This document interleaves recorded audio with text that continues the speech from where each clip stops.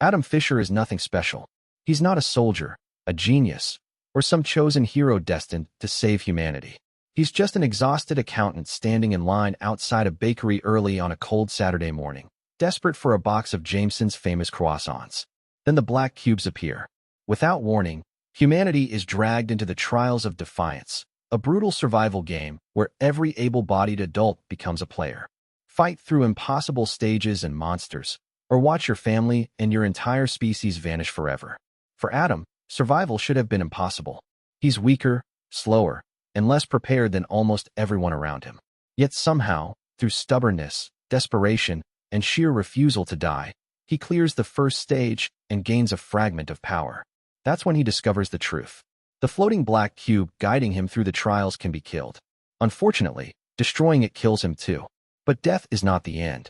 Every time Adam dies, he is thrown back through time with his memories intact, forced to relive the nightmare again and again. Each loop changes the future in unexpected ways. Allies become enemies. Safe choices become deadly traps. And the deeper he digs into the trials, the more horrifying the true purpose behind them becomes. Now Adam must use countless deaths, failed timelines, and stolen knowledge to grow stronger before humanity's extinction becomes inevitable. What to expect? Time loop progression with constantly changing timelines. Slow burn character growth. Weak to overpowered protagonist journey. Roguelite-inspired gamelit system. Massive build diversity with relics, weapons, classes, and divine boons.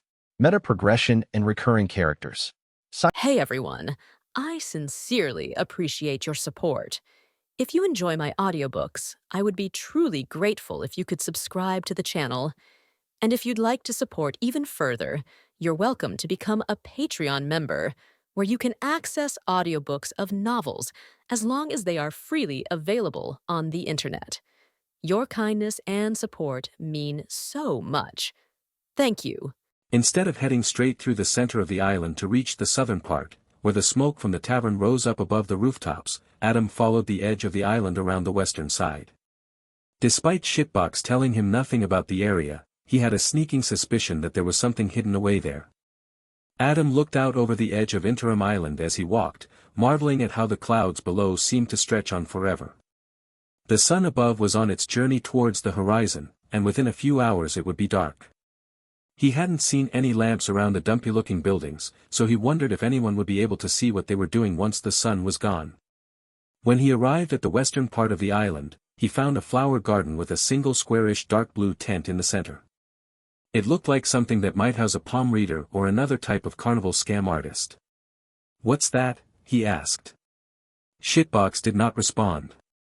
"That's suspicious as hell. This thing usually never shuts up." Adam went into the garden from the edge-facing side. The flower beds were placed in 3 layers like some kind of strange symbol, with parts of the lines missing to allow people to actually walk through without trampling the flowers.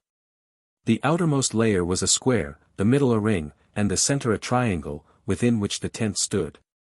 All the flowers were dahlias, painted in a seemingly random array of colors. Maybe this garden looks like something specific from the air. Adam wondered, wishing he had the ability to fly. Given that he'd just fought sentient slime, getting such a power didn't seem all that far-fetched a prospect. Inside the tent was just darkness. There wasn't even a table or any chairs. "Seriously, Shitbox, what's this place for?" The Tesseract remained silent. "Is it a time-based thing perhaps?" he wondered out loud. "It is recommended that you also visit the Dimensional Tavern in the Player House." "You're a little shit," he said. "You know that, don't you?" After looking around some more and even managing to climb on top of the tent, which was surprisingly sturdy, Adam left the area empty-handed. He had played enough games in the past to know that the flower garden stank of secrets. Of course, it was possible that it was just empty because it would house some special kind of vendor after later stages. Adam continued to the southern side while planning to revisit the suspicious tent after the sun had gone down. Aside from the unique areas like the garden and the market, the rest of Interim Island was filled with dumpy but quaint buildings that might resemble houses, if not for their melted wax appearance and lack of proper doors and windows. It was all just very samey, even the random plants and trees that sprouted here and there. It was as if some simple asset pack from a low-effort game had been utilized to make the island's unimportant areas less bland. Could have saved the trouble and just squeezed the island down to a smaller size, making it less inefficient to travel between the areas that actually have stuff worth visiting. After his eyes had started glazing over at the uniform scenery, he suddenly reached the source of the chimney smoke. The tavern was, unfortunately, remarkably similar to the other buildings, except it actually had a functional door, and it was both wider and taller than all the houses. It stood 3 stories tall and looked like a red-brown loaf of bread that hadn't been fully baked. The roof melted into walls that flared outwards at the bottom, as though they couldn't contain what was inside. Maybe this is just how they think architecture is meant to look. He wondered.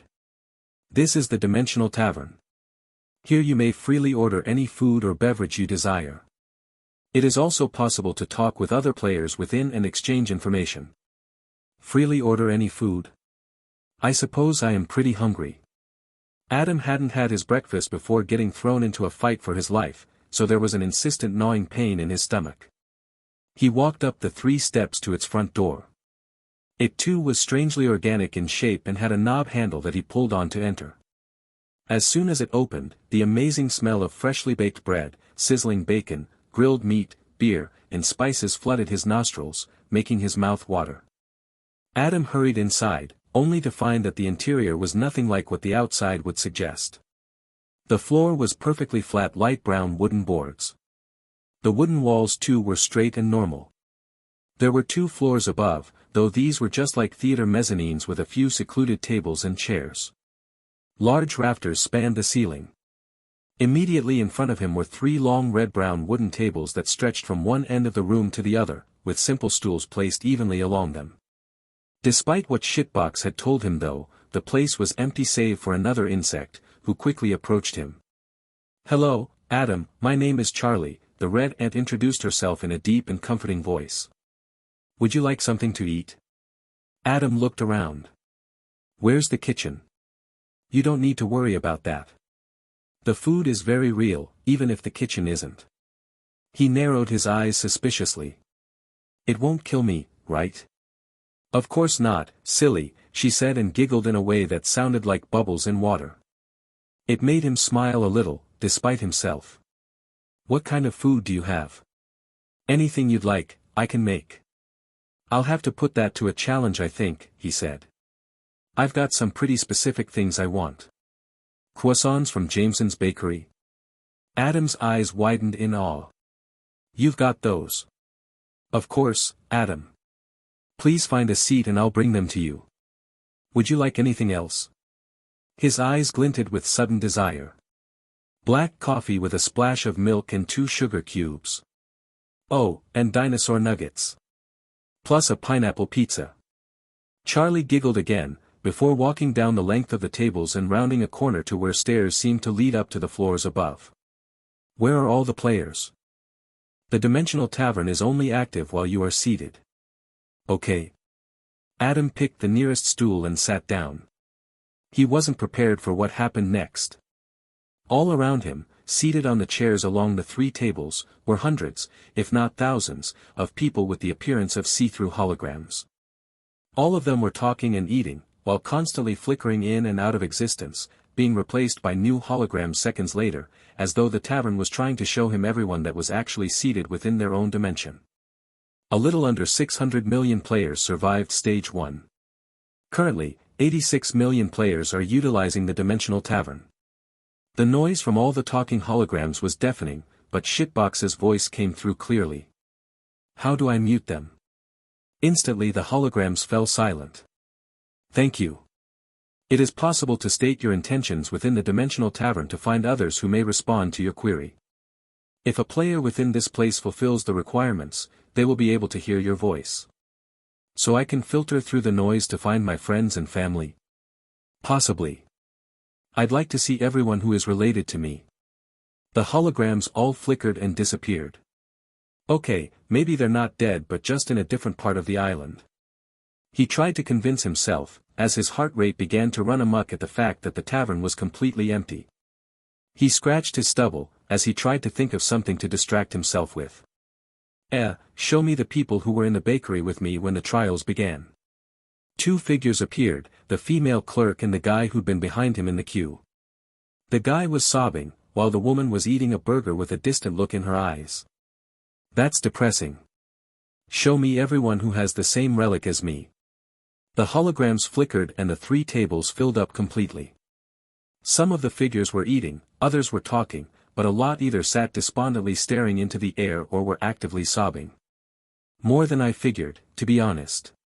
He'd thought that the rare quality meant not a lot of people would have gotten it, but when hundreds of millions of people were part of the equation, it meant that even a small percentage chance would lead to thousands. Wait, it said about 500 million. Without accounting for the fact that children and elderly, as well as presumably physically unfit people, were not included, that's still billions of people that must have died. Sweat started to form on the back of his neck at the thought. 1 in 16 people made it past stage 1. Everyone else died or is in holding, whatever that means. This is an extinction-level event. Where are all these billions of people and their temporary holding? Apologies for misleading you, that phrasing was incorrect. Every member of your species not currently on Interim Island has been consumed by the all-seeing system to fuel the Trials of Defiance. Adam's heart skipped a beat. But you said they were alive and that their lives depended on me. The truth would likely not have motivated you properly for the first stage. Now that you have survived it, there is no further need to withhold the truth. Fuck you, he yelled, surprising a few of the holograms, before he got up and they disappeared. He immediately pulled his sword and swung for the Tesseract. Predictably, it teleported out of the way, but he didn't let up. While he was chasing after it, running across the tables, it stated, "You may save your family, your friends, and your species, if you complete the Trials of Defiance. That is why it has been named this way. If you wish to defy the all-seeing system and the extinction of your species, you must conquer its challenges." Adam stopped mid-swing, his chest heaving from exhaustion and his saliva tasting like acid. "I'm gonna fucking kill you," he promised the box in a dangerous voice. He sat back down and put his sword and shield next to him on another stool. The seats around him filled up with holograms of people again. "Show me all the players who have the blink ring and understand how it works." Stolen from Royal Road, this story should be reported if encountered on Amazon. The holograms flickered and were replaced with just a handful of people. "I need someone to explain to me how the blink ring works." Almost every single person turned to look directly at him. There was a caramel-tanned guy with tattoo sleeves and a buzz cut, eating a lamb chop, an Asian woman with black shoulder-length silky hair, slurping up noodles from a cheap ramen cup, 2 clean-shaven businessmen still in their suits, one of which looked Scandinavian and the other perhaps British, and, lastly, a woman with her dark hair and a long ponytail who was drinking a pink milkshake. "Do you have something to trade?" asked the guy with the buzz cut in a Spanish accent. "Trade?" Adam asked. Disappointment was obvious in their eyes and all but one flickered out and disappeared. "Did you just get to the tavern?" asked the sole person remaining. It was the woman with the ponytail. "Yeah, I spent some time looking around the market and the garden," he explained. "Garden?"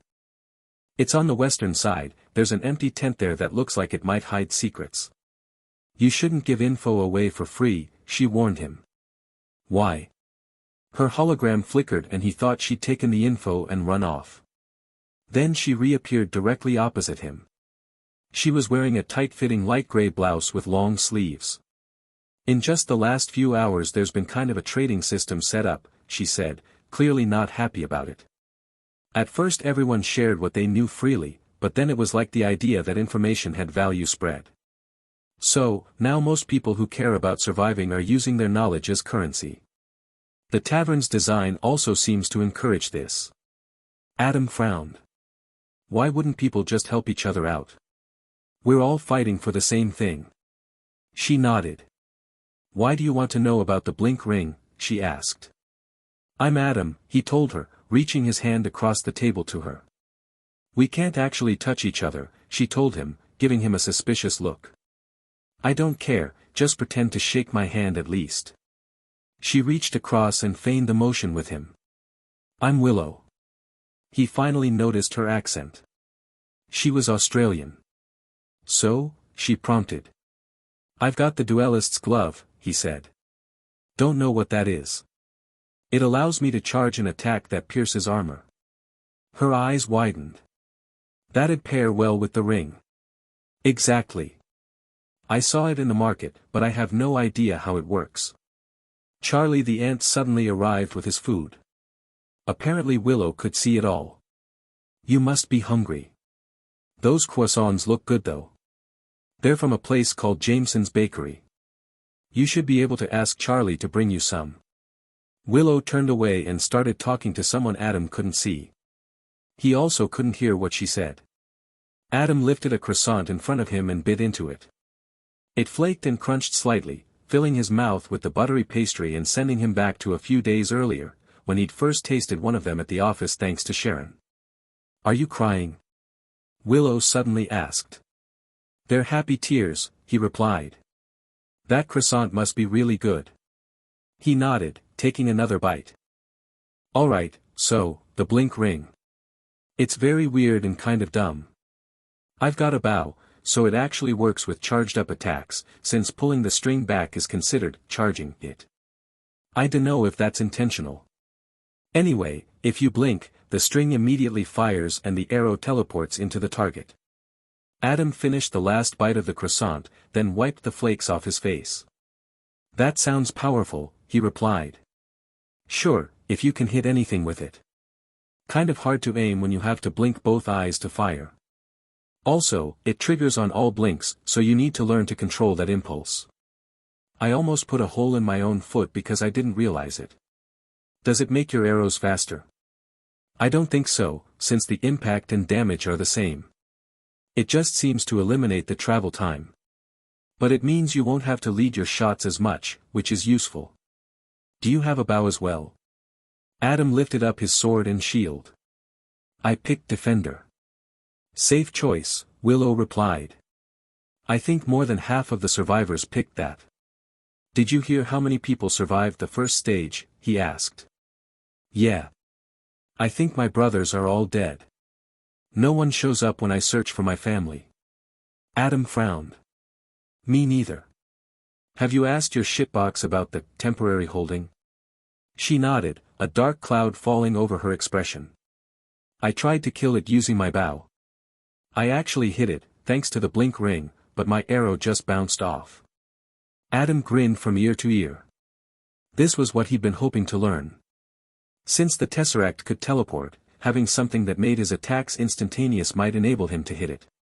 And if the armor-piercing quality of his glove was brought into the mix. Thank you, Willow. I'm gonna go get the ring. You should practice with it in the player house. There's a target dummy there. Also, if you kill your box, come back and let me know.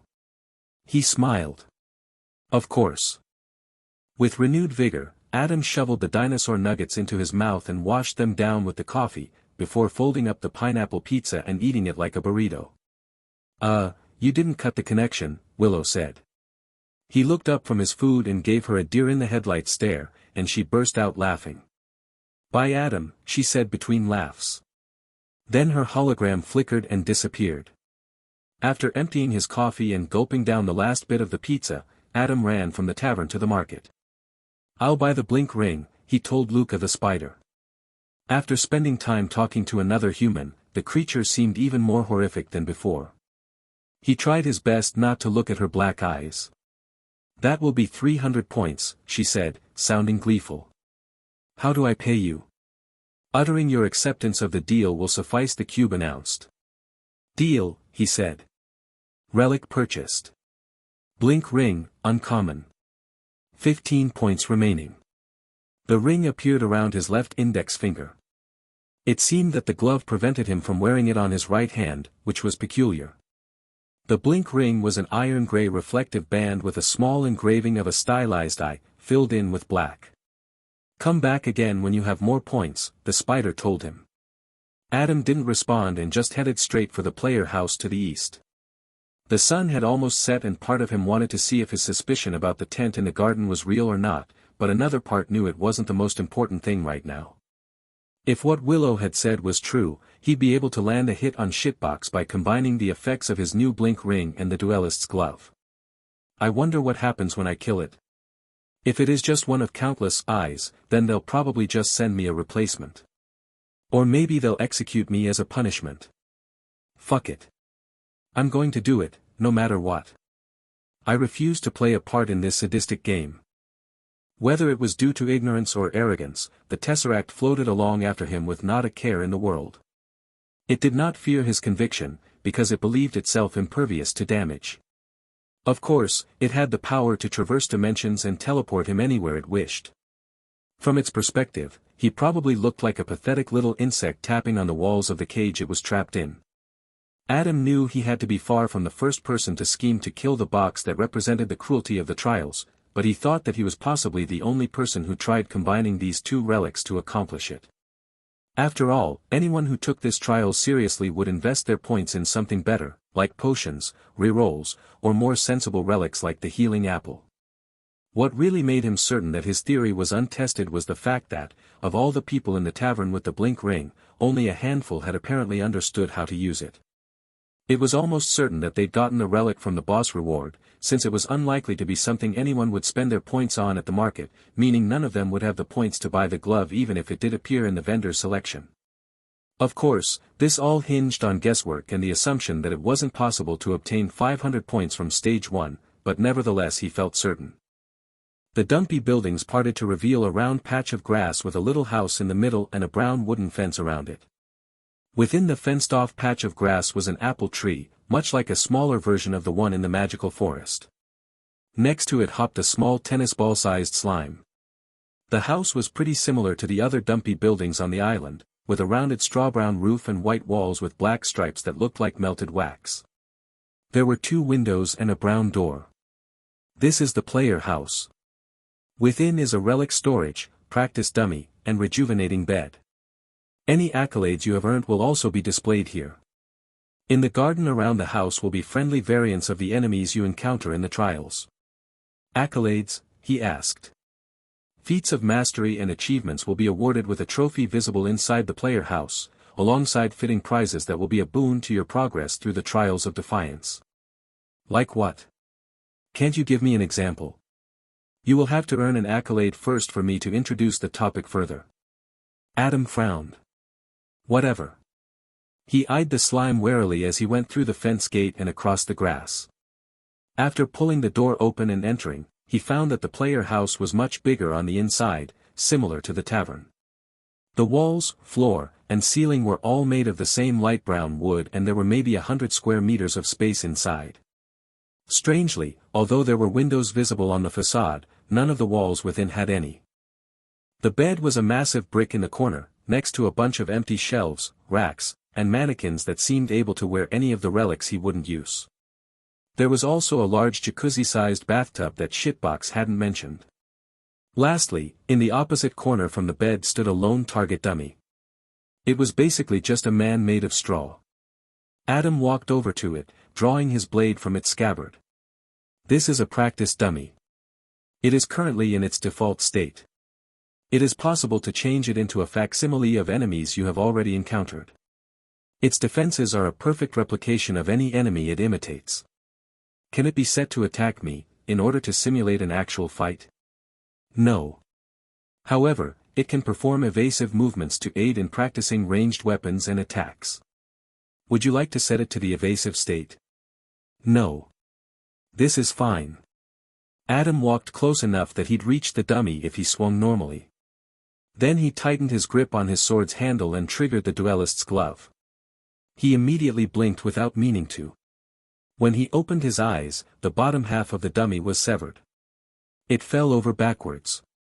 Before he could ask if it was self-repairing, it flickered like the holograms in the tavern and materialized back into its original shape. Since the cooldown on his glove was a minute, he passed the waiting time by trying to land hits on the dummy's chest with his blade while his eyes were closed. It was a lot harder than he'd thought. When the glove was ready again, he opened his eyes and gave it another shot, doing his best to delay his blinking until the perfect moment. Blink. The strike instantly finished its arc without any noticeable strain in his arm, nor any sound of the blade traveling through the air. What a silly yet terrifying relic, he thought to himself, as he watched the dummy separate down the middle from his upward slash. Two thuds came in quick succession as the halves hit the floor. Impressive. Synergy between relics is integral to conquering the Trials of Defiance. Adam ignored it.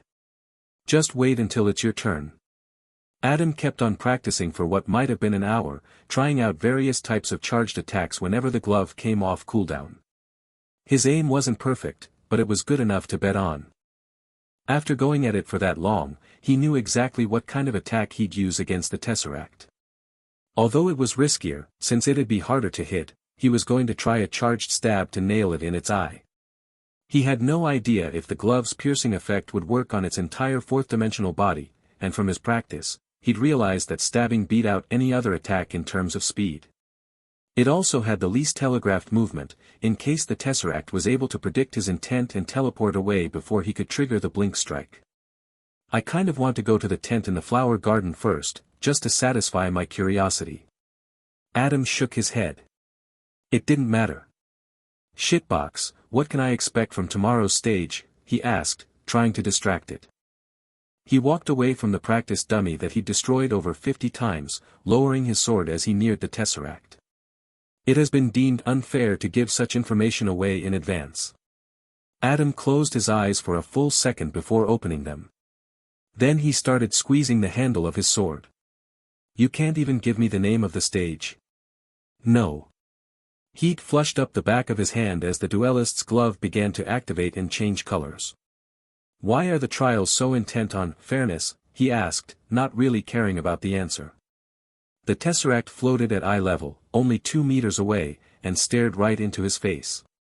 Adam tensed his forearm, as he prepared for a lunging stab from below. The all-seeing system deemed that. Blink. His view went dark for the second that he closed his eyes, and when they opened again, his arm was stretched to its limit and holding the sword perfectly straight. At the end of the blade, the Tesseract was impaled right through the eye. Perhaps due to its dimensional properties, the sword's tip wasn't poking out the back of its box-shaped body. I did it. The Tesseract groaned in a voice so deep that it made Adam's breath catch in his lungs and caused his heart to trip over its own beat. Then it exploded. But it wasn't like a regular explosion. No, it was an explosion that took place in a dimension beyond the 3 that he could observe. His sword was flung away, embedding itself in the ceiling above. The air where the cube had hovered became a jagged tear in the fabric of reality, while ripples from the shockwave traveled across his skin repeatedly, feeling as if they were moving in slow motion. The sensation was bizarre, almost as if the explosion had frozen his whole body and stopped his heart. Adam coughed and tasted copper.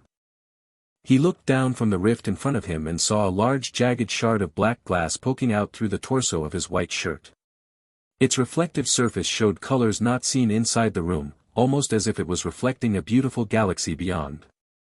His legs gave out from under him and his head bounced once when it hit the floor. Unable to move, he lay there, as a puddle of his blood formed around him. The ground trembled, the air popped, and the fabric of his surroundings came undone as though the strings of a sweater being forcefully unraveled.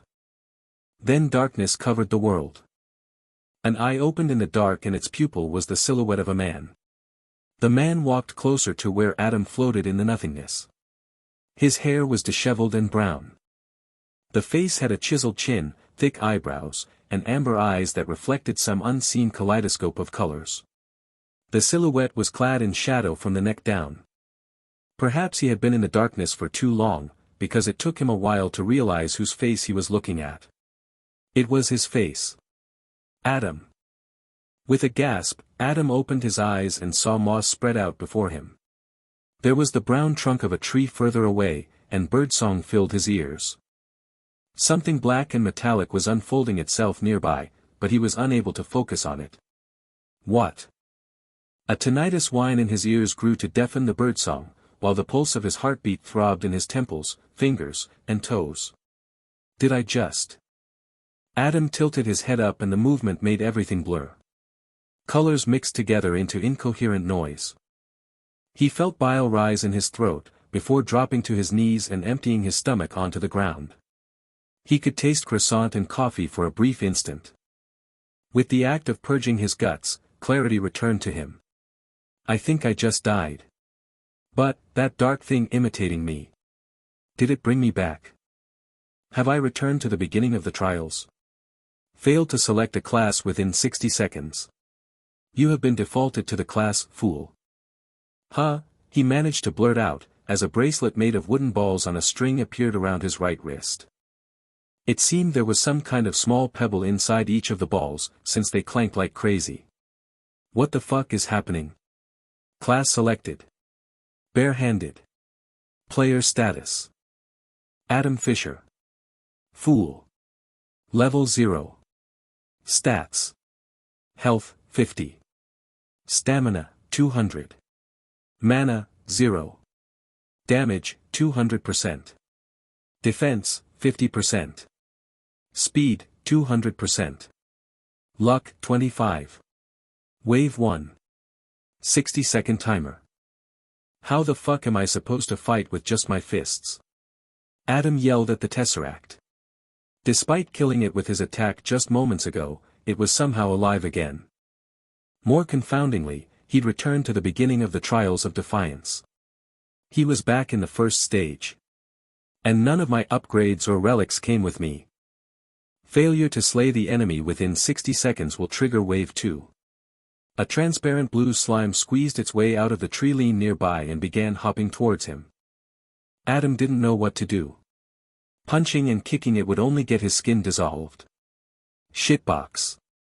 What the hell happened? You failed to select a class and thus were defaulted to Fool. This class starts with the epic relic Lucky Bracelet, but has no weapon. The Fool is incapable of wielding weapons, and you cannot swap to a different class later on. Would you like to see the information for the relic? Will it help me fight? Perhaps. Then show me, quick, he demanded, as the slime came closer. Relic. Lucky Bracelet, Epic, all rewards are rare quality or higher. Epic rarity? I mean, sure, that's really awesome. But how am I supposed to make use of its effect if I can't kill anything? Adam eyed the slime that just continued hopping towards him. Fuck. He made up his mind, knowing there was no other option. He needed to get his first reward before the wave could lapse, and the second one added 2 more slimes to the mix. This is really going to suck. From his first visit, Adam knew that the cores inside the creatures were like stones, but still able to be cut with a single attack. He was pretty sure he might be able to crush it with the heel of his shoe, so he charged forward and punted the blue slime as hard as he could. A with acute NB. It did not go as planned. Because of the slime's jelly-like flesh, it was extremely resistant to blunt force. Instead of his shoe traveling through its body and kicking the core out from within it, the slime just left the ground and flew like a football for a few meters. To make matters worse, its corrosive effect clung to the faux leather of his shoe and rapidly began dissolving it. Arg, fuck, he yelled, as it burnt the skin of his foot. Adam quickly pulled the shoe off and tossed it away. Within seconds, the whole thing was dissolved into nothingness, and angry red welts were visible on his naked foot. Fucking hell. That acid really likes fabric. The slime righted itself and began hopping for him again. Adam glanced to the big tree in the center of the clearing, wondering if there was a branch he could use as an improvised weapon. The healing apple and its branch had yet to appear, and the rest were higher up and way too thick to easily break with his hands. The apple doesn't appear until wave 3, he then recalled. I guess I really did go back in time. Another dumb idea entered Adam's mind as the blue slime came closer. If this doesn't work, I'm so fucked. He waited until it was close enough that its next hop would hit him, then easily sidestepped it and rammed his right hand into its back, straightening the fingers like the blade of the sword he'd had before he died. The tips of his fingers easily penetrated the jelly flesh but immediately started dissolving in its acid body.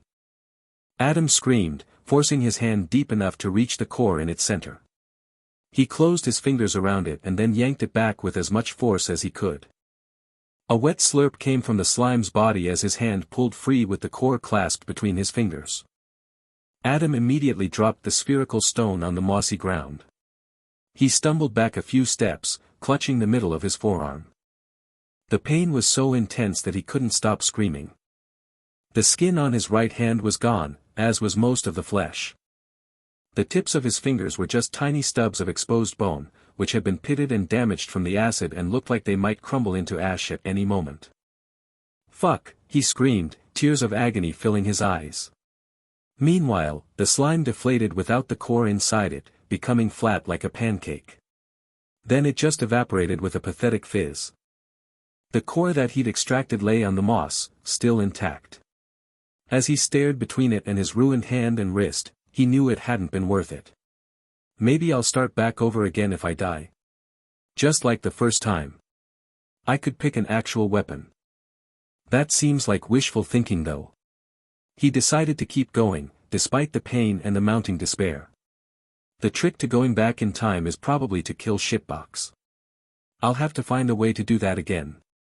Then the Tesseract announced his success. Wave 1 complete.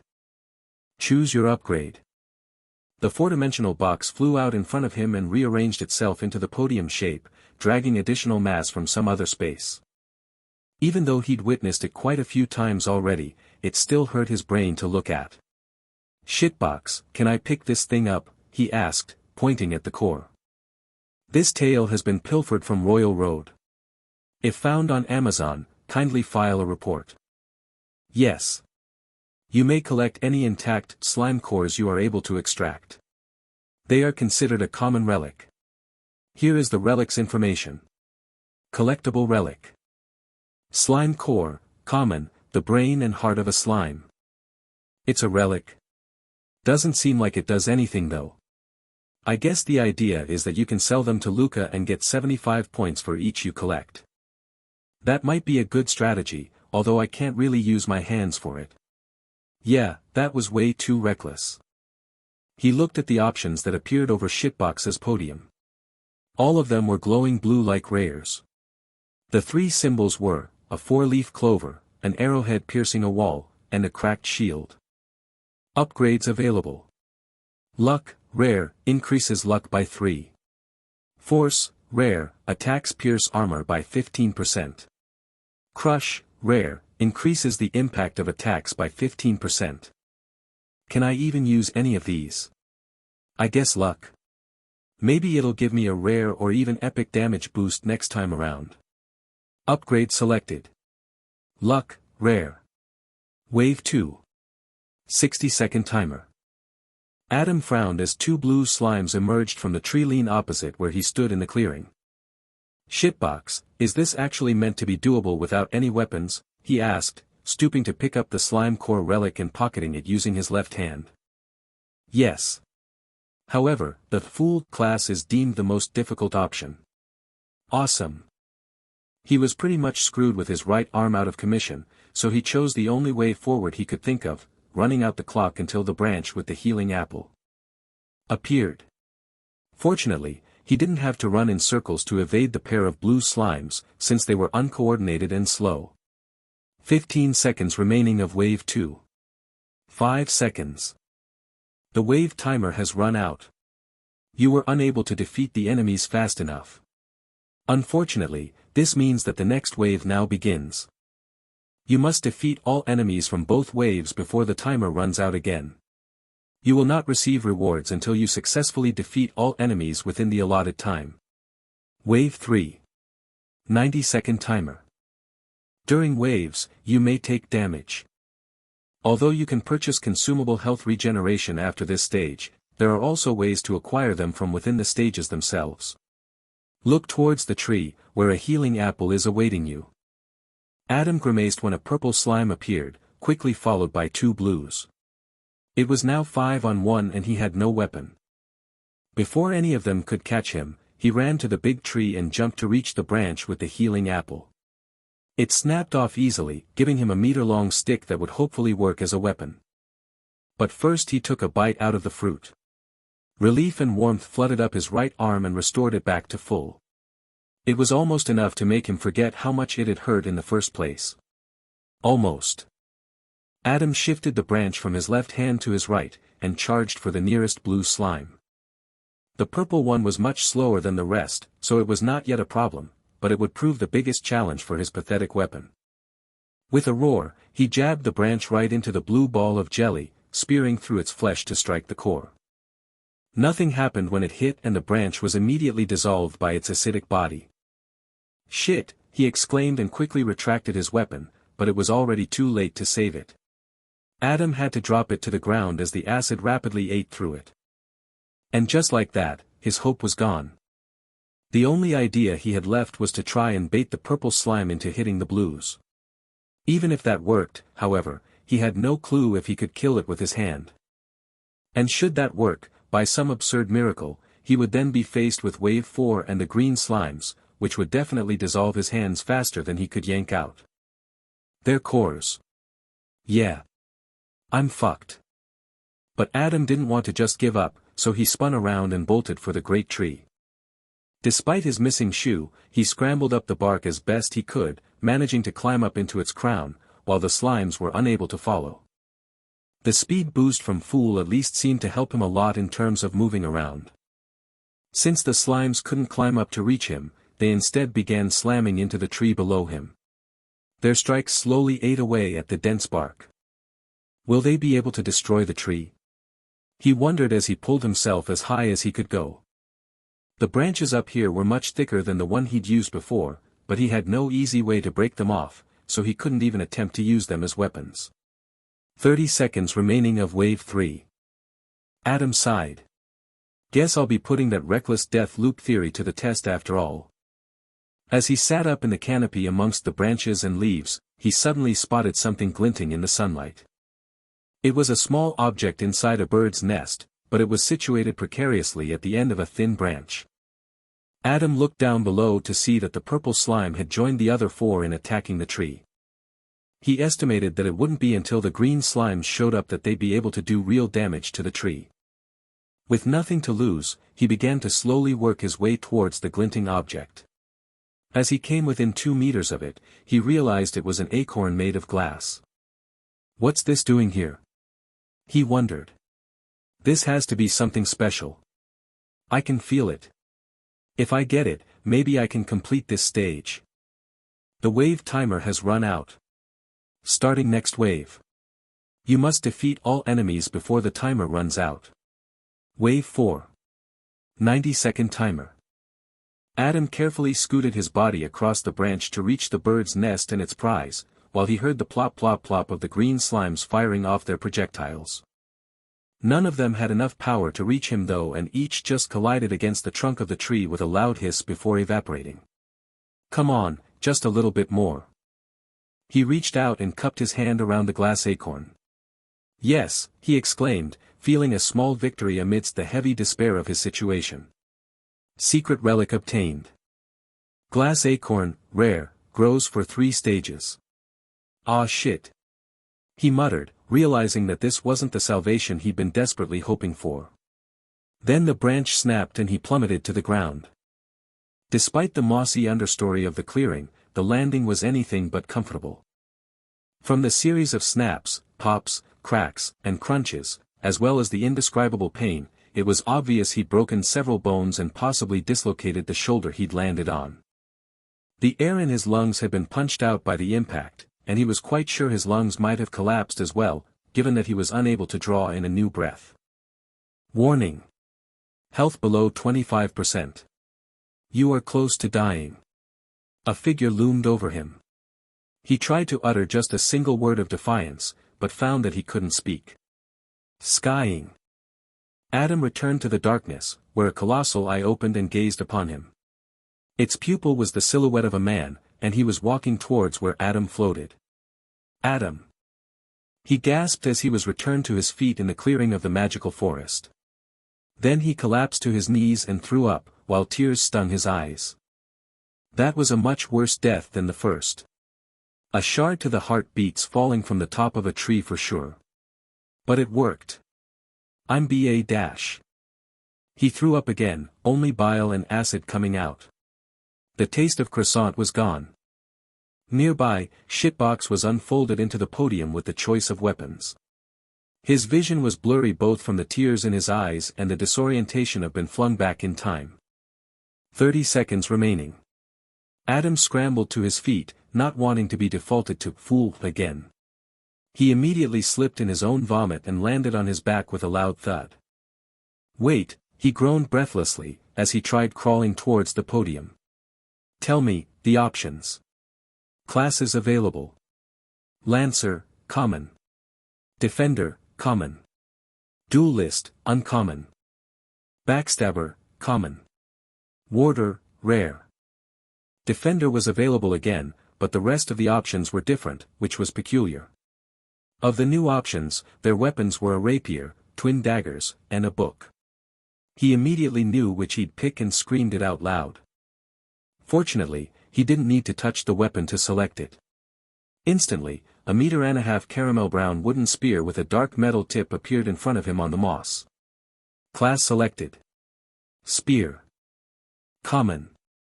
Player status. Adam Fischer. Lancer. Level 0. Stats. Health, 100. Stamina, 150. Mana, 0. Damage, 100%. Defense, 100%.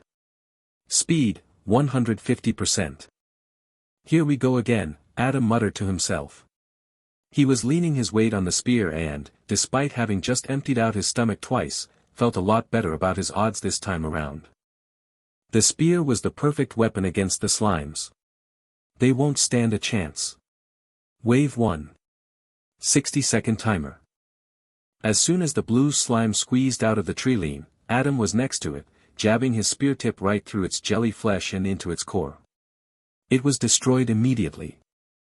He hopped back several steps as the slime shot out a pressurized stream of its acidic innards thanks to the precise strike he'd made.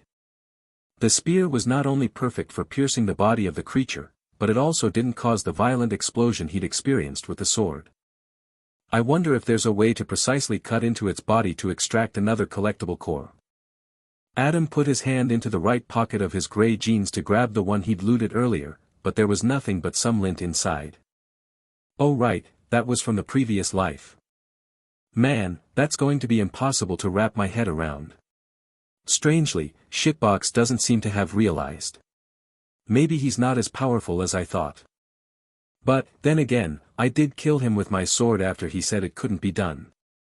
The cube seemed to be struggling to understand what had just happened for a moment, but then it announced, "Excellent. You cleared the wave within 5 seconds. Pretty slick, right?" Adam replied, twirling the spear in his hands. The innate proficiency from simply touching the weapon allowed him to already have quite a good feel for the spear. Coupled with his experience from his first life, he felt more confident in himself. Knowing the weakness of his enemies was also a hidden superpower. Completing a wave this quickly increases the rarity by 1 level. Adam nodded. That's more like it. I should be able to repeat that with the next wave as well. Wave 1 complete. Choose your upgrade. The tesseract unfolded itself into a podium. 2 new symbols appeared alongside a familiar one. The ones he hadn't seen before were both spears, one with a spiked aura and one with speed lines. All 3 of them glowed green. Upgrades available. Spear damage, uncommon, increases spear damage by 10%. Throw speed, uncommon, increases throwing speed by 20%. Movement, uncommon, increases movement speed by 10%. It seems that, much like the sword and shield, the upgrades for the spear are divided between 2 utilizations. I could specialize in spear throwing, but I think that's way too risky a fighting style, considering I only have 1 spear. If I miss or my throw doesn't kill, then I'm left wide open. I'll probably pick damage. Although, the movement upgrade might not be a bad idea. He'd already noticed how big a difference the 150% from Lancer made, not just in how fast he ran, but also in the speed of his attacks. The 200% he'd had with Fool had enabled him to climb the big tree with ease as well, so it seemed like a useful thing to upgrade. I'll stick with damage for now. Plus, I want to see what happens when my weapon hits level 6. Upgrade selected. Spear damage, uncommon. Just like with the sword, there were no obvious signs of the increased damage. Armament. Weapon status. Spear. Common quality. Level 1. Stat upgrades. Spear damage plus 10%. Shitbox, tell me again. Something happens when I hit level 6 with my class, right? You will have to reach level 6 to find out. Players have to discover the facts and facets of the Trials of Defiance on their own. But I can ask other players at the tavern, right? He said, recalling the initial excuse for why the beetle smith wasn't allowed to explain it to him. Aranobi. How do you know about the Dimensional Tavern and the Armament Command? I probably shouldn't alert it to the fact that I'm a time traveler. You mentioned it earlier, didn't you? He lied unconvincingly. I did not. Although it seemed like the Tesseract was poised to interrogate him further, it just dropped the topic to continue the stage. Wave 2. 60-second timer. As soon as he heard the announcement, Adam was already sprinting to the opposite side of the clearing. 2 blue slimes squeezed their way out, and he killed the first immediately but missed his strike on the second one. It hopped onto his leg and its acid burnt through the jeans covering his right thigh, exposing his flesh. The smell was revolting. Arg. Fucker, he yelled and disengaged. The sudden movement stung a lot, but he gritted his teeth and ignored it. The slime hopped forward again, and he quickly stabbed it through its core. Excellent. You cleared the wave within 10 seconds. Do I get another rarity upgrade? He asked. A bead of cold sweat trailed down his forehead. Yes. What's my health at? That hurt way more than last time. The attack dealt 45 points of damage. That means you now have 55 health or 55% remaining. God damn, 3 hits from the small ones will kill me. Yes. I think I really underestimated the health and defense that Defender came with. Although Lancer encourages a more offensive fighting style, it requires more finesse since I can't afford to take too many hits. Since it didn't mention anything about the damage being reduced by my defense rating, I'm assuming 100% is the default. Wave 2 complete. Choose your upgrade. This time there was only one unfamiliar option as Shitbox unfurled to reveal his choices. The one he hadn't seen before was a spear held aimed at a bullseye. There were 2 greens and 1 blue. Upgrades available.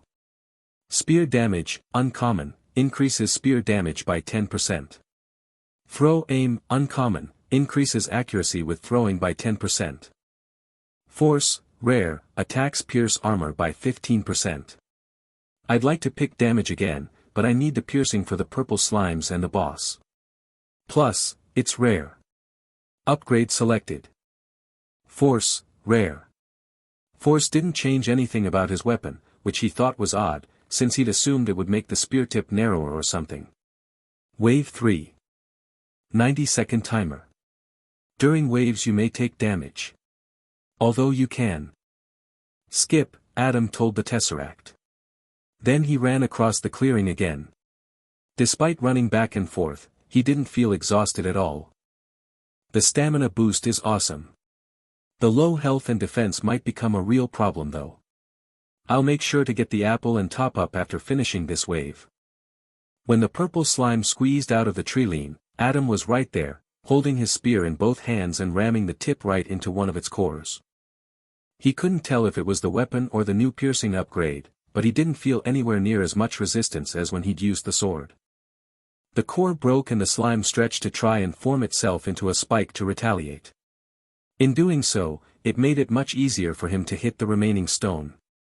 Adam hammered his spear into its dense body, destroying the second core, right as the 2 blues emerged next to him.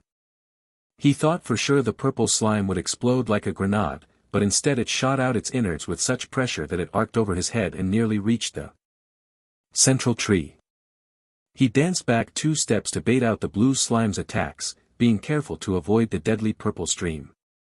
The 2 slimes dutifully hopped towards him, and he surged forward with a stab that killed one, but his follow-up jab at the other still whiffed. You could be reading stolen content. Head to the original site for the genuine story. Adam backed away as it jumped and then moved back in when it landed, stabbing it twice and striking the core on the second hit.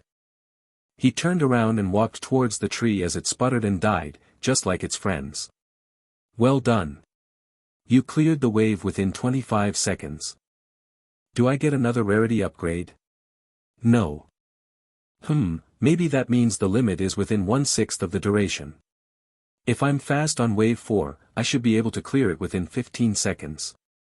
Wave 3 complete. Choose your upgrade. There were 2 new symbols. One depicted a fast-moving spear held in a hand, and the other had a flying spear with a trajectory line. Adam frowned when he saw the rarities. Upgrades available. Spear speed, common, increases spear attack speed by 10%. Throw range, common, increases throwing range by 10%. Crush, common, increases the impact of attacks by 5%. All of them are common. I guess more speed for my spear might not be bad. Before he picked it, he located the healing apple and skewered it with his spear, bringing it to his mouth and taking a bite. Healing apple consumed. Recovering health back to 100%. Adam breathed a sigh of relief as the dissolved skin on his thigh returned, covering up his flesh beneath. Then he started hopping on the toes of his shoes, eager to finish the next wave as fast as possible. Select spear speed, he said. Upgrade selected. Spear speed, common. This time there finally was a visual change to his spear, as the tip at the end became slightly narrower. He'd thought the piercing upgrade would have had this effect, but he figured it made sense that in order for the spear to get faster, it would have to get slimmer. Wave 4. 90-second timer. He ran towards the other side of the clearing again. As soon as the first green slime appeared from the trees, he'd already speared one of its cores. He changed his grip and destroyed the second, then ran through the blue slime that appeared alongside it, skewering it on his spear and destroying its core as he ran. Before it could pop and spray its destructive acid all over him, he flicked his spear and sent it flying away. Plop plop plop came the sound of the other green slime. Adam sidestepped out of the way quickly, only to clumsily back up again as the second blue slime hopped directly into his path. He shot forward and hammered his spear into its core. Perhaps it was due to his increased damage or maybe because of the angle of the strike, but the core didn't just break this time, it split. Oh fuck, he muttered, tossing himself to the side just as the blue slime popped and sent its acid everywhere. A tiny bit got on his left pant leg, eating holes in the jeans and forming red coin-sized welts on his calf. Fortunately, it didn't dissolve his skin, although it was quite painful and itchy. Probably a bad idea to scratch at, but damn. It feels like ants are nibbling on my leg. How much damage? He called to the Tesseract. You received a partial attack dealing 20 points of damage. That means you now have 80 health or 80% remaining. I could die from just 5 partial hits. Plop plop plop came the second round of projectiles, and Adam immediately pushed himself up off the mossy ground. He ran right under the baseball-sized slime loogies and flung his spear out in front of himself, tearing a gouge into the side of the green slime, but missing both cores. It hopped towards him once, surprising him with the move and forcing him to scramble back a step. Then it started expanding as though taking in air. Adam hurriedly stabbed it again, once more missing both cores. The strike did stop it from trying to shoot him point blank though, but in retaliation it hopped forward again. Adam circled around its back, before stabbing it a third time and hitting one of the cores. Calm down. He scolded himself internally. You won't hit shit if you aren't focused. He stabbed and destroyed the second core, but once again split it. God damn it. Before it could shower him in its highly corrosive acid, he ran towards the tree, diving as soon as he heard it explode. Pop. Adam landed on his belly at the foot of the tree, but none of the acid reached him. I can't tell if I've just been lucky killing most of the slimes without popping them until now, or if the additional damage and piercing are at fault. Well done. You cleared the wave within 30 seconds. Yeah. Wave 4 complete. Choose your upgrade. Upgrades available. Spear damage, uncommon, increases spear damage by 10%. Throw speed, common, increases throwing speed by 10%. Bleed, uncommon, attacks inflict bleed dealing 10% weapon damage over the course of 10 seconds. He didn't need to think long about these options and just picked damage. Upgrade selected.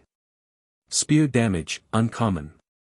Armament, he said, bringing up his weapon stats again. Weapon status. Spear. Common quality. Level 3. Stat upgrades. Spear damage plus 20%. Spear speed plus 10%. 3 more levels until I find out what happens at level 6. Wait, where's the force upgrade I got, he wondered. General upgrades can be viewed by uttering the word upgrades. It may also be useful to check on your player status during a stage by uttering the word status. Wave 5. 180-second timer. Upgrades, he said, waiting for the sound of the Slime King making its way to the clearing. Upgrades. Force plus 15%. What a bizarre way to structure this stuff. I guess it's because upgrades like force will stick around, even if I change weapons. Correct.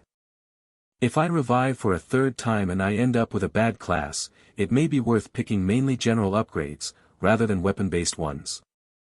If I did that, then I could buy a new weapon from the silverfish in the market and not lose all my upgrades. A quake rolled through the ground, before a shadow appeared on the opposite side of the clearing. Then the boss arrived, landing like a meteor with a loud boom. Adam spun the spear in his hands. Last wave. Then I can take a break and try to figure out why the fuck I keep coming back here when I die. Oh, I almost forgot, I should go get the glass acorn before I leave the stage. The dark blue slime with the crown on its head leapt off the mossy understory and a new shadow appeared directly where he stood. Oh shit. Adam tossed himself to the side. Boom. The slime hit the ground with such force that he bounced a few centimeters up off the ground. He quickly got to his feet and double-handed the spear. Then he rammed it into the boss body, aiming for one of the 3 cores swimming around within. By some miracle, he clipped one core and triggered the boss transformation. Unfortunately, he was a bit too close. The Slime King instantly ballooned in size and Adam was close enough to be sent flying. Deja vu. He thought to himself as he tumbled across the moss. Except, this time it hurt way more. He felt a jabbing pain in his chest, as though he'd been stabbed. Warning. Health below 25%. You are close to dying. I think it broke some of my fucking ribs. He got to his feet unsteadily, blood dribbling out of his mouth. Adam groaned as he saw that the Slime King was already split into the purple and green twins. Plop plop plop. Oh shit. He rushed towards the green slime as its projectiles flew right by his head, narrowly avoiding him with their sizzling acid and dissolving the moss where he'd fallen. With a roar, he lanced his spear right through one of its cores. Skying. Adam leapt out of the way as the purple slime speared through its green twin, destroying the remaining core. He landed with a pained grunt and knew he'd been extraordinarily lucky. No stopping. He told himself, even as a new healing apple hung not far away on a branch of the great tree. The destroyed cores within the green slime split into 4 and began to divide its body. Adam ignored it, ramming his spear right into the purple slime. Despite its dense body, his spear broke right through to one of the cores and split it. Skying. Adam jumped to the side as the purple slime spearhead hammered itself into the ground where he'd stood. Then he finished it off by precisely stabbing through to hit the last core. But he couldn't relax, because 4 blue slimes had spawned from the corpse of the green one. While weaving around their deceptively simple hopping attacks, he stabbed quickly, hitting their cores with almost every strike. His accuracy had gotten a lot better already, and he wondered if perhaps the innate understanding of the weapon accelerated his proficiency. Unfortunately, he was destroying almost every core with his quick strikes and had to keep backing away when they popped violently and showered the surroundings with acid. Just as he finished off the last of the 4 more were spawned from the purple one's corpse. These 2 died within moments. No sooner had the last one popped than the Tesseract announced, "Well done. You cleared the wave within 50 seconds. Wave 5 complete. Stage complete. Tallying score. As his score was calculated, Adam walked to where the healing apple hung on a branch above. It was higher up than the one from the third wave, but he was still easily able to spear the fruit.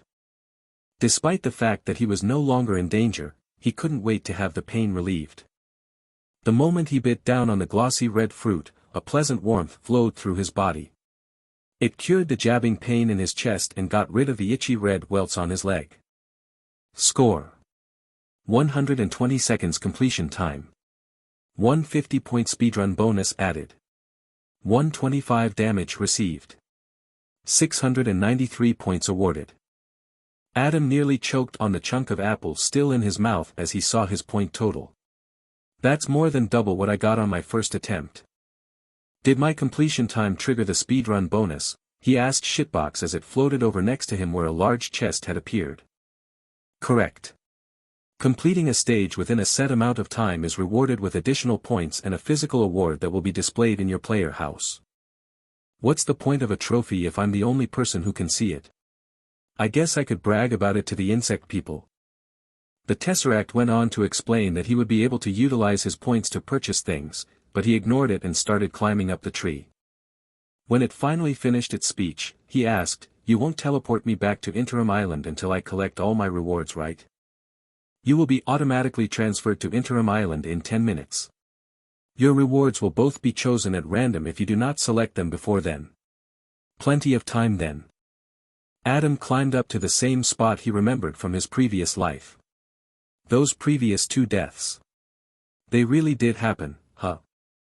Now that he finally had the time to think, he realized there was a gnawing hole in his lungs. It was as though he could still feel the fragments piercing through him from the Tesseract's explosion. Or maybe it was just the existential dread that he was stuck, forced to die and resurrect without any say in the matter. "I'm gonna take my time when I get back to Interim Island and have a nice meal at the tavern, while I figure out what the fuck is happening to me. I'm pretty sure me going back in time is not a part of this fucked up game." Adam pushed his thoughts aside for now and climbed through the canopy until he saw the branch with the bird's nest.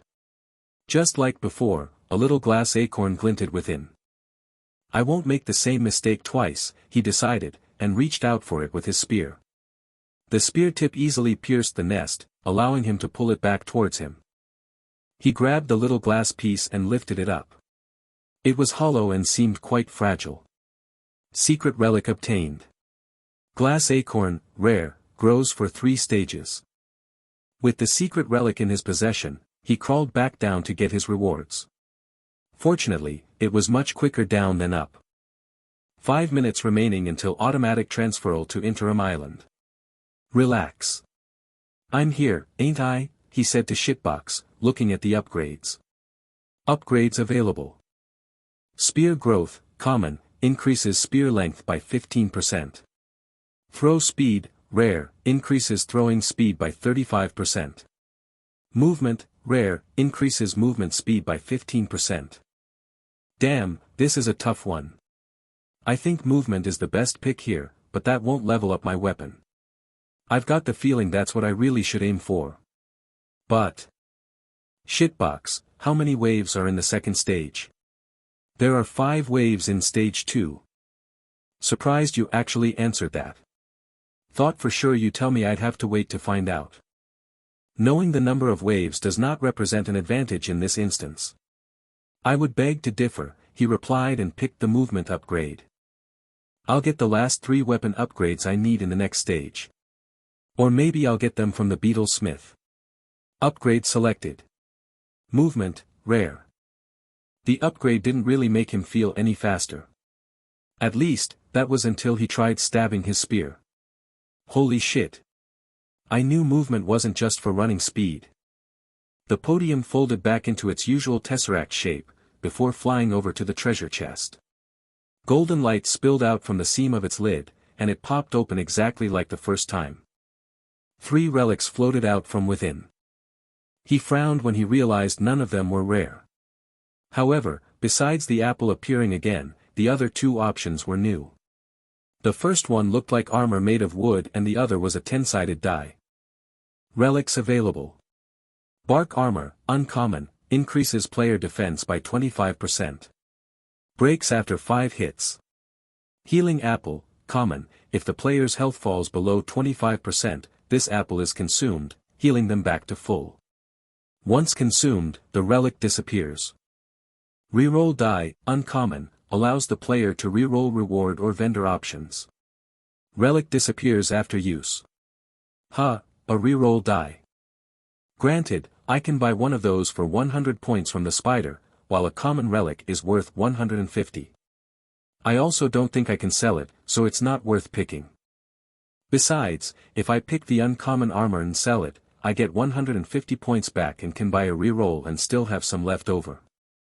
Bark armor it is, he decided. Relic selected. Bark armor, uncommon.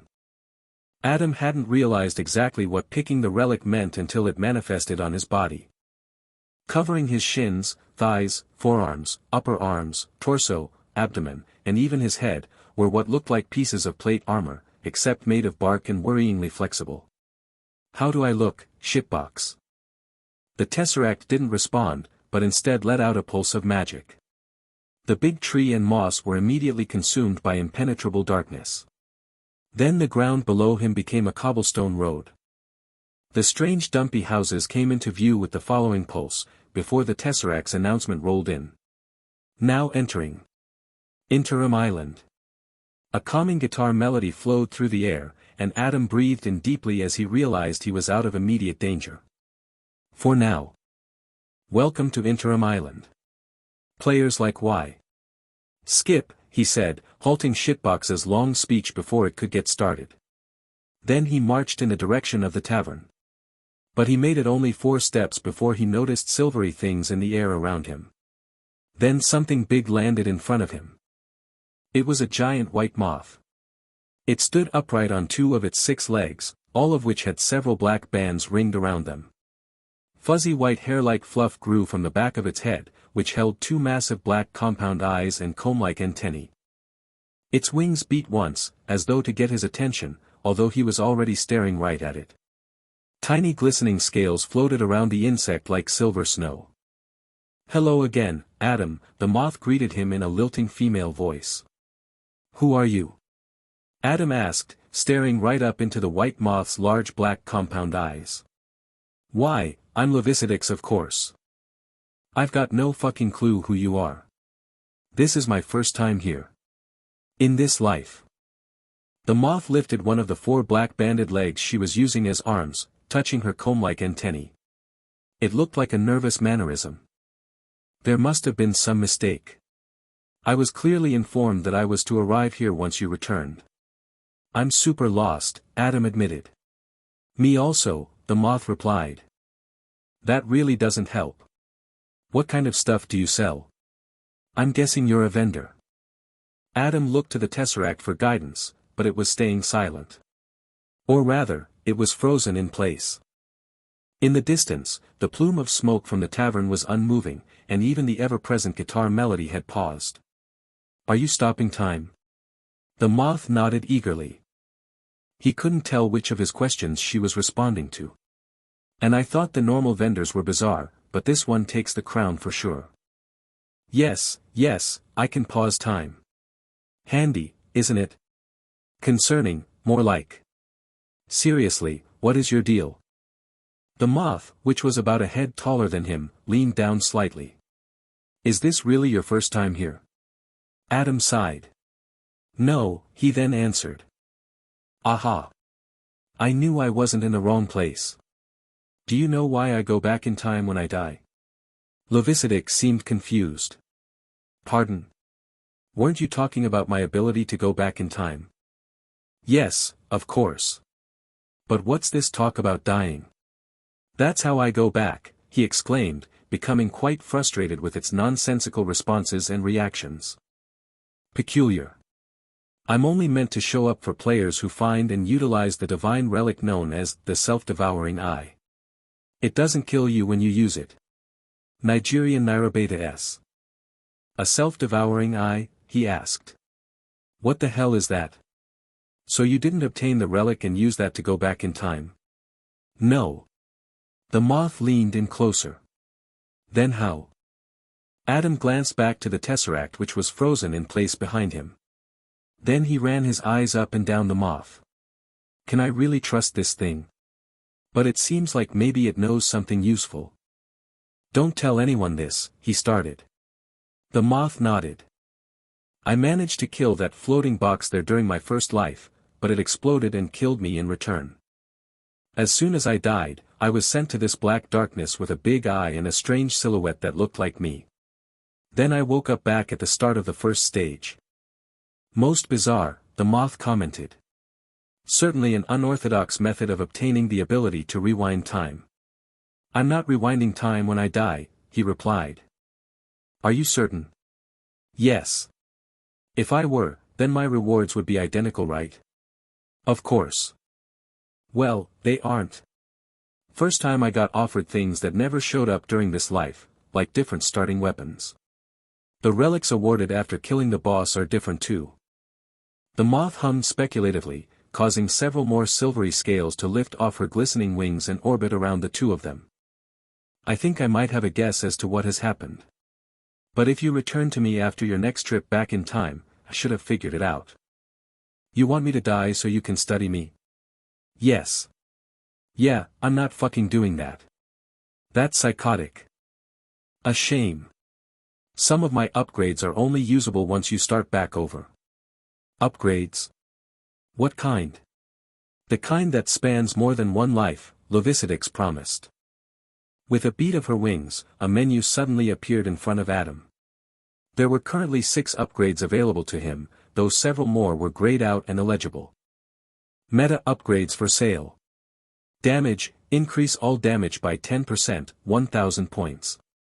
Rewards, increase reward options by 1 to 4000 points. Vendors, increase vendor options by 1 to 4000 points. Rerolls, start every loop with 1 reroll dice, 2500 points. Relic saving, start every loop with 1 saved relic slot, 5000 points. Cheat death, start every loop with the cheat death relic, 10,000 points. Whoa. Lovicidix nodded eagerly. I am very good to know, right? I can't afford any of those. The prices are insane. He wanted all of them. Getting more reward and vendor options would help a ton, but so would starting with a reroll, since he thought he might be able to use it on the starting weapon selection. Worry not, Adam. You may pay towards unlocking the upgrades incrementally across several loops if you wish. Once they are unlocked, they will remain, even when you die and return. Loops? Is that not what you are doing? The moth asked philosophically. Are you not in a loop, returning to your starting point once it ends? I guess so. Would you like to buy anything at this moment? No, I'd rather spend my points on relics, I think. I will be here when you come back, she said, as though it was inevitable that Adam would give her his points. Actually, I have some questions, Adam remarked. Of course. Can you tell me what lies ahead? If you've seen past loops, you must know what the next stages are. While I work beyond the scrutiny of that thing, Lovicidix said, pointing an arm at Shitbox, I am yet bound by the all-seeing system's rules. I cannot tell you anything that would be deemed advantageous. Adam sighed. It was worth a try. If you have questions that do not run afoul of this rule, I am happy to answer. He thought about it for a moment. Most of his questions were things that would probably be deemed advantageous to know the answers to. Why are you stopping time? The moth rubbed her antennae again. Adam gave her a suspicious glance. Is she avoiding the question? The moth seemed to sigh, before answering. Things are complicated by it knowing I exist. The all-seeing system deemed it to be for the best that I remain undetected. I don't understand, Adam replied, confused. Isn't the Tesseract a part of the system? Tesseract? Is that what you think it is? She replied. But no, I cannot answer that. How is the answer advantageous? He exclaimed. That makes no sense. Do you have any other questions? Adam frowned. He hated that none of the creatures on Interim Island were allowed to be forthcoming, even though they possessed so many answers. The tail has been stolen. If detected on Amazon, report the violation. Calm down. It's not her fault she can't answer. He realized he had a different question. Will you remember me if I die? Although Levicidix's face was that of a moth, she still managed to convey a smile. Somehow. Of course, Adam. Even if I don't return in the way that you expect. Certainly. I transcend dash. The moth stopped mid-sentence. What? He asked. I cannot say. Of course. He groaned. Do you have other questions? I guess not. Or wait, I do have one last one. How do I find you again? Do you disappear when time resumes? In a way, but I will wait here for your return. However, I must leave when night falls on Interim Island. Why? Levicidix rubbed her antennae. Can't say. Indeed, she replied. Well, I'm off then. But I'll probably be back before nightfall if I have any points left. See you then, she said cheerfully. The floating silver scales returned to the white moth's wings as she lifted up from the ground and soared into the sky above, vanishing behind the clouds. The tesseract floated over to him. Shitbox, did you see that? He asked. I don't know what you are referring to. Never mind then. Adam walked towards the tavern in the distance. This is the Dimensional Tavern. Here you may. Skip, he said as he walked through the door. The long wooden tables appeared along with the scent of baked bread. Adam breathed in deeply. The red ant approached as he walked over to a stool. Hello Adam, my name is Charlie. He nodded. I'll have 8 croissants from Jameson's bakery. Anything else? He thought about it for a moment. A strawberry milkshake. Of course, she replied and left. Speaking of. He sat down and the stools filled with people. A cacophony of voices filled the interior. Mute all the voices not speaking to me, he told Shitbox. The voices died down at once. About 500 million players survived Stage 1. Currently, 12 million players are utilizing the Dimensional Tavern. That's not a lot. I guess I am early. It is possible to state you're in. Skip. Show me Willow from Australia. Thousands of people appeared along the tables. None of them were the woman he'd met during his first visit to the tavern. The holograms flickered and were replaced. This happened a few more times before it had cycled through everyone matching his query. Then it went back around. There was no sign of her. She might have died. No, that's unlikely. She seemed resourceful after all. Maybe she's at the market. During his first life, he'd taken his time exploring and gotten here late. There'd been over 80 million people in the tavern when he arrived. Maybe she'll be here later. He thought about what other queries he had for the tavern and figured there was an obvious one. Show me everyone who has looped. Your query cannot be executed. You may need to rephrase your question. Adam frowned.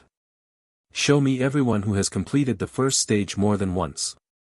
Your query cannot be executed, Shitbox repeated. Maybe it isn't possible to see those who have gone back in time. Or maybe I am not allowed to search for them. But wait, there's a way I can maybe ask without breaking the rules. What was that thing called again?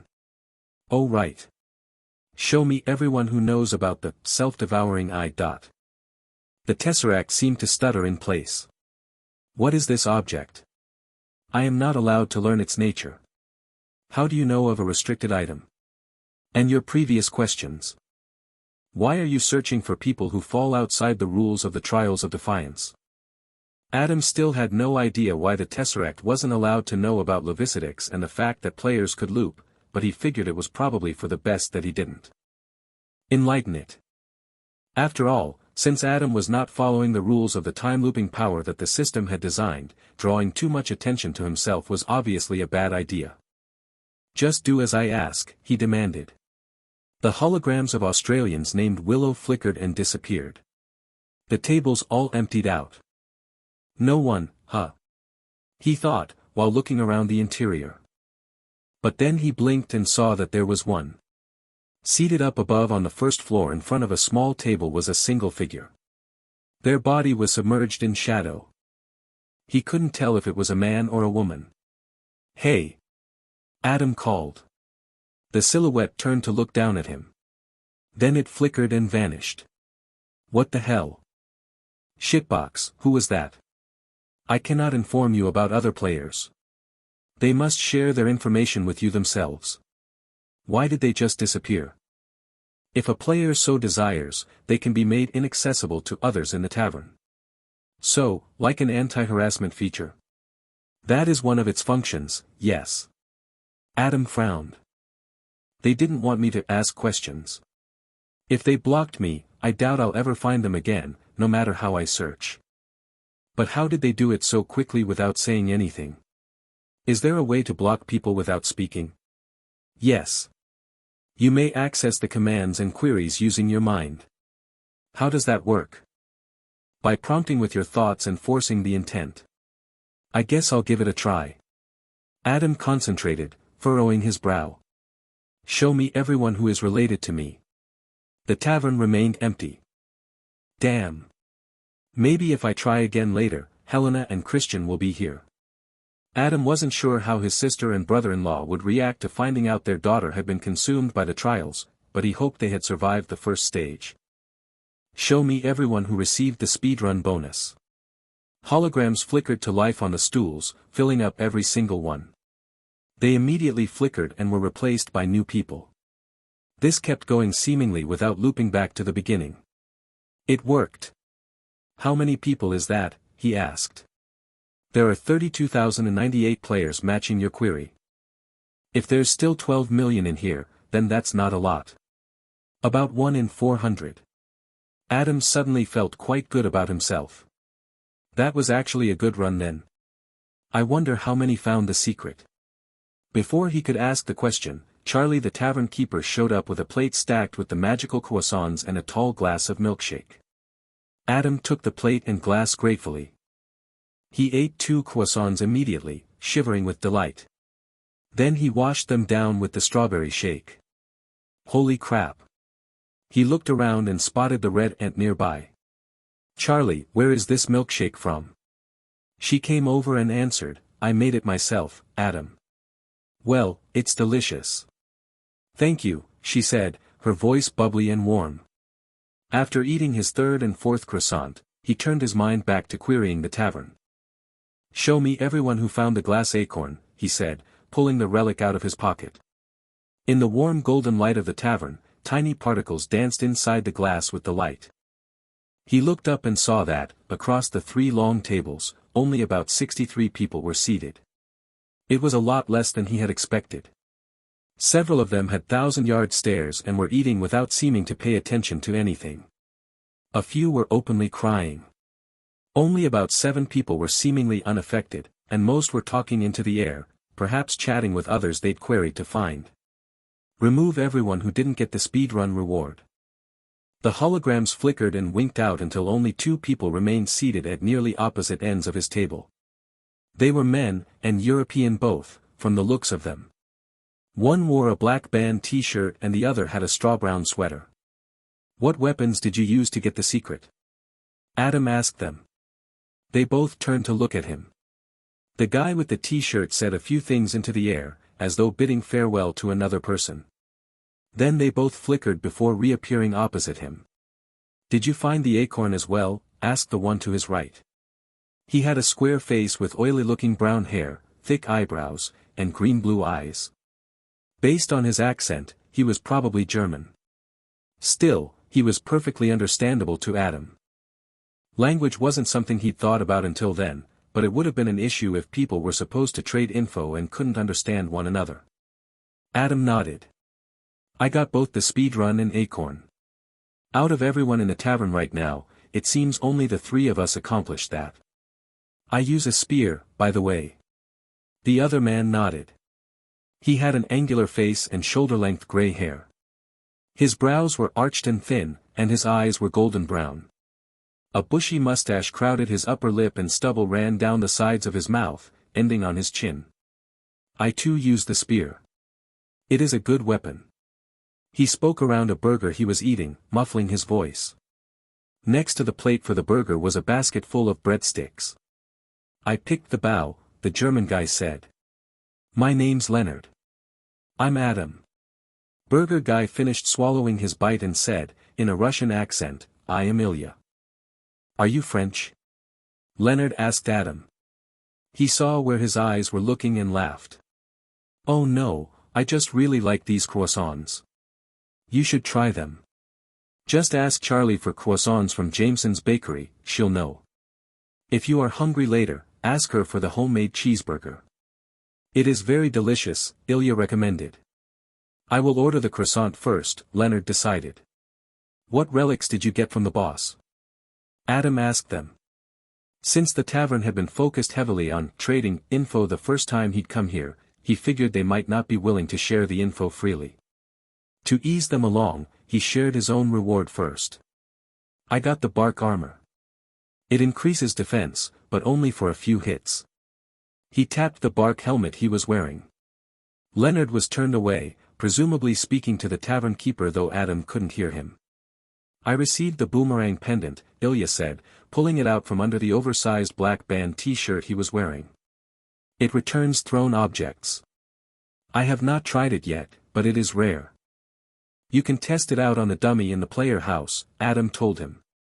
That is good advice, thank you. I got the blink ring, Leonard said, having finished ordering his food. It pairs well with the bao, Adam told him. I tried it out a little bit, but it's hard to get used to. If you can find the duelist's glove, you'll have a very powerful setup, he advised. The spider vendor might sell it in your world. What does it do?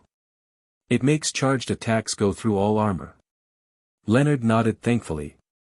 I will look for it in the market.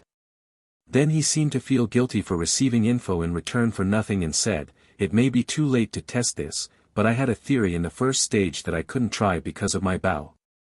Adam leaned closer. What kind of theory?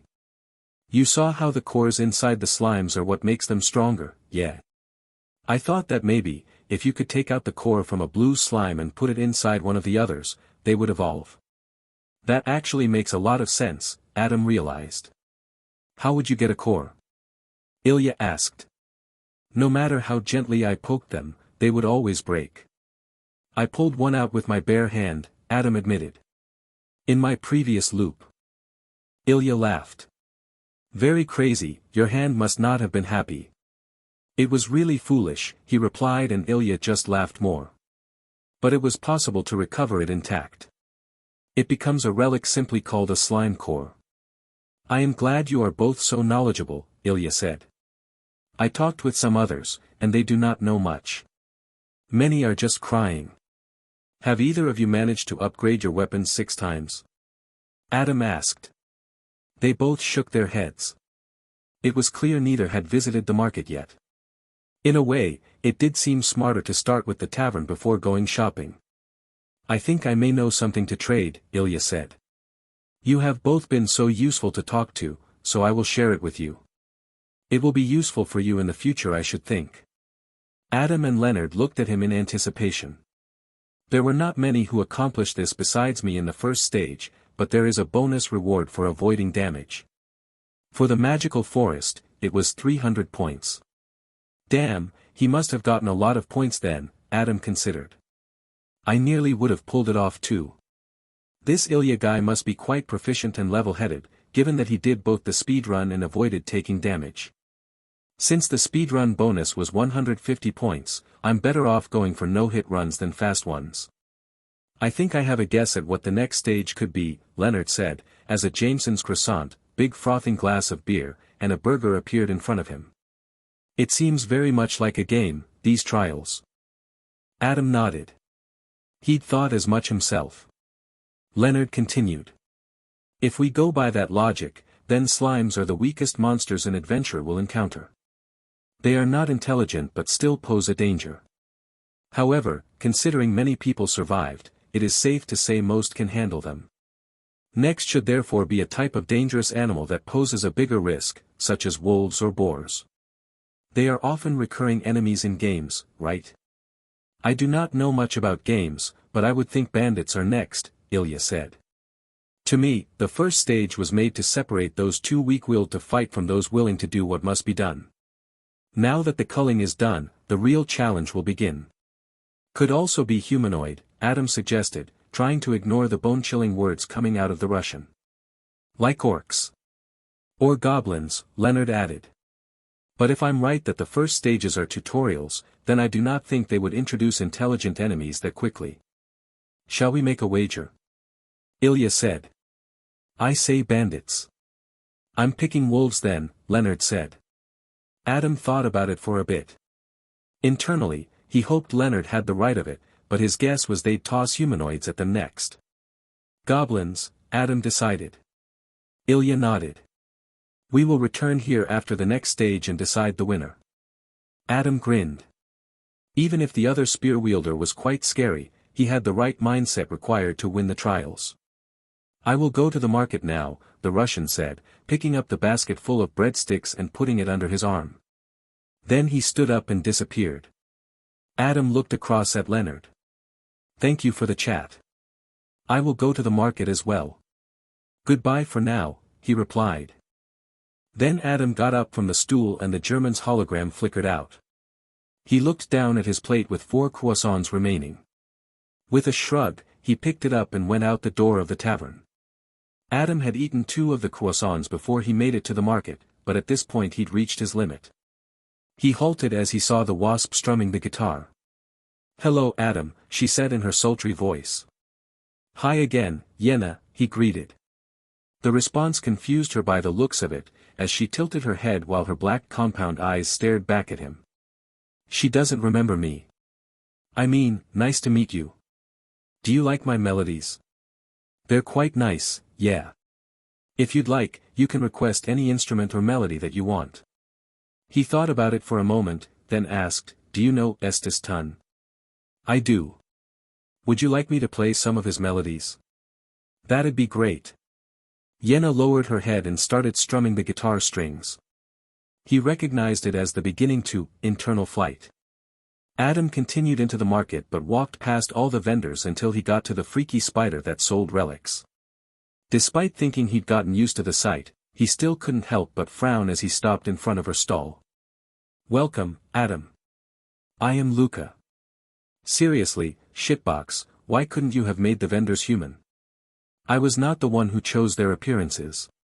Luca chittered. I prefer 8 limbs to 4, she said. I'd just be way more comfortable if I was looking at a human face at least. If it is any consolation, your countenance is also upsetting to my eyes. You are very flappy. Adam frowned. Why does everyone keep saying that? I sell rerolls and relics, Luca said, returning to business mode. She then reiterated her prices just like the first time he'd been here, while 4 items popped out of the black chest next to her, hovering above the lid. My rerolls cost 100 points. The price of the relics is based on their rarity, with common being worth 150, uncommon 300, rare 500, epic 1000, and so on. If you do not like the options I have, you can always reroll them. A with circumflex new empty set beta. I will also buy any relics of yours for half their price. For example, you could sell me your bark armor for 150 points. Adam looked at the 4 options on display. There were 2 commons and 2 rares. Relics for sale.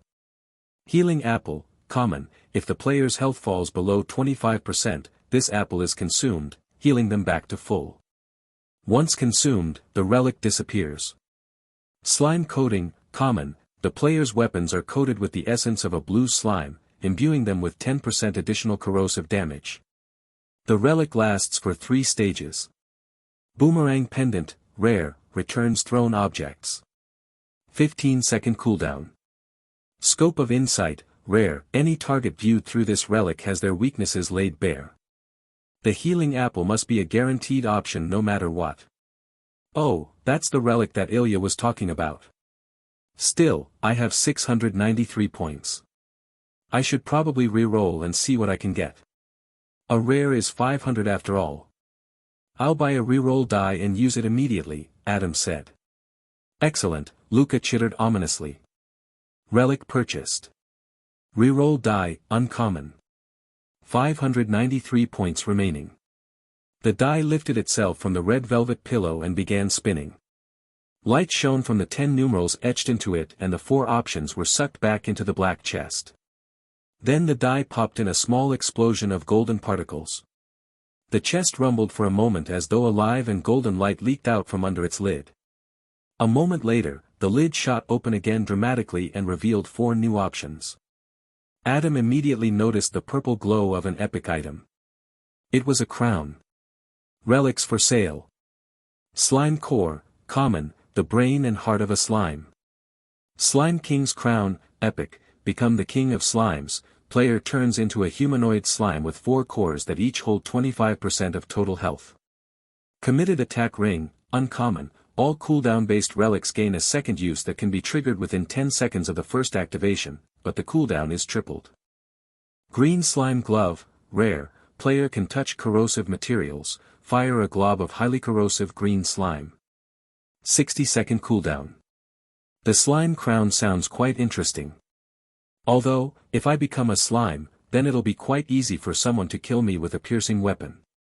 Wait, there's another option with 2 effects. It's rare. Adam looked at the green jelly glove. I can afford that. Shooting green slime sounds kind of cool. I could also sell my bark armor, reroll again, and see if something useful comes along. However, it seems that all options are changed when a reroll die is used. He couldn't decide what to do. Luca, do you think I should get the glove? Yes, please use all your points on my wares. Adam frowned. That doesn't help me. The Dimensional Tavern can be utilized if you'd like to obtain information about a relic shitbox advised. He sighed. Guess I'll go back there. From the position of the sun, he figured there was only about an hour or 2 of daylight left. He needed to hurry. Show me everyone who got the green slime glove. The tables of the tavern filled with holograms of people, then flickered a moment later and replaced everyone, repeating again a few seconds later. Okay, that's quite a lot. Filter by those who know how it works and haven't unlocked the speedrun or no-hit bonuses. The holograms flickered and there were now about 12 people scattered across the hundreds of seats, with one even seated up above on the first floor. That's actually a good way to find useful trades, he realized.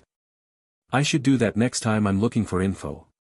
Adam addressed them, I'm looking to trade info about an integral trials feature to the first person who can explain how the slime glove functions. I'll trade, a female voice immediately called from above. Her accent was British. The other holograms flickered out before they could even say anything. Then the woman appeared in front of Adam. She had dark skin and black hair cut in a bob. Her apple cheeks made her seem friendly. In front of her was a chai latte and a half-eaten cinnamon palmier.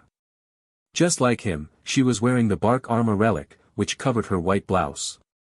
On her left hand was the green slime glove. He frowned when he saw that her bones were visible within the jelly that had replaced her skin and flesh. Hello, she greeted eagerly. Oh, we picked the same clothes. Awkward. The author's content has been appropriated, report any instances of this story on Amazon. Hi there, he replied with a smile. I guess I should start.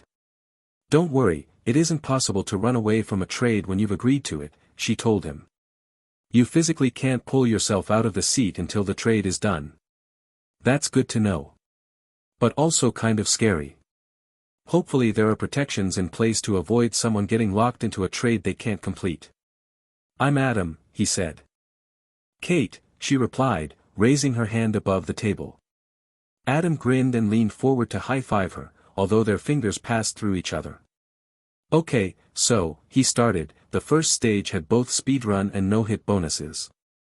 I must have been really close, she said. iBox told me I was fast on some stages. Those spiky bastards gave me quite a lot of trouble though.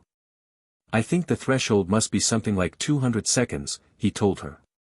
I call my guy Shitbox by the way. Kate laughed. That's much better than my nickname. Is no hit just avoiding damage? He nodded. That's good to know. They give bonus points, with the no-hit one giving the most, at least in the first stage. I suppose I should try to get that one then. I got hit quite a lot in the first stage, she admitted with a frown. Then she lifted her left hand. Putting this on wasn't pleasant either. Quite cruel these trials, wouldn't you say? Sadistic, he agreed. Is it good? The gloves attack, I mean. It is, she replied. The projectile it shoots completely destroyed the target dummy in my player house. It even damaged the floor. I think I might get it then, he said. What weapon do you use? Kate asked. A spear. It was perfect against the slimes. I picked the rapier, she said, placing the weapon on the table. What class is that? Duelist. Ah, I think I got that option at the start as well. Another player is trying to communicate with you. Do you wish to talk to them? Adam turned to look back at Shitbox hovering behind him. Sure, I'll talk to them. Understood. It seems someone else wants to talk with me, Adam told Kate. Talk to you later, she said with a wave. Thanks for the trade. Thank you, he replied. Then she winked out, only to be replaced by a woman with dark hair in a ponytail. She wore a light gray blouse with long sleeves and there was a pink milkshake in front of her. Adam blinked in surprise. Willow. The woman looked pretty surprised herself. Do you know me? Sort of, he told her. She made a face at that answer, but then asked, You received the speedrun bonus and the secret, right? That's right, he replied. Did you get those too? I did. But it seems there's only 2 of us. There were actually 2 other guys, he told her. A German and a Russian. Maybe they're not here right now. They went shopping, Adam explained. I was actually about to leave for the market as well. I see. I was hoping we could talk a little bit about the stage. She seemed less sure of herself than the first time they'd spoken, but perhaps it was due to the dynamic being different this time around.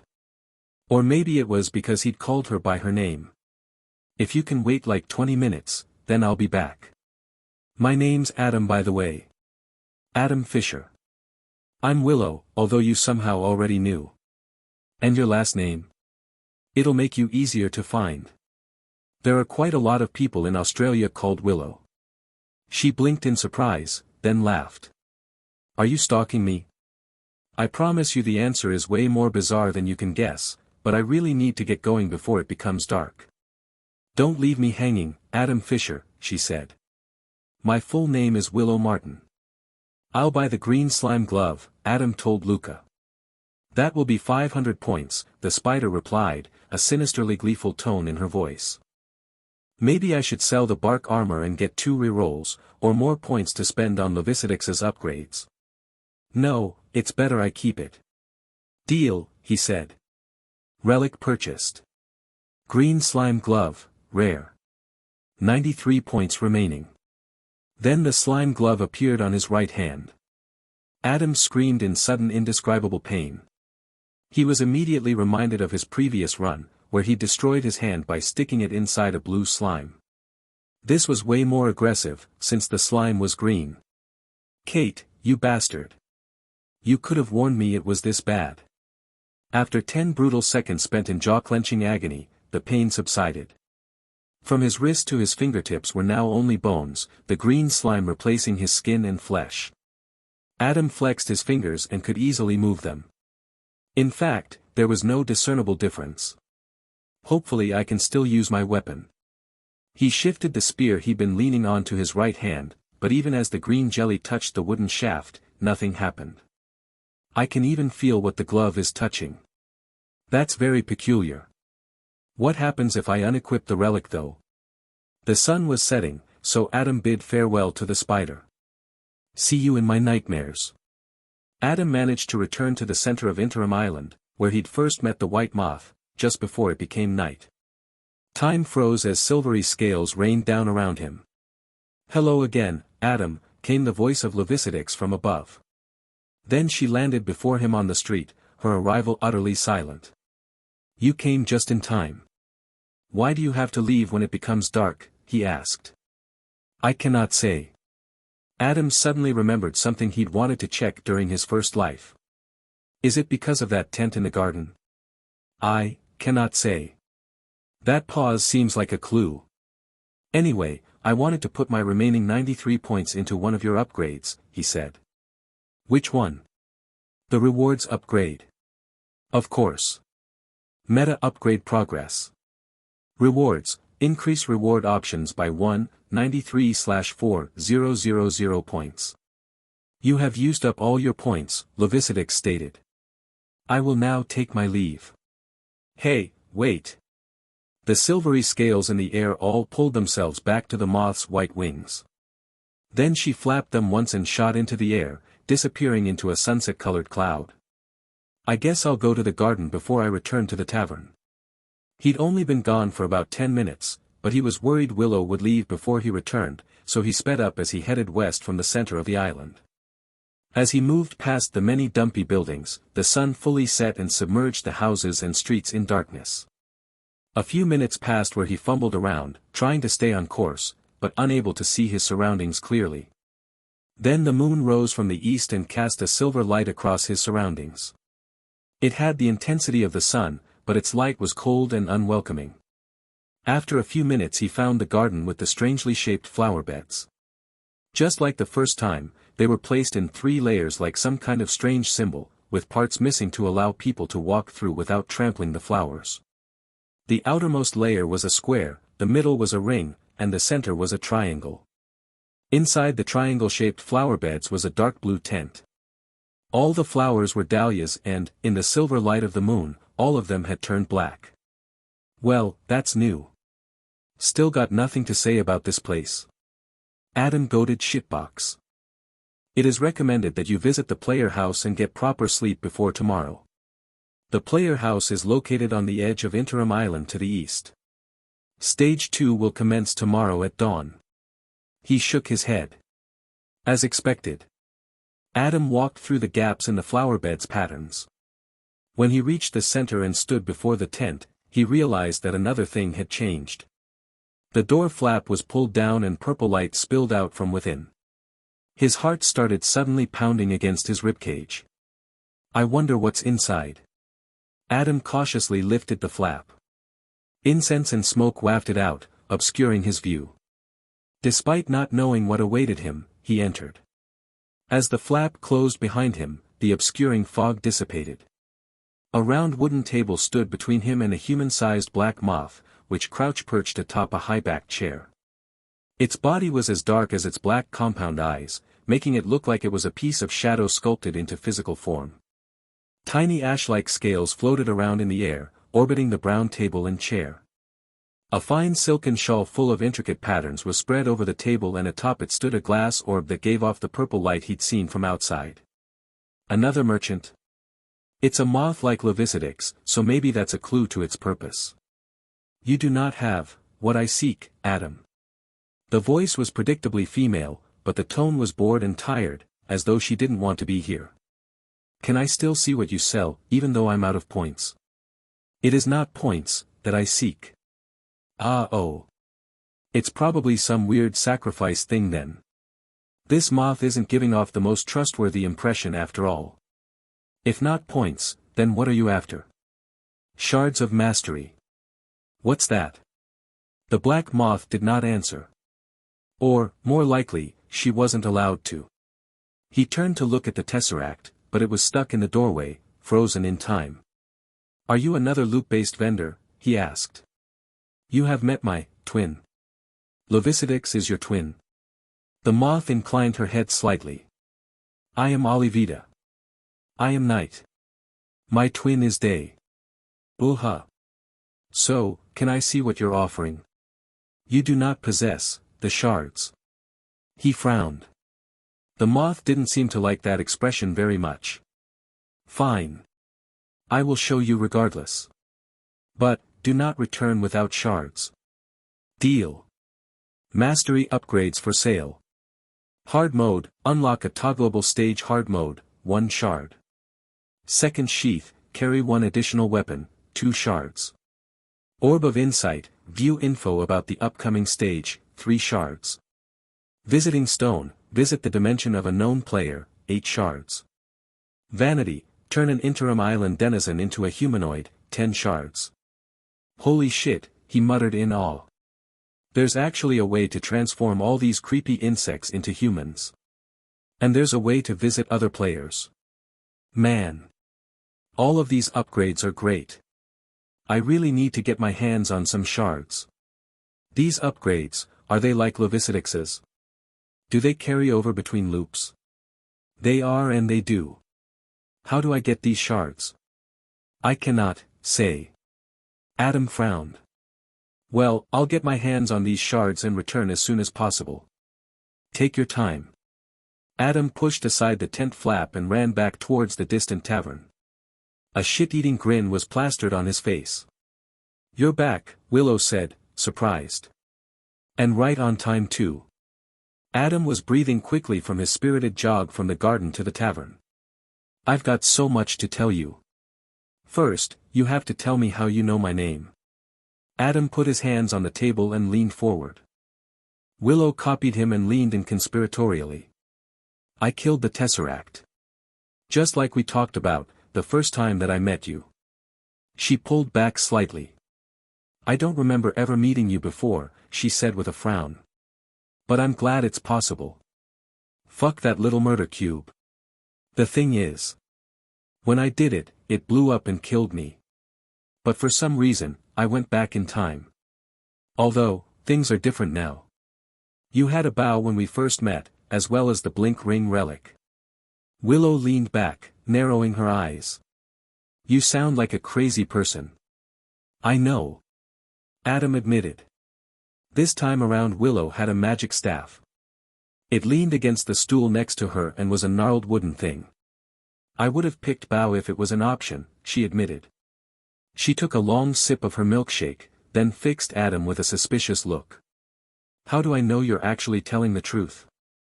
Go to the dark blue tent in the garden on the western side of the island, you'll meet a black moth named Olivita there. Ask her if the mastery upgrades she sells carry over between loops. If she can't answer that, ask about her twin, Levicidix. She's a white moth who sells meta upgrades that persist between loops. Why are you telling me this? She asked. I mean, if this is true, shouldn't you be keeping it to yourself? She's right of course, but I can't just keep this to myself. I'd go crazy if no one knew. And Willow is the reason it was even possible. If not for her help, then I wouldn't have killed the cube. He nodded and said, you obviously don't remember this, but the first time we met in here, you helped me out. Thanks to you, I was able to destroy Shitbox. Adam looked back to where the Tesseract floated, but it seemed to not be paying attention to their conversation. It was also possible that any talk of looping back in time was obscured from it by the all-seeing system. Initially, it had tried to interrogate him about how he knew things he shouldn't be able to know, but then it had stopped, which was unsettling. Willow made to stand and put her hands on the table. He noticed that she had a strange ring around her right index finger. I will go check the garden. I'd like to trust you, but it honestly just sounds insane to me. Adam smiled weakly. More insane than being transported here by a floating talking box. I'll be back. Then her hologram flickered and vanished. The tavern fell silent. Adam waved over Charlie the red ant. Yes, Adam. I'd like to try your cheeseburger, he told her. I have it on good authority that it's delicious. Also, another milkshake please. Got it. Anything else? He looked to the plate of croissants he'd brought with him. There were still 2 left. I'm good for now, he said. Adam was in the middle of talking to a Scandinavian guy named Sven, who'd gotten the Slime King crown, when Shitbox announced, another player is trying to communicate with you. Do you wish to talk to them? Yes please. Understood. Sorry, Sven, but I've gotta go. Thank you for the information, Adam, he said. Thanks to the relic, he was now made of the same stuff as the slimes of Stage 1, and 4 cores floated around within his body. He only had the outline of his previous features, but no visible mouth, eyes, hair, or anything. A rusted metal crown sat atop his head, the only part of him not made of jelly.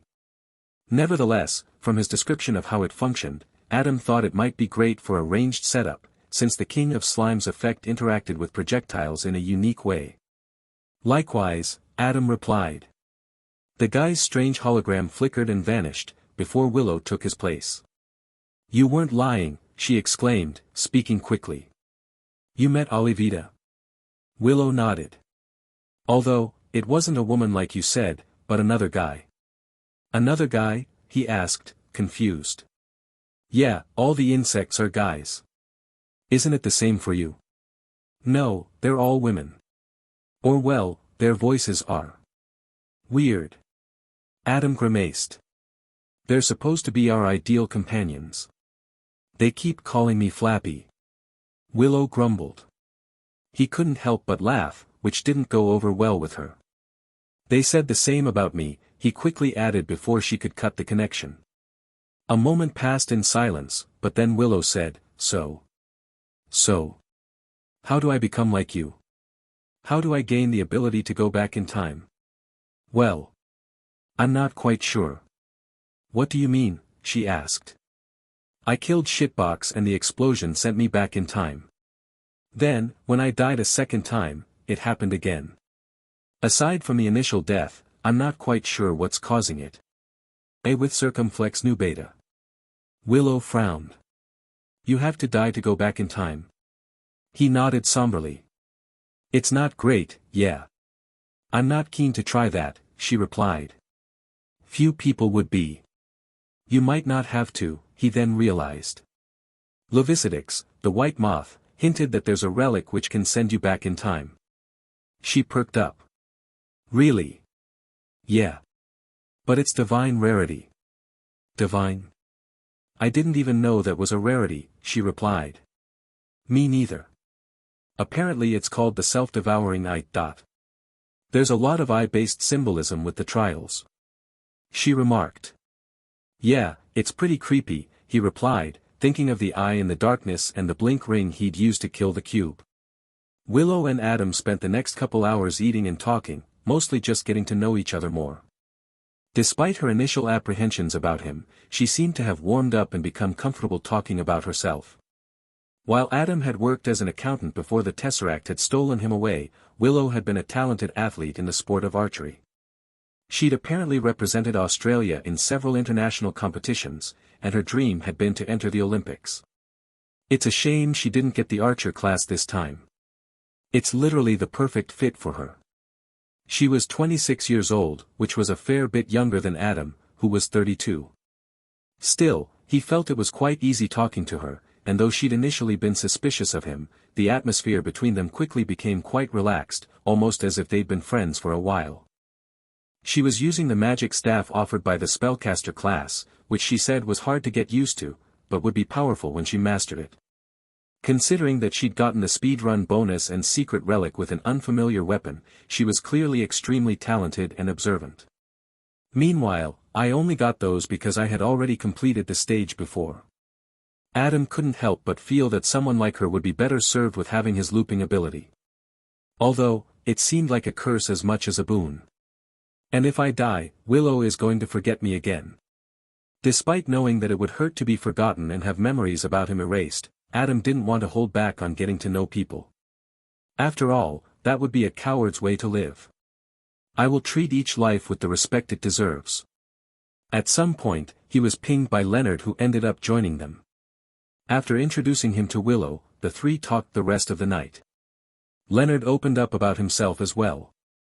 He'd been a policeman in Munich and had been on patrol when the Tesseract appeared inside his car, nearly causing him to crash. His goal for beating the trials was to save his wife and 2 kids. Adam didn't have it in him to reveal that anyone not in the trials had been consumed by the all-seeing system. The German also raved about the croissants he had recommended him. Willow ordered one as well, and quickly joined in on the praise. Adam was happy to spread the gospel of Jameson's magical pastries. When the talk came to relics and classes, Leonard revealed that he hadn't been able to find the duelist's glove. He had instead bought an upgrade for his bow and managed to reach level 6. The whole thing started glowing, he described. Did it evolve? Adam asked. It had been his main guess as to why the Beetle Smith had only sold upgrades up to level 6. Leonard nodded. I had to choose between Ranger or Quickshot. I picked Quickshot. He lifted his bow up to show that it had gotten smaller. It is worse in terms of power and penetration, but much faster and maneuverable. I tested it out in the player house earlier. Maybe you'll be able to evolve it again to get a crossbow or something. Adam guessed. Was the other option long-ranged? Willow asked. Leonard nodded. I'm hoping for a crossbow, yeah. I didn't get to try the Ranger one, but it did say longer range and more power. Sounded like a sniper route almost. She'd for sure have picked Ranger if she had the chance. Might still lead to a crossbow, Adam said. Willow frowned. Crossbows aren't superior to bows. Compound bows can beat them in everything except penetrative power, and they're quicker to fire. Adam could immediately sense that the topic was a minefield and didn't know enough himself to weigh in on the matter. Thankfully, Leonard quickly provided an escape, as he said, I got something else too. It's called a mastery shard. He pulled out a pyramid gem and placed it on the table between them. It was very similar to the glass acorn, as it was translucent with amber glowing light inside it. This is what Olivia wants to trade for. Willow realized. Adam nodded. So much for getting these things easily. The vanity upgrade requires 10 of these, meaning I'd have to evolve a weapon 10 times. If it's 6 levels per evolution, then that's a heck of a lot of upgrades. All just to turn one of the interim island insects into a human. He also had to wonder how anyone who didn't loop was going to be able to afford the more expensive upgrades. It was clear that the all-seeing system had designed the Trials of Defiance with looping in mind, just not the way Adam was doing it. Leonard obviously asked who Olivia was, and Willow and Adam went on to describe her location and upgrades, while silently agreeing to walk around the topic of Adam looping through time. Although, it seemed Willow mainly avoided talking about it because she still wasn't fully convinced. It'd be impossible to provide definitive proof, he considered. Even if I came back and was able to recount her background story perfectly, she'd just assume I was a stalker or something. After the conversation naturally switched to what they expected for Stage 2, Willow ended up joining in on their bet about the enemy type they'd face next. She was certain it would be something that would require them to prove their skill, such as other humans.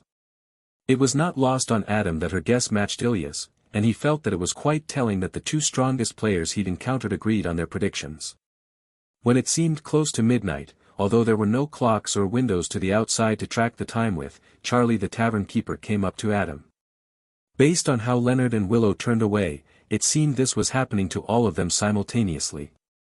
Adam, the Dimensional Tavern will be closing in a few moments. If you find this story on Amazon, be aware that it has been stolen. Please report the infringement. Then Shitbox piped up.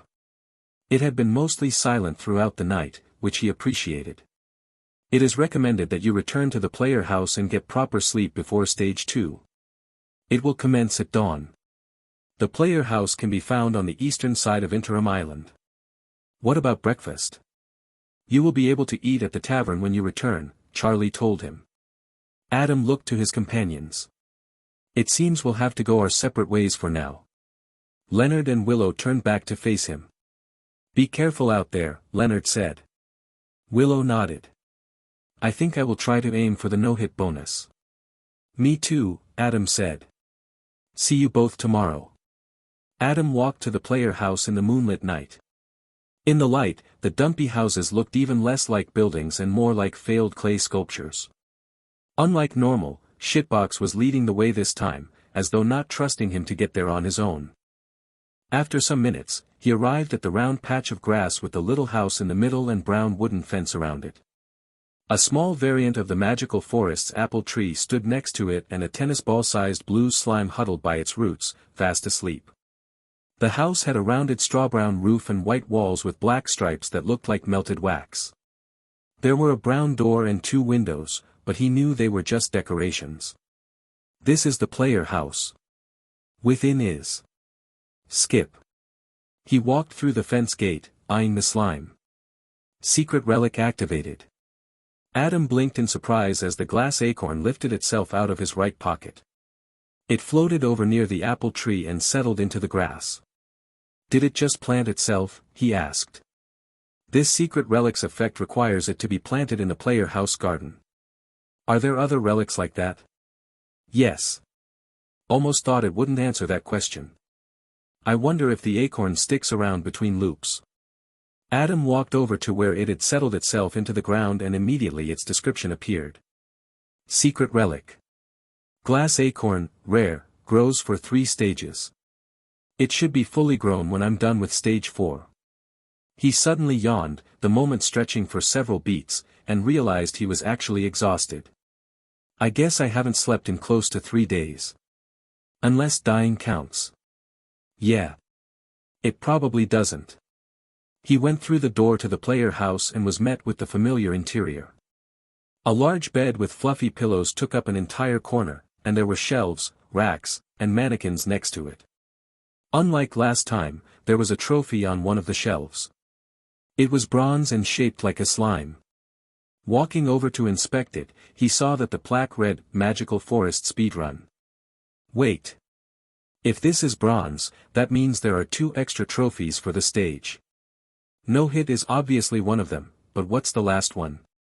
Adam eyed the large bathtub in the other corner and decided to take a bath before going to bed. But first, he wanted to test out the slime glove on the straw dummy. He started off by just touching the dummy's torso with the glove. It immediately started to dissolve the straw. That's an unlisted use. Good to know that it can be utilized this way though. After pulling his hand away, there was a handprint eaten out of the dummy's center. He took a few steps back and tried to activate its projectile, but it took a few different gestures until he discovered one that worked.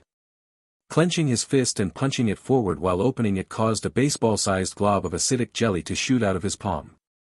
The glove vibrated strangely after firing off a piece of itself. It struck the dummy and immediately dissolved the straw, turning it black before fully erasing it.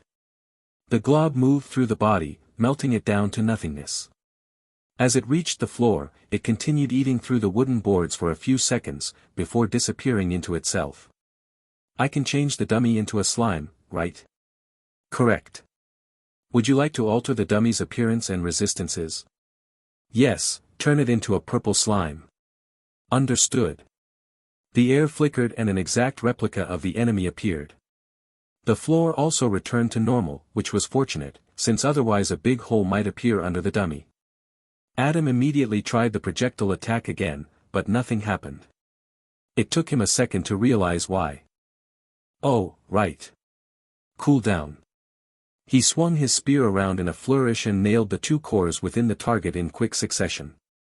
The dummy fell apart instead of exploding like it would have were it real, then flickered and rematerialized intact. It's easy enough to kill these things when they aren't moving, but I don't know how much that'll translate into actual useful muscle memory. With 2 quick jabs, he killed it again. When it repaired itself a 3rd time, he took a step back and then fired the green slime glob at the dummy. It struck its body and slid off harmlessly. What just happened? Slimes are resistant to corrosive damage. Ah. That makes sense. Don't know what I was expecting, to be honest. Anyway, I guess that's enough experimentation. It's much easier to use than the blink ring though, that's for sure. Also seems stronger than the duelist's glove, although I'm sure corrosive resistance might show up again later. Shitbox, how do I use the bathtub? Would you like to take a bath? Yes. Understood. The entire jacuzzi-sized tub flickered and reappeared full of steaming fragrant water. At least you're able to use your powers for good, he remarked and slipped into the water. After taking a pleasant bath, Adam went to sleep. In his dreams, Adam saw the eye in the darkness. It was staring at him, boring into his soul.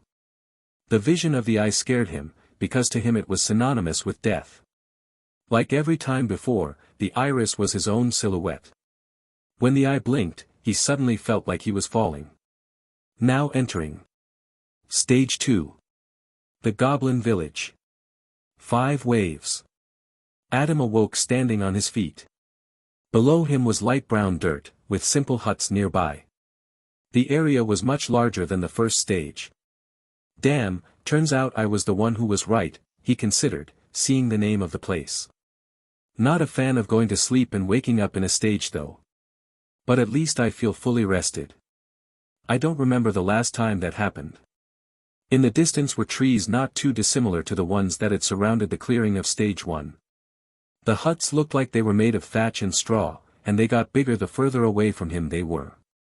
There was a hill in the distance and what looked like a cave was dug down into it. Stage 2 is different from stage 1. Players must fight their way through the goblin village with each wave. Does that mean they won't just come to me? Yes.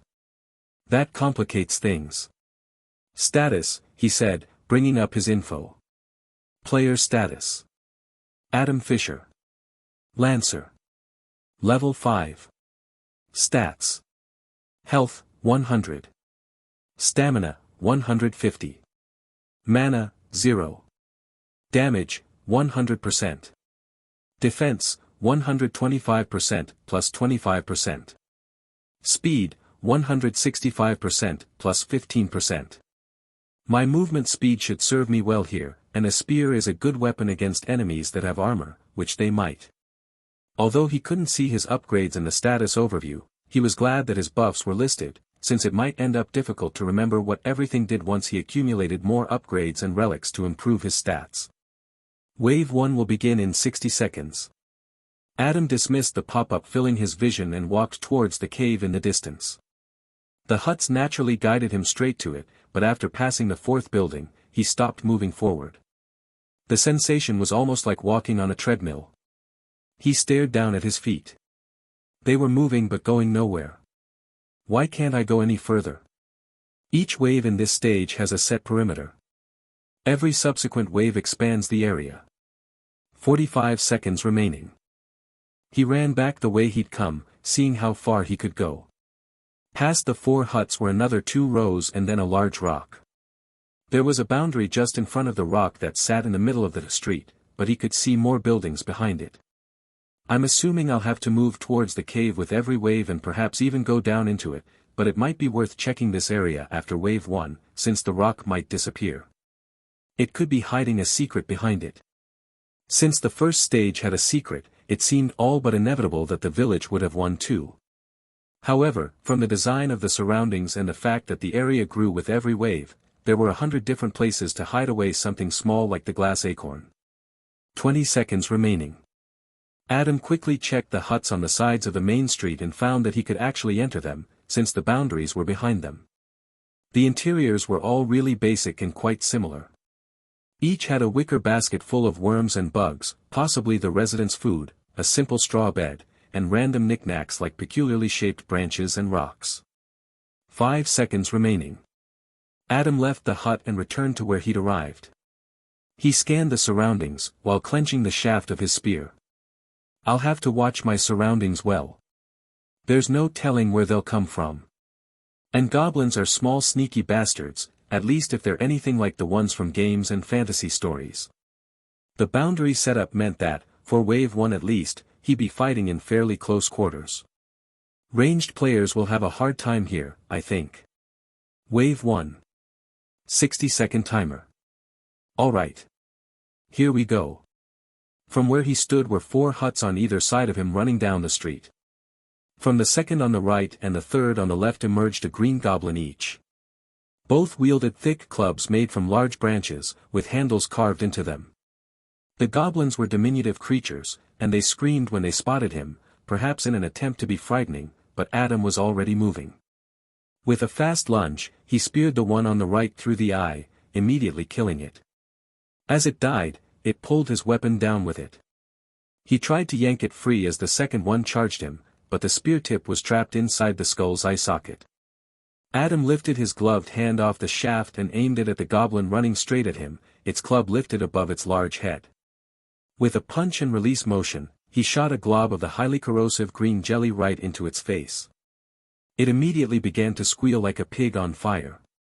The sound was horrendous, but it was dead after only a couple seconds. But even dead, the acid continued to devour its flesh as it ran down its body.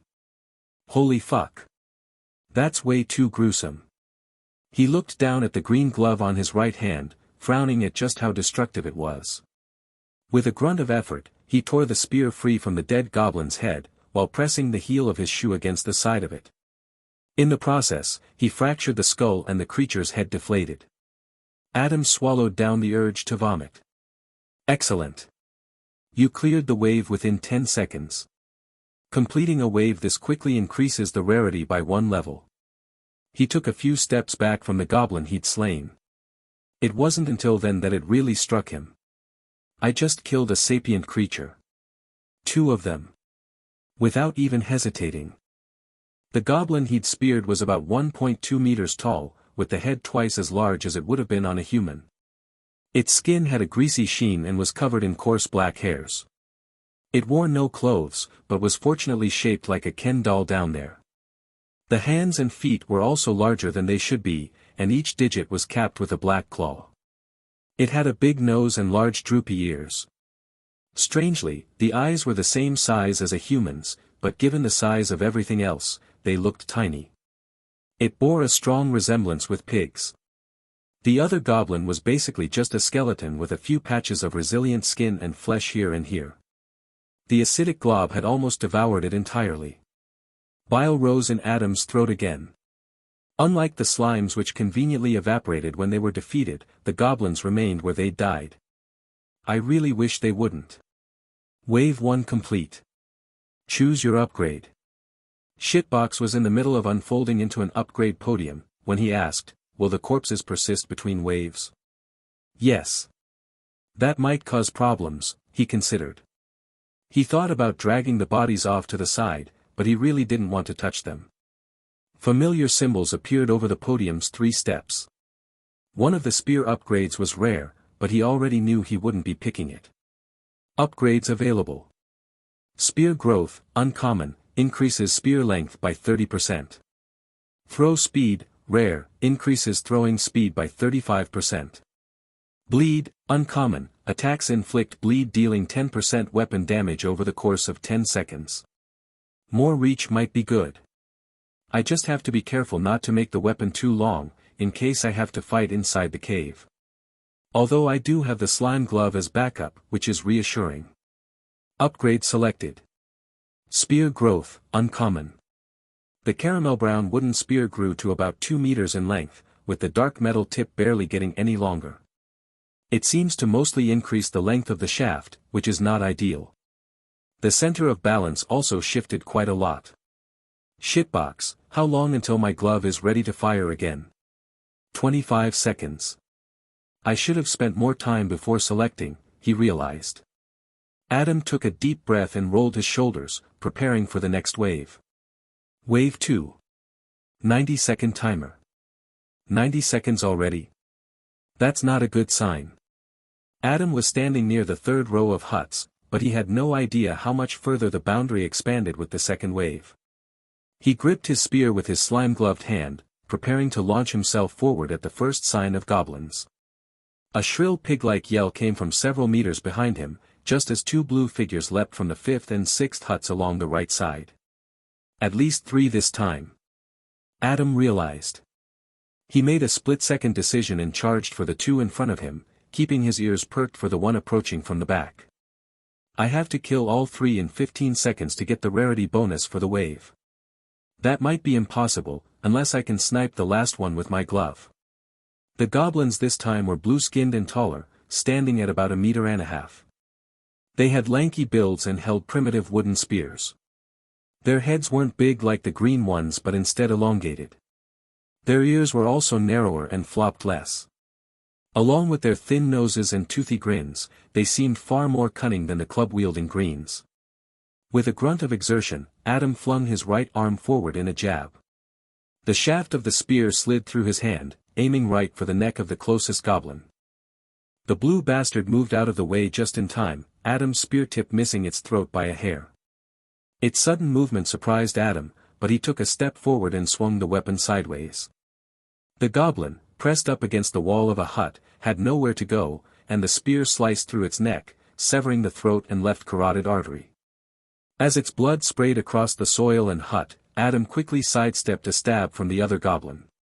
It was too close for him to strike back with the spear, so he quickly switched the weapon to his left hand and grabbed it by the throat using the slime glove, squeezing as hard as he could. Its pained scream was smothered by his pincer grip. Despite being taller than the green ones, it was still more than a head shorter than him and much weaker. Green slime glove is ready. A yell came from behind him and he whirled around, just as the last goblin lunged forward with its own spear. With a few quick steps, he positioned the goblin he was holding in its path. The attacker paused, clearly worried about hitting its friend, and Adam exploited its hesitation. With a stab from below, he rammed his spear into its abdomen. The goblin collapsed with a squeal of pain, pulling his spear out of his hand. Adam discarded the dead goblin he was holding and aimed his right palm down at the one kneeling before him. Then he fired his acid point blank. It died within seconds as the slime ate through its head. Excellent. You cleared the wave within 15 seconds. Adam looked down at the melting goblin. The glob wasn't done devouring its skin and flesh. I think I'm gonna be sick. Wave 2 complete. Choose your upgrade. He took a few steps away as Shitbox unfolded itself into a podium. Then he noticed that the goblins had left their primitive spears behind. The green ones had also dropped their simple clubs, but those were of no use to him. A beta epsilon. Can I use the weapons they drop? No. He frowned. That's stupid.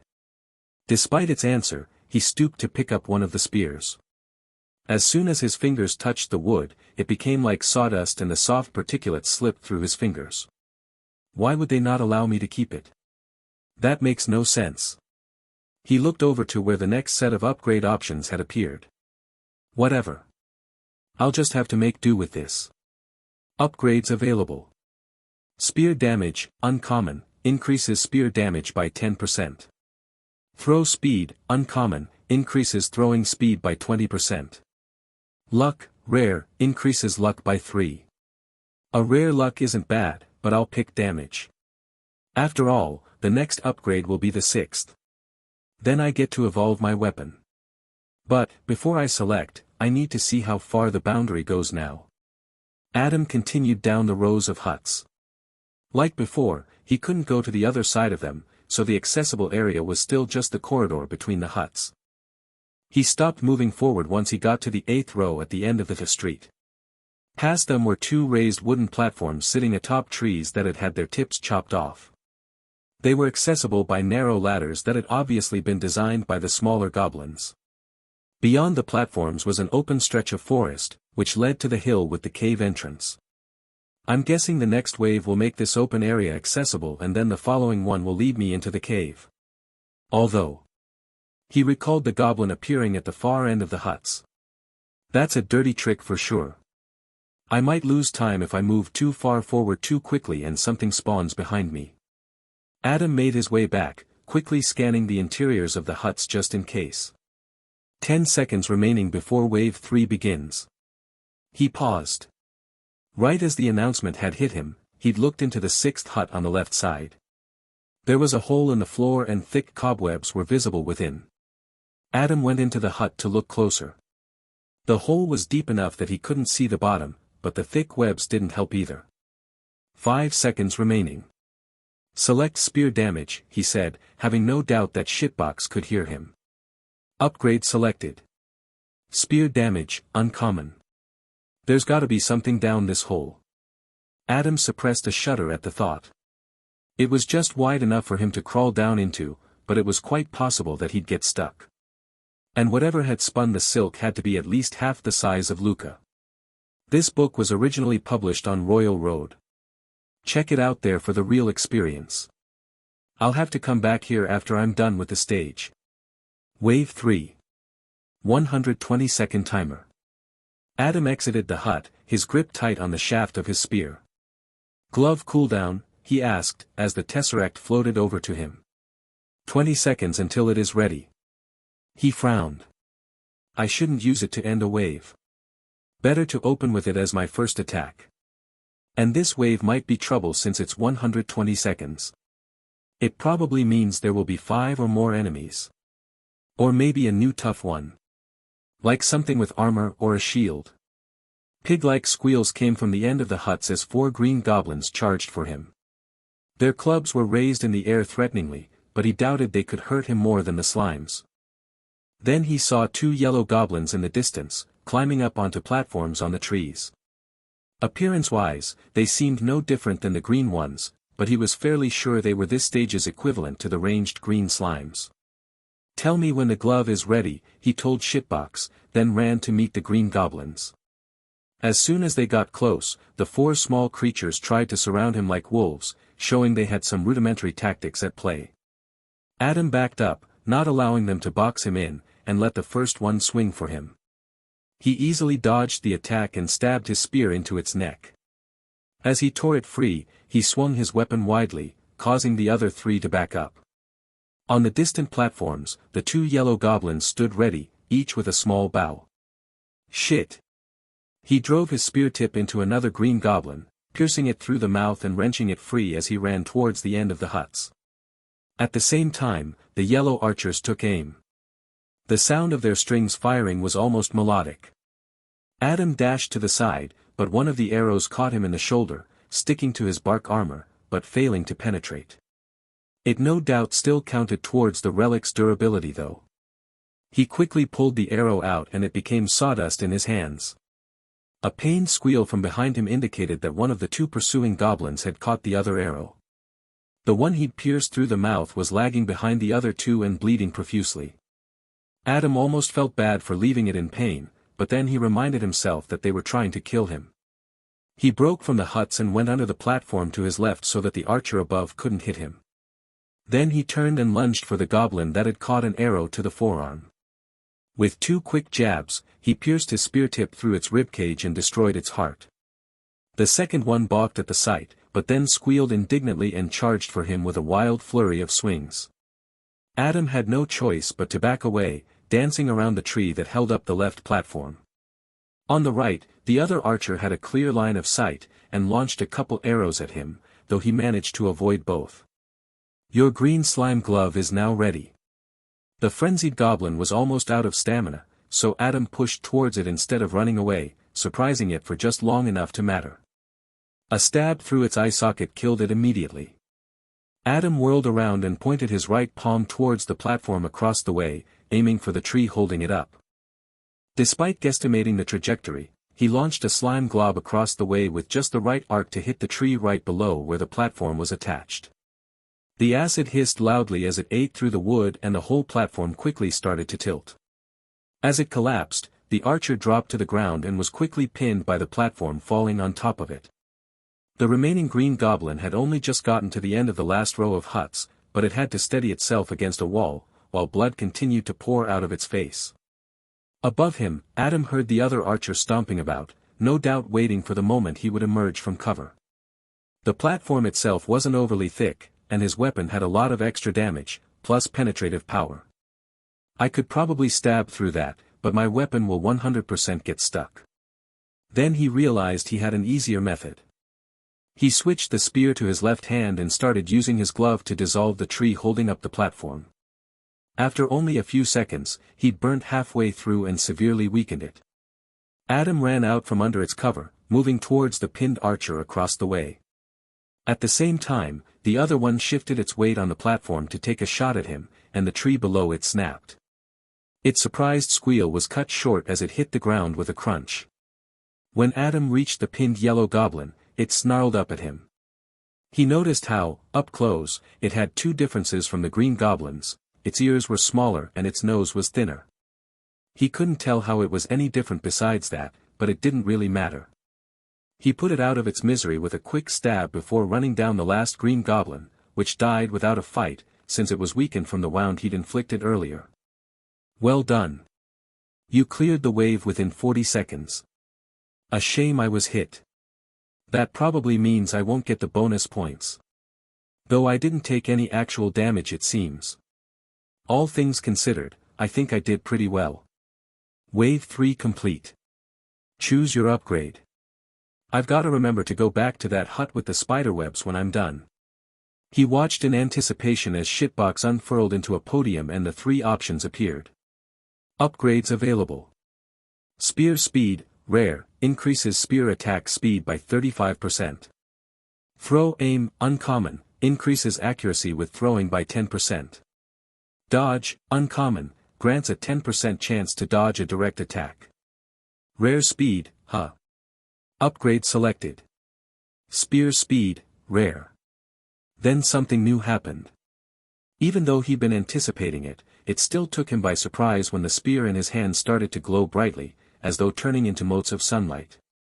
The tesseract folded itself back into a cube and hovered in front of him. He hoped this little interlude paused the time before the next wave triggered. Your Lancer class has reached level 6. At level 6, your class can be evolved in one of two possible directions. Is there another evolution at level 12? Yes. Level 12 is the second milestone. Level 18 is the third and last. What happens after I evolve for the third time?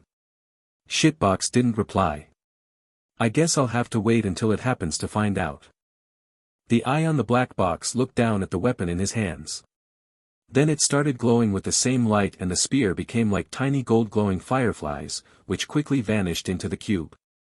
For a moment he thought his weapon was lost, but then Shitbox dropped to the ground and became a pyramid shape rather than a podium. Two new classes projected from its left and right sides. On the left was a spear with a leaf-shaped tip and a bronze shield about 60 centimeters in diameter, with a circle bitten out of the top. Thanks to the unique shape, the missing top of the shield seemed to serve the purpose of allowing blocking and attacking simultaneously. Although, it was perhaps a bit too small for blocking. The option on the right was 4 spears bundled together, all of them narrower than the spear he'd had before and clearly designed for throwing. Select an evolution. Hoplite, trade throwing capability for a small parry shield. Javeliner, gain 3 additional spears purpose-made for throwing. Pretty sure hoplites had bigger shields than that. Unsaid in their descriptions was the fact that the spears themselves were vastly different. The hoplite spear was clearly meant for stabbing, given its leaf-shaped tip that would cause large wounds. The javeliner spears were thinner and shaped with more center mass, giving them excellent balance, but making them less effective when stabbing due to their narrower tips. I wonder if Ilya went with javeliner because of his boomerang relic. Shitbox, how does parrying work? Enemy attacks can be parried by moving the shield into the strike mid-motion and pushing it aside or interrupting it. Parrying enemies is a great way to create an opening to strike. Do my attacks following parries have increased damage? No. Adam frowned. If it doesn't help me kill faster, then I'm better off not trying to parry. Overextending myself will just get me injured or worse. Of course, there might be relics that increase follow-up damage or something. The ability to disarm would also be useful. Guess I'll check for parry-based relics when I'm done here. Adam reached out and touched the hoplite evolution. Evolution selected. Lancer to hoplite. The bronze shield manifested itself on his left arm, already strapped to his forearm, and the leaf-tipped spear appeared in his gloved right hand.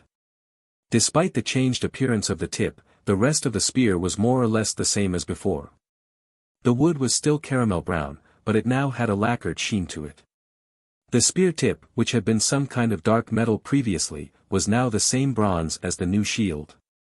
Suddenly a pyramid gem, like what Leonard had showed him, appeared in the air before Adam. As soon as it touched his outreached hand, it was pulled into his body. Mastery shard obtained. Status, he said. Player status. Adam Fischer. Hoplite. Level 8. Stats. Health, 100. Stamina, 150. Mana, 0. Damage, 100%. Defense, 125% plus 25%. Speed, 165% plus 15%. Armament. Weapon status. Spear and parry shield. Common quality. Level 6. Stat upgrades. Spear damage plus 30%. Spear speed plus 45%. Spear growth plus 30%.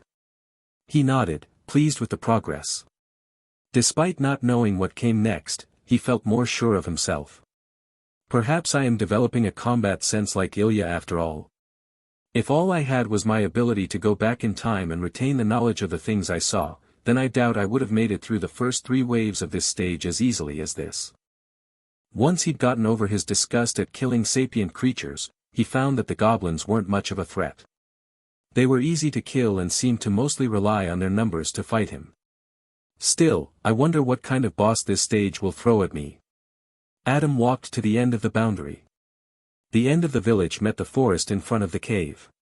There were only a few trees here and all of them were smaller than the apple tree from stage 1. There weren't any obvious places the goblins could pop out from, but also no hiding spots, aside from the canopies. Until now, the waves had always spawned the enemies from realistic locations, usually out of sight to give the illusion they had been lying in wait for him. Yeah, I doubt they'll make them appear up in the trees. Though I should keep an eye out for any more of those archers. Wave 4. 150-second timer. Adam spun the spear in his grip and flexed his left shoulder. The shield was heavy despite its size, but he already had a few ideas for how to utilize it in his fighting style. A small smile played on his lips, and he realized he was looking forward to trying out his new ideas. 7 goblins in total came for him. 4 green ones emerged from behind the various trees, 2 blues popped out from within the cave across the way, and a yellow archer followed behind them. Instead of charging ahead with the club wielders, the spear goblins stayed by cave entrance. The archer stepped out in front of them and prepared to shoot at Adam. It's too far to hit it with the glove from here. I need to get closer. He ran to meet the 4 green goblins. Before the first one could even swing, he speared it through the neck, shearing all the way through. Then he hopped out of the way of 2 clubs swung at him, surging back in a second after to smack his new shield into the one on his left, knocking it onto its ass and pivoting to stab the other. As the second goblin died, he quickly speared the one he'd hit with his shield, finishing it off. As he was about to kill the last green goblin, a whistling from above caught his attention, and he immediately lifted his parry shield in front of his face, just as an arrow slapped against it and plinked off to the side. The impact was stronger than expected, stronger even than the one which had hit him in the shoulder. That would have gone right into my neck if I hadn't noticed it. I need to pay attention to my surroundings. He scolded himself. A shrill roar preceded a swing from the remaining green goblin, but he narrowly avoided it by hopping to the side. Then he switched the spear to his left hand and grabbed the creature by the throat using his slime glove. It squealed in pain and dropped its club. Although it tried to use its disgusting nails to dislodge his hand, they too started to dissolve when they touched the glove. As Adam charged for the 3 goblins by the cave, the one in his grip stopped struggling and died. An arrow flew towards his face from across the way and he lifted the dead body like a second shield. The arrow hit the goblin in its forehead, spattering a bit of blood onto Adam's face. Just a few more meters and I should be close enough. A few seconds later, another arrow thumped into his goblin shield, hitting it in its stomach. None of the arrows were strong enough to go all the way through and reach him. Adam stopped and pulled the dead creature behind his back.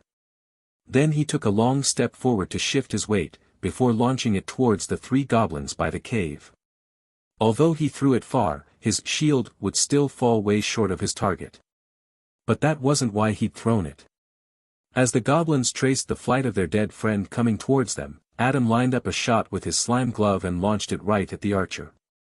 A loud thud came from the dead goblin as it hit the grass and rolled over itself. A second later, a loud squeal echoed across the forest as the acidic glob struck the yellow archer. Adam returned his weapon to his right hand and loped towards the spear-wielding goblins. The archer tossed away its bow and started running in circles, clawing at its own face to pull off the slime eating through its flesh. It suddenly tripped when half its head was reduced to bone, striking the ground with a thump. It didn't get back up from where it had fallen. This thing is so gruesome to use. Adam lunged for the blue goblin to the right of the cave entrance. It shifted out of the way with dexterous movements.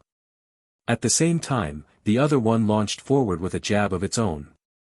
Adam caught the tip of its spear against his small shield but wasn't able to actually parry it. The first hopped forward with an attack, forcing him to backpedal to avoid it.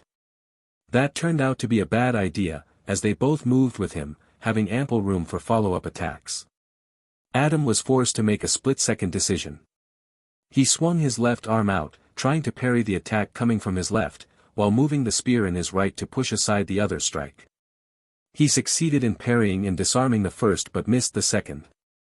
Its spear struck the bark armor on his right thigh, continuing into his flesh. It fortunately didn't go deep, but the pain was immense. Adam let out a cry of agony as the splinters from the wooden spear tip tore at his skin. With a quick stab to the back, he killed the goblin on his left while it tried to pick up its lost spear. Then he roared and smashed his shield into the last one's face, breaking its nose and several teeth in the process. It yanked the spear out of his thigh. He gasped in pain but quickly finished it off before it could hit him again. As the blue goblin collapsed to the ground with 2 stab wounds in its upper torso, Shitbox announced, "Well done. You cleared the wave within 50 seconds. Adam dropped to the ground. Wave 4 complete. Choose your upgrade. Arg, fuck. How much damage? The attack dealt 60 points of damage, which was reduced to 45 thanks to your defense rating. That means you now have 55 health or 55% remaining. Son of a bitch, he exclaimed. Despite the wound not being life-threatening, it hurt a lot. It was almost as if the amount of damage inflicted dictated the level of pain. It felt way worse than being hit with corrosive acid, which made no sense. Tell me there's healing available in the next wave. Shitbox had unfolded into a podium but still deigned to answer him. Healing items may be found within the Goblin Village to any player who can stomach it. It was much less helpful than during the first stage and its words almost seemed like a riddle. Adam was fairly sure it was referring to the wicker baskets full of worms and bugs that he'd seen earlier. There might be some of those within the cave. But I'm not sure I actually want to eat them. Plus, there had been plenty of them available, so he was sure there was an insidious trick behind their abundance. They might inflict me with some kind of sickness. You are talking about the worms, right? Correct. Each one you devour will replenish 1 point of health. Fucking knew it. He would have to eat almost 50 of them to get his health back to full. I'll just have to beat the boss without getting hit, he decided. 15 seconds remaining before Wave 5 begins. This story is posted elsewhere by the author. Help them out by reading the authentic version. Adam frowned at having wasted half his break time on getting such a useless answer. He wanted to poke his head into the cave before the wave began, so he quickly looked at the options. Arrayed above the podium shape were 3 rare options. One of the upgrade symbols was new and showed a small shield with a strange icon next to it. Upgrades available. Spear growth, rare, increases spear length by 45%. Shield parry, rare, successful parry disorients for 1.5 seconds. Venom, rare, attacks inflict venom slowing target by 15% for 10 seconds. 3 rares, that's pretty lucky. Shield parry disorients. That's actually very useful. He knew he didn't want to grow his spear any longer, since that would make it hard to fight within the cave, especially since a rare growth upgrade would put its length at almost 3 meters. Venom would have been useful if he had a ranged weapon, but in the end the choice was obvious. Upgrade selected. Shield parry, rare. The upgrade made no visible difference to the shield, similar to the damage upgrades for his spear. Though in truth he wasn't sure what he'd expected. It was hard to say how such a thing as disorientation would truly manifest, appearance-wise. Adam limped over to the cave entrance, blood dripping from his injured leg and down onto the green grass. As expected, there was a boundary right in the opening, but he was still able to peer inside. The entrance led down below the large hill it was recessed into and a rank smell wafted out from within. As he peered down, he saw the tunnel fork at least once. Though its walls were made of compacted earth, it looked like there'd be no threat of it collapsing in on him. Still, if it's a tunnel system inside the cave, I likely won't be fighting just the boss. Just to be sure, he asked, Wave 5 is the last one of the stage, right? Correct. Wave 5. 300-second timer. Damn, 5 minutes. I told myself I would focus on getting the no-hit reward, but I was too obsessed with speed. I've saved a lot of time already, so I think I can afford to go slowly. He looked down at his leg. Not that I have a choice. Adam clenched his jaw as the boundary in the cave entrance disappeared and he was able to enter. His shoes produced a hollow sound on the compacted dirt floor, which echoed throughout the tunnel. So much for stealth, I guess. The dirt corridor was just tall enough for him to walk upright, but it pressed in on his sides where it curved, making it one of the worst places to bring a spear. A bow would also struggle here, he considered. But thank God I have my glove. The smell of the dirt walls filled his nose, along with the stench of refuse and death. While he'd noticed an odor in the village above ground, it was indescribably bad now that he was close to its source. He only walked a few steps before the tunnel forked and led to a small room on his right. As soon as he came close, a green goblin hopped out. There wasn't enough room to bring his spear up, so Adam immediately slammed his shield into its head. As it fell onto its back, he leaned down and repeatedly smashed the bronze edge of the shield into its face until it stopped moving. Adam stumbled back with a sigh, his arm and shield dripping with goblin blood. Alright, ambushes are definitely at play here. Guess there'll be more before I find the actual boss. Hopefully it's only green ones. An archer strategically placed at the end of a corridor here would be tough to handle. He stepped over the ruined body of the goblin to look inside the room it had emerged from. Bile rose in his throat from what he saw and smelled. On the floor within were the rotting carcasses of hunted animals, with fat larvae and bugs swarming the bones for scraps of flesh.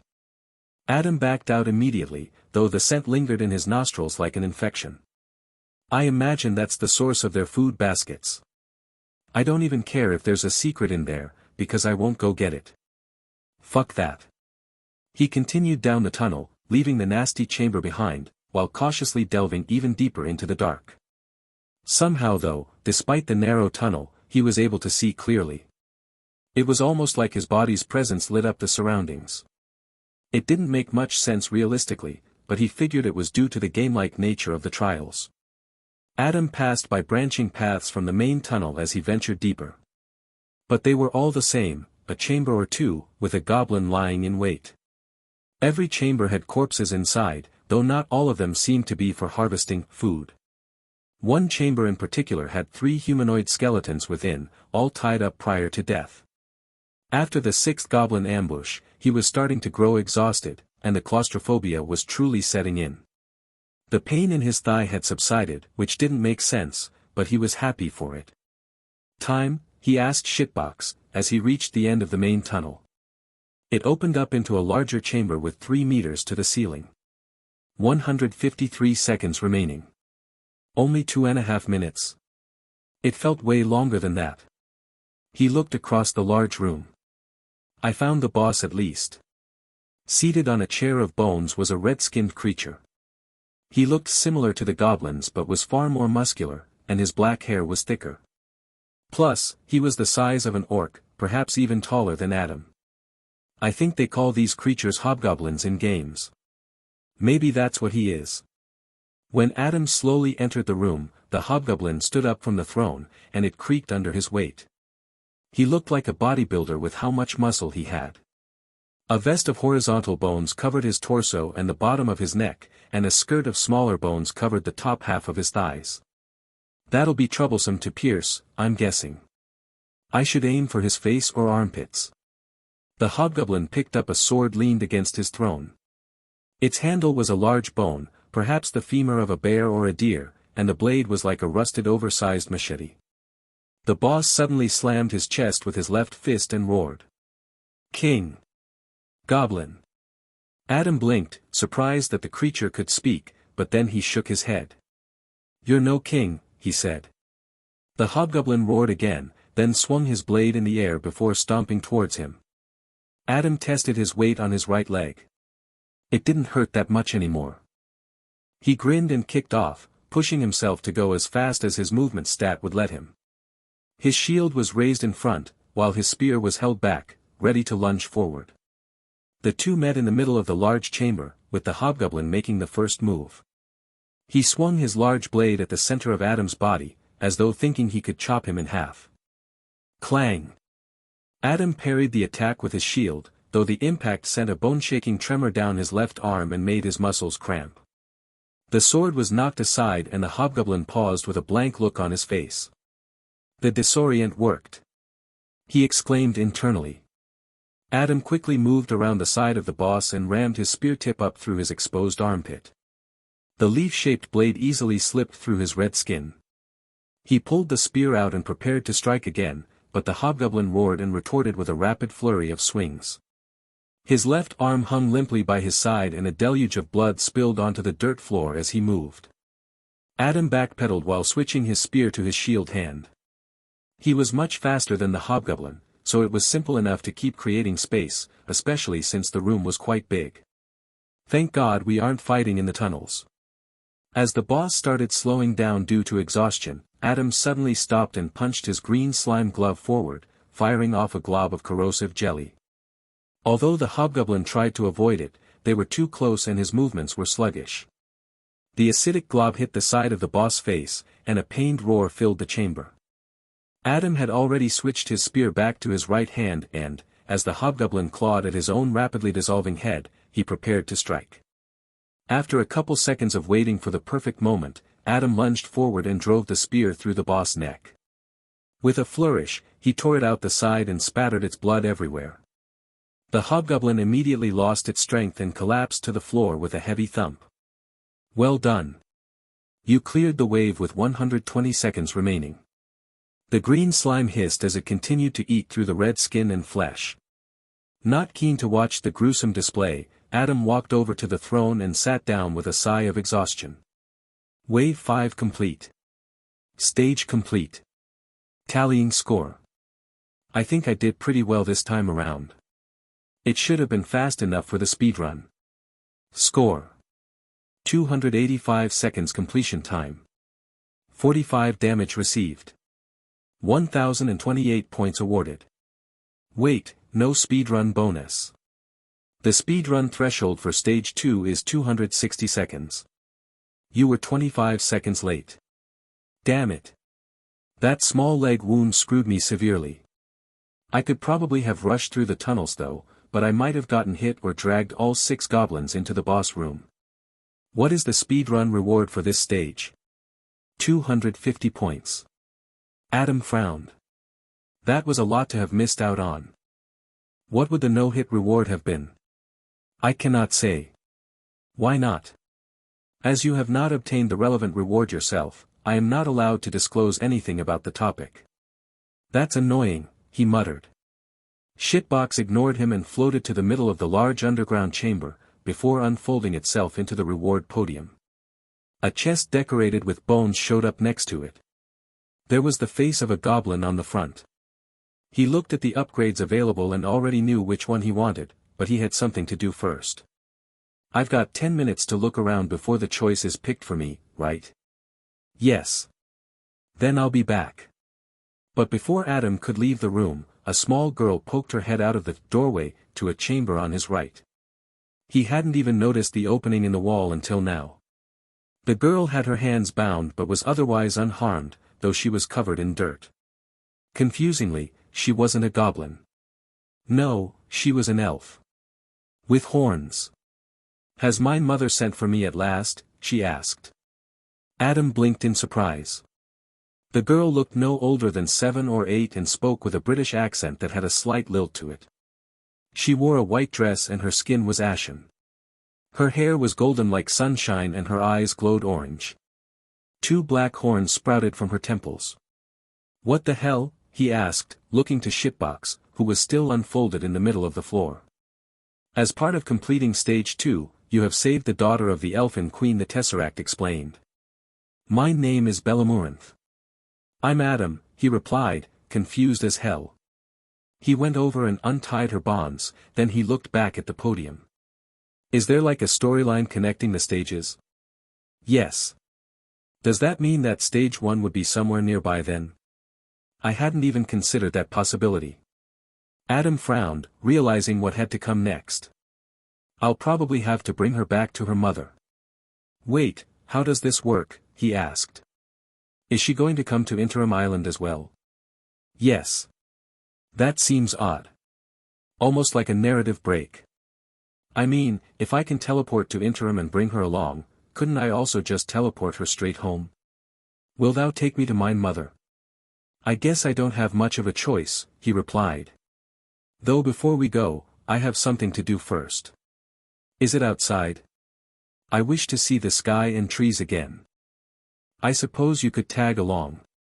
While Shitbox remained unfolded in the chamber, Adam quickly moved through the tunnels that led outside. The grimy elf dogged his heels. Definitely didn't think this was how the stage would go. But if all stages are connected, it should make it easier to predict future encounters. I thought for sure it would be nothing but meaningless waves against new types of enemies. It might be worth paying more attention to the environmental storytelling to find clues. The girl gasped as they emerged from the cave. How long were you in there? I do not know how many moons passed, but it was a long time. Good thing I came along then. Bellamorinth dropped to her knees in the grass, running her hands through it while smiling. She wore a white dress of spun silk, but it was tarnished by dirt and grime. Her arms and legs were skinny, but her face had some childish plump to it, which was a good sign. Alpha Nu B. Adam let himself be distracted by the sight of her frolicking in the sun. She looks healthy enough at least, so if I were to consider the implications, that means the goblins were keeping her alive for something. He didn't like where his imagination was taking him though, so he shook his head and continued past the trees to the village. When he reached the raised platforms, he realized that they'd been rebuilt. The girl ran to catch up with him. Do you know why they were keeping you captive? Adam asked as he retraced his steps to the hut with the hole in the floor. The Red Goblin said I was to be sold. He fed me to ensure I would not perish. Adam frowned. Why the hell would anyone want to buy a kid? He muttered in disgust. Mother says we have magic in our veins. She's very eloquent for a kid. But what the hell does that mean? How old are you? 12. And where do you live? In the sanctuary. Mine mother is its queen. Sanctuary? For what? For elfin. I guess that's what her species is called. But I mean, she just looks like an elf with horns. Do all of you have horns? Yes. Mothers are the most brilliant of all. He nodded, not knowing how else to respond to that. We've arrived, he announced as he entered the hut. Is this thy home? The girl asked. He laughed. Do I really look that dirty? I am not familiar with thy kind. Are you human? That's right. Do they not have those at the sanctuary? No. Mother forbids them entry. Well. I'm sure to receive a warm welcome then. Fear not, Adam. As mine savior, no harm shall befall thee. Good to know, he muttered, while getting on his knees in front of the hole. He scooted forward so he could look straight down to the bottom. There was a glint of something down there, but he couldn't tell what it was for all the spiderwebs in the way. Bellamorinth knelt next to him. Are thou a fan of spinners? Hell no. Adam pushed himself to his feet and pulled the spear from his back. Then he moved it around the edges of the hole to clear the webs away. The elfin girl stared down the hole as he worked. Further, she urged. He pushed the spear deeper. More. No. Adam stared at the cobwebs tangled around the end of his spear after pulling it out of the hole. No spiders at least. I see what lies at the bottom, announced the girl. I must say, the quality of this spider silk is tremendous. He looked down at her. She was holding some of the cobwebs between her tiny fingers, splaying the strands like a true connoisseur. After kneeling next to the hole again and peering down, he couldn't help but frown at what he saw. An egg sac. That's the secret relic. At the bottom was a round cocoon of tightly packed spiderweb. He knew enough about spiders to know it would be teeming with tiny babies. Adam shuddered. Looking at it now, that's way too narrow for me to fit down. Bellamorinth suddenly crawled feet first down into the hole. What are you doing? He exclaimed, horrified. It is no trouble for me to get it, she told him. A couple seconds later she was down at the bottom, the hole only slightly taller than her. She crouched and grabbed the egg sac, before handing it to him. Thanks, he said and pulled her up with one arm. She weighed barely anything. Secret relic obtained. Weaver's egg, rare, wriggles with inner life. 2 minutes remaining. Shit. I don't have any more time to look around. We've gotta hurry back, Adam told the girl. You could be reading stolen content. Head to the original site for the genuine story. He stuffed the egg sack in his jeans and sprinted from the village to the cave. Surprisingly, the little girl was able to keep up with him, despite his increased movement speed. They moved through the tunnels so quickly that Adam felt confident he could grab the speedrun bonus next time. Next time. Am I planning on dying and coming back here again? 30 seconds remaining, Shitbox stated as they reached the boss chamber. He scanned the upgrade options again. Upgrades available. Spear growth, uncommon, increases spear length by 30%. Bash damage, uncommon, increases shield bash damage by 10%. Damage, rare, increases all damage by 15%.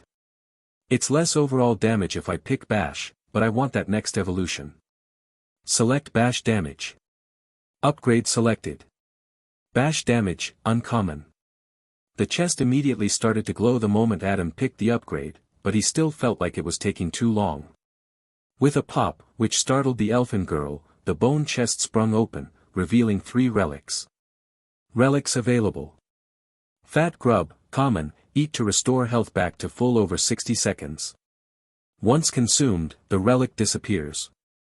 Reroll die, uncommon, allows the player to reroll reward or vendor options. Relic disappears after use.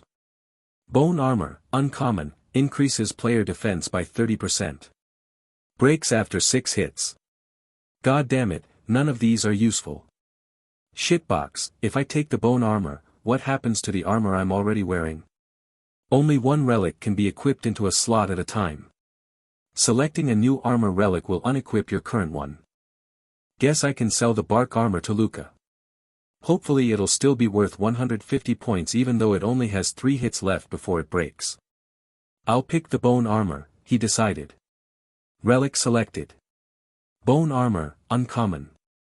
The flexible bark plates vanished from his body and landed by his feet, folded up like a towel. A bone vest similar to the hobgoblins appeared over Adam's white shirt, along with a skirt, a headband of finger bones, and bracers for his arms and legs. This seems to cover less than the bark armor.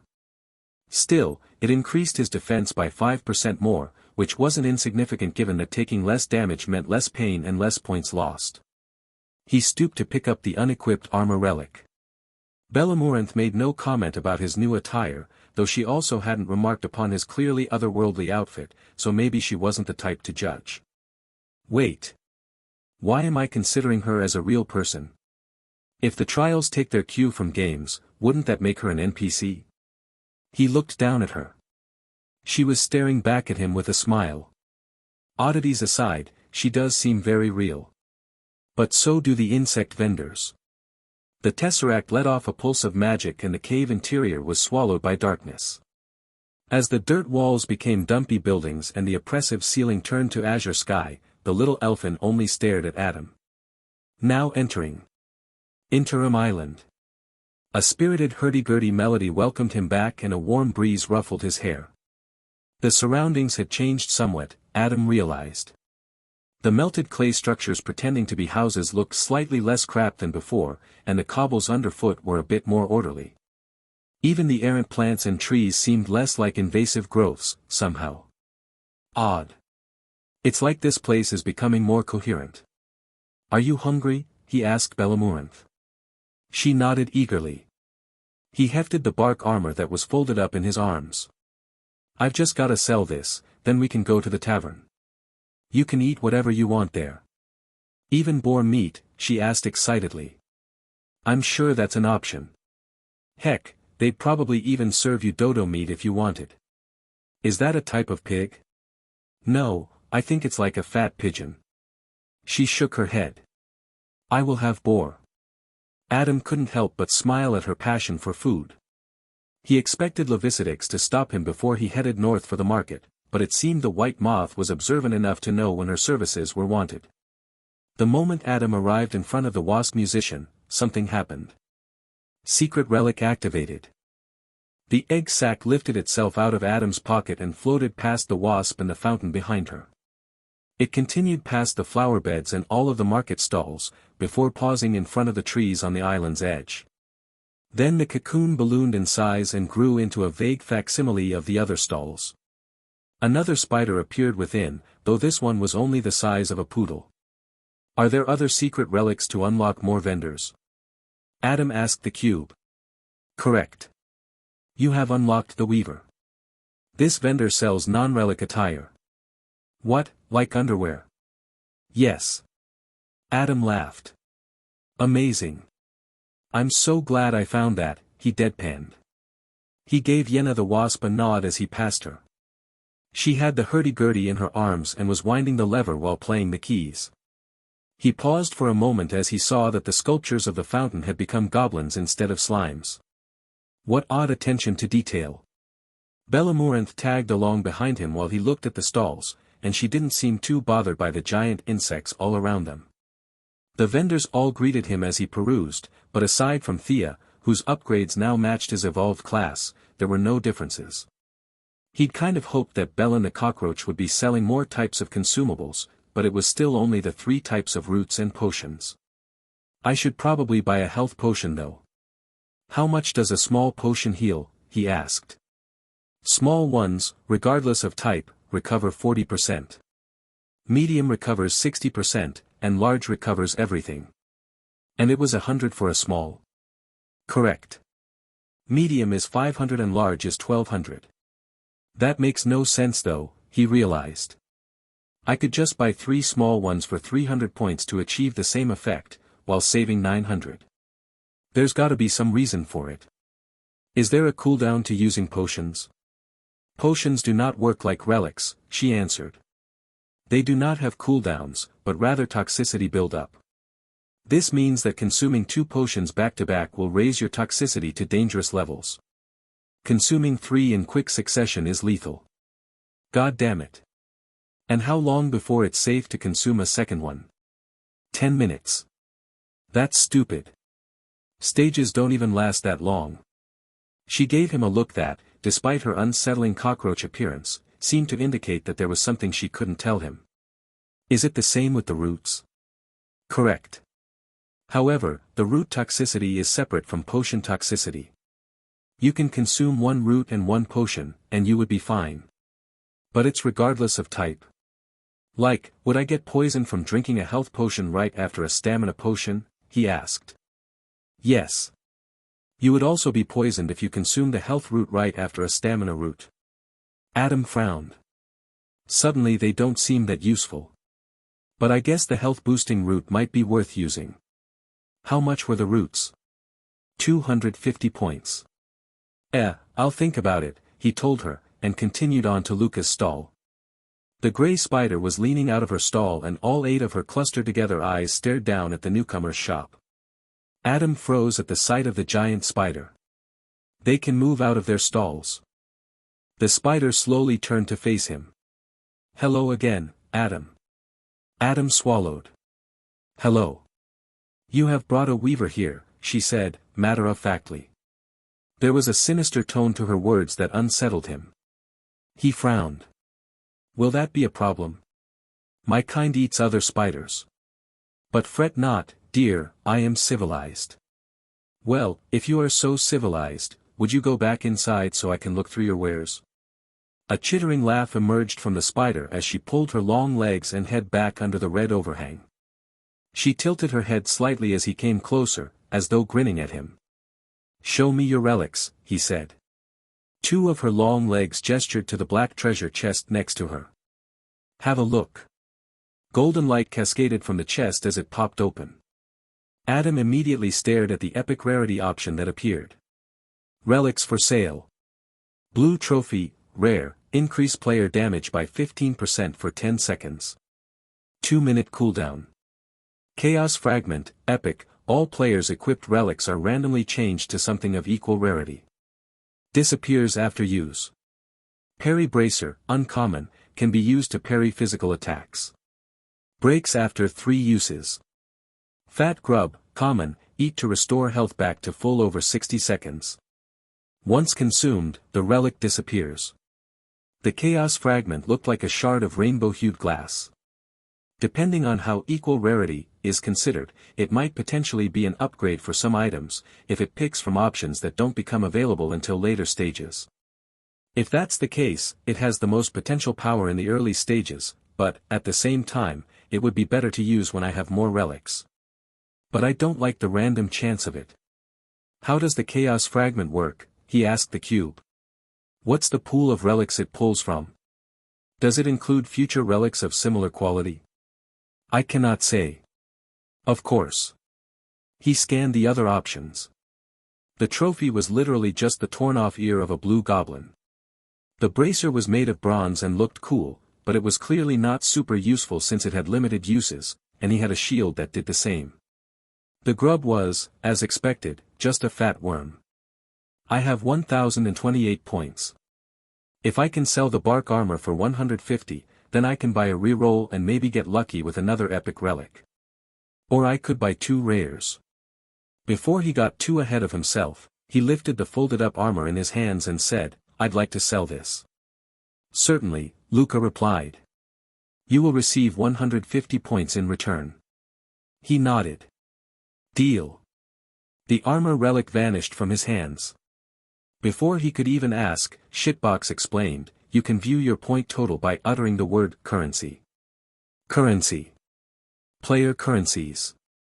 Points, 1,178. Mastery shards, 1. Oh, this shows the mastery shards, too. I wonder if there are other types of currencies. Maybe I should visit Olivida again. If I remember correctly, she had something that cost just 1 shard. I'd like to buy and use a reroll, he told Luca. Relic purchased. Reroll die, uncommon. 1,078 points remaining. Excellent, she chittered. The black chest closed, before popping open a moment later. "Adam, I am hungry." He blinked and looked down at the elfin girl. "Crap, I completely forgot about her for a moment. Give me like 10 more minutes, then we can go to the tavern." Understood. Adam had a look at the new set of relics. Relics for sale. Avalanche boots, rare, all kicks inflict disorientation on normal targets for 2 seconds. Yellow trophy, rare, increase player speed by 15% for 10 seconds. 2-minute cooldown. Potion belt, uncommon, carries up to 3 potions and makes them indestructible, uses the rightmost potion when its associated resource is exhausted. Blink ring, uncommon, charged attacks are performed instantaneously when you blink. Damn. No epics this time. The boots could be useful though. The yellow trophy as well.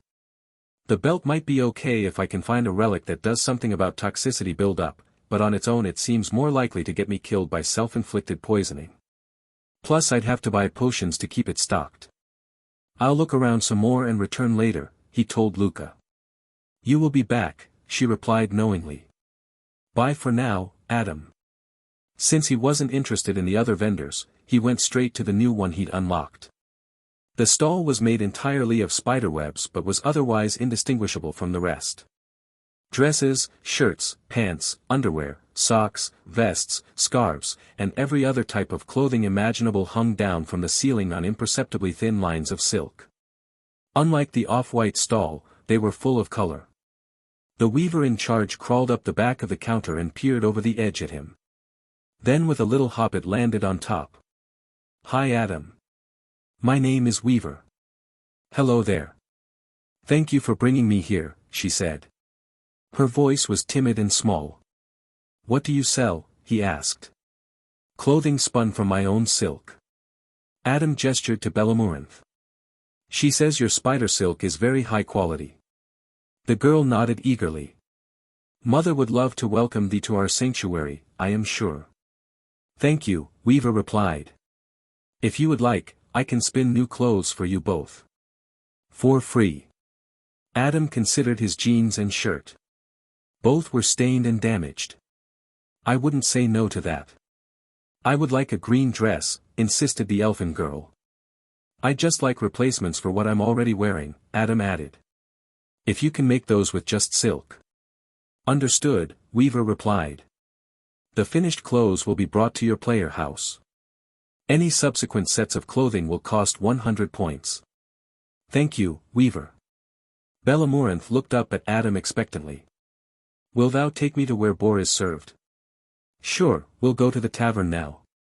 Bellamorinth beamed as Charlie the Red Ant brought a boar pot roast to the table. She immediately dug in, ignoring the cutlery set out in front of her and tearing the meat apart with her hands. After listening to the elfin girl rave about it for a while, he pushed aside his seafood pasta to give it a try. Holy crap, he muttered reverently. Around him, it looked like a bunch of the holograms were trying the exact same dish, prompted by the tiny girl. Granted, he couldn't see their dimensions versions of Bellamorinth. As soon as she noticed he'd taken a bit, she clutched the whole ceramic pot and hissed at him like a miserly cat. It's not good to be greedy, he told her. Get thy own boar. This is mine. Before he could try to convince her, Shitbox interrupted him. Another player is trying to communicate with you. Do you wish to talk to them? Who is it? Player Willow Martin. I thought you weren't allowed to tell me the names of other players. I am allowed when they are requesting to speak to you. Weird. Still wish it had been able to tell me about that person I saw when I asked about the self-devouring eye relic. Do you wish to talk to the player? Yes. Understood. A hologram flickered into life on the opposite side of the wooden table. You survived, she said, relieved. Adam couldn't help but smile. It was nice to know she cared how he did. I'm glad you're alright as well. Did you get any of the bonus objectives? You mean the challenges? She asked. I got the flawless bonus. Flawless? That's what the no damage achievement is called, she explained. It gave me 400 points. Damn, he muttered. He'd been so close to getting both of the achievements. Did you get any? She asked. Nah, he said, frowning. I was 25 seconds off from the speedrun. The last wave screwed me. She nodded. Same. I was 50 seconds off from it, but my staff isn't that great in tight spaces. How does it work? He asked. I haven't tried that one yet. Willow frowned at the way he phrased it. Still, Adam was glad that he didn't have to hide his past loops from her. It's a bit odd, she started. You have to swing it to launch spells after preparing them. The base version is a ball of magic that's hard to aim. I selected the Seeker evolution and now it fires a magical bolt instead, which is a lot faster. The other evolution, Acolyte, makes it possible to prepare more spells, as. That does sound weird, Adam noted. It's pretty strong and it works well with the slime ring though. Willow lifted her hand and showed a ring that Adam remembered seeing last time they spoke. For some reason, he hadn't realized that it was a relic. What does it do? It gives my projectiles something called acid burst, which makes them explode where they land, showering acid. I've never seen that before, he muttered. You know, I think there's a bias to the randomness of the rewards. I've seen a lot of mana-related stuff, but I've yet to encounter things like that duelist's glove you were talking about. Adam nodded. That makes sense, he thought. If there are dozens upon dozens of relics available for every stage, there has to be a way to make sure players get something they can use. If they want to keep things fair, they probably wouldn't throw mana-related rewards at players with stamina-based weapons. Maybe that's why Leonard couldn't find the glove, either. Did you find the secret near the Red Goblin guy, by the way? Willow asked. No. I didn't realize there was one in that area. I only found the spider one. Spider one? She asked, confused. Another player is trying to communicate with you. Do you wish to talk to them? Adam lifted his hands forming a T for timeout. Hold on, Willow, someone else is trying to talk to me. He turned to the floating cube. Is it Leonard? He asked. Correct. Would you like to speak to him? Merge him with our conversation like last time. Understood. Leonard appeared next to Willow, a large pot of boar roast in front of him. This girl's a genius, he exclaimed. I had no idea boar could taste this good. Although I had to get my own since she wouldn't share. Adam laughed. Good to see you again, Leonard. You're both all right, he said, sounding relieved. One of the other people I'd been talking to, she didn't make it. How can you tell? Willow asked. Adam was wondering the same thing, but was glad she had the guts to ask. The German frowned. If you search for someone in here with their full name, the black box will tell you if they've died. Willow and Adam shared a glance. I'll be right back, he said. Going to give it a try. Me too, she added. Leonard smiled sadly. Perhaps he felt like he'd passed on cursed knowledge. After all, sometimes it was better to not know if someone was dead or alive. Adam looked at Shitbox. Show me Helena Fischer. The player you are searching for has perished. He clenched his jaw. Show me Christian Fischer. The player you are searching for has perished. Adam continued through the names of his aunt and uncles, as well as people he knew from work, and his few friends from high school. Each and every one of them had perished. I'm the only one left. Fuck. How many players are left? 419 million players survived Stage 2. Currently, 121 million players are utilizing the Dimensional Tavern. Okay, that's not as bad as I feared. Although that's still over 100 million who died. This narrative has been unlawfully taken from Royal Road. If you see it on Amazon, please report it. God damn. Charlie, he said, calling over the tavern keeper. Yes, Adam. Bring me a milkshake and 3 croissants. And some dinosaur nuggets. Oh, and a smaller version of the roast that Bellamorinth got. Strawberry, she asked for clarification. He nodded. I will be back in a moment, she said with a giggle and left. Adam looked at the elfin girl. She was leaned over the table and snored loudly. Her hands and face were covered in the oily fat from the bottom of the ceramic pot. He smiled and reached over, patting her on the head. Even though you're just a figment of this world, it's nice to have a companion at least. Bellamorinth frowned and started mumbling angrily in her sleep about thieves stealing her food. Adam turned back to his new friends, rejoining the conversation. Did your girl fall asleep as well? Leonard asked. She's snoring really loudly next to me.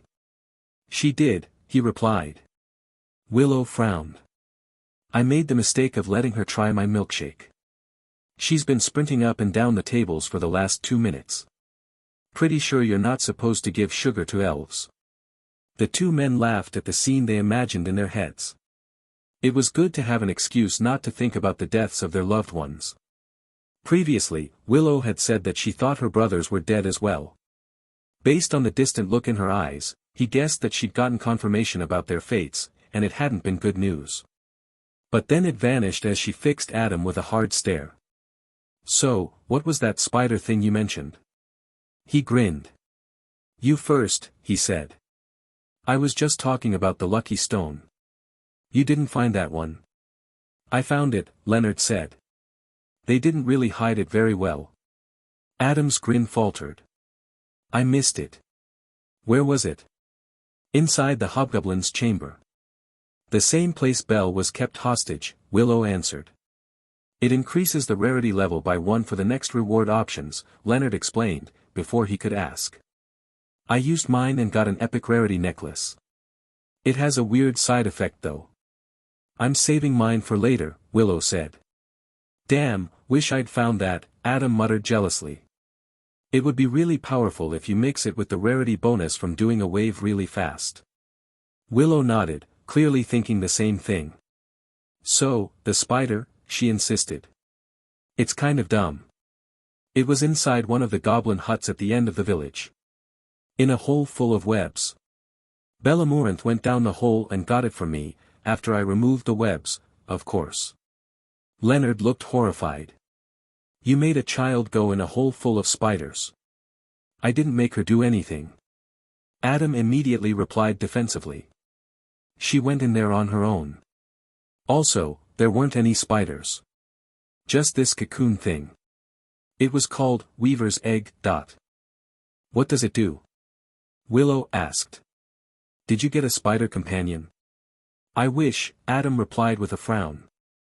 It's just a vanity vendor that was added to the market in my world. Both of them seemed surprised by the answer. I didn't know we could find more vendors, Leonard said. Willow nodded. I'm surprised there were 2 secrets, since the first stage only had 1. I think it might have had 2 as well, Adam replied. Where would they have hidden it? It wasn't possible to leave the clearing. Maybe inside the tree. Leonard guessed. Adam blinked. Holy shit. That's gotta be it. I can't believe I didn't think of that.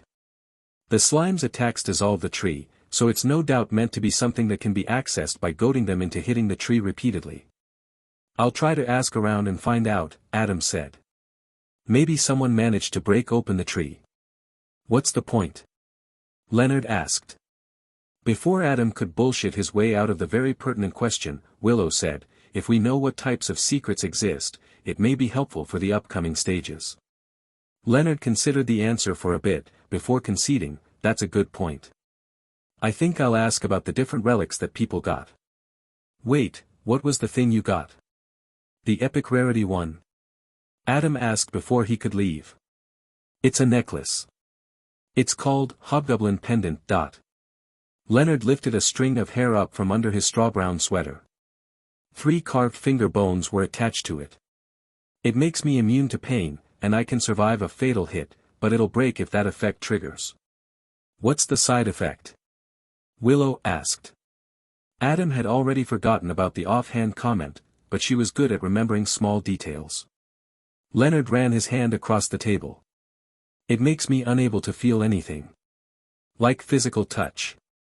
That sounds dangerous, she remarked.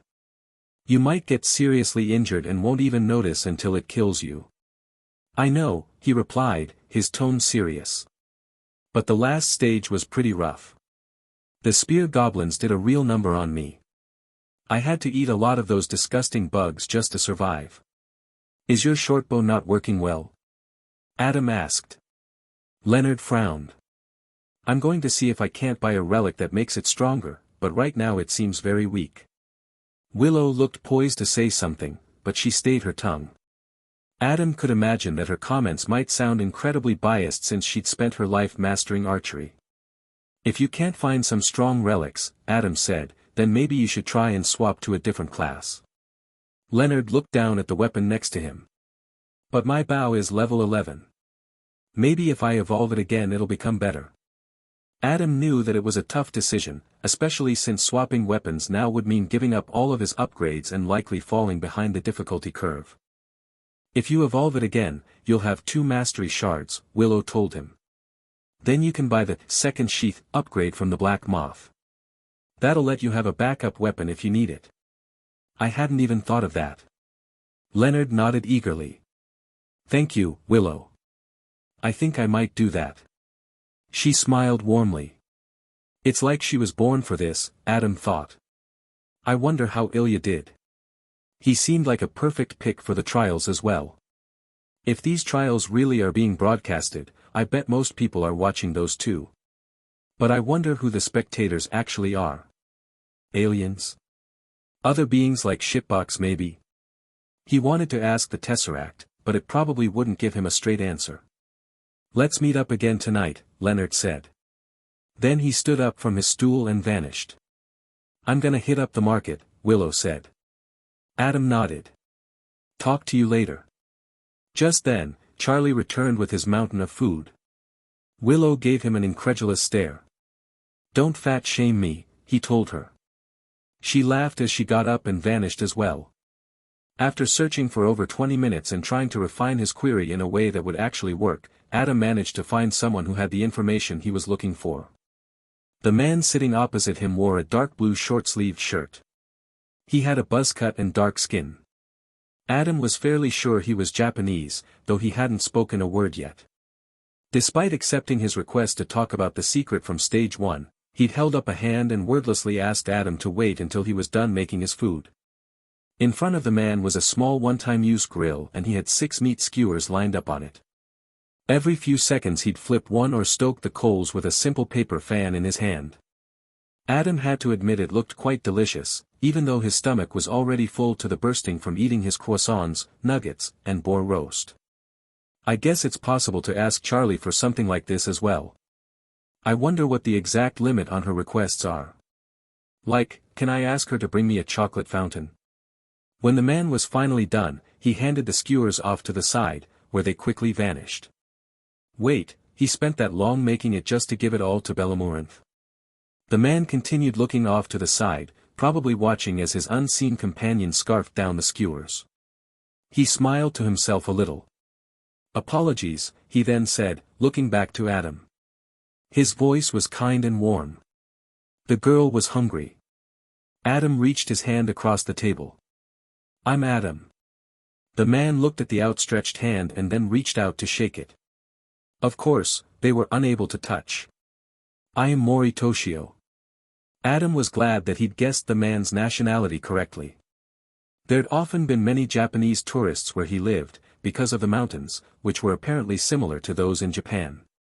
In fact, it hadn't been more than a couple of weeks since he'd helped 2 Japanese women find their way to the nearby theme park. It had been kind of awkward because of the terrible translation app he'd been using. I never did find out if they actually made it there. But, unlike back then, we can now communicate with effortless ease. Before Adam could even ask, Mori lifted a scabbard sword up onto the table. It seemed quite heavy. Both the scabbard and blade were covered in a layer of stone, but gold poked out from cracks here and there. It looked powerful. This is Graham, Mori explained. I obtained it in the first stage by chopping down the large tree. You chopped it down. How? I selected the woodsman class.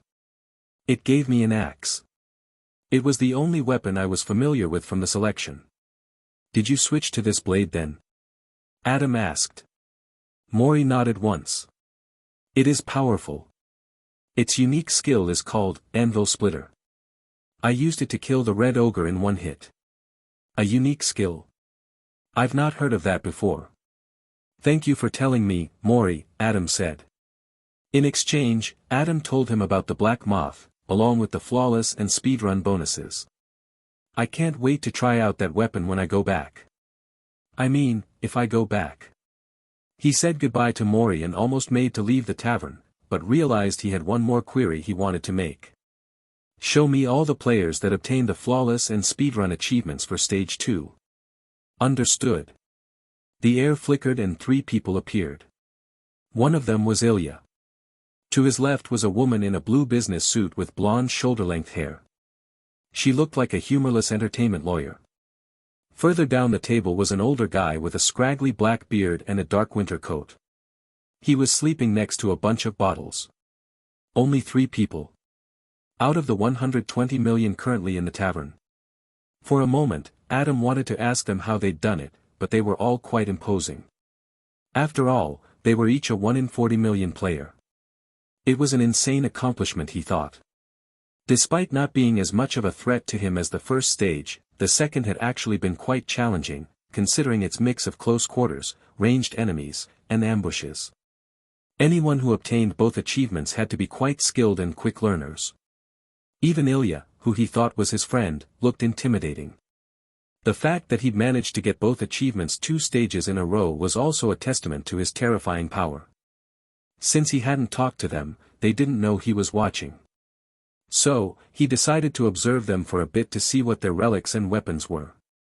Almost immediately, the businesswoman got up. Just as she disappeared, he noticed that there were dark swirling tattoos on her hands.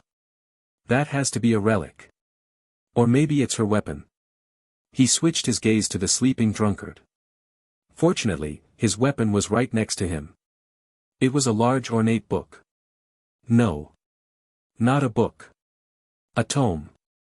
I think he must have picked Warder. That's a rare class. I wonder what it does. In terms of relics, he couldn't tell what the man had. Then he looked back at Ilya. He was in the middle of talking to someone, though Adam obviously couldn't tell who, nor could he hear their conversation. His weapon was somewhere out of sight, but Adam was quite sure he'd gone with Javeliner, since he'd mentioned the boomerang pendant which worked well with thrown items. It seems like a pretty terrible fighting style without such a relic, Adam thought. Thanks to Ilya's baggy t-shirt, he couldn't tell what other stuff he might have, which was a shame. He was about to get up and leave, when the Russian guy turned to look at him. "Hello again, Adam." Adam got such a shock that he tumbled off his stool and fell on his ass. The holograms flickered and disappeared.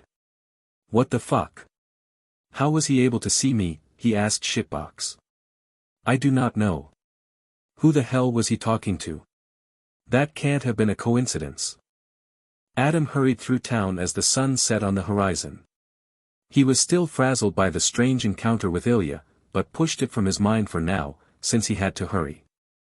The Tesseract floated along behind him as he ran past the buildings. Bella Morinth remained in the tavern, where Charlie watched over her as she slept.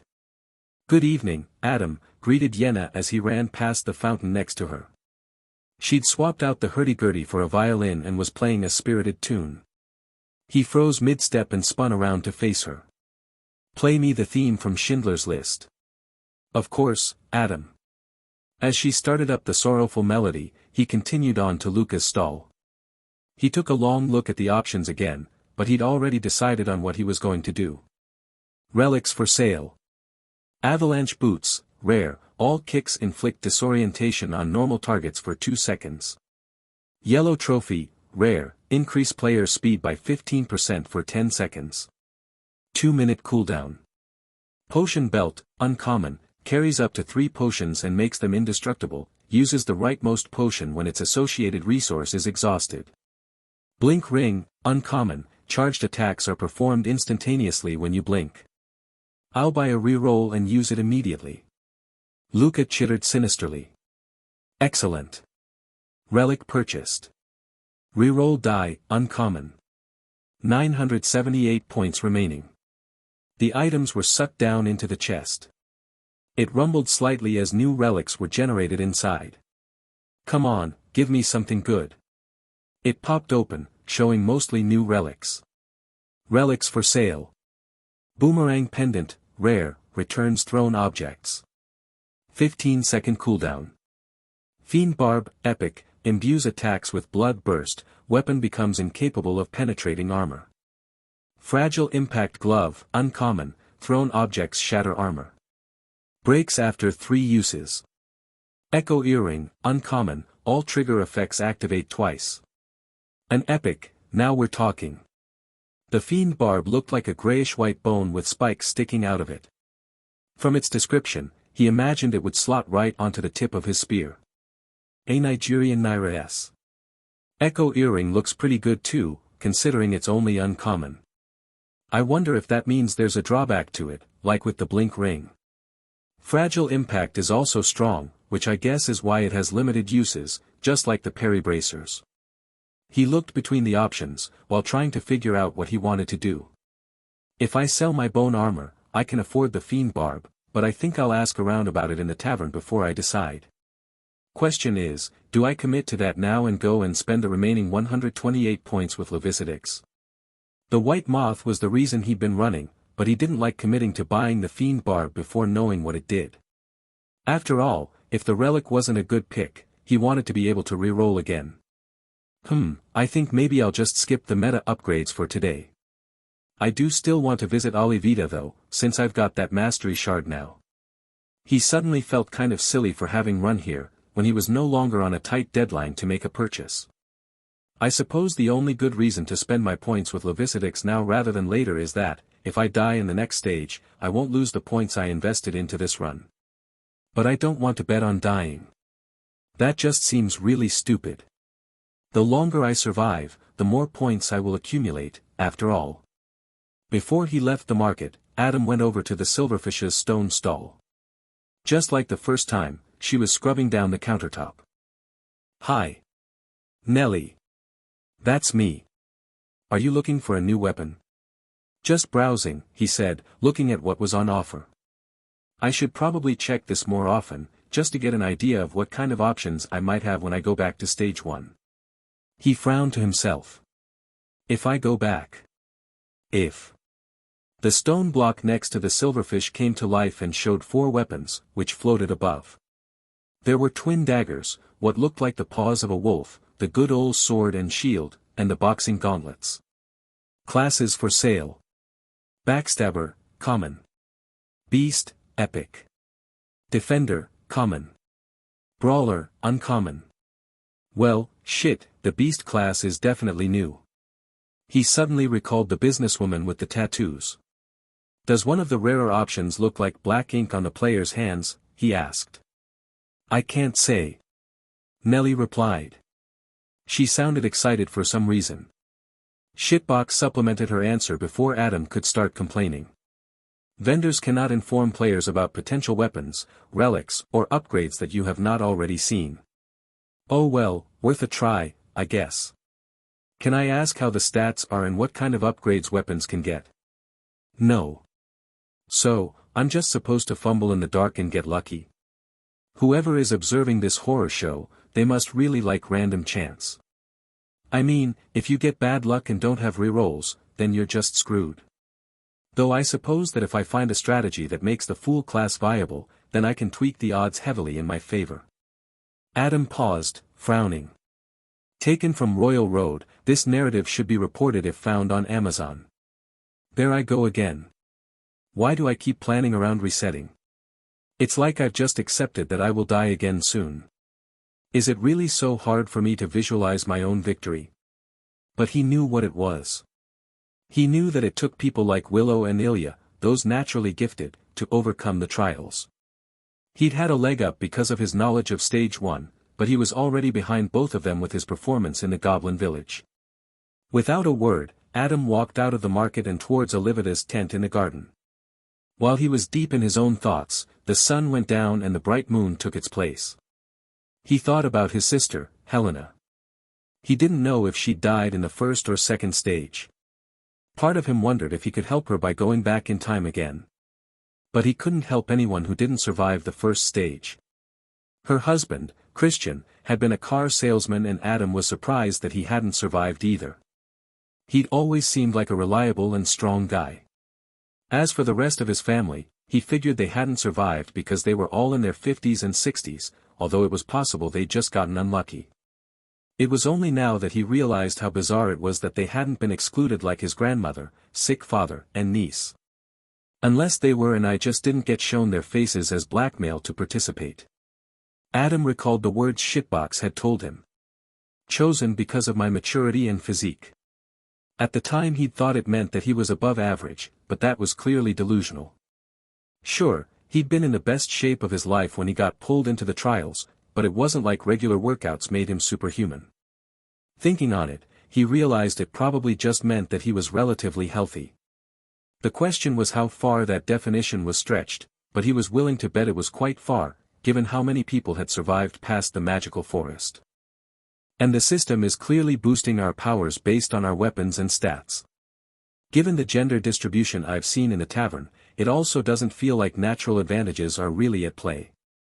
I suppose that since Shitbox keeps droning on about fairness, it's not so far-fetched to imagine that all participants were given an equal baseline and that our stats therefore become the main way we are differentiated from one another in terms of strength, survivability, and agility. The purple glow from the tent in the garden drew Adam's attention away from his thoughts. He knew it didn't really matter, since he had no way to affect the trials and change these things. He walked past the flower beds of black dahlias and entered the tent through the flap. Scented fog rolled out to meet him, and he quickly went inside. Olivida the black moth perched atop her high-backed chair just like last time. She was staring deeply into the purple glowing orb on the table while her wing scales circled in the air. Shitbox froze in the doorway once again. She looked up at him with her large compound eyes. "You have what I seek," she announced. "Show me your upgrades again." She nodded. "Yes. Please give me the shard you hold." He frowned at the way she phrased it. It reminded him of the same weird way Luca practically begged for his points. I wonder what they actually get out of this. Mastery upgrades for sale. Hard mode, unlock a toggleable stage hard mode, 1 shard. Second sheath, carry 1 additional weapon, 2 shards. Orb of Insight, view info about the upcoming stage, 3 shards. Visiting Stone, visit the dimension of a known player, 8 shards. Vanity, turn an interim island denizen into a humanoid, 10 shards. Okay. The only thing I can afford is the hard mode upgrade. Since the upgrades can be paid incrementally, it might be a good idea to just commit my shard right away. Question is, which upgrade benefits me most? For the hard mode, how does that actually work? Each stage has different challenges added onto them. I cannot give specifics. That makes me think that it's not the same kind of difficulty spike across the board. Which probably means it likely isn't just more damage and health for the enemies. Aside from a bigger challenge, what else does it change? You receive double points for completing a stage on hard mode. He blinked. Okay, that's pretty awesome. And it's toggleable. How does that work? He asked. Yes. You must make the decision before a stage begins. But it will not work, for stages you have not completed. It could actually be useful since I get to toggle it. Plus, double points is quite significant. But making the upgrade this cheap, and the fact that it only works on stages I've beaten, probably means the system wants overconfident time loopers to pick it. That has to be a trap. He looked at the other options. What does the Orb of Insight do? Insight will give you a look at the next stage. Opponents and other such information will be revealed. That could be useful, depending on how much info it gives. If it has enemy weaknesses included, it could be powerful. Is it a one-time use? He asked, figuring there was a reason it was relatively cheap in terms of shards. No. After using the orb, it must cool down for 3 stages. What about the visiting stone, does it have limits? Visitation is only possible between stages and only once per day. It would be nice to meet another player in person rather than as a hologram, but I'm not sure what the exact benefit is. Aside from. Adam shook his head. Why is that the first place my mind went? The vanity upgrade, how does that one work? If I apply it to a vendor, will they retain their humanoid traits for the next loop? No. But you will be able to select them again. Or you can select someone else. This upgrade can be purchased multiple times. What about the visiting stone, can I get more than one to skirt the limitation? No. Does the vanity upgrade do anything aside from altering a denizen's appearance? I cannot say. He frowned. It's the most expensive one and you can't tell me? The all-seeing system believes that when players get lonely, they may want dash. Adam waved his hands in front of his face. Stop.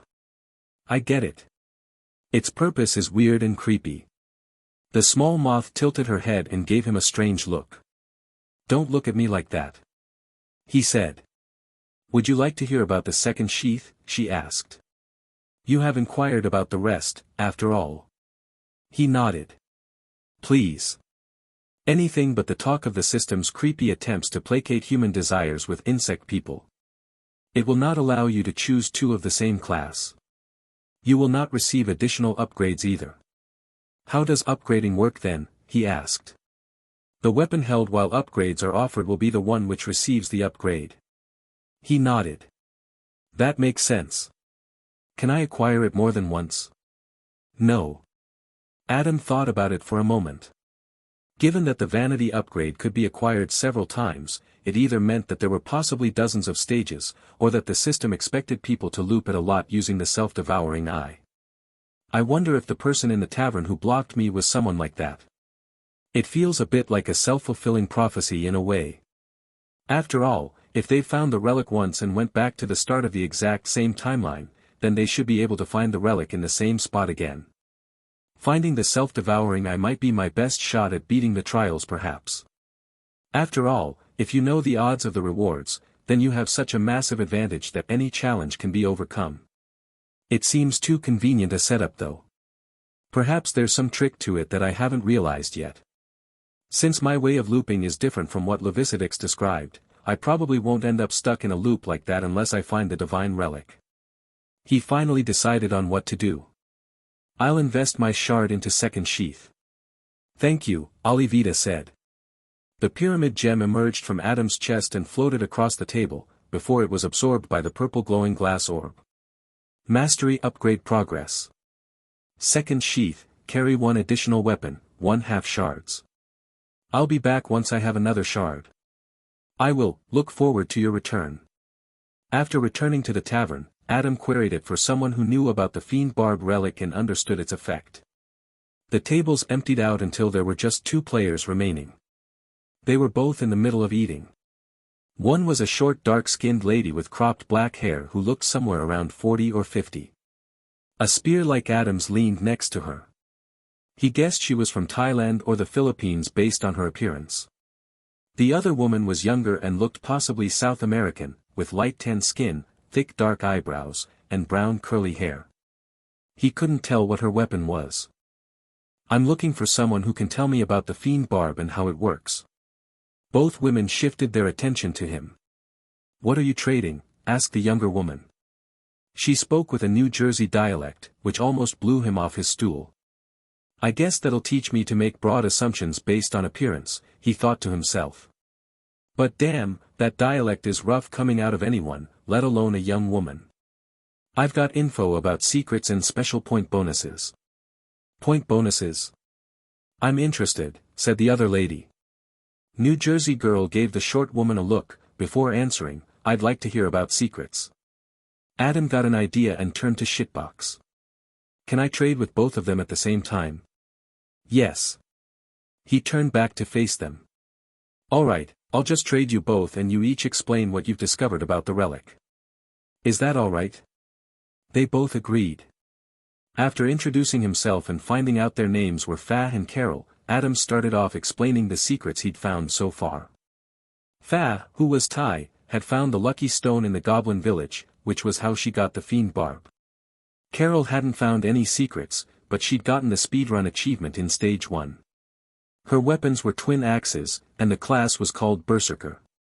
A New Jersey Berserker called Carol. A more terrifying thing probably doesn't exist. Once he'd upheld his end of the trade, Fa was the first to reciprocate. She showed Adam her spear, which was a lot shorter than his since she hadn't picked any growth upgrades. You see this? She asked, pointing to the tip. Adam realized that the relic was the tip, as though it had replaced the end. It looked like a bone cactus. That probably explains why it lacks penetrative power. Once you stab it into your enemy, a spike breaks off and poisons their blood. Which is how blood burst triggers, he asked. She slapped her spear. It is dangerous and can maybe hurt you. The wound pops, like a small bang.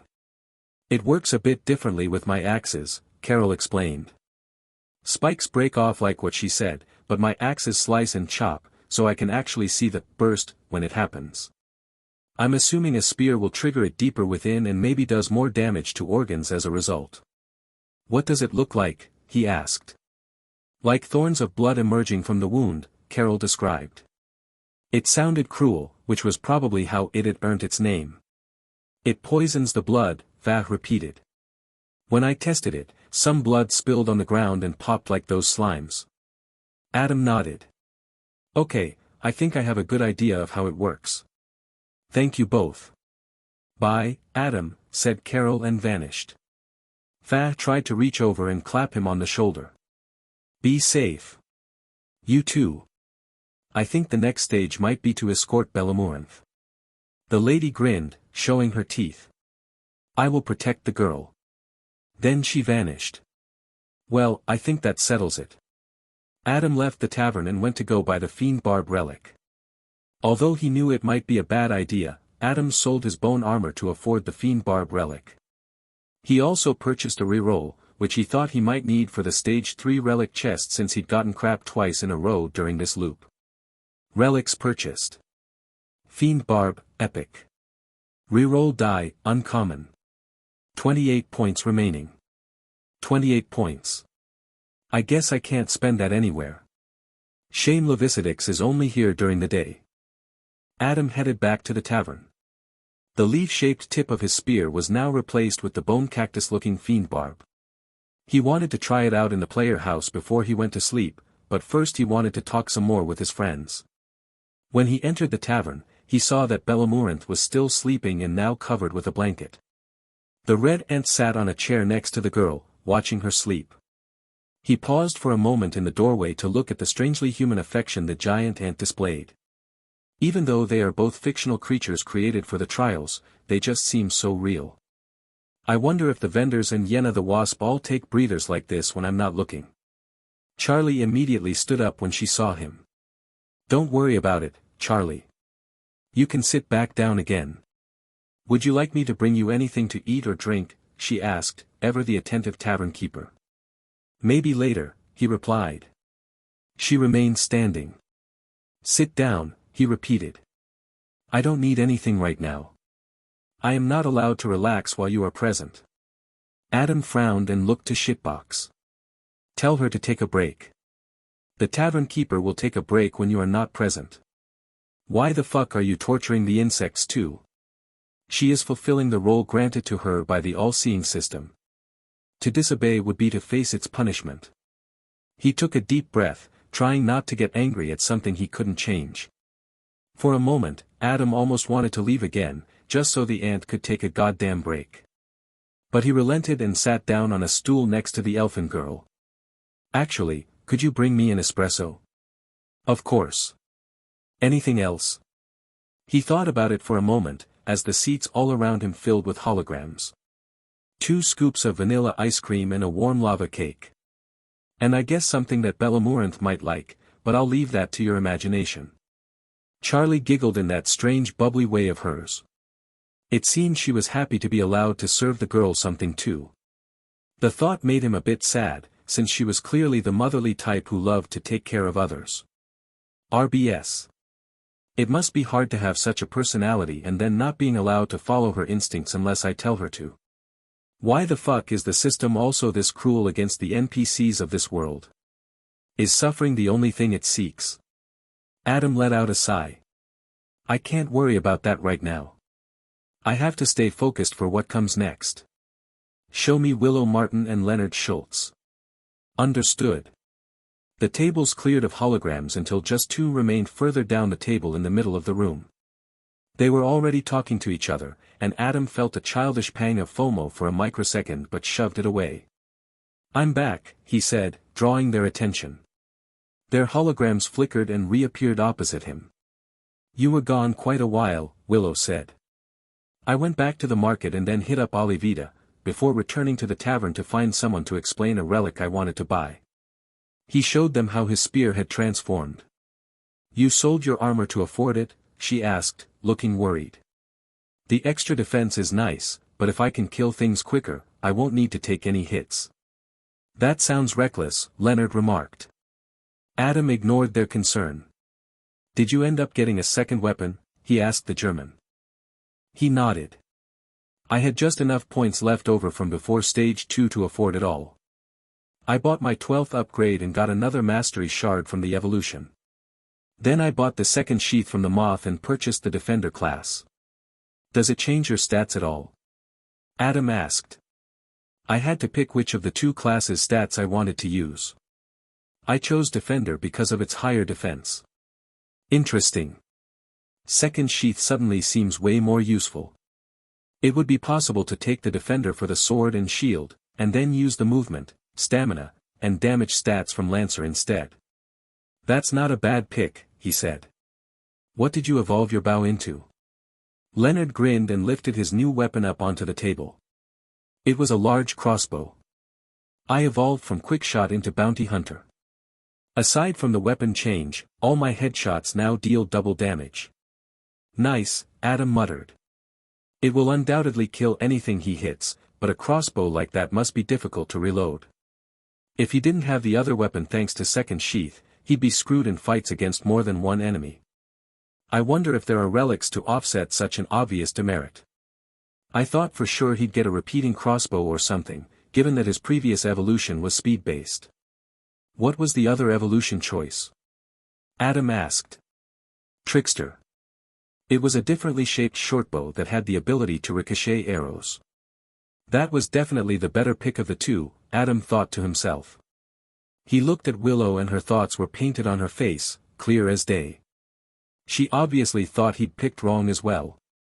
What did you buy? Adam asked her. I bought something called an echo earring. It'll make the acid burst from my ring explode twice. I also got the yellow trophy to give me a speed boost when I need it. And then I bought 2 rerolls. I gambled away the rest of my points just rerolling the relics that Luca sold. Adam laughed. That's exactly what I did too. But I think this thing will help me a lot in the next stage though, so I'm quite happy, he said, tapping the fiend barb with a finger of his slime glove. He briefly explained how it worked, although he obviously hadn't tested it himself yet. What do you think we'll fight next stage? Leonard asked. Before that, Adam interjected, what about my prize? What do I get for being right about the goblins? Willow laughed. Technically, you said orcs and I suggested goblins, Leonard said. That's besides the point, he insisted, a grin on his face. You picked wolves. Charlie arrived with Adam's dessert, espresso, and what looked like a massive turkey drumstick for Belle. The elfin girl immediately woke up when she smelled the food and began devouring it. Willow eyed Adam's plate. Didn't you just have a massive feast of food earlier? It's weird, I don't actually feel full after gorging myself in here, he replied. I noticed that too, said Leonard. You'll develop bad habits for when we're released from the trials, she cautioned, reminding Adam of something that his mother had told him, a few months before her death. A pensive mood fell over them at the prospect of getting free and no one said anything for a while. Do you really think there's a way out? Leonard eventually asked. If you discover this narrative on Amazon, be aware that it has been stolen. Please report the violation. I'd like to think so, she replied. They looked to Adam, but he just shrugged. I hope so, he said, though his real thoughts on the matter were more complex than that. Anyway, I think the next stage will be an escort to get Belle back to her mother. The girl was still busy devouring her drumstick and, like the Tesseract, it seemed that she couldn't hear what Adam said when his words were directed at the holograms of his friends. If it's an escort, then it has to be an ambush, Leonard said. Adam nodded. How are you two so certain about these things? Willow asked. It's because the stages are like a video game, he replied. So far it has been very cliché, Leonard added. So if it's an ambush, what will we be fighting, she wondered. Probably whoever wanted to buy Bellamurinth in the first place, Adam said. Buy her? Leonard and Willow both asked, horror on their faces. You didn't ask her why she was kept prisoner. I didn't want to pry, Leonard said. Willow nodded. Belle told me that the hobgoblin kept her fed because she was to be sold, Adam explained. Oh, I didn't even think about that, Leonard said, but that explains why she wasn't malnourished. Weren't you a policeman? Adam asked, making a light jab at his lack of observational skills. I wasn't a detective or anything, but you're right, I should have noticed. It's just. What? She reminded me a lot of my Sarah. She turned 9 this year. The German had a small wistful smile on his face. I hope he doesn't find out that the people kept in holding are all dead. It would break him. Do you think the enemies will be human? Willow asked, trying to return to the topic. Belle told me that her people have magic in their veins, whatever that means, Adam explained. I'm guessing that whoever wanted to buy her has some evil purpose in mind, so humans are probably a safe bet. Or demons, Leonard said, clearly appalled by the concept Adam laid out. It would be too early for demons, he replied. They're always kept for later. Leonard grinned. I knew you'd say that. Are we making another bet? Willow asked. If so, then I'm saying humans. Hey, not fair. Adam complained. Leonard laughed. I guess I'll pick demons then. Adam frowned, not sure what else he could pick. I'll go for a twist and guess it'll be elfin. Like maybe some rogue faction from her sanctuary. When Charlie announced that the tavern was closing, Adam headed back to his player house with Bellamurinth. She was skipping along the cobblestones between the dumpy houses, clearly full of energy. He was starting to fear that she might not be able to sleep since she'd already rested for hours in the tavern. Suddenly, the elfin girl stopped in her tracks and looked up at the radiant silver moon. I am glad we are beneath a familiar light, she said poetically. I suppose that is a comfort. It would have been weird if this fake world had no moon. After returning to the player house, Adam checked on the status of his glass acorn. Secret relic. Glass acorn, rare, grows for 2 stages. Just 2 more stages and I'll see what it does. In the garden next to the secret relic was a new creature. It was a tiny green goblin. It was sleeping next to the blue slime from stage 1. Such an odd detail. If there really are dozens of stages, then this garden will eventually become quite busy with critters. He headed inside the house and found that there was a small new bed by the foot of his own giant one. Bellamourinth immediately beelined for it and laid down. Within seconds she was asleep. I hope I don't wake her up while I practice with my new relic. Adam stopped halfway across the floor to the practice dummy. Wait a minute, he realized. I never got my reward for the bet. God damn it, he muttered. I'll have to remind them after the next stage. Adam lunged forward with the spear, driving the new bone tip deep into the dummy. When he pulled it out, a gaping hole was left behind, but nothing happened. Is it not working? Then he realized his mistake. He was using the default Strawman dummy. It's called Blood Burst for a reason. Change the dummy into a goblin. There are 3 versions to pick between, green, blue, and yellow. Can you turn it into the hobgoblin boss? Of course. The target dummy changed and became identical to the red hobgoblin, even wearing the same bone armor. He nodded to himself. This was a good target to practice on. First, he tried to see how bad the lack of armor penetration was. His thrust into the bone vest skidded off completely, pushing the dummy back a couple of steps, but only leaving just a tiny scrape on the armor. Alright, that's pretty bad. But that was to be expected. He circled around the hobgoblin and jabbed his spear into its armpit just like he'd done during their fight. Before he could even retract his spear, a loud internal pop and crunch came from inside the wound. He pulled his spear free and fragments of crystallized blood were dislodged from the target's body. The blood had taken on pointy gem-like shapes. Then the dummy flickered and reappeared back in its original spot. That was enough to kill it? Yes. Okay, that seems pretty strong. I'm not entirely sure what's happening, but it seems like the fiend barb makes the blood solidify and take on strange crystalline shapes, which I bet does a lot of internal damage. Adam practiced against the hobgoblin dummy for a while, testing out the effects of glancing blows versus deep wounds. Even when his spear didn't pierce the target, the blood burst was pretty devastating. Like Fa had told him, it basically poisoned the blood of his target, though the crystallization was incredibly fast, so, depending on where he hit, the results varied a lot. If he struck the side of the target's neck and introduced the poison to its carotid artery, the whole upper body became a pin cushion as all the blood turned to crystals. If he struck somewhere without an artery and didn't pierce into its organs, then the upper layer of skin and flesh grew brittle like poor-quality glass instead. It would be weakened to the point that a punch would completely destroy it though, so it was still pretty powerful. But there was an obvious downside, which he discovered as he changed his target into a slime. The fiend barb only worked if his target had blood. If I end up fighting insect creatures, I hope their hemolymph counts as blood.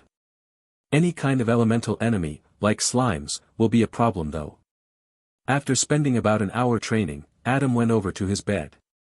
He blinked in surprise at the things that lay atop it. It was the clothes that the weaver had made for him and Bellamourinth. I completely forgot about this. The shirt, jeans, and socks were identical to what he was already wearing, but when he put them on, the feeling was completely different. It felt like he was wearing flexible clouds. He placed the green dress made for Belle in front of her bed, so she would see it when she woke up. Then he laid down and instantly fell asleep. In his dreams, Adam saw the giant eye in the cosmos. 2 moths, black and white, circled each other like yin and yang. The moths converged at the center of the iris, before taking on the silhouette of a man. The silhouette looked just like Adam. Then the eye blinked. Now entering. Stage 3. Forest Escort. 5 waves. Adam awoke seated on a comfortable cushion. The world was rumbling and light flashed by outside through the window. Opposite him sat Bellamorant, dangling her legs over the edge of the bench. She was wearing the green dress that Weaver had made for her. I was right about the escort, he realized. Adam looked around. The interior was made of lacquered wood, the cushions were green and silky soft, and there was a door on either side. Set into the doors were narrow windows, and beyond them was a forest landscape cast in an amber-orange afternoon glow. His spear leaned against the wall next to him. "We're in a carriage?" "That's not what I expected." "Who is driving this?" he asked. There was no way to see to the front of the carriage, but he heard the sound of hooves. "Mine guardians. Mother sent them." "Are they elfin like you?" he asked. "Yes." Adam clenched his jaw. "This stage has to revolve around an ambush then. There's no other way I can picture it, unless I'm supposed to stand atop the carriage and fight off attackers, but that seems preposterous." Suddenly the carriage jerked to a halt. The shrieking of scared horses filled the air. "The road is blocked," called a male voice from the front. "We have to find a way, arrow dash." Before the unseen speaker could finish, the crackle and snap of what sounded like lightning struck the carriage. The whole vehicle shook violently for a second. "Shit! It's starting right away." Adam picked up his spear and hurried out the door. "Stay in here," he told Bellamorant. After closing the door behind him, he looked around. "Yep. This is the area I'll be fighting in." It was perfectly walled off, in a way that reminded him of boss arenas in games. Those always had a way of seeming unnaturally open and restricted at the same time. Ahead of him was a gentle slope down into a sparsely wooded area. There were some large rocks placed around at random, as though to provide cover from ranged attackers.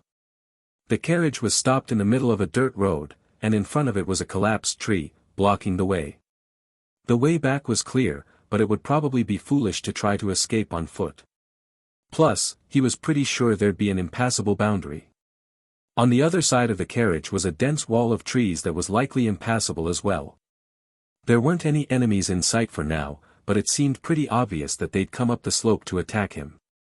As he went around to look at the front of the carriage, he saw that there were two muscular elfin men seated at the front. Both of them were dead. From the looks of them, it seemed they'd been struck with some kind of magic, since they had scorched holes through their heads. The two horses tied to the front of the carriage were unscathed, but they stomped nervously, clearly wanting to flee. Although they should have been able to simply take off, they didn't go anywhere. Shitbox appeared from between the two dead drivers and floated over to Adam. Stage 3 will introduce objectives to the trials.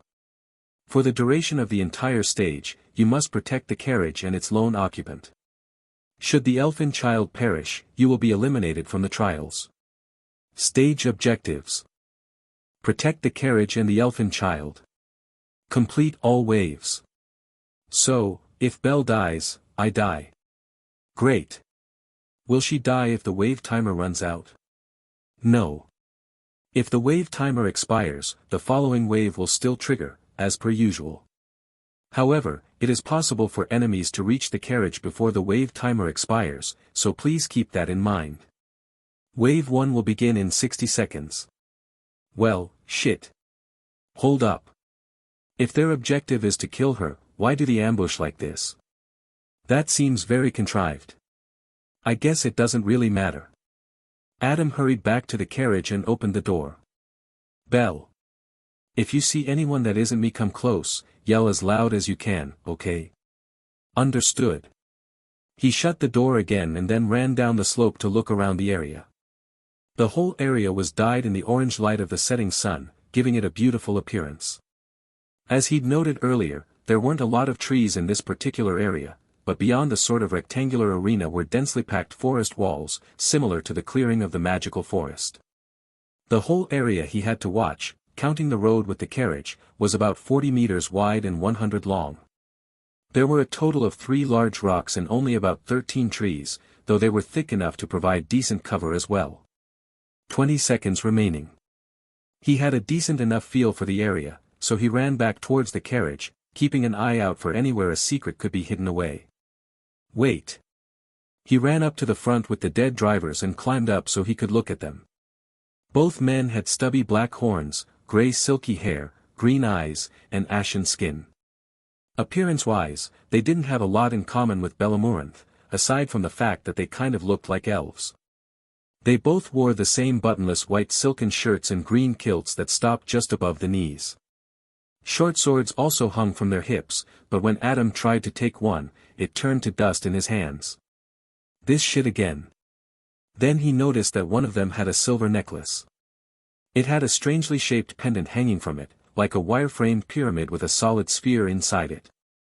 2 horns protruded from the front of the sphere. 5 seconds remaining. Adam grabbed the necklace. It didn't dissolve in his hands, so he quickly pulled it up over the head of the dead elfin. Secret relic obtained. Allmother's Wrath, rare, when the wearer is damaged by an attack, curse attacker with lethargy for 30 seconds. 1 minute cooldown. I can't tell if that was poorly hidden or if I'm an outlier for assuming they'd hide it on the driver's bodies. Still, this isn't terrible, I guess. But I'm still better off not getting hit. I'm betting that lethargy is like a kind of snare or slow effect. Or maybe it reduces stamina and recovery, perhaps.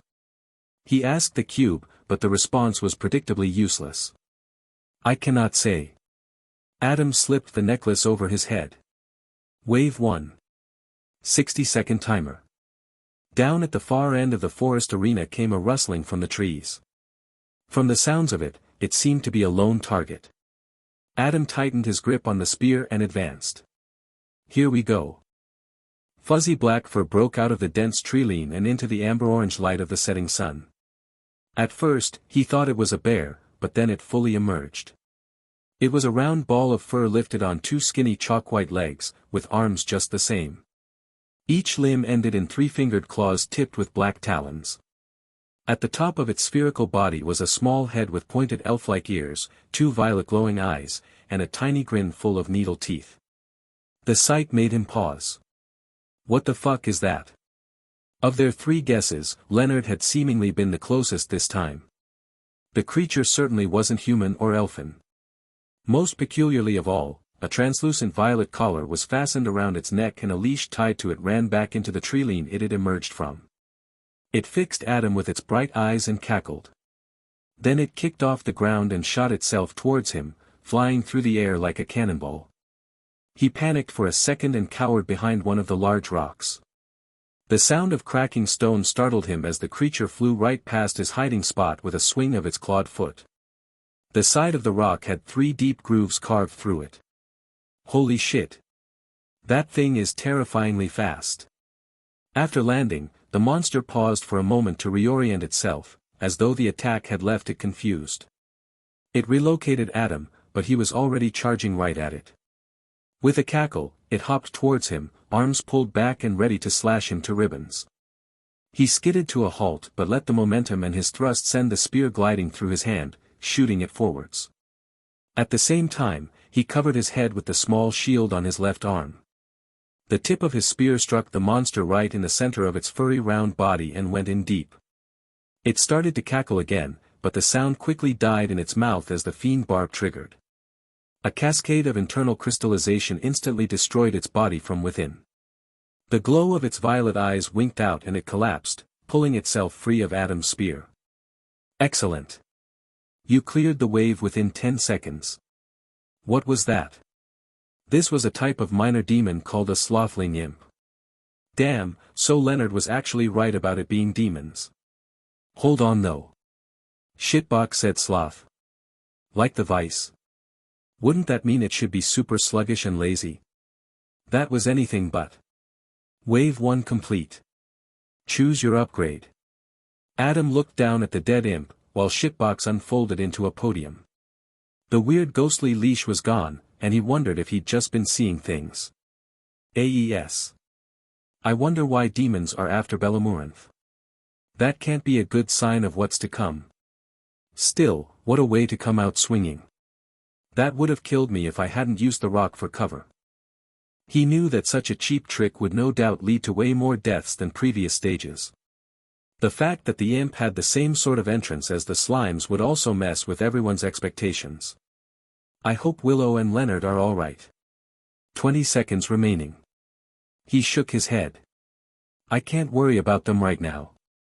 I have to focus. Adam looked at the options available to him. Since he'd completed the wave quickly, it meant all the upgrades went up a rarity level. As a result, one of the options was epic and the other two were rare.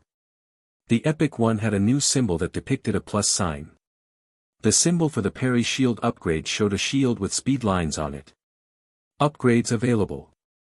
Spear damage, rare, increases spear damage by 15%. Shield speed, rare, increases shield speed by 35%. Health, epic, increases health by 10. Health. That's a new general upgrade. But man, it's epic and only gives 10. That's really low. I'll go with damage. Upgrade selected. Spear damage, rare. Adam moved closer to the tree line where the imp had emerged. His weapon was powerful against them, but those bastards were too fast to be allowed free reign of the stage. Wave 2. 90-second timer. 90 seconds. That probably means I have to fight two of them at once. The same part of the forest wall trembled as the enemies came forward. Adam went as close as he dared, keeping some of the widely spaced trees nearby so he had cover if he needed it. A red liquid hand emerged through the tree line, followed by a 2-meter-tall bulky humanoid shape. The whole thing was made of flowing red water, although barely any of it dropped onto the understory nor was left behind on the trees it touched. A man made of blood? He wondered. Although its arms, torso, and legs were way thicker than normal. He noticed the same translucent violet collar and leash again. That has to be a clue to something. The figure emerged fully from the tree line and Adam shot forward, driving his spear right into its body. Like the slimes of stage 1, there was a solid core in the middle of it, but it was the size of a coconut this time.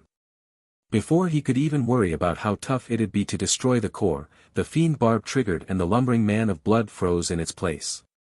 Its entire body then immediately solidified like glass and started to crackle and pop dangerously. Oh shit! Adam quickly dove behind a nearby tree, just as the monster exploded like a shrapnel grenade, driving blood spikes the length of his forearm into the ground and nearby trees. Excellent! You cleared the wave within 5 seconds. What kind of monster was that? Adam asked. He peeked out from behind the tree to witness the devastation, only to realize that 2 of the blood spikes had pierced all the way through his cover mere centimeters above his head. Yikes! This was an elemental called a blood golem. Interesting that shitbox actually explains what the enemies are. I should have asked about it earlier. There might be a lot of hints I've missed. I hope I end up fighting more of those elementals, since my fiend barb is clearly a hard counter. If I didn't have it, I doubt it would be a simple opponent. I'm still trying to figure out what the enemy pattern is though. So far it doesn't really make sense. Perhaps the leash means they're all tied to something, like a demon lord, perhaps. Wave 2 complete. Unauthorized usage. This narrative is on Amazon without the author's consent. Report any sightings. Choose your upgrade. Upgrades available.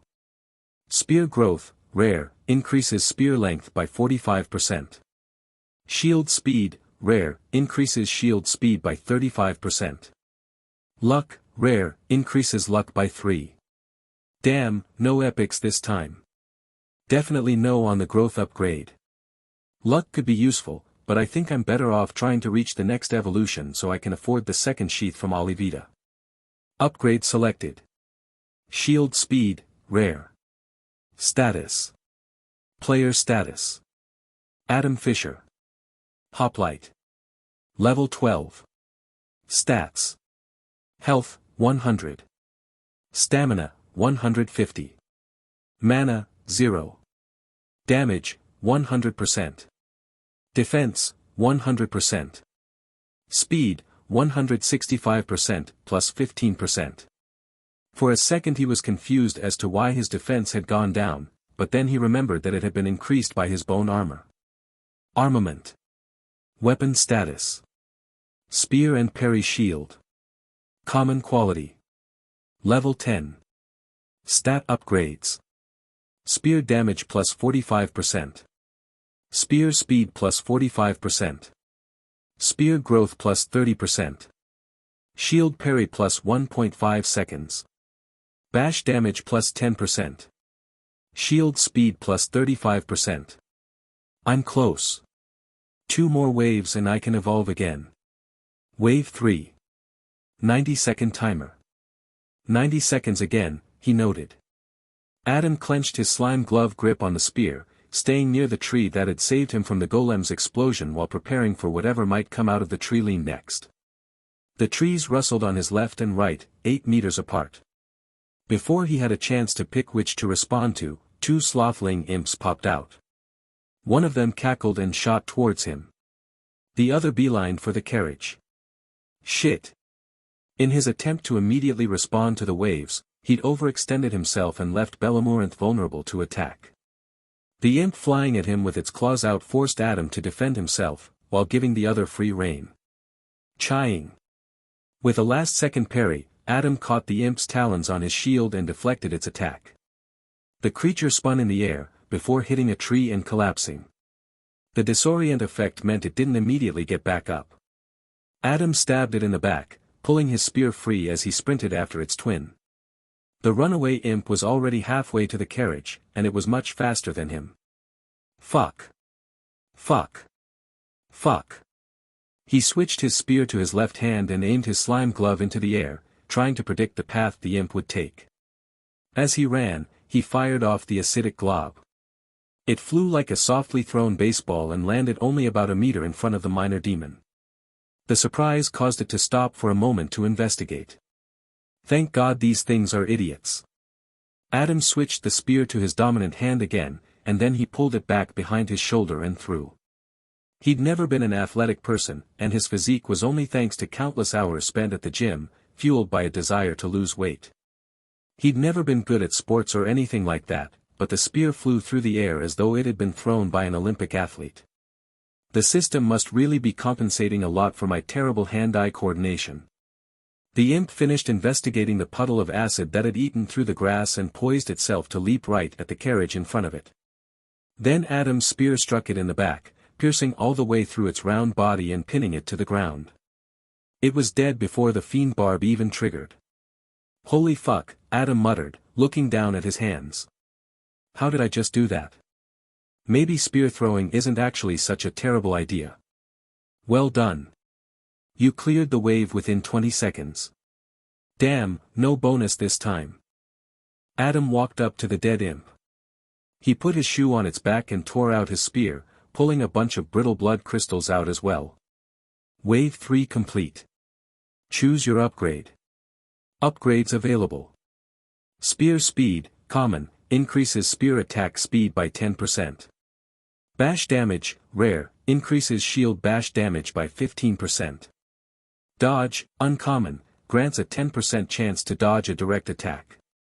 Before picking an upgrade, he walked up to the carriage and opened the door. Are you alright? He asked the elfin girl. She was seated on the cushioned bench and looked kind of bored. I am. How long before we resume our journey home? He smiled. Not much longer now. But stay in here, okay? Understood. Adam closed the door again and returned to the upgrade podium. What am I fighting next? He asked Shitbox. I cannot say. He shrugged. Worth a try. 10 seconds remaining before your upgrade choice is forfeit. Relax. I'm picking now, ain't I? He reached out and touched the shield symbol, figuring his shield's bash damage was blunt and could therefore offset his inability to pierce armor. Upgrade selected. Bash damage, rare. Alright, what next? 3 of those imps. More of the blood golems. Wave 4. 150-second timer. Nearly double the timer. That can't be good. Then the ground rumbled and shook. From down the end of the field, something massive broke through the tree line, toppling trees in its wake, though they conveniently collapsed to block off the path it had taken. Adam was already running down the slope to meet it, but the sight sent a chill through him. It had a lot in common with the slothling imps but towered over them at more than 4 meters tall. And that was despite its hunched posture. It walked like a gorilla, leaning on its two bulky arms, while its legs were crouched. Like the imp's, its upper torso was covered in fuzzy black fur, and its lower body, legs, and arms were white as chalk, but unlike the imp's it was a muscular beast. Its round white head protruded from the fur-covered torso and was about the same size as Adam's. Black eyes with violet pinprick pupils stared at the carriage, and its needle-toothed mouth had a massive underbite. Keche keche keche. The beast laughed. If that thing is as fast as the imp's, I'm fucked. Shitbox, what the hell is that thing? This is a minor demon called a slothling ogre. Yeah, that checks out, I guess. Adam clenched his jaw and ran to meet it. Unlike the imp's, it ignored his presence and lumbered towards the carriage. Fortunately, its pace was slow, but it was clear that it would make it to the elfin girl within 2 minutes if Adam did nothing to stop it. As he came closer, he saw that it too had a violet leash around its neck. Seriously, what is that? Some kind of enslavement spell? With a shout of effort, Adam hammered his spear into the ogre's left arm, hoping to disable it. The fiend barb tip skidded along its alabaster skin, failing to pierce. It managed to draw a line of blood though, which quickly crystallized the surface of the shallow wound. The ogre grunted in pain and swung the arm out to bat him away as though he was nothing but a bothersome mosquito. Adam barely ducked the lazy attack. The swing created enough wind to push him back a step. I'm 100% dead if it hits me. As soon as the ogre resumed its lumbering crawl, Adam moved in again, striking the same spot as before. The sound of crunching glass preceded the tip of his fiend barb entering the ogre's arm. When the relic triggered this time, it completely crystallized the veins from the forearm to just above the elbow joint. It tried to swat him again, but its own strength worked against it. The crystallized forearm broke off and flew across the forest field, landing in the grass with a thud. The ogre paused and suddenly focused its entire attention on Adam. Ah-oh.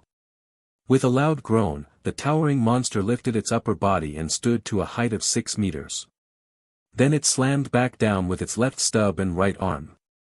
He had plenty of time to find cover, since it was slow, but even from behind a sturdy rock 10+ meters away, he felt the earth tremble and heard 2 trees come crashing down. This is basically a boss in its own right. What in the world will I be facing in the last wave?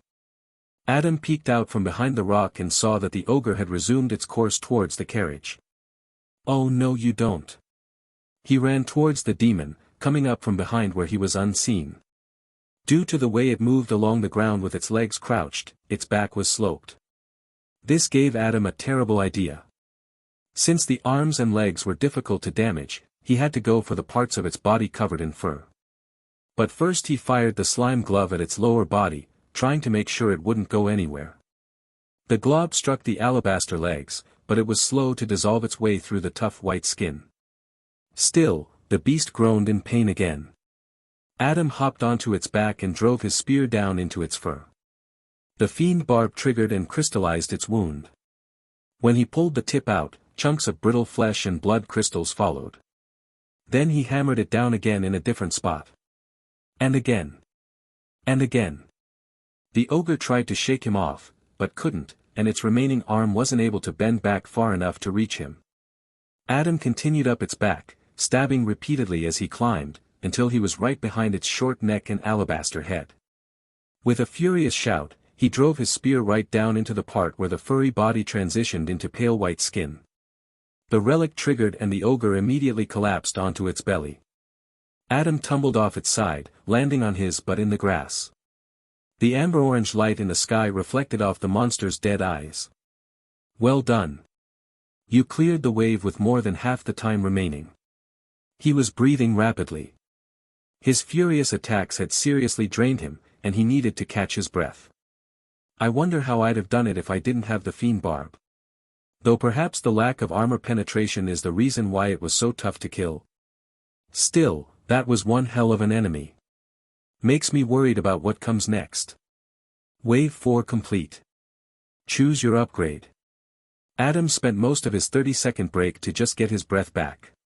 He knew that if he went into the boss battle with no stamina in the tank, then he'd end up dying. He was starting to realize that magic-based weapons had a benefit over physical ones, since they used mana to attack and therefore allowed their wielders to reserve all their stamina for maneuvering and dodging.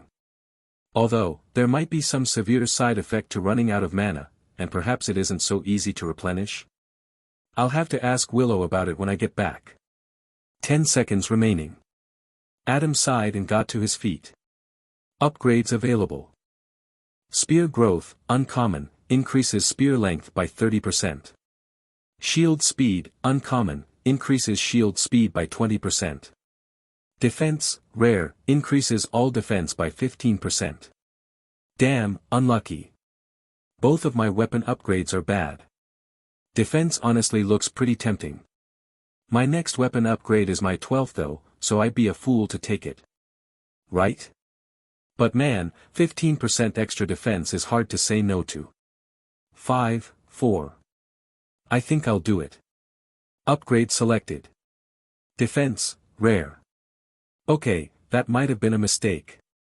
I guess I'll have the evolution to look forward to after I kill the boss, he told himself, as though this had been his plan all along. With a nervous feeling in his stomach, he moved down to the midpoint of the forest arena, giving himself plenty of room to respond to whatever threat was coming. Wave 5.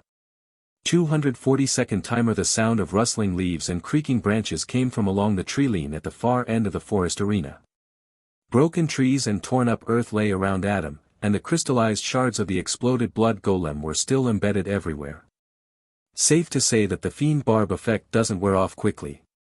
That probably means it's lethal no matter what, since it should lead to gangrene as it would disrupt circulation. Of course, that side effect won't really matter, since it might take days to fully set in and these stages are no more than half an hour at most in duration. The rustling came closer and Adam pushed the speculations out of his mind. He clenched his jaw and fists.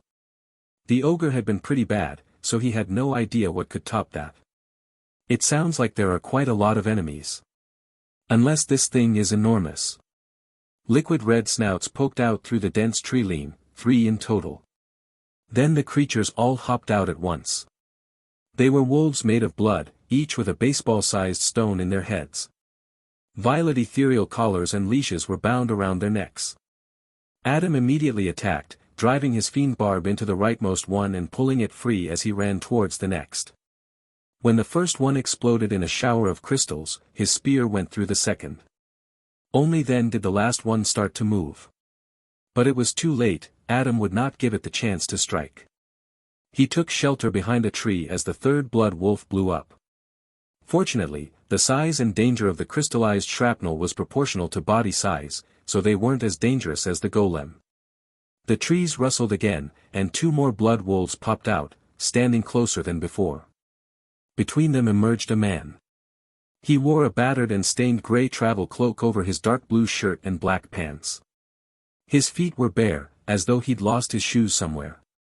Most interestingly, the violet leashes of the wolves led directly to an object in his hand. That's gotta be the boss. But, he's just a human. The hood of the man's cloak covered his head, so Adam couldn't tell what he looked like. His hands were covered in black swirling tattoos, just like the businesswoman Adam had seen in the tavern. Gripped in his left hand was a shriveled black worm with a purple string tied around its middle like a belt. Adam surged forward, striking the wolf on the summoner's right side, before disengaging. The man raised his right hand, and blood flew out from under his fingernails, creating a red mirror-like shield between himself and the exploding wolf. As the crystallized shrapnel struck the shield, it was absorbed. Then his own spell exploded too, peppering him with dozens of tiny shards. The fiend barb effect is contagious. Adam realized with a grin. The summoner cried out in pain. "Give me the girl," he demanded. "Over my dead body." Adam yelled back.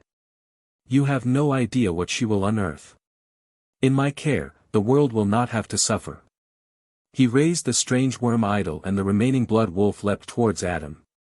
At the same time, he started chanting indecipherable words and the worm glowed violet. Raoe. He's gotta be summoning something. Adam was forced to protect his head with the small shield as the wolf's claws swiped for his face. Chaying. He stumbled back a step from the impact and tried to respond with a spear thrust, but the wolf kept close to him. Chaying. He blocked again, stumbling as his foot slipped on a root. Adam waited for the third swipe and then swung out the shield to meet it. Chaying. He successfully parried the beast, disorienting it just long enough to drive his spear into its body. The crunch and crackle of internal crystallization erupted from the blood wolf, and Adam pivoted, charging the summoner whose violet glowing spell was still underway. Pop!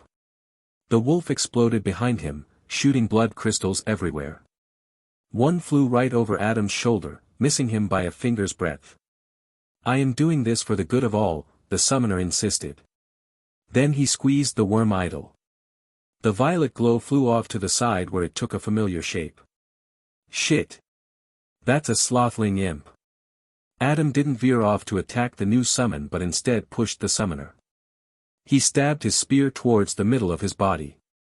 With an aggressive swipe, the summoner brought forth two large blood claws from his right hand. Adam caught them on his shield, and the impact pushed his aim off course. He quickly shifted his stance and swung the spear such that it ran along the man's shoulder.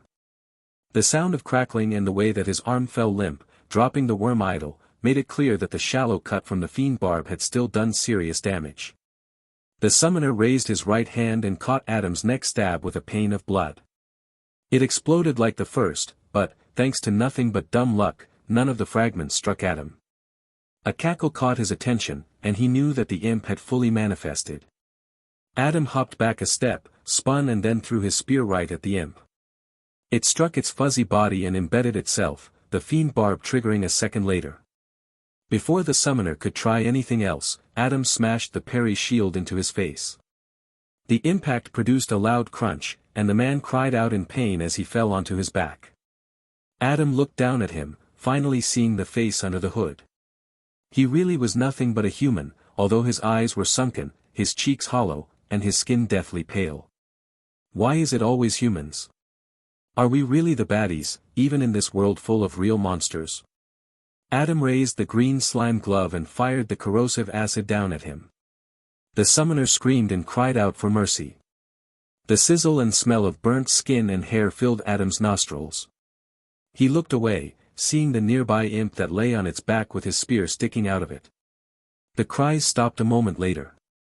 Adam let out a deep sigh. I can't tell if I have become stronger or if I got lucky. He was glad that the fiend barb had been an amazing choice for this stage. Still. It's awful to know that I just killed another human and don't feel anything. But he was threatening Bellamoranthe, and she's just a child. Something like that I can't forgive. Well done. You cleared the wave within 80 seconds. What was this guy called? Adam asked, pointing to the skeletal remains of the dead summoner. This was the fearsome blood mage known as Ezreal. Adam looked down at the shriveled worm he dropped. It had turned to ash where it had landed. Damn, I thought for sure that'd be another secret relic. Wave 5 complete. Stage complete. Tallying score. I never got to see what the necklace did. Then he realized something. Wait. I never got hit even once. Score. Help support creative writers by finding and reading their stories on the original site. 185 seconds completion time. 500-point flawless bonus added. 300-point speedrun bonus added. 0 damage received. 2,075 points awarded. Adam blinked. Holy shit, I got both achievements. That's like twice the points I got from the last stage. He looked around. I could search for more secrets, but it doesn't look like there's anything here and I don't have enough time to search every tree. I'm still pretty sure I was supposed to be able to grab the weird idol he was using. The tesseract floated back towards the carriage and Adam followed behind it at a leisurely pace. Next to where it stopped was a chest with a curled worm as its symbol. The door to the vehicle opened and Bellamoranthe hopped out. Adam, will we continue to mine home now? He nodded. We will. Shitbox unfolded into the reward podium between them, and he looked through the options. Upgrades available. Spear speed, rare, increases spear attack speed by 35%. Shield parry, uncommon, successful parry disorients for 1 second. Movement, uncommon, increases movement speed by 10%. I think I'll grab disorient again.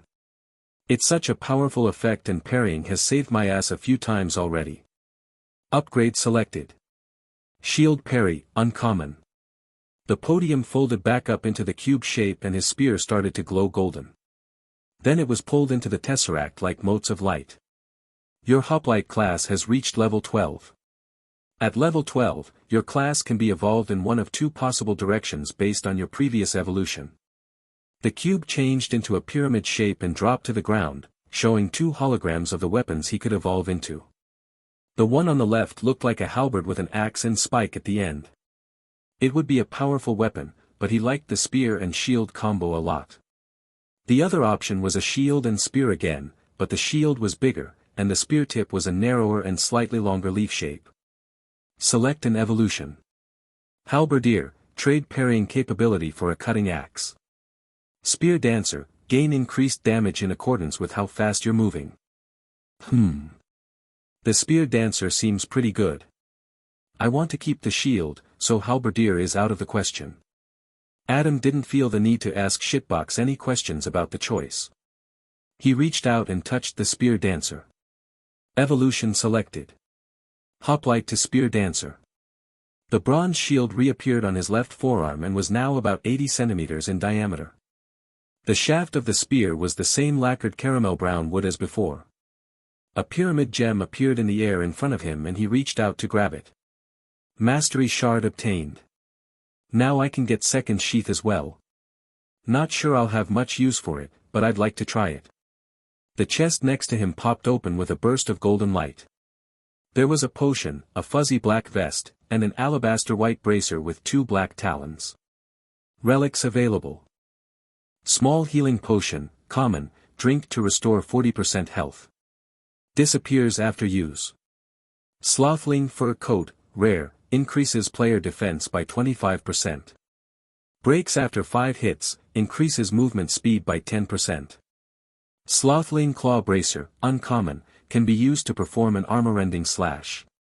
Breaks after 2 uses. The coat isn't bad, especially considering that my new class gains increased damage based on speed, but there's gotta be something better. Good thing I bought that reroll die. I'll use my reroll, Adam said. Understood. The chest closed and popped open a second later. This time it was a round stone, a pair of white boots with fur at the top and 2 talons, and lastly a red liquid ring. Relics available. Blood elemental core, common, the hardened soul of a blood elemental. Slothling spring boots, rare, charge a powerful and quick leap, accelerating the wearer to 3x movement speed. 60-second cooldown. Blood fist ring, rare, charge a powerful punch that shoots a blood spike through the target on impact. 45-second cooldown. Now we're talking. I'm pretty sure the ring will combo with the fiend barb, which should be super powerful. But I'm using a shield and a spear, so punching will be a bit awkward. The slime glove is already kinda bothersome to use, after all. Thanks to Spear Dancer, the boots are dual purpose, since the 3x speed buff will significantly increase my damage, while also being useful for evading attacks or catching someone running away. Since I have a lot of points, I'll look through Luca's stall to see if there are other blood elemental relics. Adam reached out and picked the boots. Relic selected. Slothling spring boots, rare. His shoes were replaced by white boots with 2 black talons and fuzzy black fur just above his ankles. They were pretty ugly but fit him perfectly. No sooner had the boots manifested on his feet than Shitbox released a magical pulse that coated the surroundings in darkness. Now entering. Interim Island. Buildings appeared around Adam, and he realized that they'd changed yet again, looking less like clay sculptures than before. It was clear that with every stage, the island was becoming more and more coherent. Given that Shitbox had said people were consumed by the all-seeing system to fuel the trials, it was impossible not to draw a connection between the improvements to the island and the number of deaths. He looked around but didn't see Levicidix anywhere. He still wondered how the moth would know that he was looking for her. Depending on how much I spend in the market, I should have a decent amount to invest into one of her upgrades. The one to get additional choices for stage rewards would be pretty good, since I'd need fewer rerolls. Adam decided to visit the tavern first to check on his friends. Show me Willow Martin. This player is not currently seated in the tavern. That means she's still alive though. Thank God. Show me Leonard Schultz. Understood. A moment later Leonard appeared opposite him. You're okay, he said, relieved. Adam nodded. How did it go for you? It was. He started.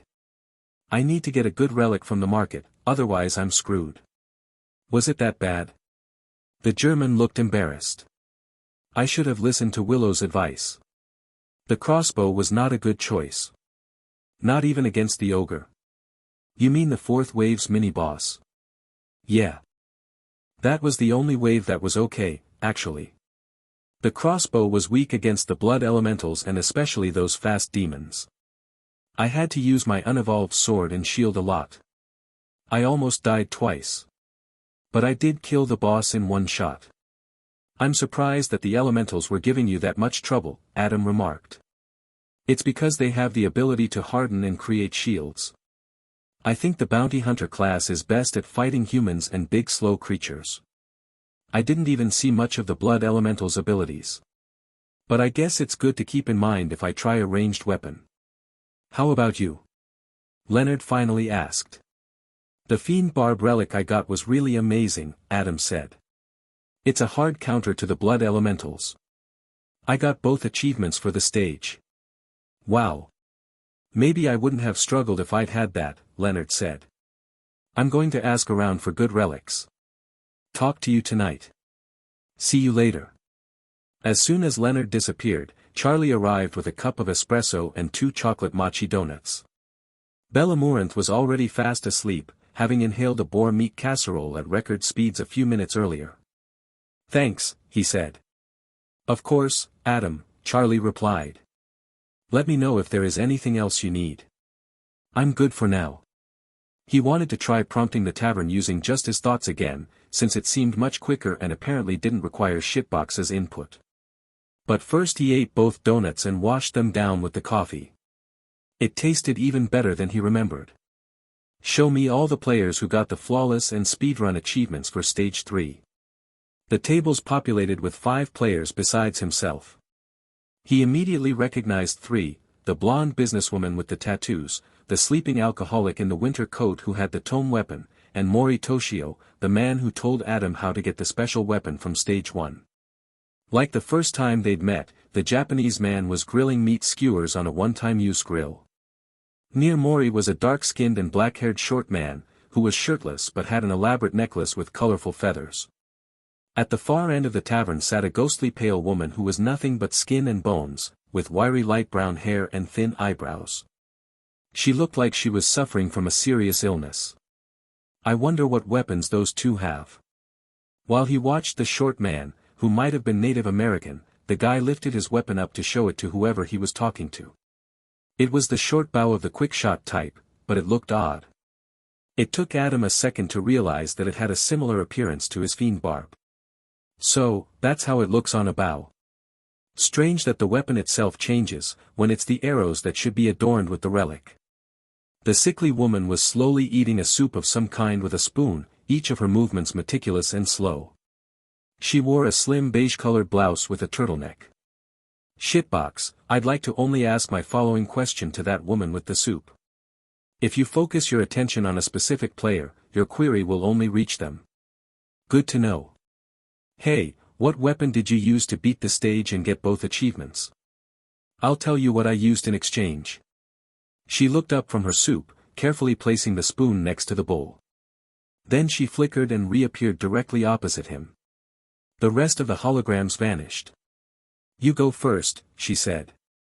Adam explained his class and the Fiend Barb, showing her his spear and shield. That sounds like a cheap way to win. He frowned at the remark. What did you use? I suppose I can't leave before I tell you. She looked him straight in the eyes and grinned. I know who you are, Adam Fischer. We will meet in stage 6, she cackled. What the fuck? What are you talking about? The prophet told me all about you. You will die by my hands, she yelled. Then she pulled out 2 curved daggers and tried to leap across the table. She was unable to get up from her seat, since she hadn't actually repaid her end of the bargain. Bellamorinth continued sleeping, ignorant to the crazy woman. Who is the prophet? Adam asked, eyeing her cautiously. The woman cackled, clearly out of her mind. Shitbox, get me out of here. The bargain has not been completed. Since you have paid your half, you may disengage from the trade. In doing so, the other player will be released from their obligation. Just get me out of here. Bargain cancelled. The hologram of the psycho winked out and disappeared. In the last moment before she vanished, she leaped across the table to try and get to him. Holy fuck, what the hell was that? Another player is trying to communicate with you. Do you wish to talk to them? Adam jumped in his seat at the sudden announcement, his heart still trying to recover from what had just happened. Is it the same person? No. Who is it? Player Ilya Sokolov. Adam couldn't help but frown. Ilya had acted strange last time he saw him. He clenched his jaw, preparing himself. I'll talk to him. The Russian guy appeared on the other side of the table. There was a croissant on a plate in front of him. Adam, he said, as a way of greeting. What the hell was that thing yesterday? How could you see me? The person I was talking to said that you would be watching me, he replied. He seemed to be telling the truth, but the answer made no sense to Adam. Who were you talking to? Another of the flawless speedrun players for Stage 2. She is very knowledgeable. The lady in the business suit? No, it can't be her. She left before Ilya noticed me. How did you beat Stage 3? Ilya asked. He seemed insistent. When he realized Adam was apprehensive, he added, I can tell you about Stage 4 in exchange. How do you know about Stage 4? Adam asked. The person who I talked to yesterday explained the future stages to me. I didn't follow her advice on Stage 3 and failed to get the speedrun bonus as a result. Adam narrowed his eyes. This is suspicious as hell. Wait. What if it's the same person I briefly saw when I asked about the self-devouring eye? That'd mean. Adam turned to face the Tesseract. Shitbox, if someone blocks me, am I unable to see them when I query the tavern? Yes. Shit. That means that whoever Ilya has been talking to is someone who's gone back in time. Does this person call herself a prophet? Adam asked. Ilya nodded. She is very peculiar. So, this same person told the psycho woman about me too. She's clearly trying to get me killed. But thanks to that crazy woman, I learnt that Stage 6 might involve other players, which matches the pattern of 6 for the weapon evolutions. I should be careful, but I also need to warn Willow about this, in case she gets targeted too. Did you question her about how she knew about what comes next? Of course. And? She said it was a legendary relic that lets her see the future. Ilya looked like he was telling the truth, but he'd probably been fed a lie. What's it called? I don't know. It has to be the divine relic Levicidix mentioned. After all, if it's the same person I saw when I queried the tavern, she would know about it. What does she look like, this prophet? Adam asked. I will tell you in exchange for how you beat Stage 3, Ilya said. Adam couldn't understand why he wanted to know, but he understood that the info was important to him for some reason, even though he'd been told about the stage. That meant he had leverage. Reno, yes. Tell me about Stage 4 as well and we have a deal. The Russian nodded. Deal. First, tell me what she looks like. I'm pretty sure she's blocked me, because I didn't see her among the other flawless speedrunners. She has shoulder-length black hair. She is pale and her face is very wrinkly, even though she seems to only be in her 30s. She also has bright red lipstick. The most peculiar thing about her is her eyes. They are like purple spirals with a red glow.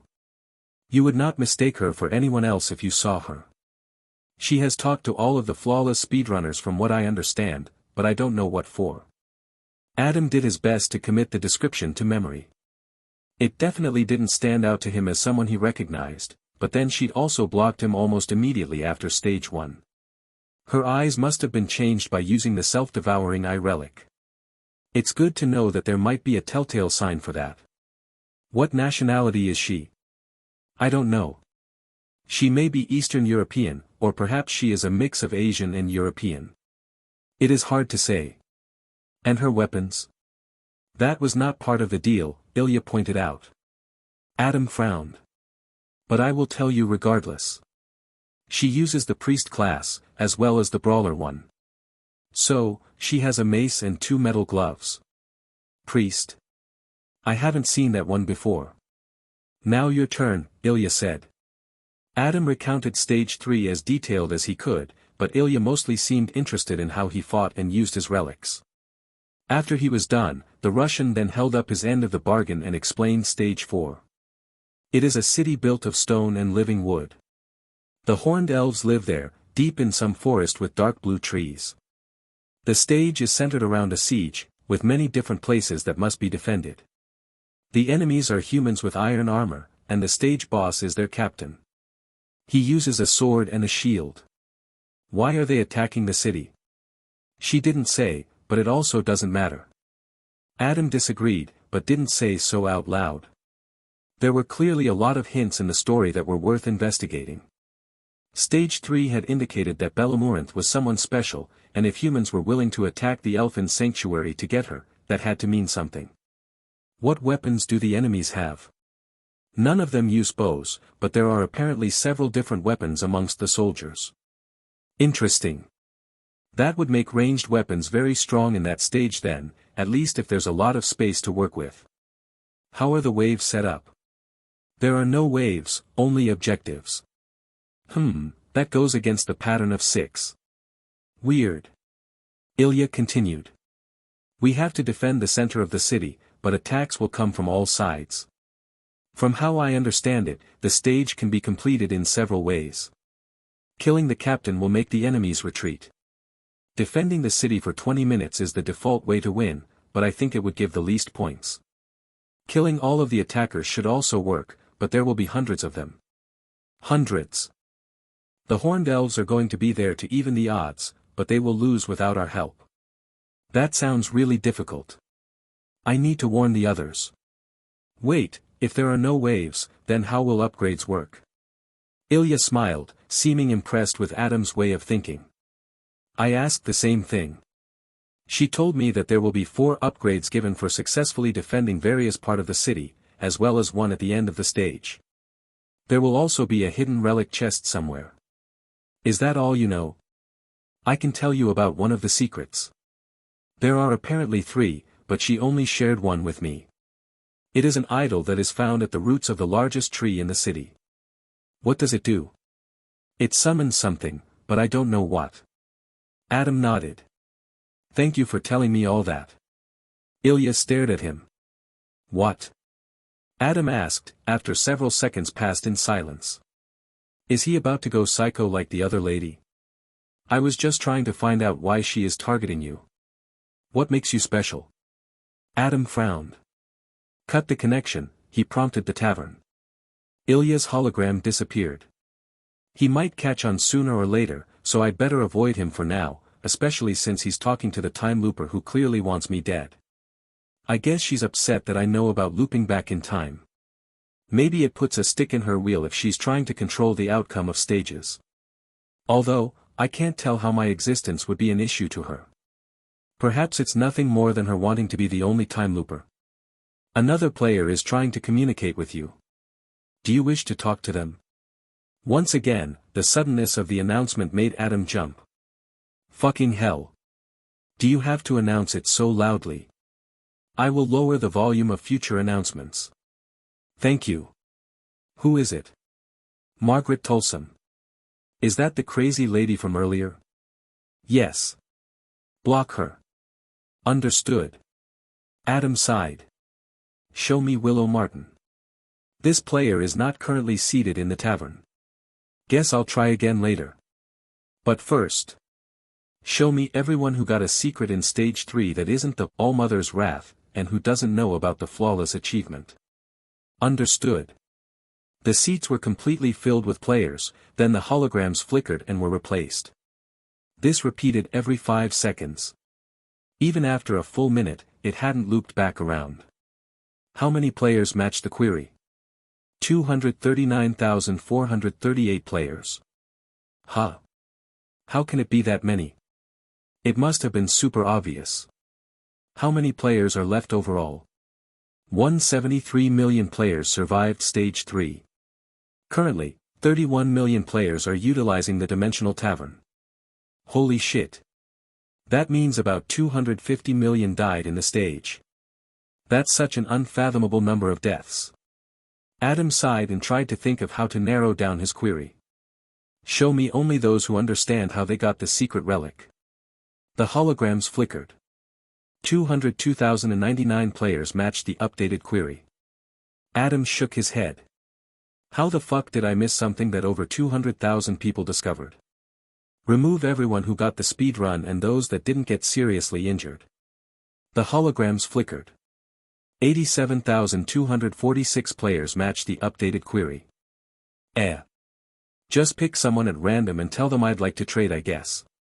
The author's content has been appropriated. Report any instances of this story on Amazon. Understood. All the holograms vanished and a moment later an overweight guy in a sweat-stained black Judas Priest t-shirt appeared opposite of Adam. He had oily dark brown hair and was maybe in his 40s, though it was tough to say for sure. He looked German. Hello, he greeted, as though they were talking through a phone. The robot told me you wanted to trade. You got the secret relic from stage 3, right? He nodded slowly. Do you want to know how? It was really easy, I just dash. Hold up, Adam interrupted him. We need to make a deal about what you get in exchange. Why? Don't you want to know? Well, if you tell me without making a deal first, I could just leave. Based on his expression, it was clear the guy had some sort of realization after Adam's explanation. I was wondering why people kept disappearing when I tried to trade. I wonder how many people there are like him. I'm not surprised that others would take information and give nothing in return, but it does sadden me. I'll give you some advice and tell you about some hidden mechanisms of the trials in exchange. Okay. But first, Adam said and reached his hand across the table. I'm Adam. The guy reached over and tried to shake his hand. Their fingers passed through each other.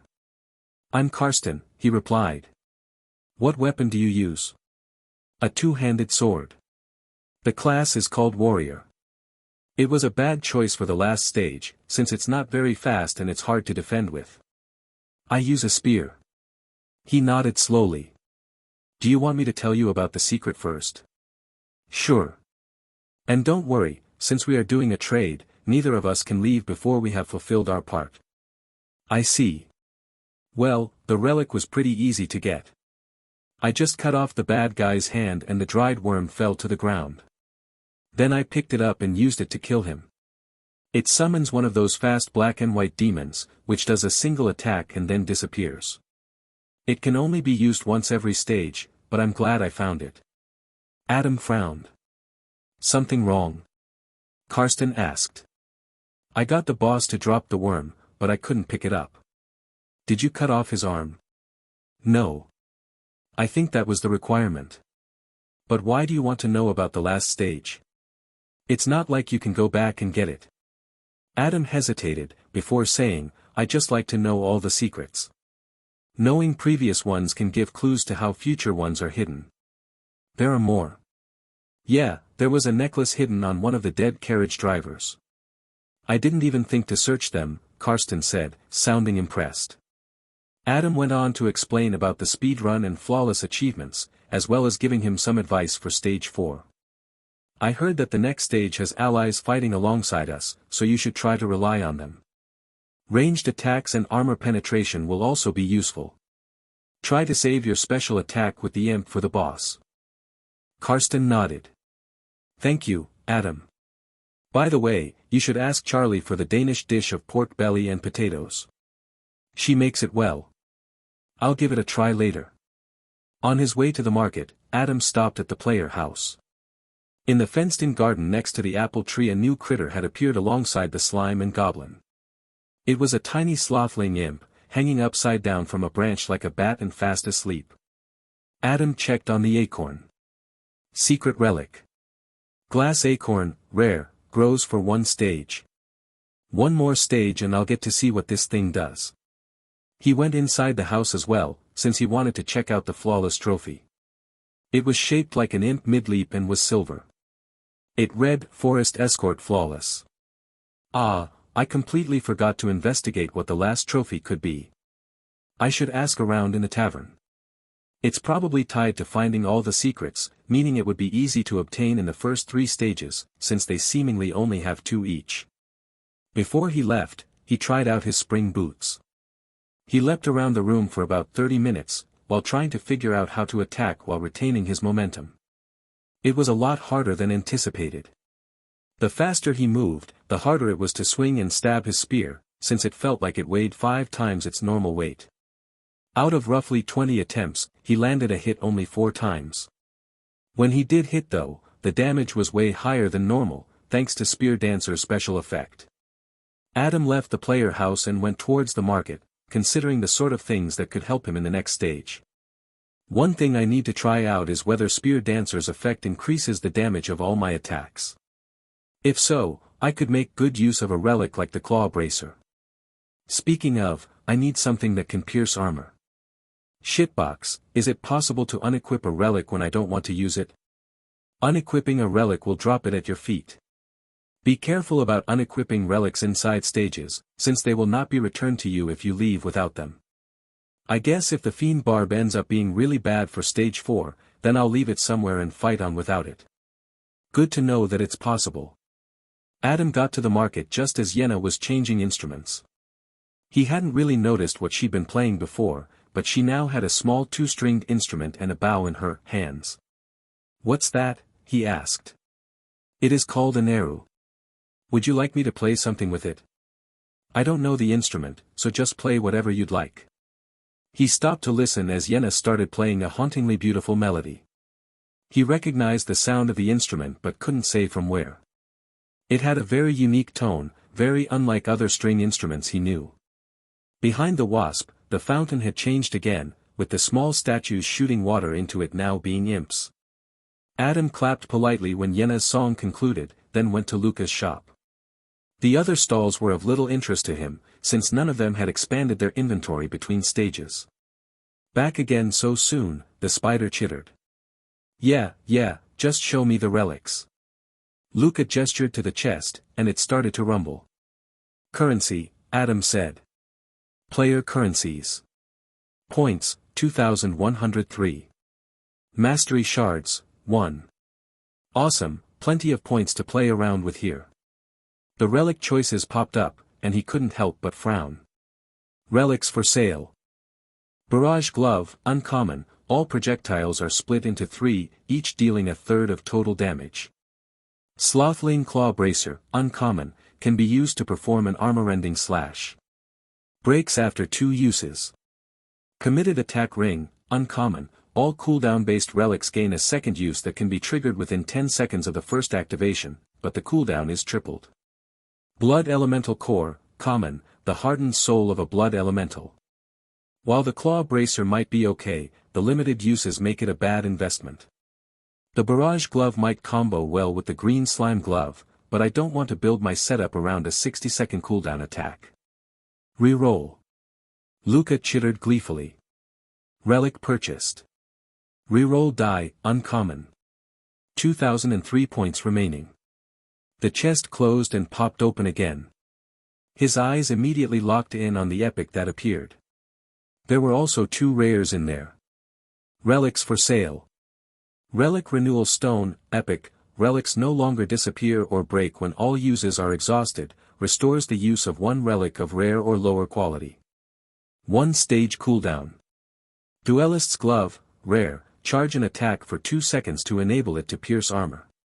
60-second cooldown. Glutton Collar, uncommon, consume 2 potions within 10 seconds of each other without incurring toxic backlash, but toxicity buildup is tripled. Slothling fur coat, rare, increases player defense by 25%.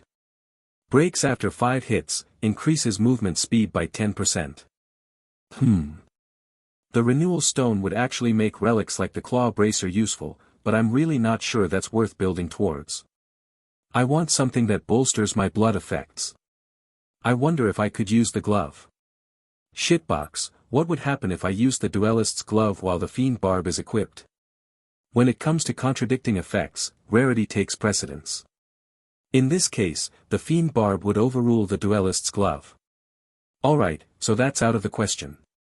I could grab the fur coat for the defense and speed boosts, but I might not have enough points for what I really want to buy. Reroll. Excellent, Luca chittered. Relic purchased. Reroll die, uncommon. 1,903 points remaining. The chest closed and opened.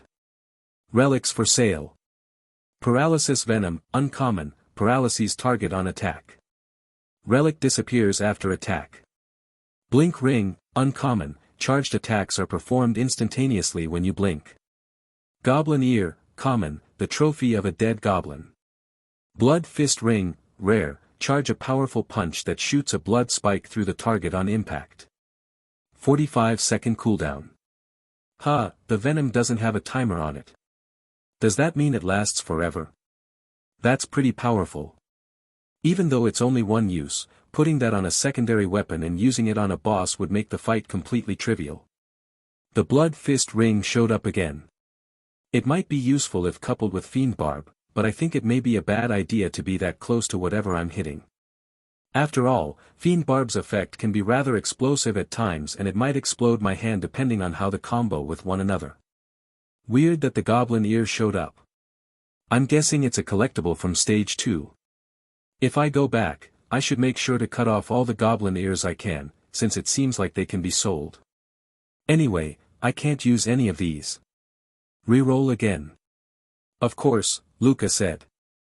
Relic purchased. Reroll die, uncommon. 1,803 points remaining. The chest closed and popped open once more. When Adam saw the options, he sighed in relief. Finally, something I can use. Relics for sale. Potion belt, uncommon, carries up to 3 potions and makes them indestructible, uses the rightmost potion when its associated resource is exhausted. Blood mage choker, epic, creates a pane of blood to protect the wearer. 120-second cooldown, increases damage with blood-based attacks by 25%, reduces player defense by 25%. Blood bolt ring, rare, charge a powerful blood bolt that explodes on impact. 90-second cooldown. Fragile impact glove, uncommon, thrown objects shatter armor. Breaks after 3 uses. I'll get both the choker and the ring. Although I do have to wonder how the blood defense works. Maybe it isn't affected by the fiend barb since it's not an attack. It could be dangerous if it blows up in my face and causes the blood crystallization to trigger in me. If it's anything like Ezreal's protective spell, then it won't be connected to my body, so perhaps it's not dangerous unless I ram my fiend barb into it. But maybe I should buy a healing potion. Just in case. I'll buy the ring and the choker, he told the spider. Shitbox took over the transaction. You are already wearing a relic around your neck. Would you like to sell Allmother's Wrath and replace it with Blood Mage Choker? You may also send the unequipped relic to your player house for storage. I can't wear both. Well, I guess I don't really need the elfin necklace anyway. If I was doing a tank build, perhaps it would be good, but the trials don't incentivize taking damage, so that'd be foolish. A shame it doesn't trigger on blocked attacks. Sure, I'll swap and sell the necklace. A pleasure doing business, Luca chittered sinisterly. Her whole body quivered and shook, which was deeply unnerving to watch. Relic sold. Allmother's Wrath, rare. 2,053 points remaining. Relics purchased. Blood Mage Choker, epic. Blood Bolt Ring, rare. 553 points remaining. The choker appeared around his neck. It was a piece of pliable black leather with a teardrop-shaped red gem in the front. The ring manifested itself around his left thumb and was a red liquid loop made of the same material as the elementals he'd just fought. Now that I have 2 ranged relics, the barrage glove wouldn't actually be a bad idea. Shitbox, can I wear both rings and gloves on the same hands? No. Okay, then it wouldn't work. That's kind of dumb. I guess it's like a slot-based equipment system, but it's hard to visualize without some kind of interface to tell me what I'm wearing where. Adam ran through the list of relics in his head. He was wearing the Slothling spring boots, the green slime glove, the blood mage choker, the blood bolt ring, and the fiend barb on his spear. If it really was a slot-based system, then that meant that his hands, feet, neck, and weapon were full. He could equip an armor relic as well, but it was hard to say if that only took up his chest, slot, or if it also covered head and legs. I suppose it depends on the type. The bark armor covered a lot, the bone armor was a bit less, and the imp fur coat is probably only torso and perhaps arms. It's too bad that I had to reroll a lot to get what I was looking for. If I hadn't wasted all those rerolls, then I could have afforded another rare relic. I should have bought the fur coat and then sold the Allmother's Wrath. Oh well. Status. Player status. Adam Fischer. Spear Dancer. Level 15. Stats. Health, 100. Stamina, 150. Mana, 0. Damage, 100%. Defense, 90% minus 10%. Speed, 165% plus 15%. Good thing I grabbed that defense upgrade. I would have gone down to 75% without it. With my low amount of health, having that little defense is probably a death sentence. Now, the question is whether I should reroll to see if I can get something like the Echo Earring to boost my attacks or if I should buy potions instead. It might also be a good idea to invest some points with Levicidix. Too many choices make it hard to tell what the best path forward is. The problem with investing into Levicidix's upgrades is that I'm basically just preparing for when I die, and giving up on this current loop. I think I'm better spent using my points to help me advance, but maybe I should invest a portion of my points with her, just in case. After thinking it over for a bit, Adam decided to visit the stall of the red-brown cockroach Bellin.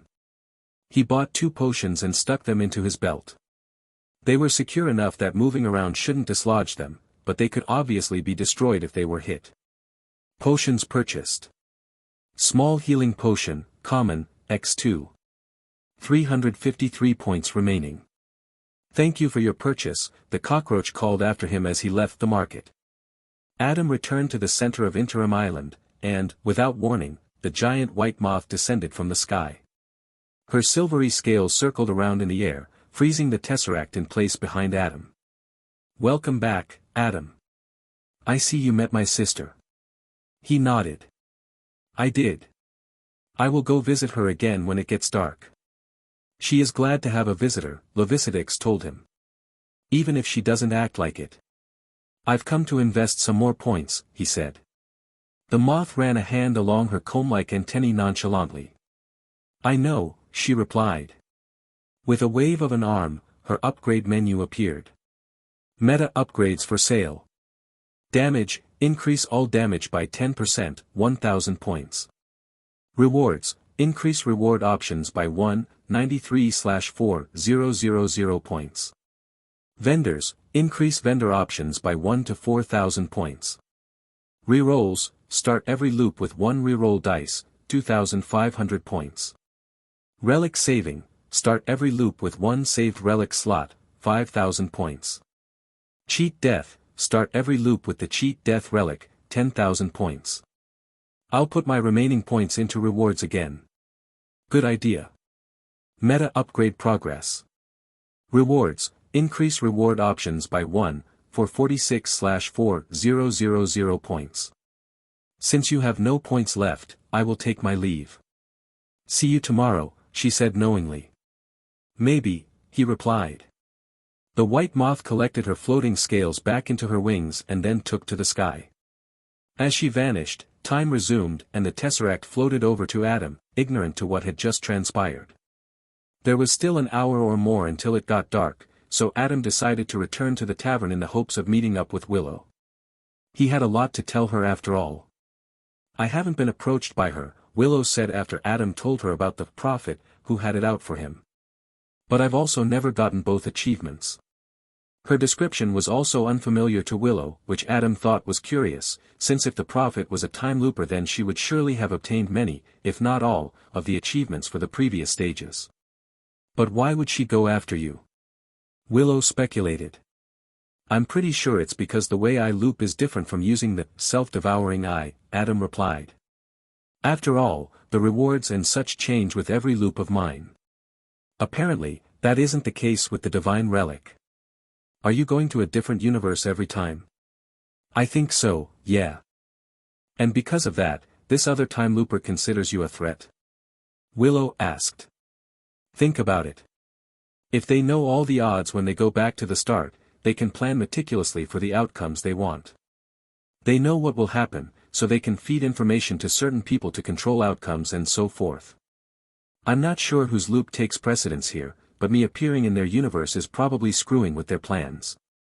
That actually makes sense, Willow said, before frowning. I can't imagine reliving the same thing repeatedly is good for your mental health though. I mean, you have to be pretty disturbed to manipulate people like you said she's been doing. Adam nodded. Though I guess I've sort of been doing that too. He went on to describe what Ilya had told him about Stage 4, as well as the secret relic. I don't get why he'd tell you that in exchange for just learning how you beat Stage 3, Willow replied. What does he really gain from that? Yeah, I don't know either, Adam said. It had been worrying him a fair bit the more he thought about it. Adam. This boar meat is delicious. He looked down at Bellamorant who had grease all over her face from eating roasted slices of pork belly. On her plate was a pile of dozens more slices yet to be consumed, as well as a side of baked potatoes with a white parsley sauce. She hadn't eaten a single one of the potatoes. Eat your vegetables, he told her. Also, it's pork, not boar. I refuse. With all the meat you're eating, you need fiber. No. Bellamorant sprang upright, grabbed the plate of food and threw all the potatoes at him before storming off to eat it at the far end of the table. Did you just get hit with a potato? Willow asked, laughing. Adam wiped some parsley sauce off his face and sighed. Let me guess, you told Belle to eat her vegetables. He smiled. How'd you know? She threw a carrot at me yesterday. Her aim is really good. Adam laughed. I wonder if she's on a carnivore diet. That would explain it, but I think she's probably just picky. You know, Adam started, his tone getting serious, I think Stage 4 is gonna be bad, in more ways than one.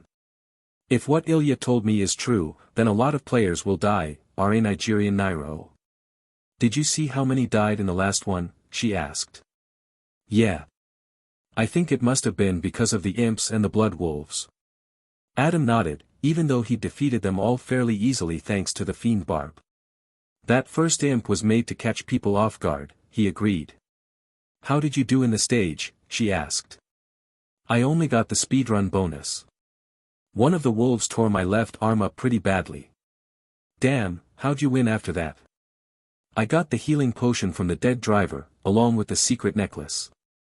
Thanks to the necklace's effect, the blood wolf was made super sluggish, giving me enough time to heal. There was a potion too? He asked, surprised. I only found the necklace. It was in the little pouch he dropped onto the road. It wasn't considered a secret though. I didn't even notice that. He said, disappointed in himself. How did you do? She asked again. I actually got both achievements. The fiend barb turned out to be a hard counter to the elementals. How many points did you get? She asked. Just over 2,000, he said. I bought the blood mage choker and blood bolt ring after re-rolling like 5 times. I was wondering about the weird collar you were wearing. It increases damage with blood attacks and also protects me once every 2 minutes. That sounds very strong, she said. It is. Although it lowers my defense by 25%. She frowned. That's a risky trade. I got flawless last stage, so I think I'll be fine. Willow looked unconvinced. By the way, did you notice the trophies in the player house? Adam asked. What about them? Well, since flawless is silver and speedrun is bronze, it makes it clear there's another achievement we don't know about. I was wondering why flawless was silver, she admitted. What do you think the last challenge is? It would have to be harder than not taking damage. I'm not sure, to be honest. Maybe Leonard has some ideas. I tried adding him to the conversation, Willow said, but he's not here right now. Guess I'll ask him later. By the way, I found out that there's a side effect to my echo earring, she said.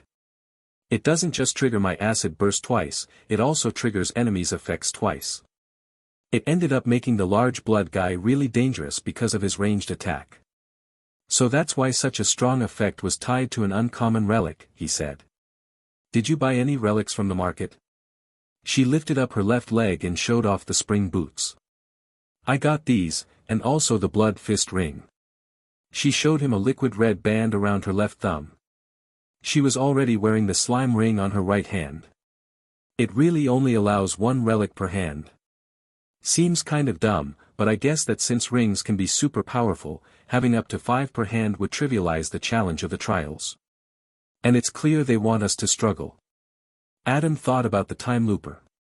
Clearly she too was struggling, despite knowing what came next. After all, she wouldn't be concerning herself with Adam if it wasn't necessary to meticulously plan ahead. Or would she? Perhaps she's just a control freak who doesn't like interference. It's a shame she won't talk to me face to face. If she's seen the future, her knowledge would be a huge boon. Then he realized something. I think I just figured out why the time looper wants me dead. Why? She knows the rewards that people get, right? Depends on how many times she's gone through, but I guess so. Well, from her perspective, she's the only one who changes, so people always make the same decisions unless she interacts with them. Willow nodded. I see what you mean. Because you're different this time, she's noticing it affecting how people act. That would definitely mess with her plans. It gets worse, Adam said, speaking quickly. One of the flawless speedrunners I talked to said she'd kill me in stage 6. It was clear that the time looper made her target me. Kill you? Willow asked. How?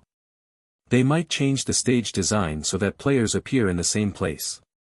Like being forced to work together to complete the objectives and kill the boss. Stolen story, please report. She thought about it for a moment, before saying, that actually makes a lot of sense. It would explain why they are encouraging player cooperation with the tavern. And the stages up until then are probably designed to weed out those who aren't strong enough. Based on Willow's expression, it was clear she wasn't a fan of his phrasing, but she knew he was speaking the truth. It'll be a problem if they don't organize the rewards and upgrades properly though, Adam said. Because people will fight over them if there's only one. Yeah, it'll lead to a lot of arguing, which in turn will lead to people murdering each other. After all, everyone who has made it this far knows the importance of relics.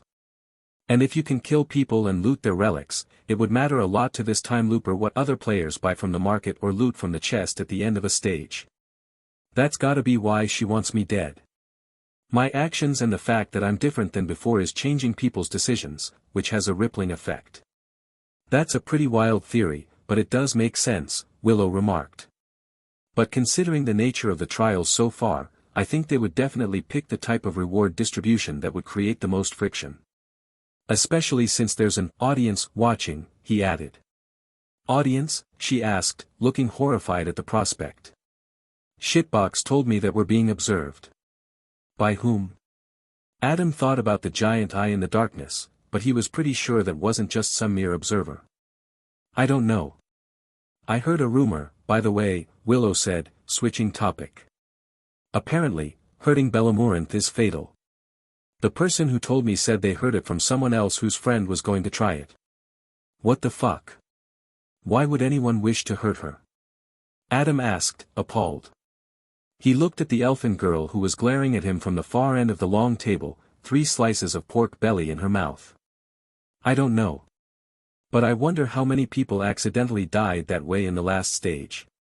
I was pretty close actually, since one of my attacks broke through the carriage. It does seem like Belle is integral to the story, so I suppose it makes sense that players would die if she dies. The magician boss talked about her a lot, Willow noted. Did he also warn you about her? Adam nodded. I think something will happen when she returns home. The next stage will probably be the last stand before its completion. You think it'll be something like a ritual? He frowned. Yeah. And I think I have an idea of what kind too. After all, Bellamorant had said she had magic in her veins. Adam returned to the garden and entered the dark blue tent. The elfin girl had insisted on joining him and now stood time-frozen in the doorway next to the tesseract. You're back. I got another mastery shard, he told Olivia. I'll put it into second sheath. Thank you, she said. The pyramid gem emerged from his body and floated into the crystal ball. The purple light blinked once. Mastery upgrade unlocked. Second sheath, carry one additional weapon. I don't feel any different. You remain the same as before. My upgrades do not change your person, only your capabilities. He nodded. Well, thanks. After leaving the tent, Shitbox and Bellamorant unfroze and followed after him without any comments about the garden. He entered the market, where Yenna was still playing the Eru in front of the fountain. He stopped by the stall of the jittery silverfish Nelly. Show me what weapons you have for sale, he said, even though he didn't have any points left. The stone block next to her came to life and showed a large axe, a bow, a sword and a shield, and a rapier. Classes for sale. Woodsman, common. Archer, common. Defender, common. Duelist, uncommon. I think that, even if I had saved my points after buying relics and potions, I wouldn't have been able to afford any of these.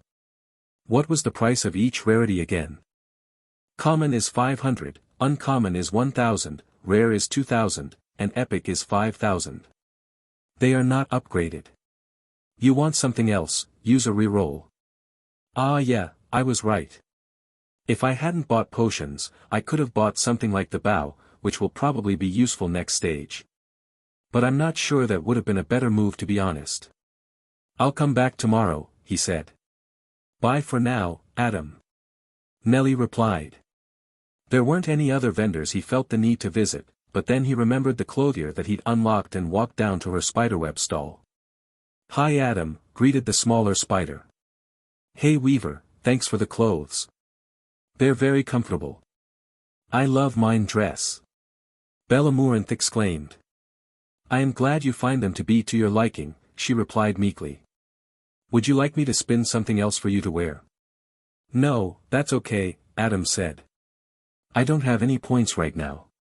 Just wanted to say thanks. We are going to the sanctuary. I will tell mother about thee and thine silk. Thank you, Weaver replied. But I think I will remain here. Bellamorant looked poised to argue back, but Adam put a hand on her head, stopping her. We'll come back when I have more points, he said.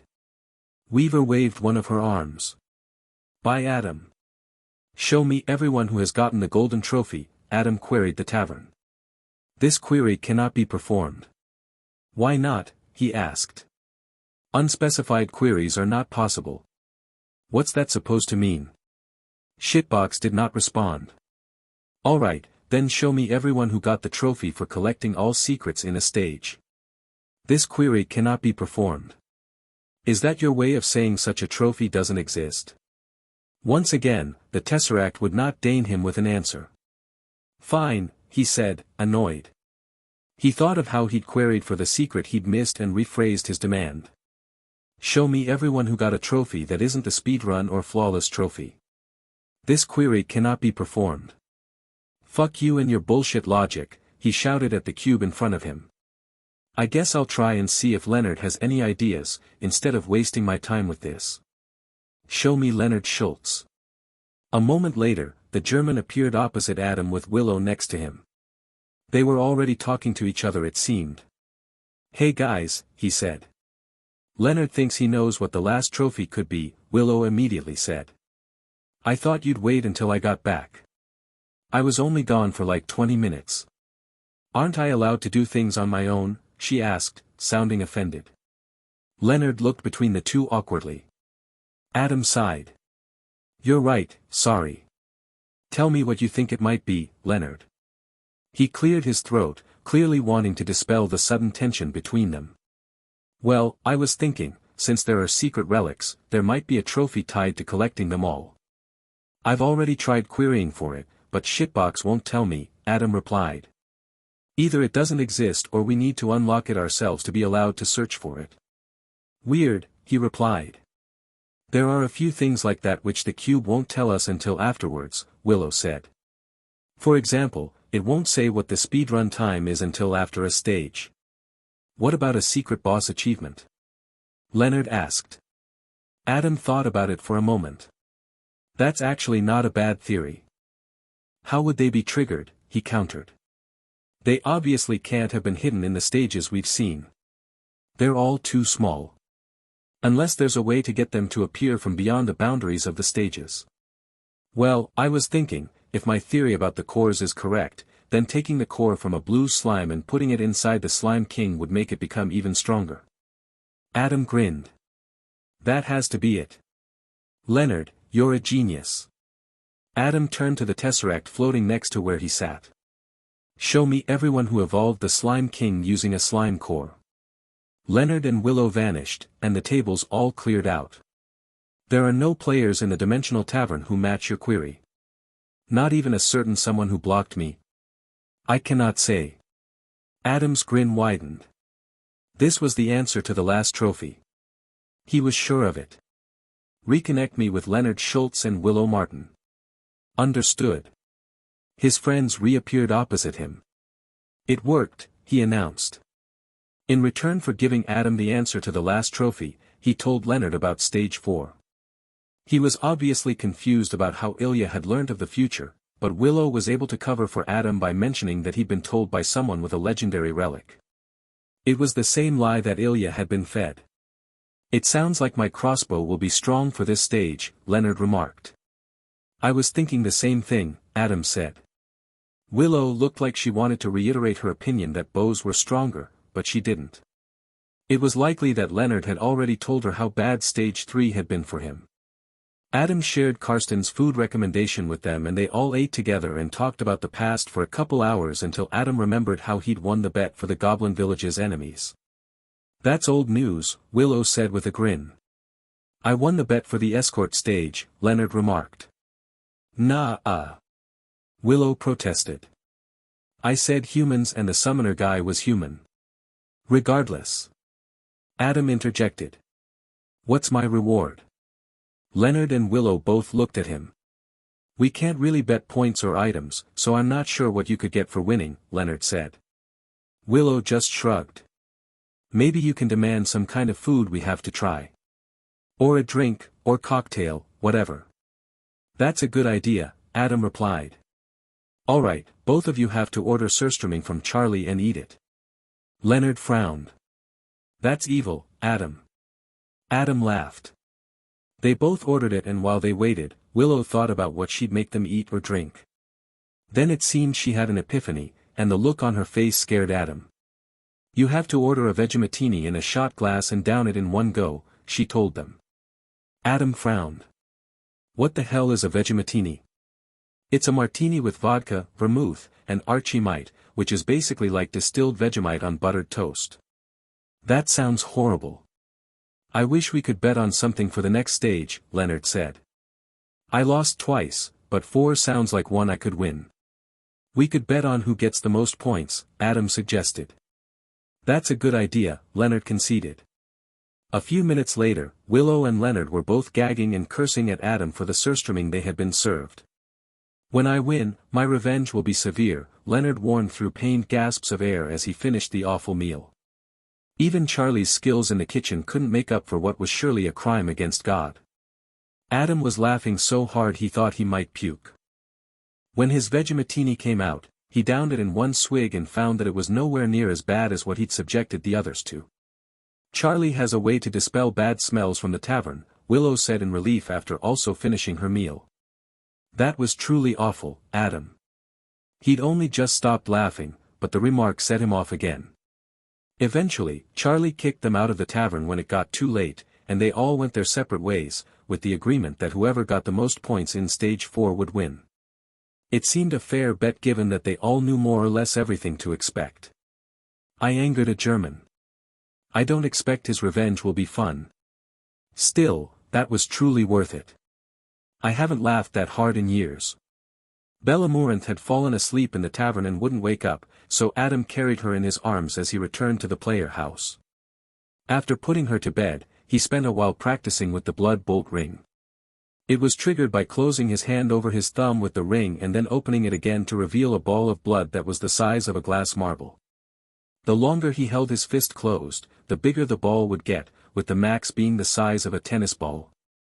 When thrown, the blood bolt would shoot in a straight line at whatever it was aimed at, zipping across the air quickly. Thanks to his fiend barb, the explosion on impact was like that of a shrapnel grenade and, against the goblin target dummy, death was instant.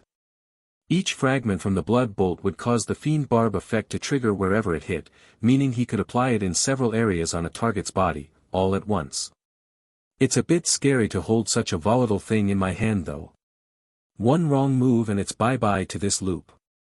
Adam was glad to now have something that would be effective against a group of closely stacked enemies.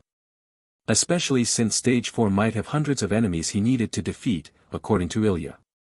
Unfortunately, he couldn't test out the defensive ability of his blood mage choker with the dummy, so he wasn't quite sure how it would work and had to operate off of the assumption that it was similar to Ezreal's barrier spell. However, when Adam went to bed, he felt quite prepared for what was to come. In his dreams, Adam saw a giant hooded eye. It opened to reveal an iris with the pupil of a serpent. The slit in its eye was like a rend in the cosmic backdrop, and from within came reaching arms. The arms came closer, grasping at him. He couldn't run. He couldn't even move or look away. The hands ran across his body and their touch was cold. Then the eye blinked and Adam started falling. Now entering. Stage 4. Siege of the Elfin Sanctuary. 20-minute timer. Adam led the carriage in through the open gate of the stone wall. Thick roots wrapped themselves around the fortification and shifted like great serpents as he passed at them. He deftly steered the horses, while dozens of elfin watched him suspiciously from both above and inside the city.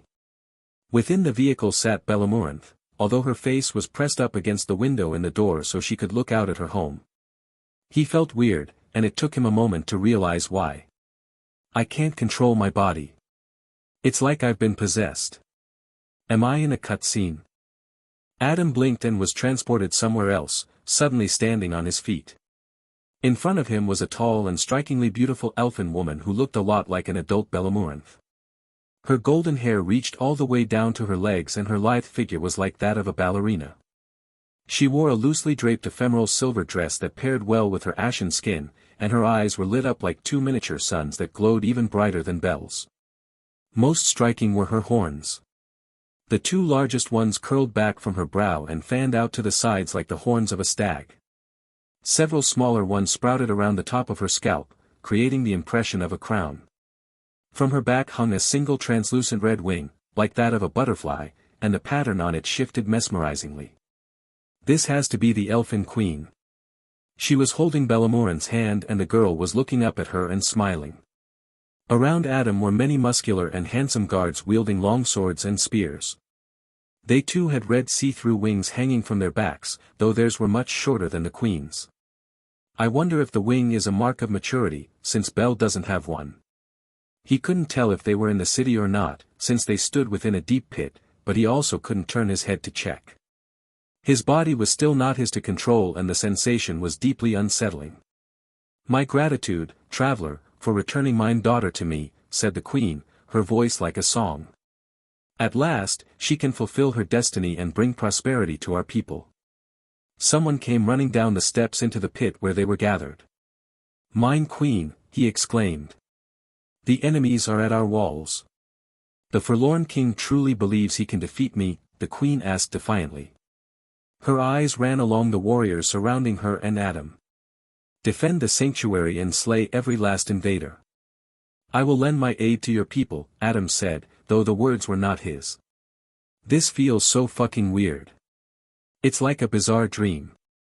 I will prepare the ritual of adherence while you help protect our sanctuary, the queen said.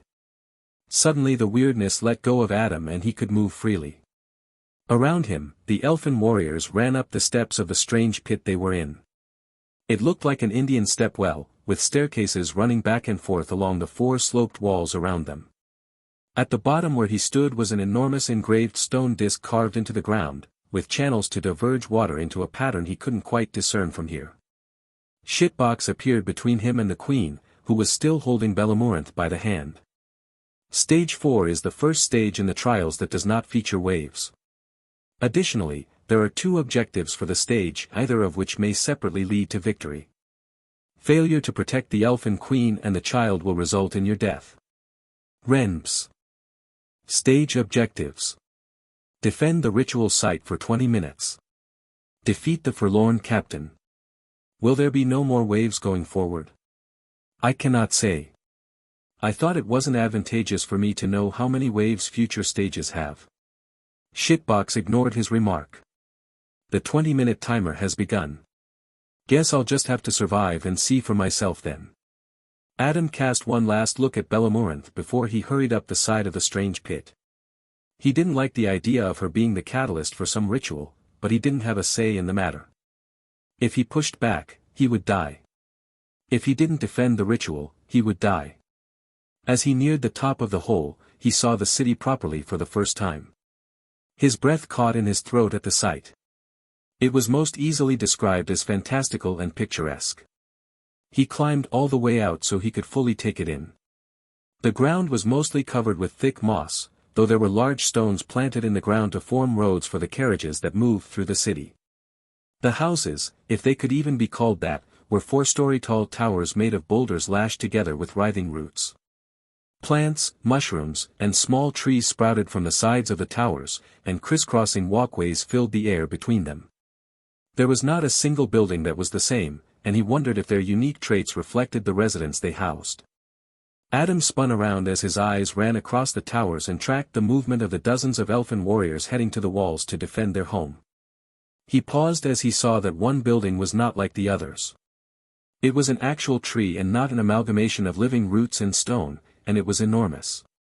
Carved into it were tunnels that led to walkways and balconies higher up. Pods of woven-together vines dotted its dark blue bark, and its canopy was large enough to shade the southern part of the city, with only a few rays of light shining through its leaves. The loud thrumming wail of a horn broke him from his awe-filled reverie. Adam looked north where the sound had come from. It was almost directly opposite from the great tree. He couldn't see the large stone walls from here, but he heard an explosion from its direction that could surely only mean one thing. The enemy has gotten inside. He ran towards the sound of danger, marveling at the sheer size of the stage. It was completely open for him to explore, and he was fairly sure that 20 minutes wouldn't even be enough time to see everything. Secrets will be a lot harder to find with this much ground to cover. From what Ilya had told him, he knew that at least one secret was hidden amongst the great tree's roots, but that was in the opposite direction of the action, so he'd have to go find it later. He also said that there'd be many places to defend, so that probably means that they'll breach more than one part of the wall. Although they had a 1-minute cooldown, Adam triggered his spring boots and launched himself forward. The relic accelerated him to 3 times his maximum speed and he soared through the air as though shot from a cannon. He flew over the heads of elfin warriors running in the same direction. Above him on the web of walkways were parkouring archers who swung along the vine bridges with the finesse of monkeys. Adam's joints hurt just thinking about moving with such fluidity. In the approaching horizon rose a solid wall of stone at least 7 meters tall. It was wrapped in massive roots that were aiding a small group of elfin in defending a breach in the fortification. Beyond the wall was a forest of tall dark blue trees. He couldn't yet see the invaders, but he could hear the sounds of fighting. Adam had tested the spring boots several times in the player house, but he hadn't been able to test them for this type of rapid traversal. So, when he quickly plummeted from the apex of his insane leap, he had no idea if he would survive the landing intact. Shit. I should have tested the boots outside. He'd thought about it, of course, but had been too scared to accidentally launch himself off the edge of the flying island. The author's content has been appropriated. Report any instances of this story on Amazon. Adam's clawed boots hit the mossy ground and tore up deep furrows that exposed the dark brown earth. He barely felt the impact up through his legs. I'm still alive. I wonder if these boots will save me from falling from any height. As he ran towards the hole in the stone wall, the elfin defenders were quickly pushed back. It looked like the spirit had gone out of them and the armored soldiers were able to dispatch them with ease. The metal plates worn by the enemies were a dull gray and visibly rusty as though decades old. Scraps of blue cloth poked out here and there, and a few wore the tattered remains of tabards. Even their swords and metal-braced wooden shields were rusted and decayed. A group of 6 invaders were gathered in front of the hole, surrounded by the corpses of the early defenders while fighting 3 serpent-like roots that tried to crush them. It was a perfect target for Adam's new ring. Before he could prepare the blood bolt, one of the enemies was slammed to the ground by a root, knocking off his metal helmet. Adam grimaced at the sight of the soldier's exposed skin. It was rotten with black putrescence leaking from open purple sores in his lifeless skin, and only tattered bits of wispy hair remained. These aren't human. They're more like undead. I hope the fiend barb still works on them. Adam closed his left fist over his thumb and the liquid red ring, charging up the blood bolt. As he watched the invaders, they chopped their swords into one of the roots and a black taint spread onto the living plant, causing it to slow down and start to decay. I really shouldn't get hit by their weapons, he realized. Not that I was planning to, of course. Adam launched the blood bolt at the center of their formation, just as the downed soldier got back to his feet. With a pop, the bolt exploded against his target, showering blood crystals all over them. Several failed to pierce their armor and just bounded off harmlessly. Nevertheless, all but one were hit where it counted, and the effect of the fiend barb was immediate. When the 2 remaining root serpents retaliated, the affected soldiers broke into pieces. It was clear the crystallization of the fiend barb was extremely effective against them. I just need to aim for the gaps in their armor. Fortunately, the rusted and decayed nature of the invaders' equipment meant that there were lots of gaps to be found. Adam rushed forward and hammered his spear into the remaining soldier, striking his shoulder where parts of his cuirass had chipped away. With a loud crack, the entire arm and shoulder joint just fell away from his body, as though the soldier had been turned into brittle glass. Damn! Despite the grievous injury, the soldier swung his sword at Adam's neck. Caught off guard, Adam only managed to clumsily block the attack with his shield, but the impact knocked him back several steps. Before the soldier could capitalize on the opening, 2 arrows suddenly appeared in the left eye socket of his helmet. Then a roaring elfin warrior surged past Adam and chopped the soldier's head off with a longsword. Oh right, I have backup in this stage, Adam realized in relief. I almost forgot. 8 additional warriors joined Adam as he regained his composure, but more invaders burst through the opening in the stone wall at the same time. Behind them came a 2-meter-tall armor-clad monster with black smoke billowing out from the grill of his metal helmet. In his hands was a massive greatsword that was wider than Adam's head and looked too heavy for a normal human to carry. What struck him most was how the sunlight seemed incapable of illuminating the figure, as though the darkness that oozed from him was swallowing up the light. Shitbox, who is the big guy? That is a forlorn knight. Forlorn? What's that supposed to mean? Is it a different way of saying undead? The Queen said something about a forlorn king too. That title has got to be a story clue. The elfin warriors charged forward and Adam moved with them. Unlike the invaders, none of them wore sturdy-looking armor, opting for lightweight moss and bark strapped to airy shirts and pants made of silk. Adam drove his spear through the eye socket of a soldier's helmet. The fiend barb triggered, instantly killing him, and Adam freed his spear with a shield bash to his brittle neck. In front of him, the remaining roots focused on the large knight, but he immediately split one down its length, before chopping the other in half. The elfin around Adam fared well and managed to land the first strike on the soldiers, but their weapons, which Adam realized were made of only wood and stone, were insufficient to pierce the enemy's armor. Even when they landed fatal hits, the soldiers pushed through. It was only when their heads were destroyed or decapitated that they stopped moving. A pane of blood appeared to Adam's side as a sword drove straight for his neck. He hadn't even noticed the attack until it bounded off the defense created by his choker relic. It's impossible to keep an eye on all threats while I'm in the thick of it. He realized, knowing he needed to disengage. Adam rammed his spear through the soldier's exposed abdomen, before kicking him in the same spot and breaking his body into two. As the enemy fell to the ground, an elfin came in and chopped his head off with a precise slash at his exposed nape. As the knight pushed through the defenders, Adam backed away, knowing that staying inside the melee would get him killed. An elfin hammered his spear into the knight's left hip, where part of his armor's plates were rusted away, but it didn't even slow him down a little. While his smoke-oozing helmet stared directly at Adam, he grabbed the elfin's red wing and tore it free from his body. Like a light being snuffed out, the elfin warrior just collapsed, instantly dead. What the fuck? The knight pushed back the rest of the defenders, who were quickly picked off by the soldiers, one by one. Adam lunged for the knight and slashed his spear tip across the same point the dead spearman had struck. The fiend barb triggered and the knight's hip joint crunched and broke, causing him to stagger. Despite the disabling strike, he still swung his two-handed greatsword behind his back to try and hit Adam. The tip narrowly missed him, and he noticed that it left a dirty trail of darkness in the air for a moment. There's definitely something wrong with their weapons. The knight didn't have any weak spots in his armor near his head or neck, and Adam's weapon couldn't pierce the plates at all, thanks to the fiend barb. But then he remembered the slime glove on his hand. As the knight tried to turn, only destroying his hip joint and ruining his left leg more, Adam raised his right hand and fired off a glob of corrosive acid point blank.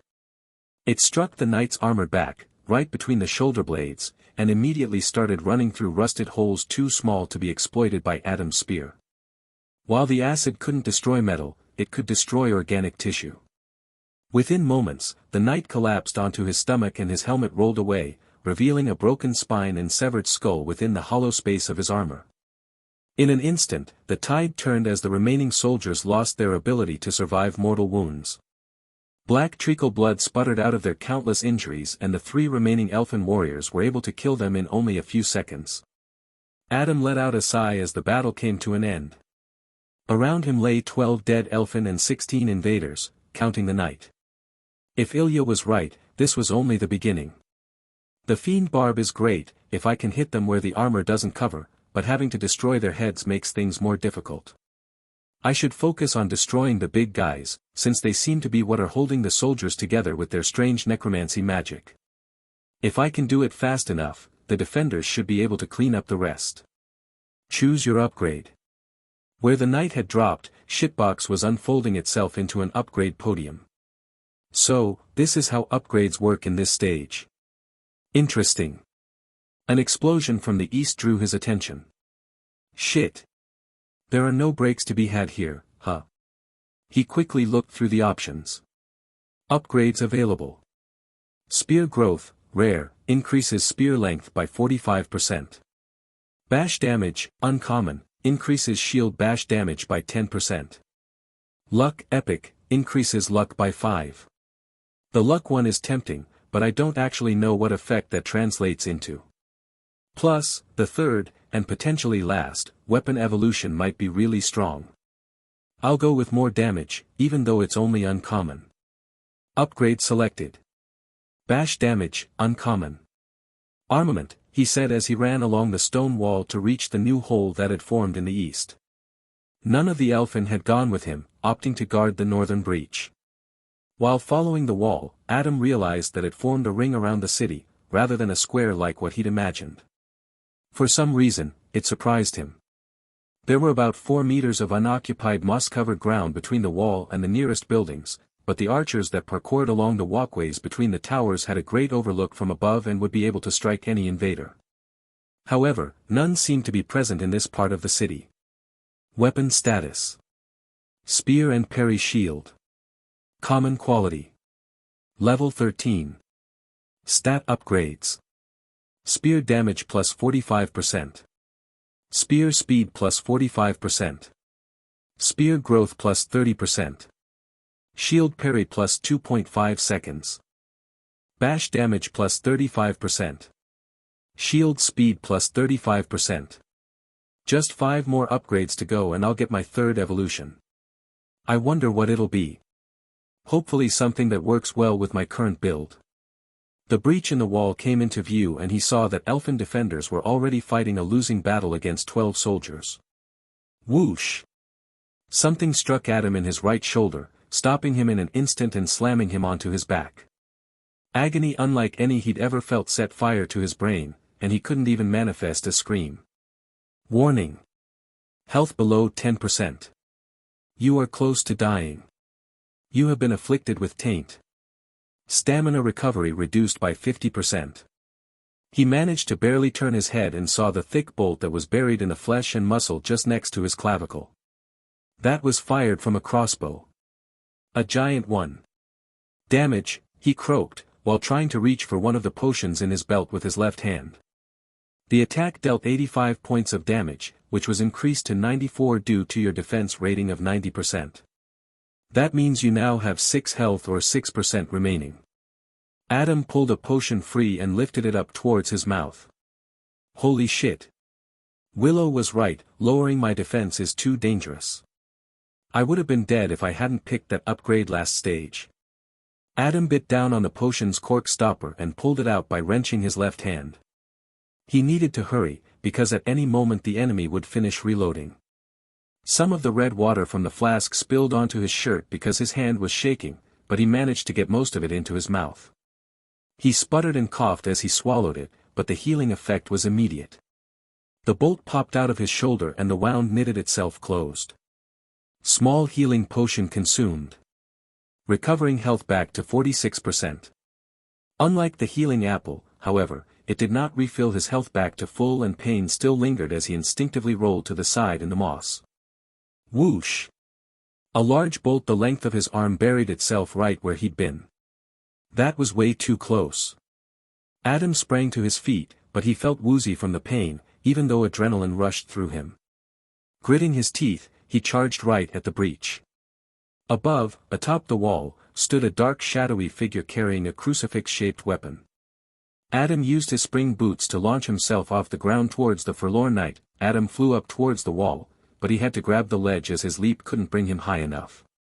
He pulled himself up and rolled to the side, just as a crossbow bolt plinked along the stone. The knowledge that a second hit was fatal sat at the forefront of his mind as he charged for the shadowy sniper. Even if he could consume his second potion, it wouldn't heal him enough to survive being hit again. But the point was moot, because of potion toxicity. Like the knight he'd slain at the northern breach, this one was 2 meters tall and imposing. Sinister shadows covered him like a veil and, instead of plate armor, he wore wrapped cloth that obscured his rotten skin. From his hood billowed black smoke as though his eyes were on fire. Cooldowns on my relics. Adam demanded. The knight casually reloaded a stake into his massive cross-shaped crossbow. 38 seconds remaining for Blood Mage Choker. So the glove and ring are ready, but my defense relic isn't. Shit. When only 8 meters separated them, the knight fired again. Whoosh! Adam clumsily raised his shield while trying to dodge the bolt. The wall was no more than 2 meters wide and only the side facing away from the city had a simple parapet, so diving out of the way would send him off the edge and potentially kill him. The bolt hit the side of his shield and pushed his arm aside forcefully, making him stumble a step towards the edge. The impact left a bump on the front of the shield, which warped part of the edge, and even though it hadn't hit him or done direct damage, his left elbow felt as though it had been sprained. But he had survived. With a roar, Adam lunged towards the knight. But he was much nimbler than the previous one and easily backstepped out of the way of Adam's thrusting attack, while swinging his massive crossbow like a club. Somehow, Adam managed to catch the strike on his shield and parry it, putting the knight off balance and disorienting him for almost 3 seconds. Adam didn't show any mercy and repeatedly stabbed the forlorn bastard, triggering the fiend barb again and again. After the 5th strike, the internal crystallization had ruined the knight's body to the point that it broke under his own weight and tumbled off the wall in pieces. Thank God for this relic. Down below near the breach, the 4 remaining elfin warriors turned the tide and laid waste to the incapacitated soldiers, who'd been rendered immobile by the loss of their leader. Adam breathed a sigh of relief. Let me know when I can consume my other potion, he told Shitbox, as it unfolded into an upgrade podium. Understood. He finally had time to inspect his shoulder wound.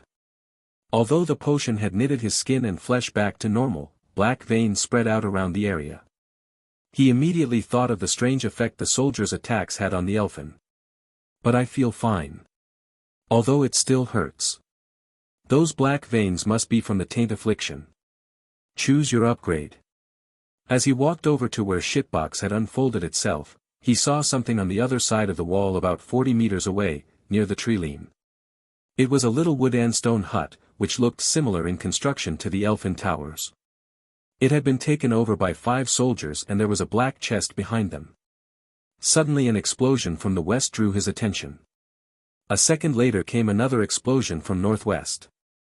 Both were on the direct opposite side of the city, and he couldn't see either of the new breaches thanks to the many towers in the way. 2 at once this time. He'd almost thought that the setup of the stage was very similar to the wave-based ones, but it was clear that this wouldn't be the case. I doubt I can get there in time, but I should be able to intercept them before they reach the ritual site. Maybe I can go find the relic by the great tree's roots on the way. Knobs. He looked back at the hut and the black chest. He really wanted whatever was inside. I have enough time, he told himself. Adam quickly picked an upgrade. Upgrades available.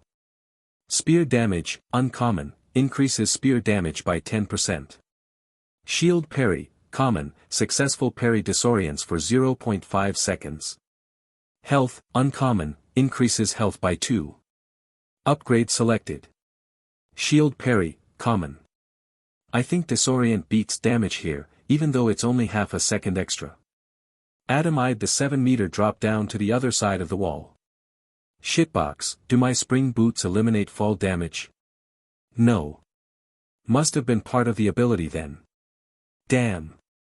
Just as he was about to cautiously scale down the outside of the wall, 2 elfin archers dropped from the nearby web of walkways between the towers and came up next to him.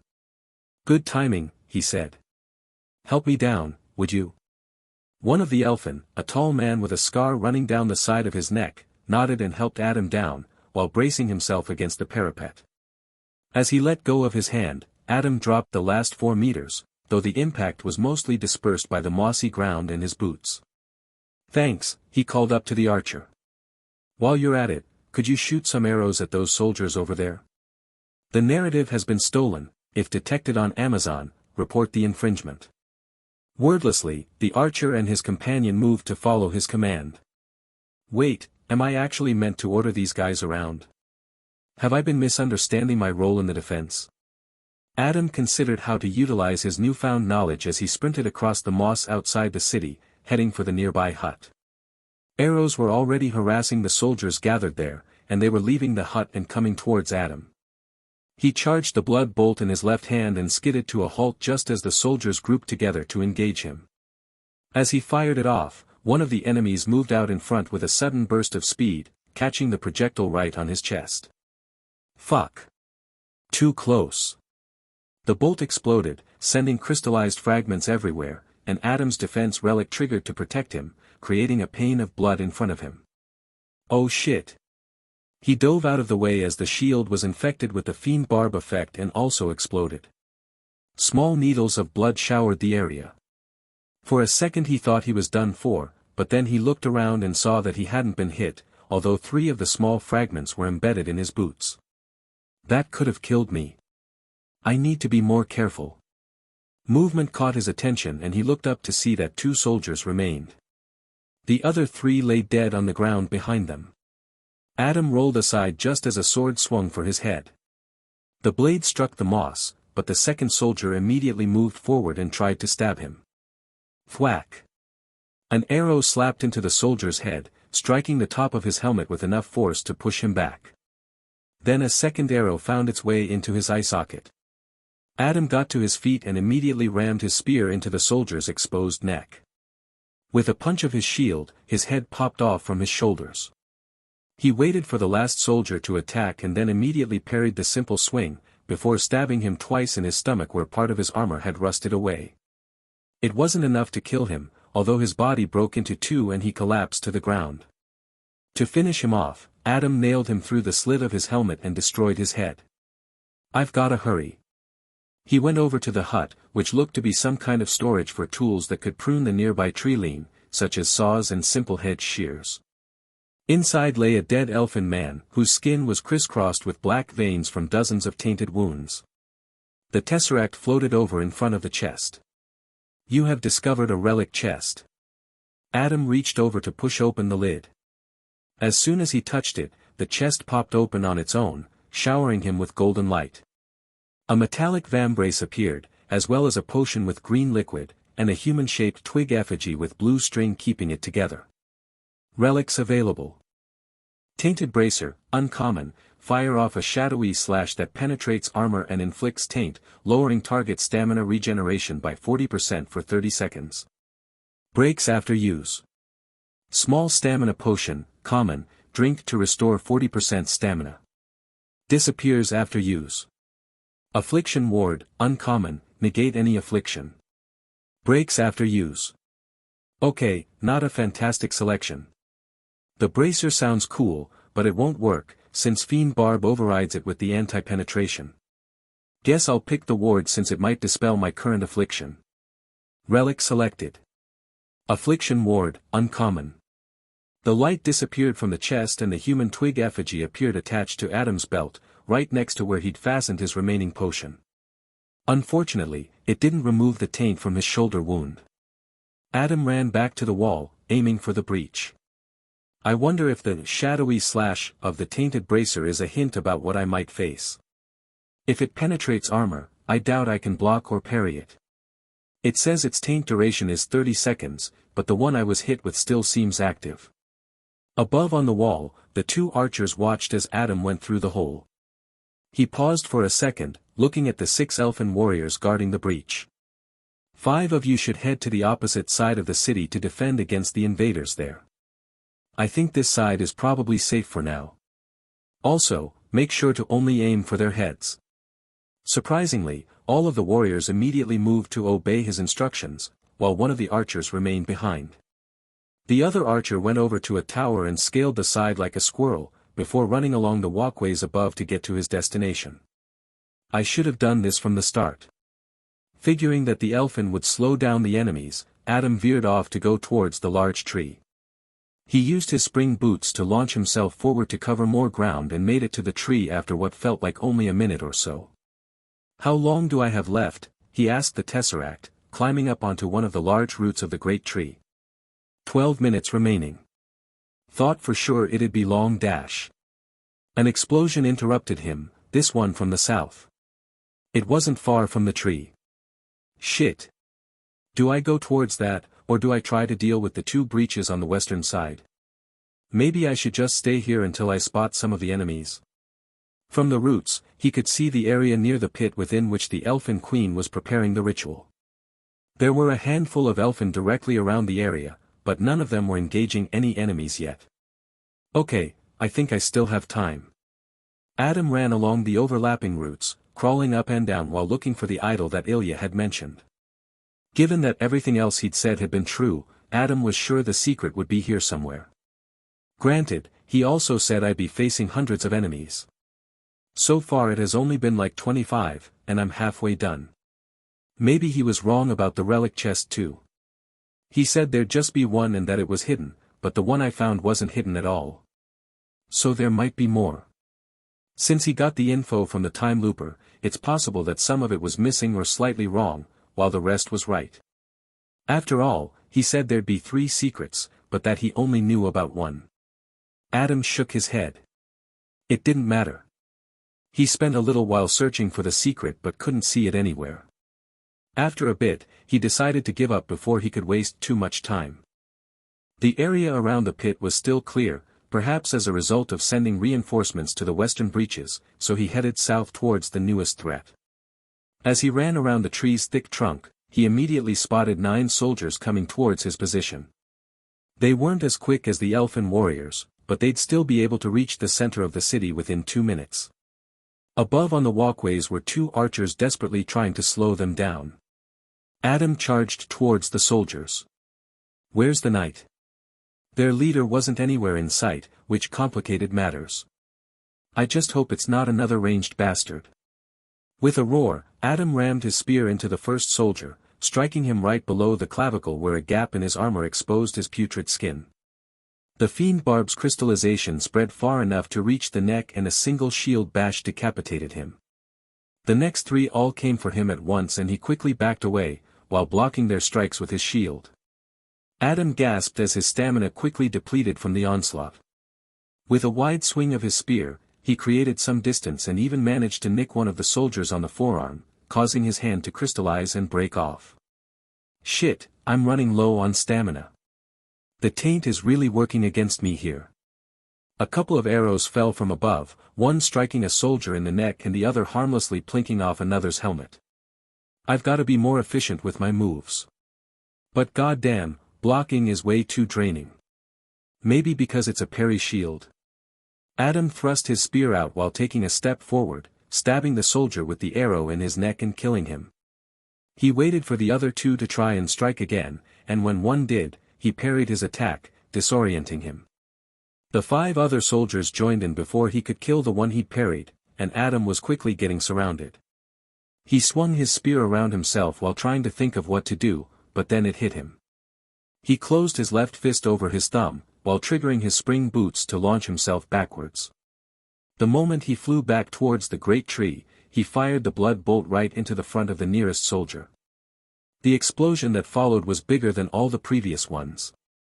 4 of the soldiers broke into pieces as they were struck by several fragments, and fiend barb triggered inside them repeatedly. The other 3 weren't left unscathed either and were all disabled in one way or another. As Adam landed, his footing slipped and he tumbled onto his back, striking his head on one of the large roots. Ow! He took in the scene of devastation that he'd created with the blood bolt. What the hell happened? He was breathing quickly as he got to his feet and knew he needed a break. Fortunately, the archers descended from the walkways to finish off the 3 remaining and injured soldiers before they could get to Adam. Then realization struck him. Spear Dancer's effect triggered from the spring boots, accelerating me to 3x speed, and apparently the blood bolt ring's area of effect scales with damage. Before Adam could celebrate this accidental discovery, a forlorn knight came charging down the road towards him, flanked by 3 soldiers. Shit! The elfin on the ground looked poised to engage, but Adam quickly yelled at them to return to the walkways. Their ranged attacks were more effective, and they'd stay alive longer up there. Although he was woozy from running low on stamina, Adam slowly walked towards the incoming knight and entourage. This one was covered in plate armor like the first knight and wielded a long halberd. He had a beaked close helm and a blue cloth around his neck like a scarf. A black haze seemed to trail the head of his weapon. I don't see any obvious weak points in the armor. This might be a tough one. Adam gritted his teeth and prepared for the worst. Arrows plinked off the knight's armor as he advanced. The helmet was impervious to the archer's attacks, as a slit so narrow only an envelope could pass through was the only opening. But that gave Adam an idea. He just needed to keep him still for it to work. With a sudden burst of speed, the forlorn knight came at him with a downward chop of his halberd. Adam didn't dare attempt to parry it, so he dodged to the side as it cut into the mossy ground. The knight adjusted his 2-handed grip and tore the weapon out of the ground in a horizontal slash aimed at Adam's midsection. Clang!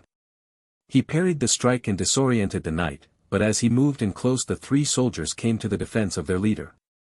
Adam managed to kill one with a stab through the side of his neck, but was forced to maneuver around the back of the tall knight to avoid the other 2. Just as the disorientation ran out, Adam spotted 3 rusted holes on his backplate. Arrows pelted the knight from above as he whirled around, swinging his halberd in a powerful attack. Adam pushed one of the soldiers in front of himself and got splattered by foul black blood as a reward, though he managed to stop the knight's weapon from reaching him.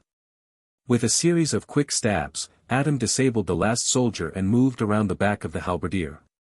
He rammed his spear into one of the rusted holes and triggered the fiend barb right around the knight's ribcage, which would have been fatal had he been human.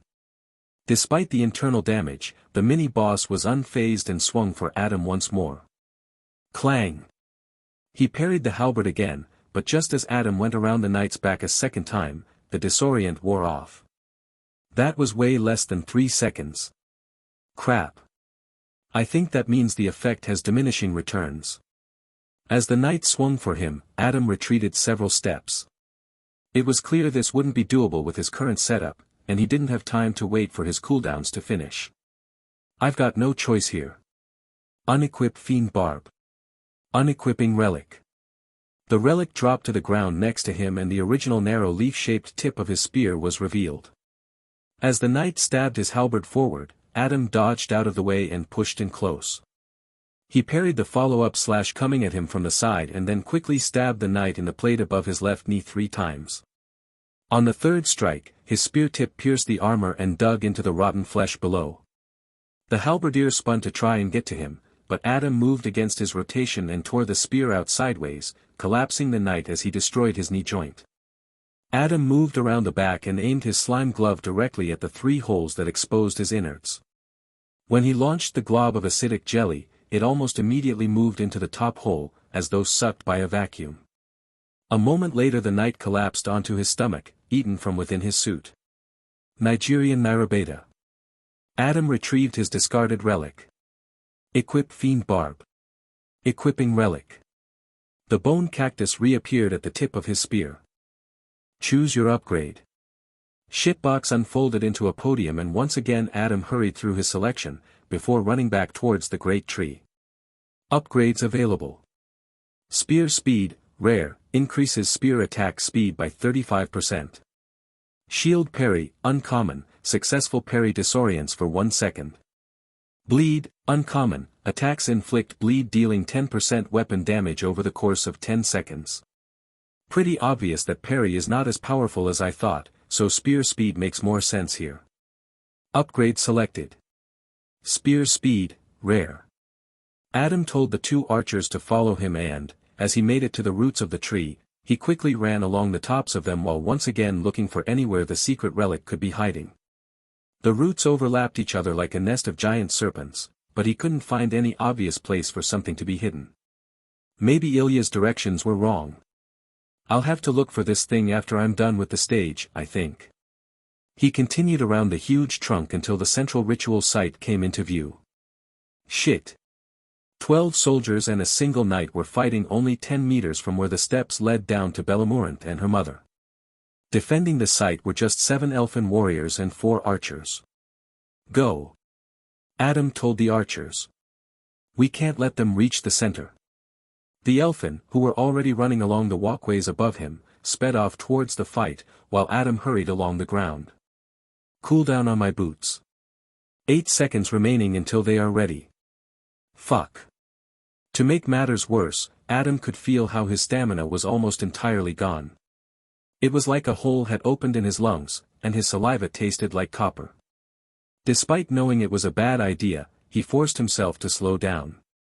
If he leapt into the fray, he'd run out of stamina and die. But that meant he was leaving the elfin warriors to die in his place.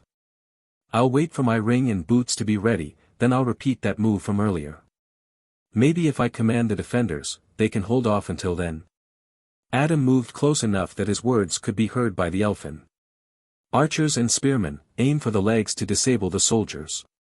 Swordsmen, avoid getting in too close and work together to decapitate the enemies one by one. Once again, the elfin followed his instructions, but there were only 5 warriors remaining, 2 with spears and the 3 wielding swords. The invader knight was responsible for most of their deaths. He wielded 2 long swords and was covered in armor except for his head, which had a torn and frayed blue hood, the unnatural shadows of which obscured his rotten face. As the knight realized Adam had command over the defenders, he broke away from the fight and headed towards him. He could have gone down the pit and killed the queen, Adam thought to himself. Good thing these enemies aren't super bright. Adam raised his dented shield and strode towards the knight. Only a few meters to his left were the top of the stairs that led to the ritual site. He couldn't really see what was happening down there, but part of him also didn't want to know. With a sudden surge of speed, the dual-wielding swordsman loped forward, chopping his blades down in an X-shaped strike. Adam was completely caught off guard and the wooziness from his low stamina made him unable to respond in time. The pain of blood popped up in front of him and deflected the 2 strikes before dissolving into nothingness. The knight was not so easily deterred, however, and just pushed forward before Adam could regain his composure. With an awkward motion, Adam put his parry shield in the way of the knight's double strike and stumbled back 3 steps from the impacts. Adam gasped. His legs were suddenly tingly with static. He could feel it. He'd extinguished the last embers of his stamina and was seconds away from collapse. With a desperate shout, he flung his shield out in a parry, catching one of the swords. The other skimmed along his right arm, drawing blood and setting fire to his nerves. Warning. Health below 5%. You are close to dying. The attack dealt 40 points of damage, which was increased to 44 due to your defense rating of 90%. That means you now have 2 health or 2% remaining. He could feel exhaustion overtake him, even numbing the pain that flared in his upper arm. Affliction ward triggered. Affliction negated. This story has been taken without authorization. Report any sightings. On his belt, the affliction ward popped and disintegrated, dispelling the taint inflicted by the swordman's strike. It had the added benefit of removing the previous application from the crossbow bolt. Without any solid plan in mind, Adam triggered the spring boots and shot directly into the knight, while gripping his spear in both hands. The fiend barbed tip was unable to pierce the swordsman's armor torso, but it pushed with enough force to dent it like a bowl, while carrying him backwards with Adam's explosive momentum. When they landed near the soldiers and Elfin, the knight struck the mossy ground back first and Adam was launched head over heels through the air, before belly-flopping a few meters away. He coughed up blood and saw the world in monochrome colors, though his health did not move down below the 2 points remaining. With a last bit of exertion, Adam raised his arm and fired the blood bolt towards the downed knight and the nearby soldiers. It landed like a grenade and showered them in crystallized shards, killing 3 of the soldiers and striking the knight right in his shadow-cowled face. The remaining soldiers became incapacitated. It wasn't until an elfin cut the head off of one nearby that Adam realized he'd been seconds away from death. With what little health he had left, a single kick would have been the end of him. Potion, cooldown, he asked the cube. 1 minute remaining on potion toxicity. A wailing horn filled the air, along with 3 explosions back to back. All of them came from the north. There's no way I'm doing this. Choose your upgrade. The surviving elfin ran off to defend this newest set of breaches. It was quiet around him for a moment, until gentle footfalls from nearby drew his attention and he slowly pushed himself to his knees. The exertion was enough to make blood well up his throat, though he had no idea where it was coming from, since none of his wounds were internal. He swallowed it back down. "Consume this offering from our goddess," said a female voice. Adam looked up and met the green glowing eyes of a young elfin girl. She was a few years older than Belle and her blonde hair was tinged with red. A tiny wing sprouted from the back of her white silken dress, which was too long for her short frame and dragged along the mossy ground. He accepted the fruit, a blue apple-sized strawberry with pink seeds dotting it. Without questioning it, he bit into the strawberry, and his mouth was immediately flooded with the taste of vanilla, banana, and pear. All-mother's fruit consumed. Recovering health, stamina, and mana back to 100%.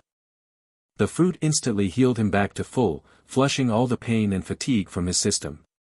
At the same time, it knitted shut his injured arm and even dispelled the black veins from where the crossbow bolt had struck his shoulder. He got to his feet and hugged the girl. "Thank you." Then he quickly selected an upgrade from where shitbox was unfolded into a podium, before running off towards the northern wall. Upgrades available. Spear damage, uncommon, increases spear damage by 10%. Bash damage, rare, increases shield bash damage by 15%. Crush, uncommon, increases the impact of attacks by 10%. Upgrade selected. Spear damage, uncommon.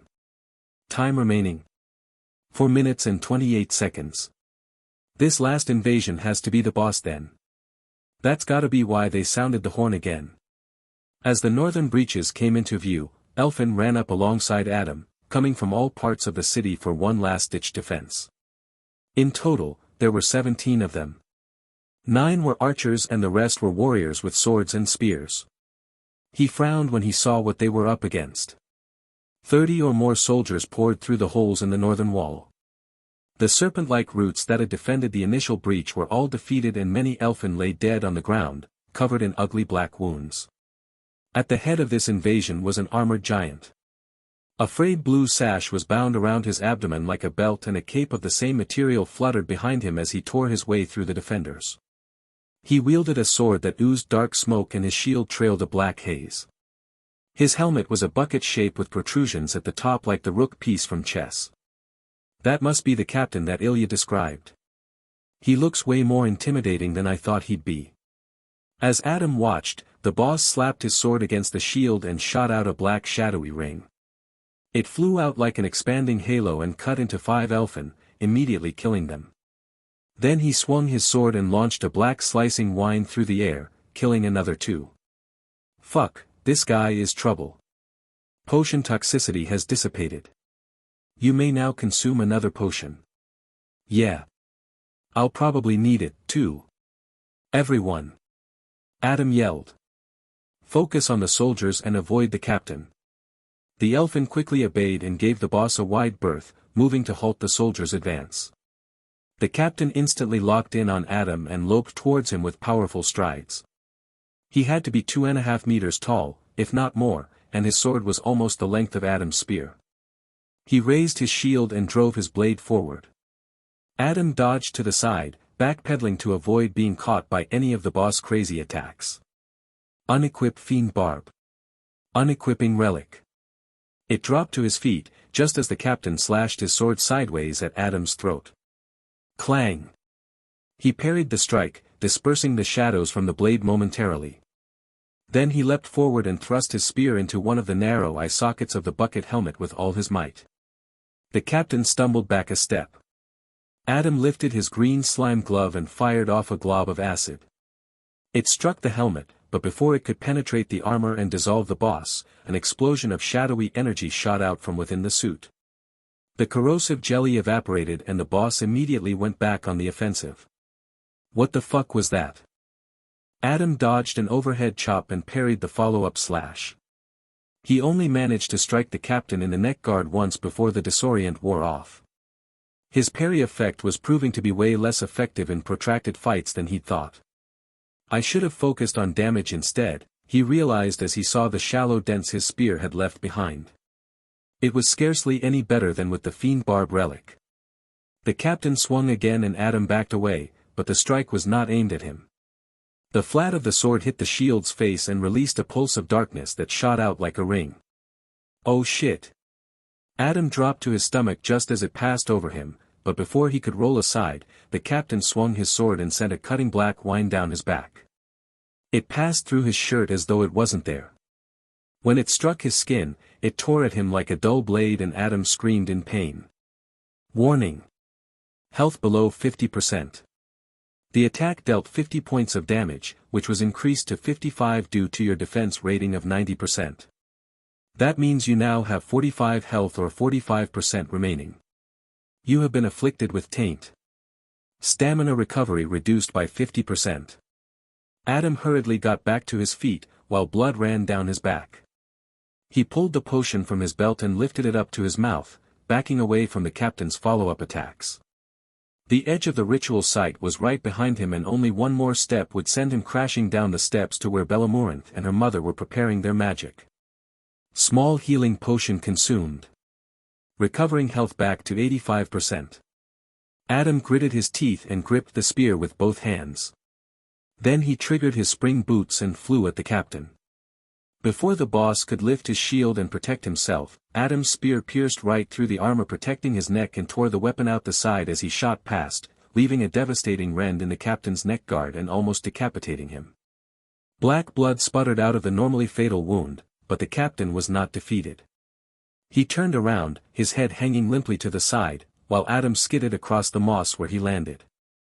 He raised his left hand and fired the blood bolt. Except, nothing happened. Cool down. 11 seconds remaining. Adam cursed loudly and launched himself right back at the captain. The boss slapped his shield again, but this time Adam jumped over the ring, rather than diving under.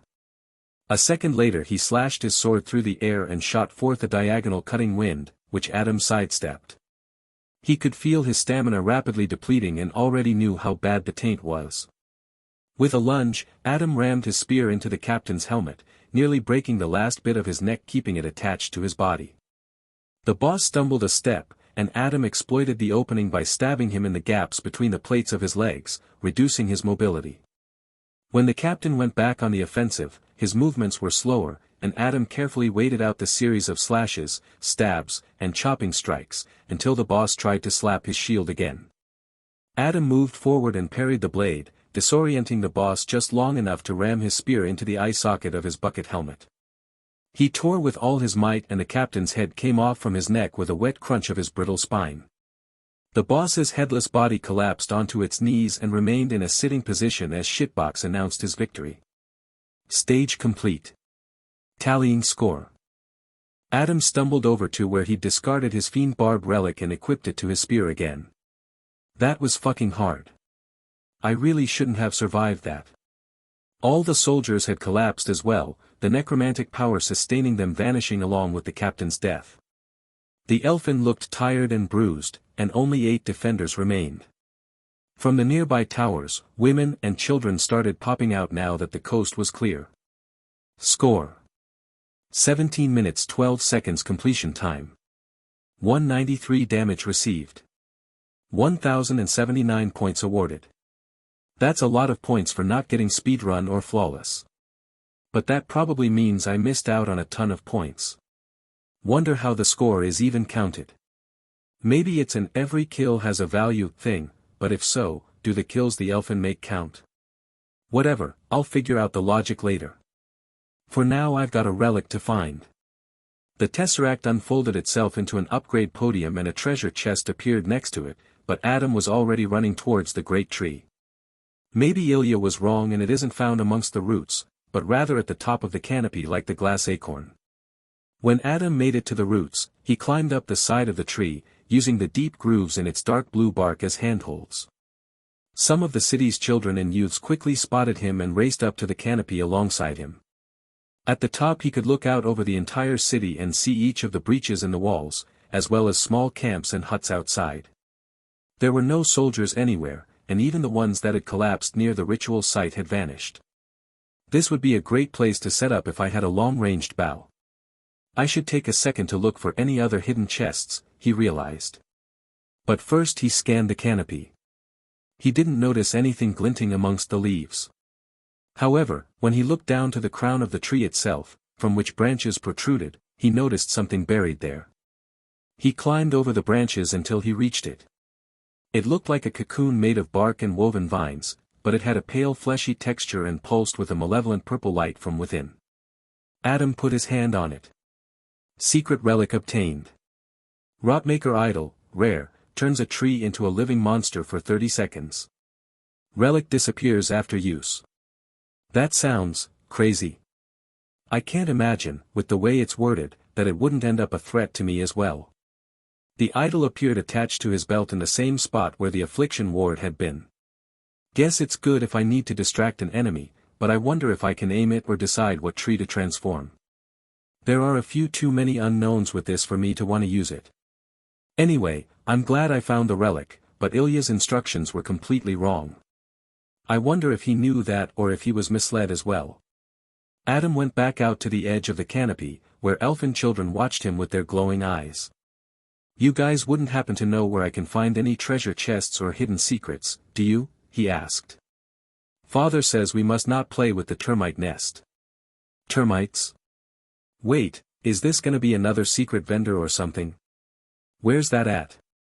The boy who told him climbed through the canopy to the other side, before pointing off towards the southern breach. He patted him on the head. Thanks. Have thou seen mine father? The boy asked. Adam clenched his jaw. Damn. Whoever made this world is a cruel bastard for putting that in. I'll look for him, Adam lied. You should stay here with the others. Understood. Although Shitbox was still back by the dead captain, Adam asked into the air. Will I survive if I use my spring boots from up here? Yes. A grin spread across his face. Fuck yeah. He crouched and triggered the boots, shooting himself towards the southern wall. Make sure to land on your feet. Wait. What happens if I don't land on my feet? Adam yelled into the air as he soared across the city. He suddenly started to spin forward. Oh shit. Adam fortunately landed boots first on the ground, surviving his flight from the giant tree. The impact left a crater in the mossy earth, and he skidded for almost 15 meters before coming to a complete stop. Holy crap, that was tense for a moment there. But what a ride. How long do I have left before my rewards are chosen for me?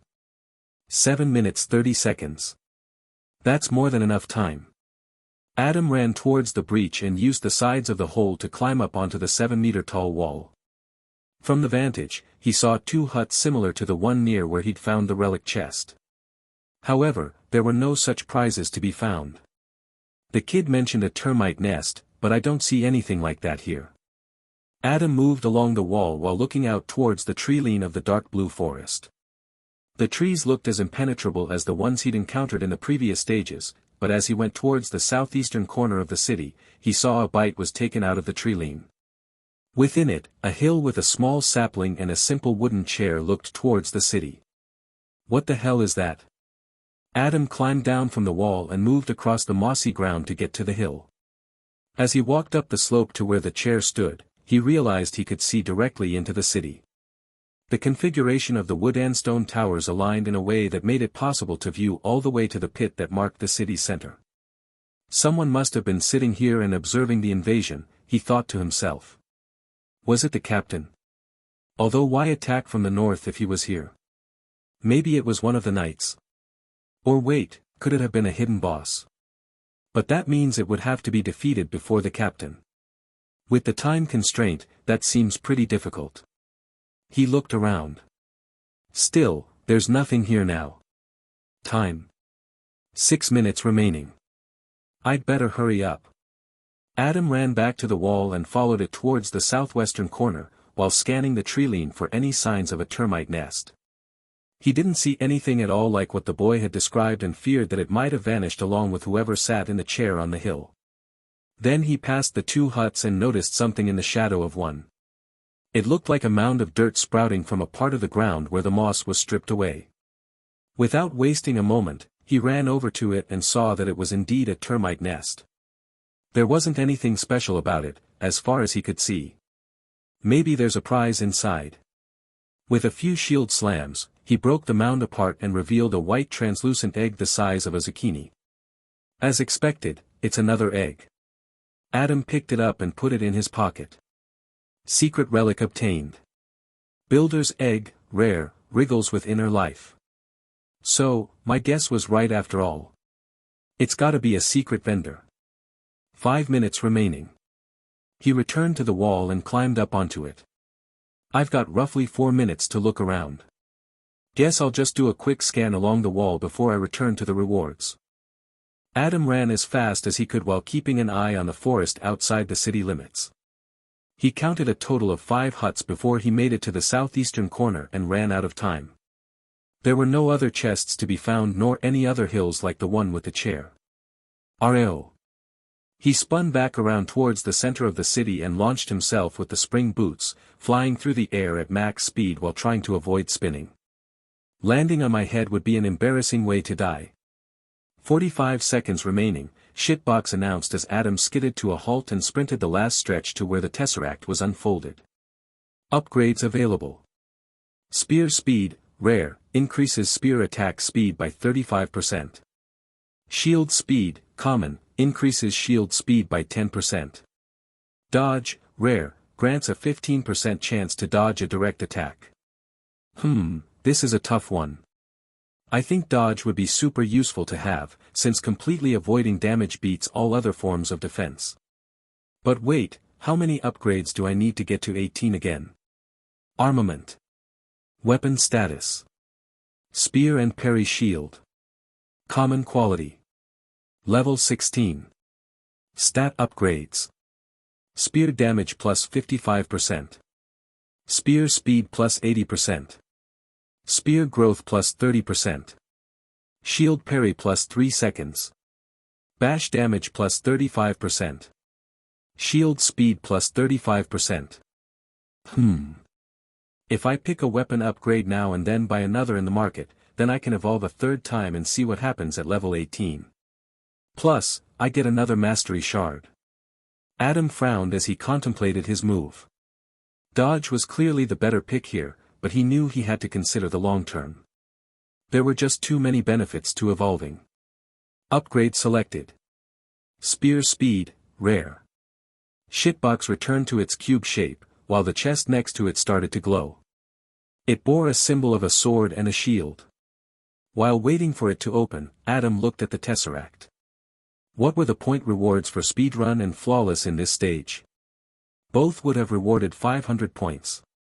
Damn, a 200-point jump for the speedrun compared to stage 3. The flawless bonus is the same, but I guess that's because of the backup from the elfin. What about the secret boss? I cannot say. Adam grinned. That chair on the hill has to be where the secret boss is located. I can't wait to check it out when I come through here next time. Ah, there I go again. He shook his head and looked at the chest. The glow was intensifying from below the lid, but it hadn't opened yet.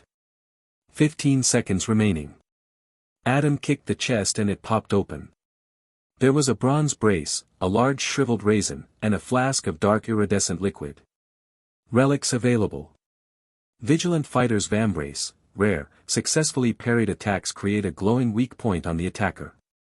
Heart of Darkness, common, a heart borne by those who gorge on darkness. Tainted Oil, uncommon, the player's weapons are coated with the darkness of the forlorn, imbuing their attacks with taint, lowering target stamina regeneration by 40% for 30 seconds. The coating lasts for 2 stages, after which the relic disappears. The story has been taken without consent. If you see it on Amazon, report the incident. Okay, not a raisin. I wonder if that means I can carve out their hearts and sell them. That's pretty grim. The oil is interesting as well. Would probably work well against enemies that take a while to kill, which I imagine will be something I'll face later on. Still, reduced stamina regeneration is less effective than the venom upgrade that lowers movement speed. I suppose stacking afflictions would be a good way to fight though. Anyway, the choice here is clear. Relic selected. Vigilant Fighter's Vambrace, rare. The Vambrace appeared on Adam's right arm, covering his forearm in bronze and reaching to his elbow. He shifted his arm around, but the new relic didn't interfere with his movements at all. Thanks to it reaching all the way to the bottom of the slime glove starting from the wrist, none of his right arm below the elbow was exposed. Shame it doesn't add any defense, but it should be very useful I think. Shitbox released a pulse of magic and Adam blinked. Adam stood near the middle of the ritual site at the center of the elfin sanctuary. Under him was the engraved stone disc. All the channels were filled with a liquid silvery metal. He couldn't move or speak. He couldn't even control his own blinking, which was deeply uncomfortable. Another cutscene. Opposite him stood the queen and in front of her was Bellamourinth. Her skin was painted with reflective silver paint like the disc, creating meandering lines and swirling spirals, even along her horns. Her golden hair hung down her back in a large Dutch braid, and she still wore the green dress that Weaver had made for her.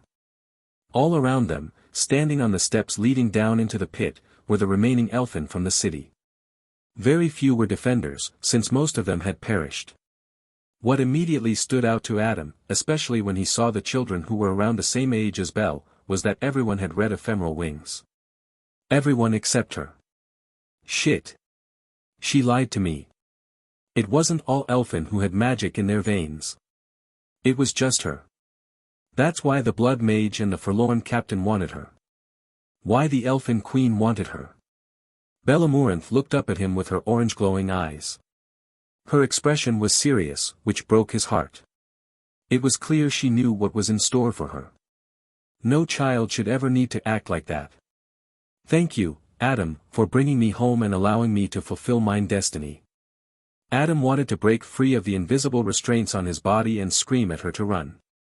He knew what was coming. He could feel it deep in his core. I didn't save her by bringing her home. I doomed her. Before he could do anything, darkness overtook his surroundings, transporting him to a different place. Now entering. Interim Island. Peculiar and uneven buildings appeared around him. A blue sky spread out above and a warm sun licked his face. The melody of a flute filled the air. Adam had returned alone. "Bring me back," he yelled at Shitbox. "You cannot return to a stage you have completed." "Fuck you," he shouted. "Why the hell would you present a story like that? Haven't you tortured us enough? If you had paid attention, the story might have played out differently." "What? Are you saying this is my fault? No destiny is set in stone. No path is fixed. This is the Trials of Defiance. If you do not defy your fate, then you will perish along with the rest of your species. Defy me. Defy the all-seeing system.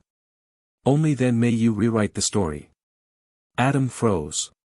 He realized the cube was right. He hadn't done anything to stop Bellamorant's fate, even though he'd seen it coming from a mile away. What right did he have to complain when he'd just let it unfold? "I'll find a way to change her destiny," he vowed. Adam wanted to talk to his friends and figure out what they could do, but he first ran off towards the market. The buildings had changed shape yet again. They were very close to looking like actual houses, though most were still misshapen or leaned oddly. If his theory about deaths fueling the coherence of Interim Island was correct, then it meant that many had perished in Stage 4. He arrived at the fountain where Yenna the Wasp sat in front, holding a strange instrument in her hands. That's not just a flute, he realized. It's an ocarina. The sound was quite pleasant, though there was a tinge of sadness and longing to its melody. Yenna stopped playing when she saw him. "Hello, Adam. Is there any song you'd like me to play for you?" He smiled slightly. "Yeah, play The Song of Time. Of course." As she started playing the melody, Adam walked past her and the fountain. Once again, the statue spitting water had been swapped, and now small versions of the captain, wielding a sword and shield, shot water in an arch to land in the top bowl. Secret relic activated. The large termite egg lifted itself out of Adam's pocket and into the air. Then it floated down past Weaver's spiderweb stall and planted itself. From within burst a tall, freaky-looking termite. Around it appeared a stall with the same texture as the nest he destroyed to get the relic. "You have unlocked the builder. This vendor sells upgrades to your player house. Doubt that'll be useful. I mean, it's not like I need new furniture." He went over to the first stall with the blue overhang. The beetle was cleaning one of her tools with a dirty rag until she noticed him. "Hi, Thea. Good day, Adam. Have you come to buy upgrades for your weapon?" "I have." "What was the price again?" 450 points. "That's pretty expensive, but this is my third evolution." Currency. Player currencies. Points, 1079. He would have enough to buy a rare relic afterwards. Still, it felt like a lot of points. Adam sighed. "Alright, show me what you got." Thea gestured towards the anvil next to her and it lit up with a golden light, before 4 symbols appeared above it. Weapon upgrades for sale. Spear speed, rare, increases spear attack speed by 35%. Spear growth, common, increases spear length by 15%. Shield speed, uncommon, increases shield speed by 20%. Shield parry, uncommon, successful parry disorients for 1 second. Looks like the upgrades are split between the shield and spear evenly, similar to the defender. But no damage boost. Damn. I'll buy the spear speed. Understood, Thea replied. Weapon upgrade purchased.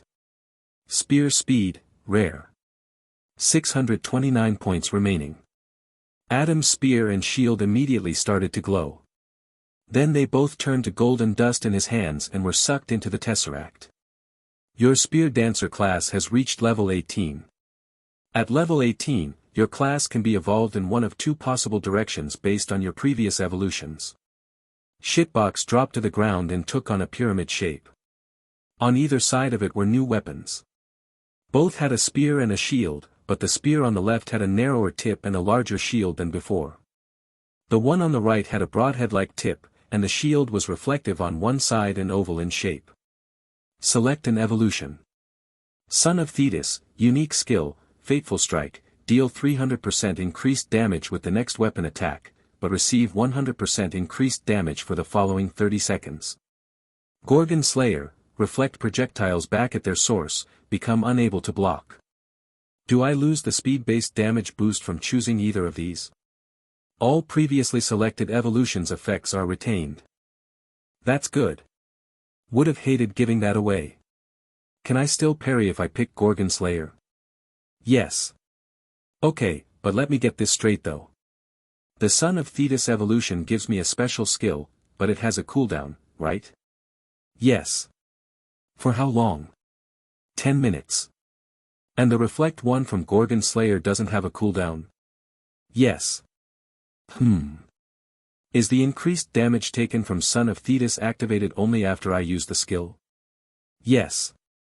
But the inability to block for Gorgon Slayer is permanent? Or am I misunderstanding that? It is permanent. Yes. Think I've gotta go for the first one then. Increased damage dealt will scale amazingly well with the speed boost from Spear Dancer. And depending on how it's calculated, that can be pretty insane damage potential. I haven't really dealt much with ranged enemies, and even those I could block normally, so it seems like a bad idea to completely give up the ability to block. Adam reached out and touched the left weapon hologram. Evolution selected. Spear Dancer to Son of Thetis. The spear reappeared in his hand, the fiend barb attached to the tip. The shield manifested on his left arm, strapped tightly to his skin. It was wider than before, measuring about 1 meter in diameter now. His third pyramid gem appeared in the air and he immediately grabbed it. Mastery Shard obtained. I think I made a good call with that upgrade. Still, wonder what I should invest my shard in. Adam moved down the row of stalls, but neither Bell and the Cockroach nor Carrie the Cricket sold anything new. Although, when Adam saw the Cricket stall he paused and turned to Shitbox. Wait, what happens now that my weapon is level 18? Can I just keep evolving? No. Weapons cannot evolve more than 3 times. So, I won't get any new upgrades for it. You will still receive weapon upgrades amongst your options, and you can still purchase weapon upgrades from the vendor. These upgrades will now only cost 300 points to match the price of the general upgrades. I guess that makes sense. Adam replied. 18 is such an unsatisfying number to end it on, but I guess it'll be less of a dilemma when I have to pick upgrades now. Adam continued on to Luca's stall. You're back, she said. He almost expected her to comment on the new vendor he'd brought to the market, but she didn't say a word. Perhaps she only cared about other spiders. Show me your stuff. The spider gestured towards the chest. It started to glow. He was getting rather tired of the drawn-out reveal every time. When it popped open, he saw nothing but green glowing uncommon relics. Relics for sale. Overflow Diadem, uncommon, activate to immediately deliver all remaining damage of afflictions, dealing 10% increased damage for every affliction affected. Breaks after use. Affliction Ward, uncommon, negate any affliction. Breaks after use. Tainted Bracer, uncommon, fire off a shadowy slash that penetrates armor and inflicts taint, lowering target stamina regeneration by 40% for 30 seconds. Breaks after use. Glutton Collar, uncommon, consume 2 potions within 10 seconds of each other without incurring toxic backlash, but toxicity buildup is tripled. That's unlucky. Although, the Overflow Diadem could be really powerful. Especially if paired with the Relic Renewal Stone. Reroll. Relic purchased. Reroll die, uncommon. 529 points remaining. The chest closed, glowed anew, and then popped open again. Relics for sale. First Strike Earring, rare, the first hit against a target deals 25% additional damage, subsequent hits deal 10% less damage. Tainted Oil, uncommon, the player's weapons are coated with the darkness of the Forlorn, imbuing their attacks with taint, lowering target stamina regeneration by 40% for 30 seconds. The coating lasts for 2 stages, after which the relic disappears. Paralysis Venom, uncommon, paralyses target on attack. Relic disappears after attack. Spirited defense nose ring, rare, successfully blocked attack stagger the attacker and increases the following attack's damage by 10%. I could sell the Rotmaker idol and reroll again. I doubt I'll actually use that relic, since it sounds like it might get me killed. The earring might not be terrible, but I'm not sure it's worth it. Nose ring is also a new slot I hadn't considered, although maybe it overlaps with earrings. There's probably something dumb like that. Still, it might not be a bad pick. Guess I'll think about it for now. I'll be back later, he told Luca. I know, she replied in that creepy tone of hers. He continued down past the stalls of Nellie the silverfish and Weaver, before stopping in front of the termite's shop. Within was what looked like a workbench with saws, screws, hammers, measuring tapes, and anything else a builder might need. The stall itself was made of compacted dirt, sand, wood chips, and other such detritus that a termite hive would use to construct their nest. How do you do, Adam? You can call me Builder, greeted the termite inside the stall. She spoke with a southern twang, for some reason. What do you actually sell? I've got anything you might need to add to your player house and its garden. Anything? He asked skeptically. You want a dummy that can fight back? I can build it. You want a special room for testing relics? I've got you. Adam suppressed a grin. The dummy would definitely be useful, as would a relic test chamber. And how much would the upgraded dummy cost? 2,500 points. The special room will cost 6,000 points. Adam blinked lamely, the answer taking a moment to sink in. Huh. My work ain't cheap, but you'll be glad to have it. There's no way I can afford that. Come back when you can, she retorted. Yeah, we'll see about that. He left Builder's stall, shaking his head. Adam decided it was time for him to go to the tavern and find out how his friends had fared. And although he didn't actually feel hungry, he craved Charlie's food. When Adam entered the dimensional tavern, Charlie the ant immediately came over, a spring in her step. He could guess why, and it made him feel bad for breaking the news to her. Sorry Charlie, Belle isn't here today.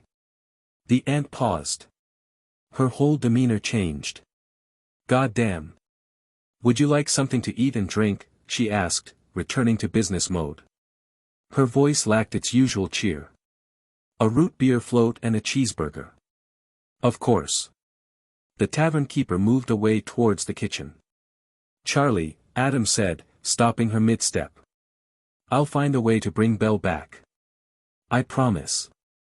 Thank you, she said without turning around. Then she left. Adam sat down on the same stool he always used, and the tables immediately filled with holograms of people. There was a lot less crying and despair this time around as the holograms cycled through. It gave him an ominous feeling in his gut. Shitbox, how many people survived Stage 4? 39 million players survived the siege of the Elfin Sanctuary. Fuck. That's a lot of deaths. Like 140 million if I'm not mistaken. Adam let out a slow breath. Show me Willow Martin and Leonard Schultz. One of the players is not currently seated in the tavern. Connect me to the one who is. Willow appeared opposite him. I'm glad you're still alive, she said. Likewise, he replied. Did you hear how many died? She nodded. It's a lot. 2 of the people I talked to after last stage are dead. Adam frowned.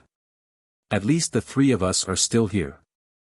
I was a bit worried for Leonard, to be honest. Me too, she admitted. A moment of silence passed between them. Then Adam asked, do you think there's a way to save Belle? I actually came here as soon as I returned to try and find out. And? There are no results if I ask the tavern to show me those who saved her. I don't think it's possible. Adam shook his head. Shitbox told me this super weird thing when I confronted it. It said that we're supposed to defy the system and alter destiny. How? She asked. I have no idea. Do you think it has something to do with the secrets, perhaps? All the Elfin worship the Allmother, so maybe that necklace has a role to play. Adam frowned. What? Willow asked. I sold it. Can you buy it back? she asked. I actually don't know. It might be possible, perhaps. But I'd probably have to pay double what I sold it for or something stupid. He turned to the cube floating next to him. Is it possible to buy back things I sold? No. Crap. Never mind, Shitbox says I can't. It might be too late to test it out anyway, Willow said. I'll give it a try on my next loop, he blurted out. She frowned. Are you preparing yourself for that? If you go back in time, I won't remember you. Hell, it won't even be the same me you end up meeting, if you're going to some other universe, Adam lowered his head. Sorry, that was a dumb thing for me to say. You need to respect your own life more, she scolded him. That person who's after you clearly went crazy from repeatedly looping back. If you're not careful, you could end up like that too. Life would lose all meaning for you. I don't really have a choice. It's not like I can stop going back in time when I die, he defended himself. At least promise me you won't throw your life away just to go back in time. Adam gritted his teeth, but nodded slowly. I promise. Sometime later, Leonard joined them in the tavern. There were still a couple hours of daylight left. Out of all of them, the German was taking Bellamorant's fate the hardest. Adam could understand why, since he'd admitted that the elfin girl was similar to one of his children. Children he couldn't see. Children who'd been consumed by the all-seeing system. Did you also get the flawless bonus? Leonard asked them. He was wearing a tattered blue cape, similar to what the forlorn captain had used. Willow shook her head. Like Adam, she hadn't gotten any bonuses. Adam grinned. You got flawless. I found out that you could command the elfin, so I told them to defend the center of the city, while the archers joined me at the top of the large tree. We basically sniped all the mini-bosses and soldiers from there. Although my crossbow couldn't reach beyond the city walls. I'm impressed, Adam admitted. That's a clever use of your weapon. It felt kind of like an exploit, he replied sheepishly. Who cares, as long as you win? Adam said. If they let you do it, you shouldn't feel shameful about it, Willow added. He smiled. Thanks. Did either of you notice a guy on a hill? Adam asked. Willow shook her head. Did he look like a nobleman? Leonard replied, surprising him. I actually have no idea. I just saw the hill with the chair and thought it looked suspicious. I tried to shoot at him, but he was too far for me to hit, Leonard said. Oh, I did notice that hill, now that you mention it, Willow realized. I didn't really investigate it though, but I was also running out of time looking for the termite nest. Termite nest? Leonard asked. Was that a secret relic? It unlocked the builder in the market, Adam said. She sells very expensive upgrades to the player house. I only found the Rotmaker idol, he replied. Did either of you try it out? I didn't find it until the end, Willow said. Since all three of them had found a glass acorn in stage 1, the location of the idol had been quite obvious. Leonard shook his head. When I found it, one of the archers told me it was an infection and should be destroyed. I think if I'd used it in their sanctuary, they'd probably have gotten mad. I didn't find it until after killing the captain either, Adam said, but I also thought that the wording was a bit suspicious. It says nothing about the monster fighting on the summoner's behalf, so it may be as big a risk to us as to any enemies we're facing. Leonard nodded. I think I'll sell mine. Me too, Adam said. I'm going to put it in my storage, Willow decided. Never know if it'll come in handy later. If you spot this story on Amazon, know that it has been stolen. Report the violation. Do you think Ilya was trying to make you waste time? Leonard asked. He gave you the wrong location. I don't know, Adam admitted. The person who told him probably twisted the facts a little. Especially if she knew it'd get back to me. I don't understand why people don't just freely share what they know, Leonard said. What's there to gain from lying? It's not like we're competing to win the trials. It's because knowledge is power, Adam thought to himself.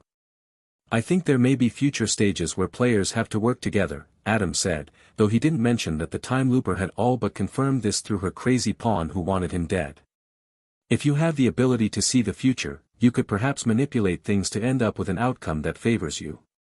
Ensuring someone has less points or that if someone dies it would benefit you. That's awful, Leonard said. If cooperative stages do appear, Willow added, then it's likely that they won't split rewards, which could lead to players killing each other just to get ahead. We can't let that happen, he insisted. There are over 35 million people left, Adam remarked. Do you want to try and warn everyone? I don't think that'll work. The cube also says you can't do announcements to all players in the tavern, Willow said. Adam was surprised that she tried that. We should at least make sure it doesn't happen in our groups, Leonard said. Adam nodded. That's more reasonable. Trying to police others will be dangerous, Willow cautioned. It's better than to let evil go unpunished, Leonard replied. Guess I know why he became a policeman. I mean, he isn't wrong, but neither is Willow. Regardless, it's a tough situation. Adam changed the topic. What do you think the next stage could be? No idea, Willow said. None of the elfin would tell me what the ritual was for, other than to save their people. Maybe they are trying to attain the favor of a god. Adam suggested. By sacrificing a child? Leonard asked, appalled. If they are drawing inspiration from our history to create these fictional worlds, then it does make sense, Willow remarked. Sacrifices to plead with the gods have precedent. Doesn't this All-Mother already protect them? Leonard asked. Perhaps it's not enough. Willow suggested.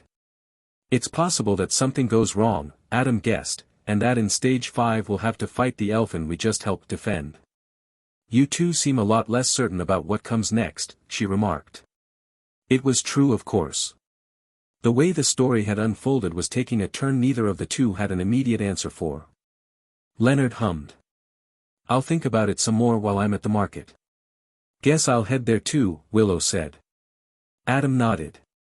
Don't forget to check in on the glass acorn on the way. Oh right, I almost forgot about that, Willow replied. They all got up from their chairs. Adam left behind his half-finished root beer float. When he reached the player house and went into the garden in front of it, he immediately noticed a difference. A tiny sapling had replaced the acorn. A new critter had also joined the ensemble. It looked like a small version of the captain. He and the goblin were sparring, while the imp bounced on the slime. What a weird sight, Adam thought to himself. He stooped down and touched the sapling. Secret relic.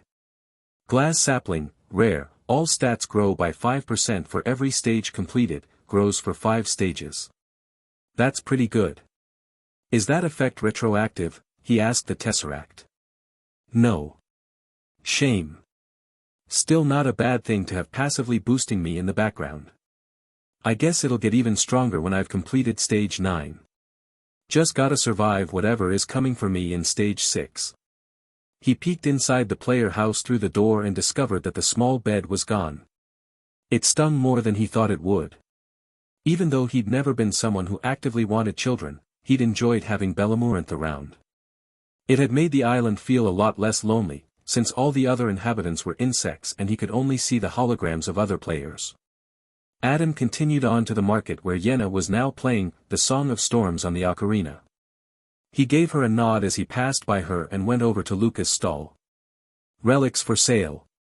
First Strike Earring, rare, the first hit against a target deals 25% additional damage, subsequent hits deal 10% less damage. Tainted Oil, uncommon, the player's weapons are coated with the darkness of the Forlorn, imbuing their attacks with taint, lowering target stamina regeneration by 40% for 30 seconds. The coating lasts for 2 stages, after which the relic disappears. Paralysis Venom, uncommon, paralyses target on attack. Relic disappears after attack. Spirited Defense Nose Ring, rare, successfully blocked attacks stagger the attacker and increases the following attack's damage by 10%. After a quick look at the options from earlier, he decided to re-roll. While the nose ring might be useful, the parry shield is not effective for blocking, so it's bad to build towards something like that. Relic purchased. Reroll die, uncommon. 429 points remaining. The chest closed and popped open a second later.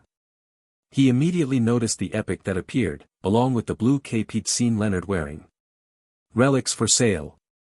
Sanctuary Defender's Robes, rare, increases movement speed by 25%, increases dodge chance by 10%. Breaks after 2 hits. Tainted Helmet, epic, attacks inflict taint, lowering target stamina regeneration by 40% for 30 seconds, when an afflicted target dies, its afflictions are spread to nearby targets, healing effects are 75% less effective. Committed Attack Ring, uncommon, all cooldown-based relics gain a second use that can be triggered within 10 seconds of the first activation, but the cooldown is tripled. Captain's Cape, rare, increases movement speed of allies by 10%, increases attack speed by 25%. A shame that the Tainted Helmet and Overflow Diadem take up the same spot, otherwise they'd pair together ridiculously well. The 75% less healing is brutal though. A large potion would only restore a quarter of my health if I wore that. The Captain's Cape is pretty interesting. I wonder if attack speed affects the reload of Leonard's crossbow. I'll have to ask him about that. It's also the first cooperative relic I've seen. I guess it'd work with summons, as well as stage allies and players. If it wasn't for the fact that I can't equip a second ring without needing to swap out my slime glove or bolt ring, then the committed attack ring would actually be pretty powerful, especially when paired with Spear Dancer's boost and how it works with the spring boots. The robes are really good as well, although they break pretty quickly. Still, I think that might be my best pick here, unless I try to re-roll again. Adam shook his head. No, I'll save the remainder of my points for Levicidix. I'll sell the Rotmaker Idol and buy the Sanctuary Defender's Robes, he said. Excellent, chittered Luca. Relic sold. Rotmaker Idol, rare. 579 points remaining. Relic purchased. Sanctuary Defender's Robes, rare. 179 points remaining. The off-white silken robe appeared over his shirt and pants, which was a bit awkward and probably looked weird, but he could immediately feel the boost to his speed.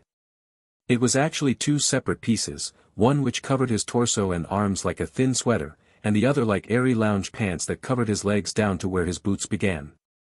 Status. Player status. Adam Fischer. Son of Thetis. Level 21. Stats. Health, 100. Stamina, 150. Mana, 0. Damage, 100%. Defense, 90%, minus 10%. Speed, 190%, plus 40%. Evasion, 10%, plus 10%. I've almost got double the normal speed now. If I use the spring boots, I'll get up to 570% speed. I've got to test that out against the dummy later. After saying goodbye to Luca, Adam ran to the center of Interim Island, while the sun raced towards the horizon. He made it there just as the sun vanished from the sky, and he thought he was too late, until a rain of silvery scales fell down from above. Then came Levicidix, alighting on the street in front of him. Hello again, Adam. Hey. I'd like to invest my remaining points into the rewards upgrade. Of course. Meta upgrade progress. Rewards, increase reward options by 1,625/4000 points. Still so far to go. I should probably prioritize spending my points on these permanent upgrades, but I promised Willow I wouldn't throw my life away. If I don't invest in this loop and my potential to go far, then it's the same as giving up on this life. I know she's right, but if other time loopers are struggling to complete the trials, then these meta upgrades have to be the solution, right? And I'm in a unique position to grind out points by repeating stages quickly, while those using the self-devouring I have to make it far enough to get the relic to be able to go back, and all without dying. Adam shook his head. He'd honor his promise to Willow and his promise to himself. He knew she was right, after all. If he gave up believing in this loop and the next and just threw his life away to grind out points, then he'd stop being human. Levicidix spoke up. Since you have no points left, I will take my leave. See you tomorrow, she said knowingly. See you, he replied. After he watched the white moth fly away, he went towards the garden and the dark blue tent. By the time he arrived, darkness had set across Interim Island and a purple glow emanated from within. Adam pushed aside the tent flap and entered. "You're back." Again, Olivia said when she saw him. "I got another mastery shard," he told her. "I'm wondering what to invest it in. Could you show me your upgrades again?" The black moth waved an arm over the crystal ball. "I hope you will find something you like. Mastery upgrades for sale. Hard mode, unlock a toggleable stage hard mode, 1 shard. Orb of Insight, view info about the upcoming stage, 3 shards. Visiting Stone, visit the dimension of a known player, 8 shards. Vanity, turn an Interim Island denizen into a humanoid, 10 shards. Adam thought about it for a bit, recalling Olivida's previous explanations. "I think the Orb of Insight might be a good one to work towards next. Although hard mode would be good for when I go back to stage 1. He sighed. "If I go back, I'll put my shard into Orb of Insight." "Thank you." The pyramid gem emerged from within him and floated to the crystal ball in front of the small black moth. Mastery upgrade progress. Orb of Insight, view info about the upcoming stage, 1/3 shards. "I'll be back when I have more shards," he said. "I will be waiting." He left the dark blue tent and returned to the tavern. After entering the building and sitting down on a stool, he was immediately hit with an announcement. Unlike the previous times, it was soft-spoken and less urgent-sounding. Nevertheless, it still made him jump in surprise. "Another player is trying to communicate with you. Do you wish to talk to them?" "Christ," he muttered. I lowered my volume as instructed. "I know. I'll think up a better way for you to announce stuff to make it less of a jump scare. I will await your updated instructions. Anyway, who is it?" "Willow." "No. The player is called Morrigan." "No last name?" "No." "Odd. Connect me to them."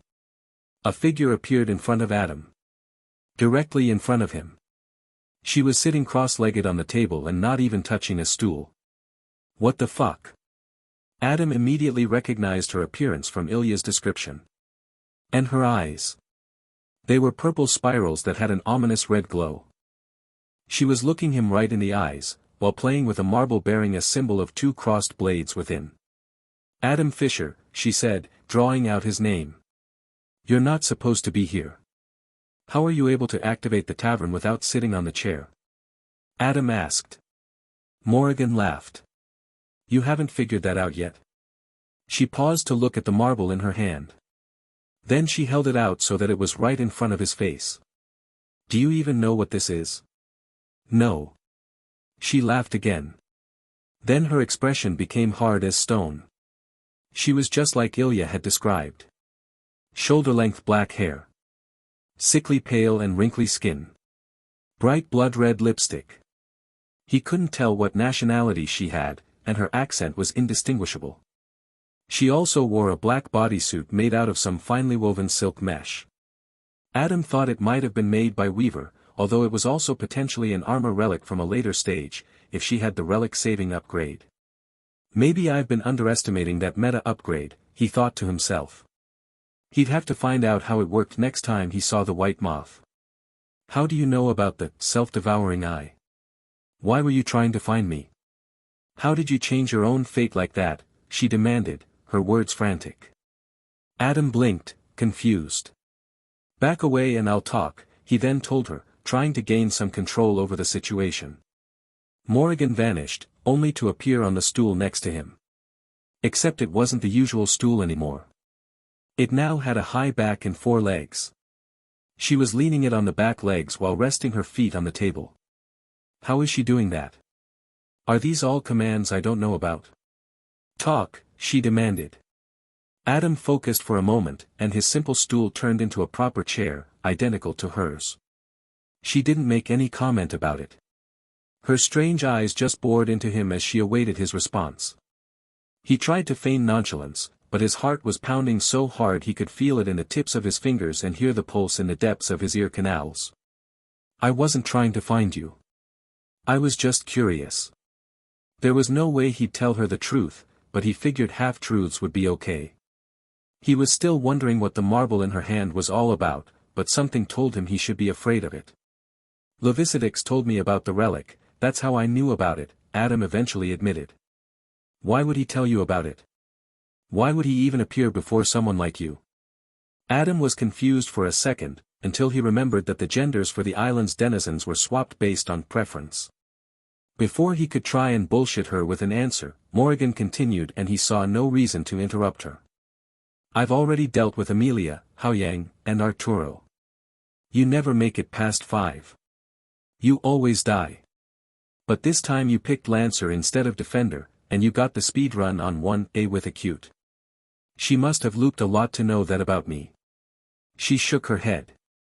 How? She demanded. Her hologram blinked out and reappeared atop the table, her fingers holding the marble pointed right at his left eye. Adam shifted his chair back a little.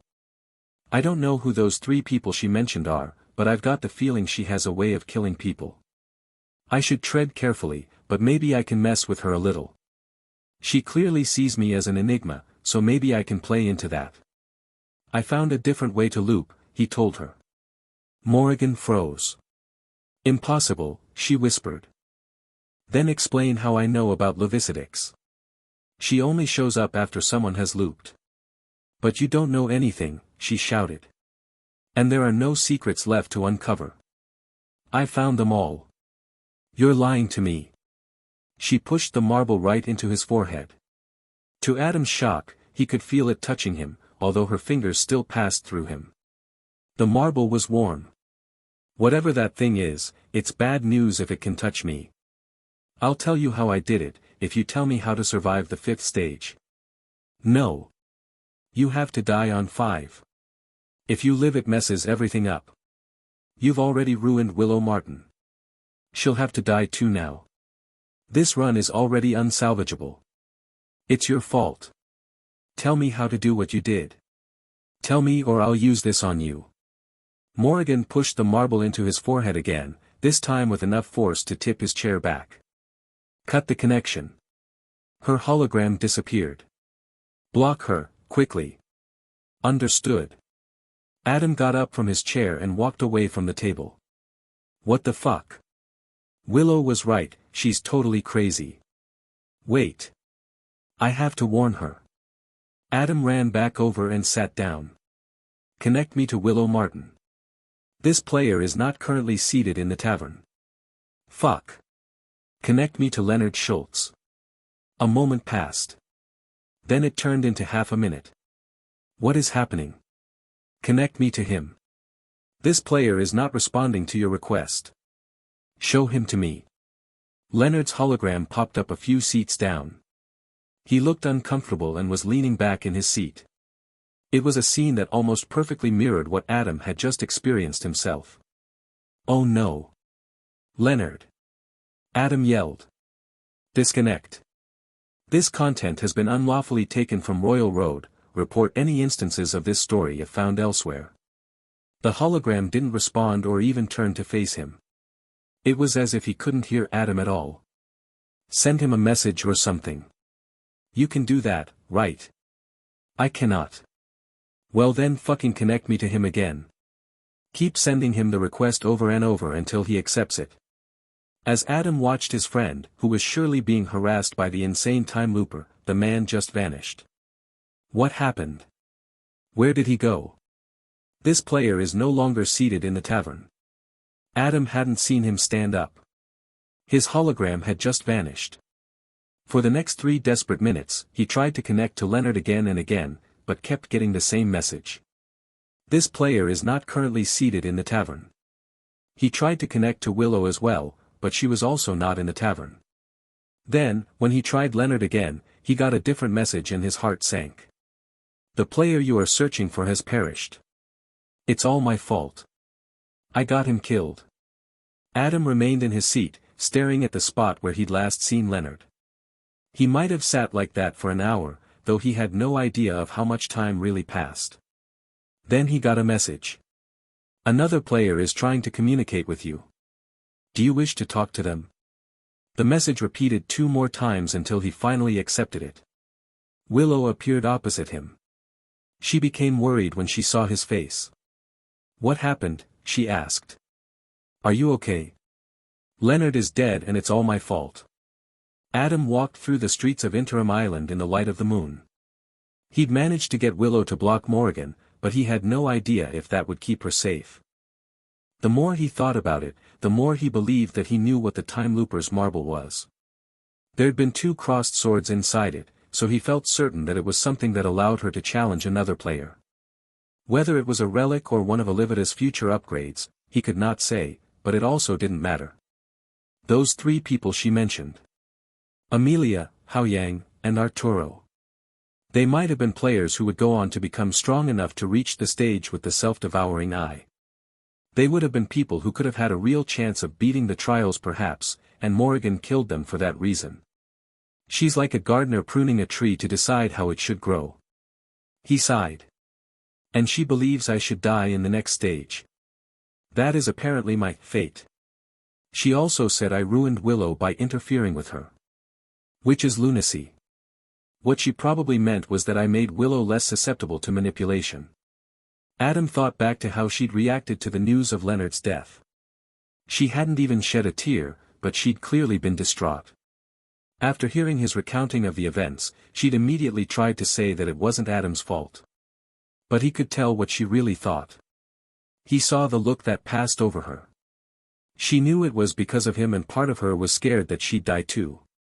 Meddling in things I don't understand was a mistake. Telling Willow about time loops was a mistake.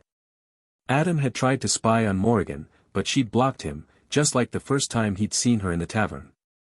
He'd also tried to talk to Ilya, but the Russian hadn't accepted his request. He couldn't bear talking to Willow after the mess he'd created, so now he was just wandering through the nighttime city. I could just reset and all of this goes away, erased as though it never happened. He remembered his promise to Willow and sighed. But he also knew things wouldn't be that easy. If I die, I don't go back to the start of this universe. I go to a different one where the odds are changed.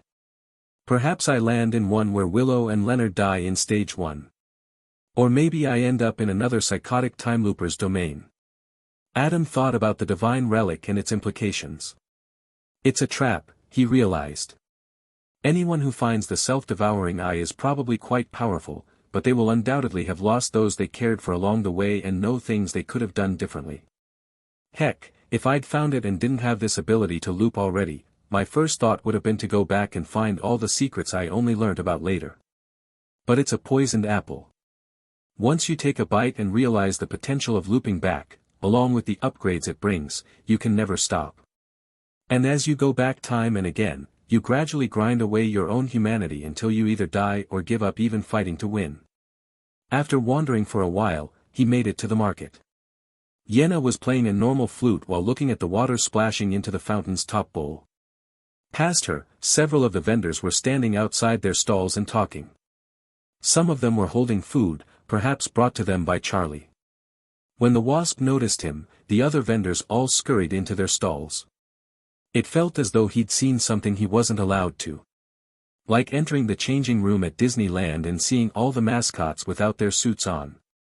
"Good evening, Adam," Yenna said. "You're out late. Have you come to hear a melody? I can play you a lullaby if you're struggling to sleep." Adam sat down on the cobblestones in front of her. "Tell me something, Yenna." The wasp tilted her head. "Are you real? Are any of you insects real?" "We're real," she replied, her answer confident.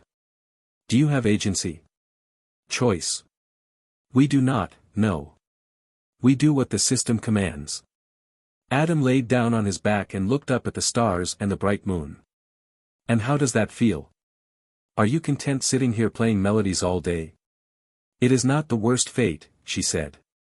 Adam laughed, but there was no humor in it. "I guess you're right. You could have been a monster for me to fight instead of this." Yenna did not respond. "It is advised that you return to the player house to get some rest." "Eat my ass, shitbox. I'm staying here." The wasp got down from her tall wooden stool and knelt next to Adam. She smelled like beeswax and honey. It took him a second to realize that her appearance no longer freaked him out. He laughed a little at that. I think I'll probably die soon, he told Yenna. Everybody has to die eventually, Adam. He sighed. I guess a lullaby would be nice. The wasp put away her instrument and started to sing softly. It was a lilting song that lacked any words. Adam kept looking up at the stars while her voice flowed across the island. Eventually his eyelids became too heavy to keep open and he fell asleep. Yenna's voice followed him into his dream. Adam saw the giant eye in the cosmos. Its iris was the star of a solar system, and an asteroid belt formed its outline. Planets flew past as it gazed onto him. Its heat was scorching and yet also frigid. Even though it was light years away, it felt as though he could reach out and touch it. Suddenly, the sun went out. Then Adam felt like he was falling. Now entering. Stage 5. The Forbidden Altar. 30-minute timer. Adam recognized the sensation as soon as he opened his eyes. He was stuck in another cutscene. In front of him was the engraved stone disc from the elfin sanctuary. He was standing a little past its central point and under his feet flowed silvery metal, like mercury. But there was also a thicker cerulean blue liquid flowing alongside it. The two fluids could not mix and swirled around each other as the blue liquid raced along the channels in the stone. The elfin from the city were gathered on the steps of the ritual site. The luster in their red wings seemed to have faded, and their skin had become pale. They watched him intently. Adam could not move nor turn around, but he knew that the cerulean blue that moved to fill the disk was not water. The echoes of Belamurant's voice filled his ears. We have magic in our veins. The ground rumbled and something like thunder sounded in the distance. Under his feet, the stone disk started to rotate. He was scared of seeing what lay behind him. The source of the cerulean blue. But as the disk spun, it did not show him. What it did reveal was a stairwell that opened up along its outer edge. Cold slender hands with long nails suddenly gripped Adam by the shoulders. Thou brought us hope, Adam, said the elfin queen into his ear. Once more the altar is opened. Once more a champion must seek its benevolence. Thou must be our champion, Adam. Only then may the elfin survive. He had no idea what was going on, but he understood that the queen had sacrificed her daughter to open the way to this altar and that he was now expected to enter it. Although he didn't want to, he could not fight against the invisible restraints on his body. The ground rumbled again and he realized that it wasn't from the movement of the stone disk. It was like an earthquake, as though the god that controlled the powers of nature was offended at the ritual taking place and this forbidden altar being accessed. Make haste, Adam. The ritual has angered the All-Mother. If we do not receive benevolence in time, our kin will suffer. It would serve you right, he thought, but could not say. Instead his mouth opened and he replied, in a voice that was not his own, I will seek the altar on your behalf. Adam moved towards the stairwell on the edge of the stone disk. He prayed that he would not turn to look back at the hideous sight that surely lay behind him. To his relief, the cutscene ended with a blink. Adam was wandering down a spiraling staircase made of stone. On his right was a hole leading straight into the darkness below. He blinked and was transported deeper. The stairwell was now narrower and there were openings in the round walls, revealing a vast chamber with 4 identical spiraling staircases. They ringed a central shaft that ran deep into the belly of the earth.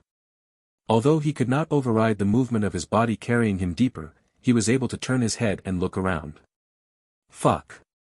Walking down the steps of the staircases in the distance were 4 other people, each stepping in synchronized movements and looking around like him.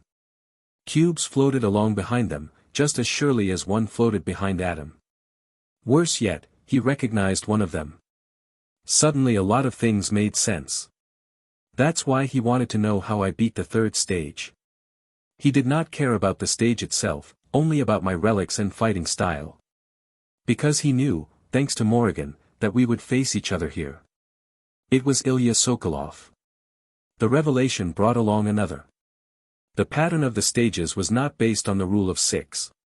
No, it was based on the number 5. The Forbidden Altar was a player versus player stage, of that there could be no doubt. And he would have to face someone he'd previously thought was his friend. Adam reached the foot of the long stairwell before he could control his own body again. Thankfully, the long trek down into the depths of the Forbidden Altar hadn't actually exhausted him due to it being part of a cutscene. His mind was already racing. Ilya was a formidable fighter as far as he knew, and he had been primed by Morrigan to take Adam out of the game. Do I unequip the Fiend Barb? He must know how easy it is to counter. Perhaps I shouldn't rely on my ranged attacks either, since he might have found a way to reflect them. But no, I need to consider the other players here as well. Adam was in a stone hallway. It was lit from above by a bright yellow gem embedded in the ceiling. Further down were tall statues of stoic elfin warriors holding swords and spears. He tried to move forward but felt a boundary barrier in the way. Before he could ask Shitbox to remove it, the Tesseract announced the objective. Stage objective. Claim the altar before the timer runs out. It was clear the 30-minute timer hadn't actually started yet, since otherwise most of it would have been exhausted by the journey down the steps. The stage will begin in 30 seconds. What about the other players? Adam asked. Do I have to fight them? Only one player may claim the altar. What happens if I claim it, but don't kill anyone? Once the altar is claimed, all other players will perish. Fuck. It was the worst-case scenario. Only one person would be leaving alive, no matter what. So, it's a race to the altar. Yes. However, if there are other players remaining, claiming the altar takes 5 minutes. Are there any bosses and enemies to fight? I cannot say. That probably means there will still be enemies. Great. Adam took a deep breath and tried to think about this more rationally. Can I loot other players' relics? If you are responsible for their deaths or if their killer is dead, yes.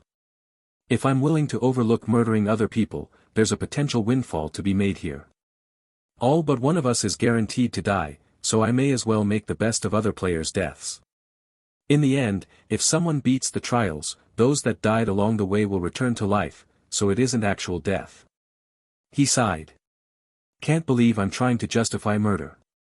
There is no other choice though. It's kill or be killed. Adam hadn't looked at the other players, so he didn't know what to expect. I'll keep my Fiend Barb attached for now. Anyone who isn't covered in armor will be easy to deal with. Begin. The boundary vanished and Adam was able to take a step forward. Immediately, one of the statues, a tall elfin with a sword, took a step down from its plinth. Ah shit. Adam unequipped the Fiend Barb with a mental prompt and it dropped to the ground. Then he sprinted towards the statue before it could take the initiative. A with diaresis and epsilon-s. The stone elfin turned around to face him, just as he shot forward and drove his spear into its neck. With a loud crack the head broke off the statue and struck the floor behind it, shattering on impact. It swung back at him despite missing its head and Adam only barely leaned out of the way of its sword. Shit. It's gotta be another elemental, which means there's a core somewhere. The statue swung again and Adam flung his shield out in a parry, momentarily disorienting it. A glowing red dot appeared in the middle of its torso. I forgot about the weak point effect of my vambrace. Adam didn't waste a second and drove his spear into the red dot. His spear sheared through the stone statue and struck something that sounded like glass when it broke. An instant later the entire statue turned to sand. Amongst the tiny granules lay the fragments of a hollow glass ball. That was an elemental, right? He asked Shitbox, while looking down at the remains. Correct. This was a type of elemental called a statue elemental. Seems it only has one core, like the blood elementals from stage 3. Adam sighed. My Fiend Barb is going to be useless here, alongside my slime glove and bolt ring. Maybe I should have invested more into upgrades instead of relics.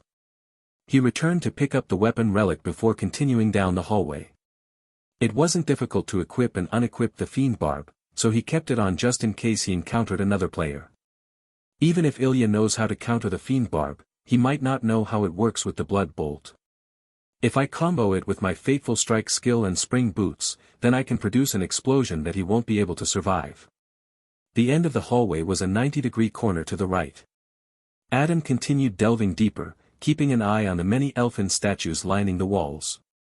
He realized that revealing the statue's true nature at the start was a deliberate move to slow him and the other players down, since they'd suspect every statue on their way to the altar. Adam ran his eyes over the ones he passed by, trying to see if there was anything that stood out or not. They were all sculptures of the same male elfin rendered in exquisite detail and, no matter what weapon they held, each was otherwise identical in appearance. He followed another corner, this one going left. More statues lined the walls, and as he walked past them, he noticed something creepy. One of the statues was tracking him with its engraved eyes. Adam immediately hopped back a step as it swung its sword at his head. He unequipped the fiend barb and shot forward, striking it right in the middle of its torso. The statue stumbled back a step and bits of its stone body crumbled where it had been struck, revealing its glass core. Before it could recover, he stabbed it in the same point again, driving his spear tip through the glass ball and turning the statue to sand. All my speed upgrades are actually quite effective. I guess speed increases the impact of my strikes, in turn making them better at penetrating. Enjoying this book? Seek out the original to ensure the author gets credit. I just didn't notice because of the fiend barb. Just as he turned around, another statue stepped down from its plinth. This one was wielding a spear. Adam didn't even give it the chance to attack. 2 precise stabs to its chest and it became sand like the other one. He picked up and re-equipped the weapon relic, then he continued. After wandering through snaking hallways and fighting 3 more statues, Adam finally reached an open chamber. It was shaped like a rectangular box and there were only a few statues within, one on either side of every tunnel mouth. 5 tunnels connected to it and for a second he thought that this was where the altar was located. Then he looked around some more and realized this couldn't be it. There was a hallway entrance in the wall directly opposite him and 3 more at the other end of the room. The walls were carved with symbols and strange depictions of rituals and events. In the center of the room was a large stone coffin. It too was covered in carvings. One of the depicted events showed what he guessed were past champions fighting over some kind of podium made of waist-high pillars. Another showed a tall woman handing some kind of fruit to small people standing at the foot of a great tree. He went through the room, scanning the engravings and tunnel entrances. Suddenly the sound of running came from behind him. He spun around just in time to see someone enter the chamber from the tunnel directly opposite the one he'd come through. The other player paused when she saw him. From behind her came the sound of at least 2 statues chasing after her. She was wielding a rapier, like Kate who told him about the slime glove had, as well as a small parry dagger. Her skin was pale with freckles, and her frizzled hair was auburn. She also wore large round glasses. "We don't have to fight," Adam told her, realizing he really didn't want to kill another person. But she had already made up her mind and charged for him, the tainted bracer on her arm starting to glow. "That'll penetrate armor and afflict me with taint." Adam gritted his teeth and lunged forward, his longer weapon reaching her before she could react. The fiend barb spear tip drove into her unprotected neck and the effect was immediate. Her skin and flesh crackled as it rapidly crystallized. Then she dropped to the floor, losing the grip on her sword, and the impact with the hard floor shattered her neck. Adam stumbled back a step, on the verge of throwing up. Just then 2 statue elementals appeared in the tunnel opening. He immediately unequipped the fiend barb. The statues trampled the dead woman in their attempt to get to him, and he quickly backpedaled to avoid the thrusts of their spears. Before they could push him up against a wall, Adam moved forward and parried one, then jabbed his spear at the other. He struck it twice in the torso to reveal and break the core and then spun around and rammed his spear through the red weak point visible on the first. His pulse throbbed in his temples like a jackhammer, and he felt as though he had to throw up. A mixture of stress, guilt, and relief roiled around in his stomach. I need to check what she had. As Adam went back over to the player he'd murdered, he kept his ears peaked for others coming down the 3 hallways behind him. The first thing he noticed was the rapier that lay by her feet. He reached down to grab the weapon for his second sheath, but it turned to ash in his hands. God damn it. Hopefully I can grab her relics. He tried not to look at her shattered neck and the terrified expression on her severed head as he scanned her body to see what items she possessed. There was a ring on her right hand, as well as the tainted bracer on her forearm that she'd been about to use. Her sweater and jeans were covered with the familiar bone armor from Stage 2, a blue cape fell beneath her, and she had a potion belt looped around her waist. A red and a green potion were slotted inside it. "Can you tell me what relics she has?" Adam asked Shitbox. "Also, can I unequip it without having to touch her?" "Of course. You may take any looted relic through verbal command or mental prompt. When looking at a lootable corpse, you may utter the command loot to receive a list of relics available to take. Thank God I don't have to actually touch her." Loot. Loot, Charlotte Hayes. Captain's Cape, rare. Bone armor, uncommon. Committed attack ring, uncommon. Potion belt, uncommon. Tainted bracer, uncommon. I can't wear the ring without swapping either my bolt ring or slime glove, and the armor is worse than what I'm already wearing. I'll take the cape, belt, and bracer. Understood. The belt with the 2 potions appeared around Adam's waist, replacing his original belt, the cape looped around his neck and fell down his back, and the bracer strapped itself to his left forearm. And just like that, I have almost filled out all potential relic slots. All it took was killing another player. Another person. He sighed and left the dead body behind. The first tunnel he followed from the chamber led to a dead end with 3 statue elementals, which he quickly dispatched. The 25% increased attack speed from the captain's cape was immediately noticeable. He had a sneaking suspicion that the way its effect was added to his existing spear speed was multiplicative, greatly increasing its effect beyond just 25%. With the increased attack speed came increased impact potential, and he managed to kill one of the statues with a single strike when his form was on point. After returning to the chamber with the dead player again, he went down the middle hallway, which led to a smaller chamber with a stone chest and 2 other connecting tunnels. The chest had already been looted, however, and the remnants of 2 dead elementals pointed to the looter having gone down the right hallway. Adam followed this one until he reached a large oval chamber. Inside were more dead statues and signs of fighting.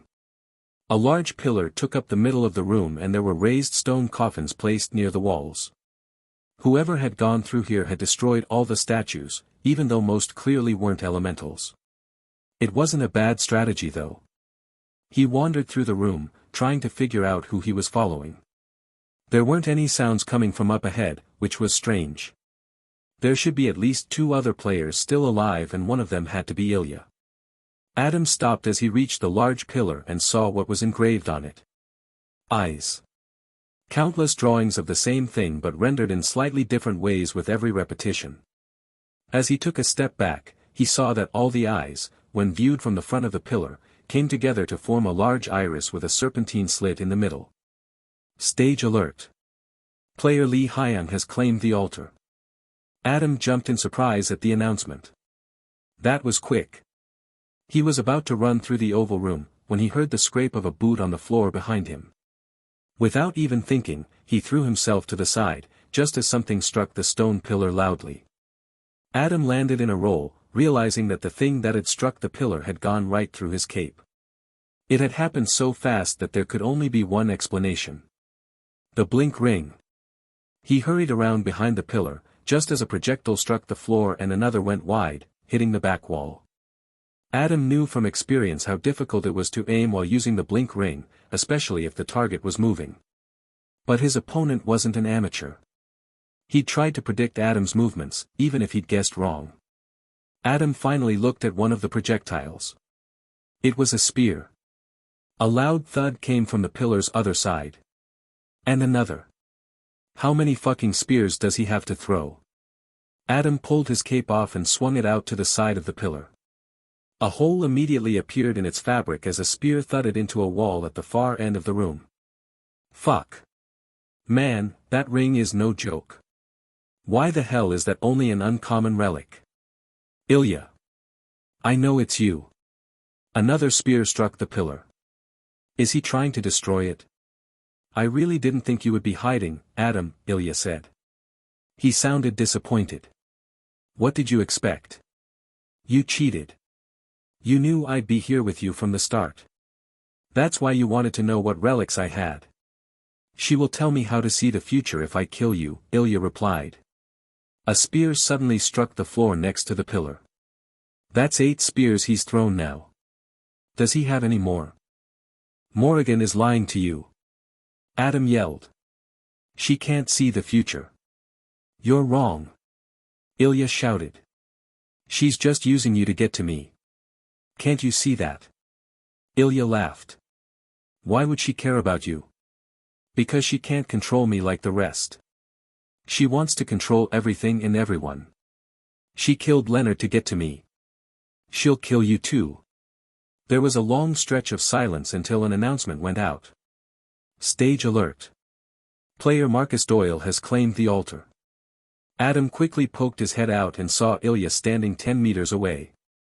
It was obvious he'd hidden behind a coffin when Adam entered.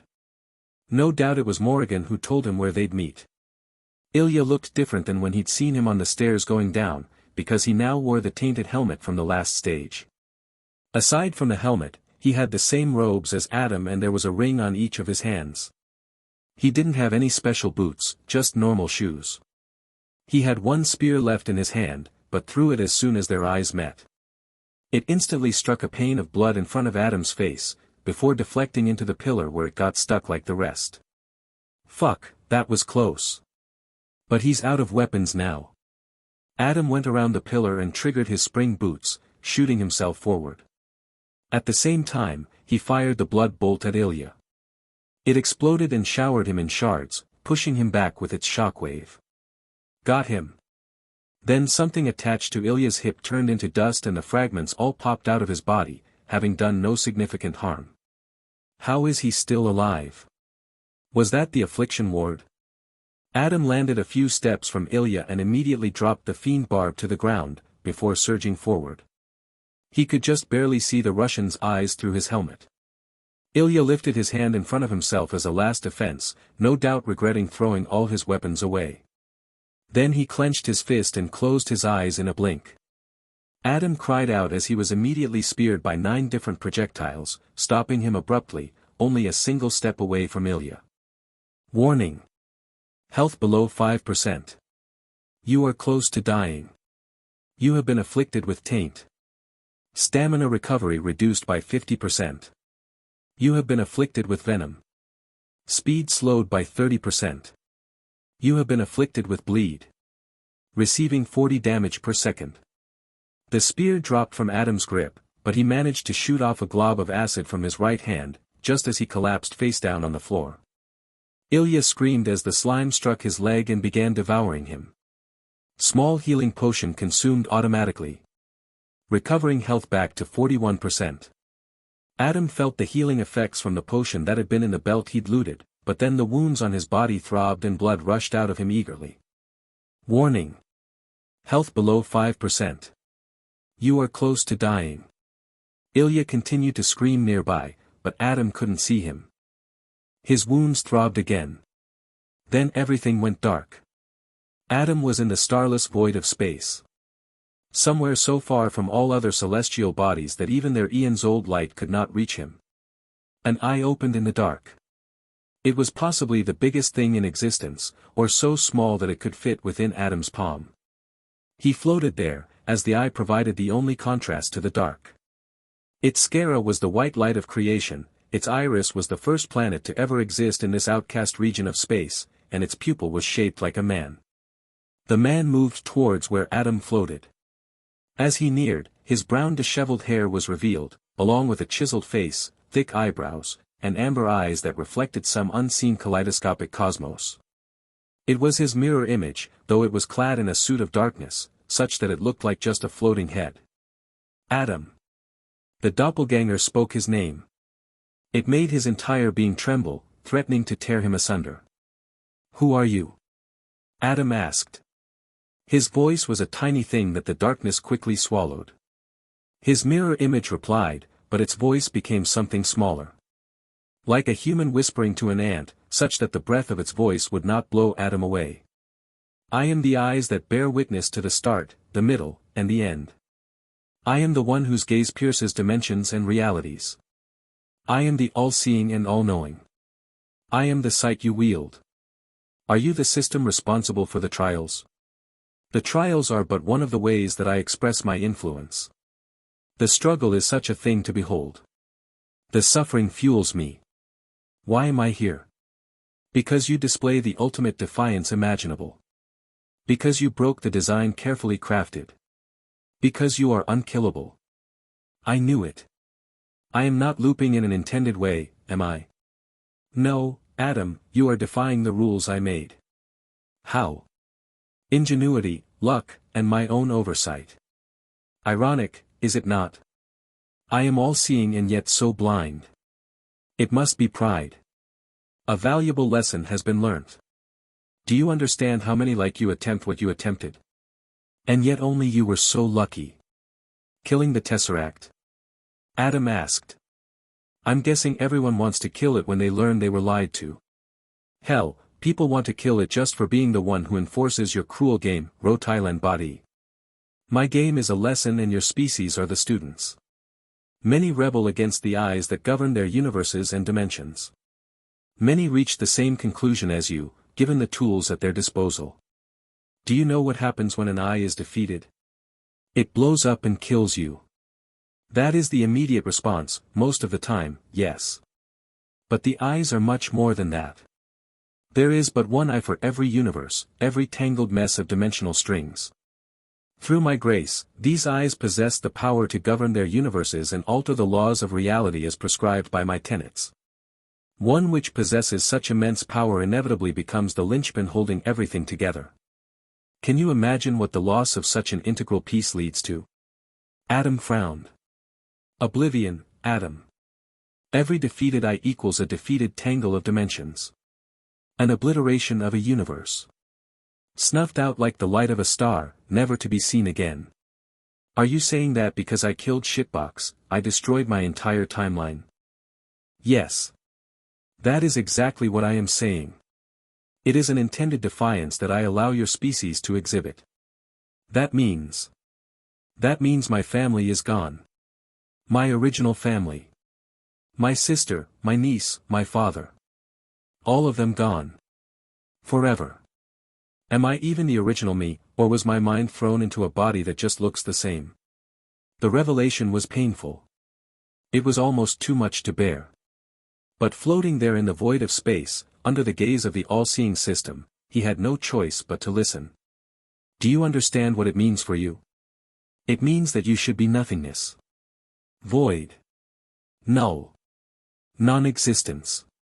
Just like all those within that universe you doomed.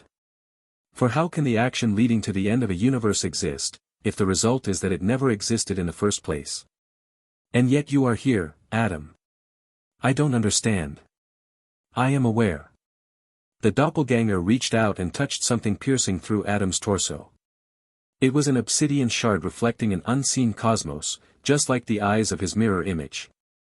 It sprouted from the middle of his chest, lodged directly into his ribcage.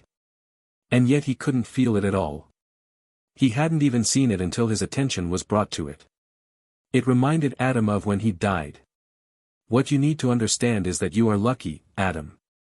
Granted, it is possible that someone played a trick on me and wanted this outcome. It is also possible that you were the one instance in all observable universes where such an outcome was possible. This shard lodged firmly in your chest, do you know what it is? No. It is a fragment of borrowed power. I do not myself possess the ability to warp reality and traverse every universe and dimension, though I see them all with my countless eyes. If you discover this narrative on Amazon, be aware that it has been stolen. Please report the violation. This borrowed power, call it a dimensional crystal or a universe core or whatever you would like. The simple fact is just that it should not be bound to your soul, and yet it is. It is unfortunate, but a lesson learnt. After all, I instructed you to defy me. I just lacked the forethought to realize a defiance such as this was even possible. I still don't understand. You have a dimensional power within you, Adam. Or rather, a fragment of this power. It lacks its normal controls, for which I am grateful, lest you might entirely undermine my game. You see. When you die, your soul unwittingly triggers the dimensional fragment and flings itself to the nearest universe, where it overwrites the body of your alternate self with your own. But rest assured, I have taken countermeasures to ensure there can be no more like you. While this defiance was an amusing surprise, I do not want to risk creating more like you. After all, you have left such a mess behind. For when you perish and the shard in your soul sends you to your nearest alternate self, it erases you from whichever place you left. Not even the version of yourself that you overwrote returns. Already, there are 2 universes with a suspicious vacancy. These are so much messier than obliterated universes, because the chains of cause and effect becomes muddled when the cause is missing and the effect still lingers. Fortunately, the one from whom I borrowed this power is hard at work solving this issue. Try not to make him work too hard, lest I shall be forced to take additional countermeasures to deter you. I do not wish to upset the fairness of the game, after all. The doppelganger took a step back and looked at its wrist, which suddenly had a watch on it. It was such a bizarre mannerism, and Adam knew it was entirely for his benefit. I have spent too much time keeping you here. I will be watching you closely, Adam. And just like that, he was let free. Adam opened his eyes and saw a sight he'd never thought he'd see again. It was the inside of Jameson's bakery. What the F? He collapsed to his knees and started violently purging his guts. The world quaked while the other customers backed away from the spreading puddle of vomit forming around him. Then the black cubes appeared and the whole mess began anew. Now entering.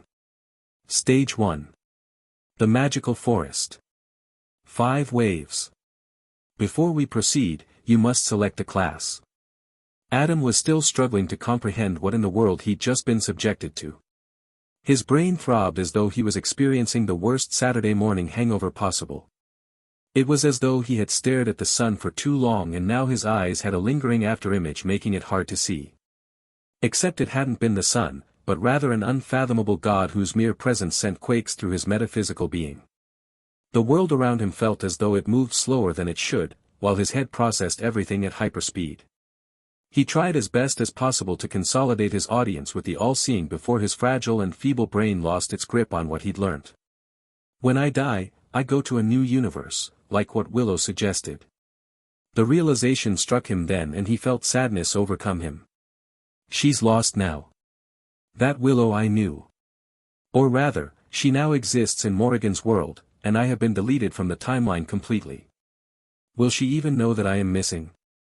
Or will it be as if I never existed to her in the first place? What a total mindfuck. No one will mourn my death, because my death makes it so that I never existed in their world. I can't imagine the time loopers will be much pleased with the instability my vacancy leaves behind. But maybe it's too conceited to believe that my disappearance from their timeline will cause ripples large enough to be noticed. It was such an unfathomable thing that he couldn't fully comprehend what it meant, only that with every death, there was one less potential Adam Fischer. The versions of himself that he'd overwritten were gone, not just dead, but entirely erased from existence. Even if someone beat the trials in those universes, his other selves wouldn't return. I only got the power to loop because I got lucky when I killed the cube. When it exploded, the core that lets it appear in front of every player and alter the fabric of reality, it struck me. Only a part of it, but it was just the right part to imbue me with this curse, that means I effectively can't die. I don't even get the luxury of looping back in time within a world that I know. If that was the case, maybe it would be an easier fate to swallow. Adam didn't know when he'd sat down, but he was sitting on the mossy ground and staring blankly into the air.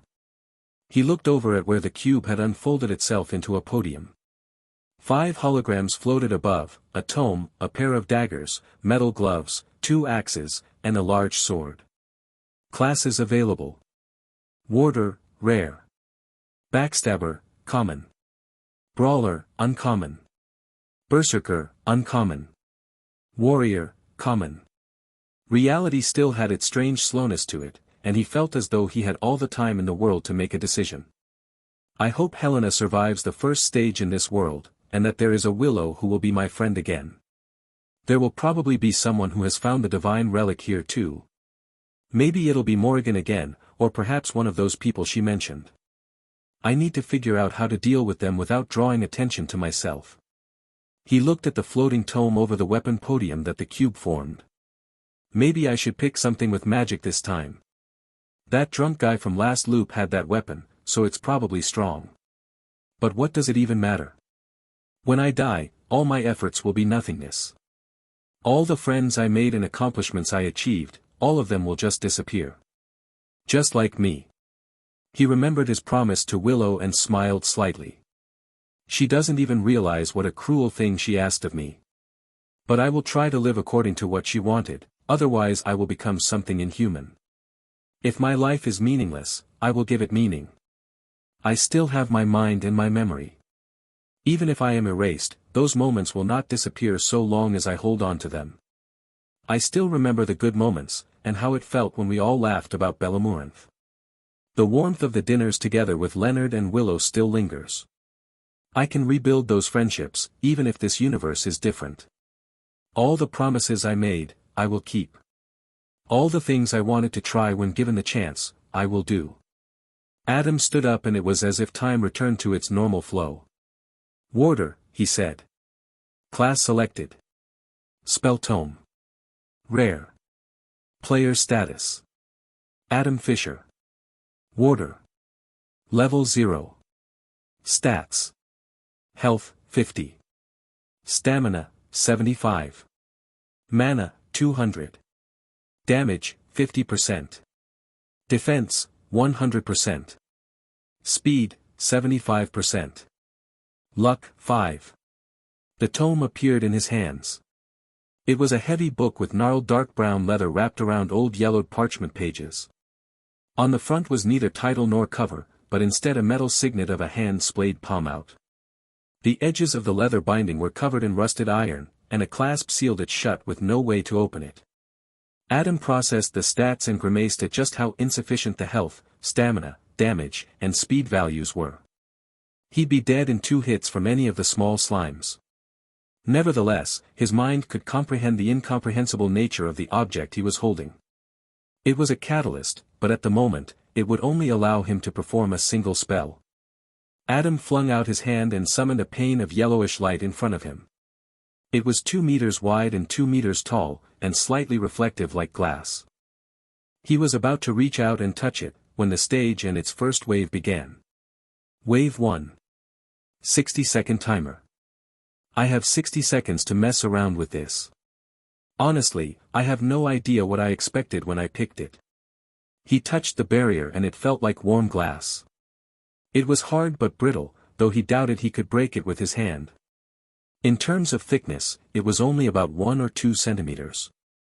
From the tree line nearby came the rustle of the first enemy. Adam ignored it to play around with his new power some more. If he gestured with a pushing motion using his free hand, he could make the pane move forward. If he twirled his hand, it would spin. Beckoning brought it towards him and closing his fist made it stop moving. He could overlay the gestures and move it through the air weirdly or spin diagonally. At the outset this feels like it's only meant to protect me, but that would mean I couldn't kill any enemies with it. However, Adam flung his arm out in a snapping motion, like a punch. The pane responded and flew forward rapidly. It sliced a thin line through the mossy earth. Yeah. This will work. The blue slime slowly hopped towards him, having already emerged from the trees. Adam eyed it cautiously, positioning the barrier in front of himself. After a few lazy hops, the slime shot forward to try and hit him. It struck the yellow pane, which made a sound similar to a bird flying into a window. The slime was bounced back and landed upside down. Then the barrier shattered. Damn, only 1 hit. Adam summoned a replacement but immediately felt lightheaded afterwards. Warning. Mana below 60%. Ah, that's not good. Do I automatically replenish mana? He asked, rotating the barrier so that its thin edge was aimed directly at the struggling slime. The default mana recovery is 1 point per second. That means each summon is like 50 mana points. Sitting down increases this to 4 points per second. Sitting down. Like meditation. 30 seconds remaining before wave 2 begins. Wait, can I sit down while fighting? That seems so dumb it might actually work. Before trying that out, he first wanted to see if he could chop up the slime with the barrier by using it as a cleaver. Adam pushed the barrier so that it was directly over the slime, and then he swung his hand down, making sure to not aim it right down the middle. A sound like that of a guillotine came from the yellow pane as it fell down on the defenseless slime. The thin edge carved through the jellied flesh of the elemental, narrowly missing the stone-like core. Sizzling came from the shorn-off piece as it dropped to the mossy ground and began dissolving the grass and moss. The slime righted itself, but before it could hop towards him, he'd already lifted the barrier and swung it down again. As he sheared off the other side next to the core, the slime dissolved completely, the thin slice in the middle not enough to keep it alive. Left behind in the bubbling mass of jelly was a perfectly intact core. Wave 1 complete. Choose your upgrade. That was easy. Adam reached down and picked up his prize. Collectible relic. Slime core, common, the brain and heart of a slime. He held up the stone in his hand. I've got a lot of ideas for how to use this thing. All thanks to Leonard. Adam thought about his friend who he'd gotten killed. Even if I can't help the Leonard I knew, I will make things right in this loop. I have so much knowledge I can pass on. Let's have a look at these upgrades. Adam stuffed the slime core in his pocket and walked over to where the cube was unfolded into a podium. There was a familiar general upgrade symbol, as well as a hand with waves around it and a book with a plus next to it. Upgrades available. Barrier durability, uncommon, increases barrier health by 20%. Manipulation effect, uncommon, increases manipulation responsiveness by 20%. Bleed, uncommon, attacks inflict bleed dealing 10% weapon damage over the course of 10 seconds. No commons at least.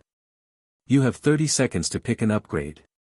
Failure to decide will forfeit your choice and none will be selected. You currently have 0 rerolls.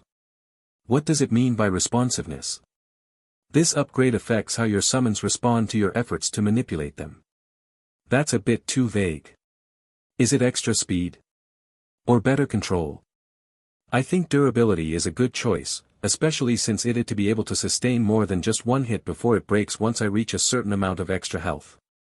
After all, I can only summon 4 in quick succession before wearing myself out, so making sure they last is a good idea. I never did ask Willow about how mana works. That was a mistake. He looked at the bleed upgrade and frowned, remembering how it had lost him the fight against Ilya. That upgrade is a lot stronger than I first assumed. Not sure if it even applies to the barrier though. What's the requirements for the bleed effect? Does it work with my barrier? Bleed is applied with all attacks performed. What? Even punches? Yes. So, it's not useless even on water. But it's got the same limitation as Fiend Barb, in that it only works on targets with blood or something equivalent to it. Not much use in stage 1, but useful in 2 and 4. I still think weapon upgrades are worth more, considering they can give mastery shards. I really want the Orb of Insight, I think it can be a huge benefit. After all, I don't know what comes after stage 5, so having it by then might make all the difference. A with ring above Omicron. Before Adam picked an upgrade, he went over to the large apple tree. I want to get the sword trapped in there, but is my barrier strong enough to cut through it? He lifted his hand and used his index finger to spin the barrier so that it became horizontal. Then he swung his hand and a moment later the pane of yellow energy flew forward, slicing across the thick bark. It left a groove that was about as deep as his pinky. Not bad, but I'd need to hit it like 40 times in the same spot at least. Best get to it, I guess.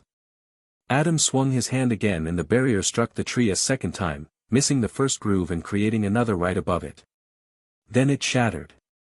Shit. 10 seconds remaining. He selected the durability upgrade. Upgrade selected. Barrier durability, uncommon. The iron on his spell tome became slightly less rusty. That's an interesting way to visualize that upgrade. He looked at the tree again. I'll have to get the bigger slimes to help me destroy it. Question is, should I get the acorn first? Maybe I can use the barrier to lift me up there. Wave 2. 60-second timer. Adam summoned another barrier and his whole world suddenly tilted and warped. He stumbled for a moment before sitting down to avoid falling. Warning. Mana below 30%. Not ideal. He shifted the barrier out in front of himself as he waited for his mana to recoup. It looked a bit less transparent than before, but he couldn't tell if the 20% increase was enough to survive more than one hit from the slimes. At the other end of the clearing came the rustle of the approaching enemies. It would take them a while to get to him, so he wasn't in a hurry to get back on his feet. The barrier seems to take damage based on what it hits, but is strong enough to survive at least one collision with the big tree. I wonder if it'll take more damage if it hits harder, or if it's entirely based on its durability. The slimes deal 45 points of damage per hit, and it can only survive one of those, so it started off with less health than that. I wonder if my defense rating affects it or not, but I assume it wouldn't. It is possible that my mana perhaps affects it, so if I can grow that resource pool it might be a good thing to test out. I need to see if it can sustain a hit with the increased durability. If it can, I'll know that it has over 45 health. What's my mana at? Adam asked, as the two blue slimes broke from the tree lean and hopped towards him. Your mana is at 35% or 70 points. Currently recovering 2% or 4 points every second. So, it does just recover faster from sitting. That seems very open for exploitation. Adam tried to use his mind alone to manipulate the barrier, but it struggled to obey until he used his hand. He made it horizontal and pushed it down so it was flat to the ground. Then he climbed onto it as though it was a magic carpet and sat down. He carefully lifted his hand, willing it to rise. The distant slimes slowly came closer as Adam lifted off the ground. Mana? Your mana is at 41% or 82 points. Currently recovering 2% or 4 points every second. Hell yeah. This book's true home is on another platform. Check it out there for the real experience. He lifted himself higher. Ha! It's working. The barrier cracked underneath him. Ah-oh. The crack spread like a spiderweb, while Adam quickly lowered it back to the ground. When he was 2 meters above the mossy understory, the barrier shattered and he fell down onto his ass. Fortunately, he didn't take any damage from it. Fuck. I'll need to pump a lot more durability into it for carpet riding to be viable. But it might work as a stepping stone in a pinch if I need to cross a gap or go higher to reach something. The slimes were now only a few meters away and Adam got to his feet, summoning a replacement barrier. Warning. Mana below 25%. Adam felt woozy and unsteady on his feet. This is hard to deal with. How the hell did Willow manage this and still beat this stage fast enough to get the speedrun? He swung his hand forward and the barrier moved to obey, smacking into both of the slimes and knocking them away. One of them landed upside down, while the other just flew back a couple meters unscathed. Okay, it survived being used as a battering ram once. Maybe it's important what I hit it against. Since the slimes are soft targets, they might not damage it that much, unlike the tree. But I need more mana if I'm going to test this out. During waves you may take damage. Although you can purchase consumable health regeneration after this stage, there are also ways to acquire them from within the stages themselves. Look towards the tree, where a healing apple is awaiting you. He chopped up the last slime as the tree lean at the other end started to rustle. A purple slime and 2 blue ones popped out of the trees, while Adam scooped up the slime cores from the 2 he'd just killed. I wonder what happens if a slime gets to 4 cores. I'll save that experiment for the Slime King, since that's gotta be what triggers the secret boss. He eyed the purple slime, which slowly made its way towards him. It was slower than the 2 blue ones, which themselves weren't that fast. I never actually tested out the range on this barrier. With a looping motion of his index finger followed by a pushing gesture, he made the barrier spin on its central axis like a slow-mo rotary saw as it moved towards the leftmost blue slime. He made a few minor adjustments as it got closer, but then suddenly, 10 meters out, it stopped moving forward. That's some terrible range. Adam walked towards the slime and the barrier moved along with him as its reach was shifted forward. He waited for the blue slimes to come within his 10-meter reach, before he moved his spinning barrier around and carved them up, once again managing to keep their cores intact. It was a lot messier than the simple, guillotine chop, but it seemed like it might be more effective against armored enemies or tough ones like the purple slime. The purple one might help me break the tree, but it's way too slow, so I think I'll wait for the green ones that appear in the next wave. Besides, there's something else I want to try. It was an idea that had occurred to him after he'd proven Leonard's theory. Adam walked towards the spinning barrier, which he manipulated into staying stationary while continuously rotating. He held out one of the cores he'd looted earlier and nicked it on the edge of the barrier, cracking it slightly. The core immediately started to sputter and fizz like some cheap firework. Adam dropped the spelltome to the ground and put both hands around the core, before he threw it at the purple slime like a baseball. It struck the front of the cone-shaped slime and stopped. Then came a squelch before it was sucked in. Just like with the blue slime, the purple one started to vibrate. Then it suddenly exploded. Adam spun the barrier around so that it covered him, while bits of the purple slime rained down on the moss around the clearing. A couple pieces struck the barrier, but for once it didn't break. Well done. You cleared the wave with more than half the time remaining. He went over to the rapidly dissolving remains and found 2 cracked and fizzing cores left behind. While they made a strange hissing sound, they seemed to remain stable until introduced into a slime's body. Is this still a collectible relic? Yes. This is a common relic called a cracked slime core. Can I sell it? Yes. So, they're still worth the same as the normal cores even though they're broken. Weird. Wave 2 and 3 complete. Choose your upgrades. The system message is different. Not sure what I expected though. Adam put the 2 cracked cores into his left pocket. Then he suddenly realized something. I'm back in my original clothes. I didn't even notice. Since this is my original body, that means that I'm still sent back in time but also moved across dimensions. That's really odd. Although maybe it's because I've overwritten my other self. Adam frowned. The more he thought about his unique situation, the more existential dread he felt. Maybe this body isn't really my own. It just looks and feels and behaves exactly like it. If I see the system again, I need to ask what exactly it meant by overriding myself. I mean, if this is an alternate universe, isn't it possible that the me I overwrote was utterly different in many ways? How does the universe compensate for that? God forbid there's a version of me that decided to grow a fancy mustache and that somehow affects me when I loop and overwrite it. Adam sighed and looked over at where the cube had unfolded itself. Do I get extra time to select since I technically beat 2 waves? No. There are 20 seconds remaining before your choices will be forfeit and wave 4 begins. Better hurry then. The symbols for the weapon upgrades once again showed a book and a hand, but the hand had speed lines next to it and the book had what looked like a recycle symbol in the corner. Upgrades available. Barrier efficiency, uncommon, reduces barrier summoning cost by 10%. Manipulation speed, uncommon, increases manipulation speed by 20%. Crush, uncommon, increases the impact of attacks by 10%. Crush might work well with the barrier. But I've gotta go for efficiency.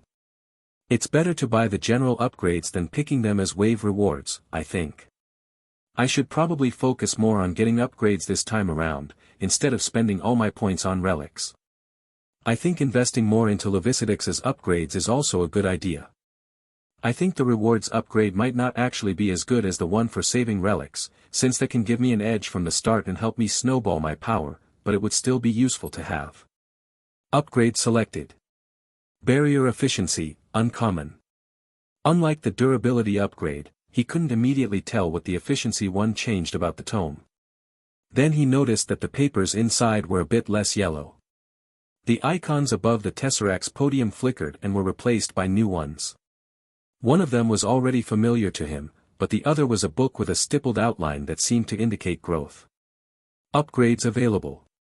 Barrier size, uncommon, increases maximum barrier dimensions by 10%.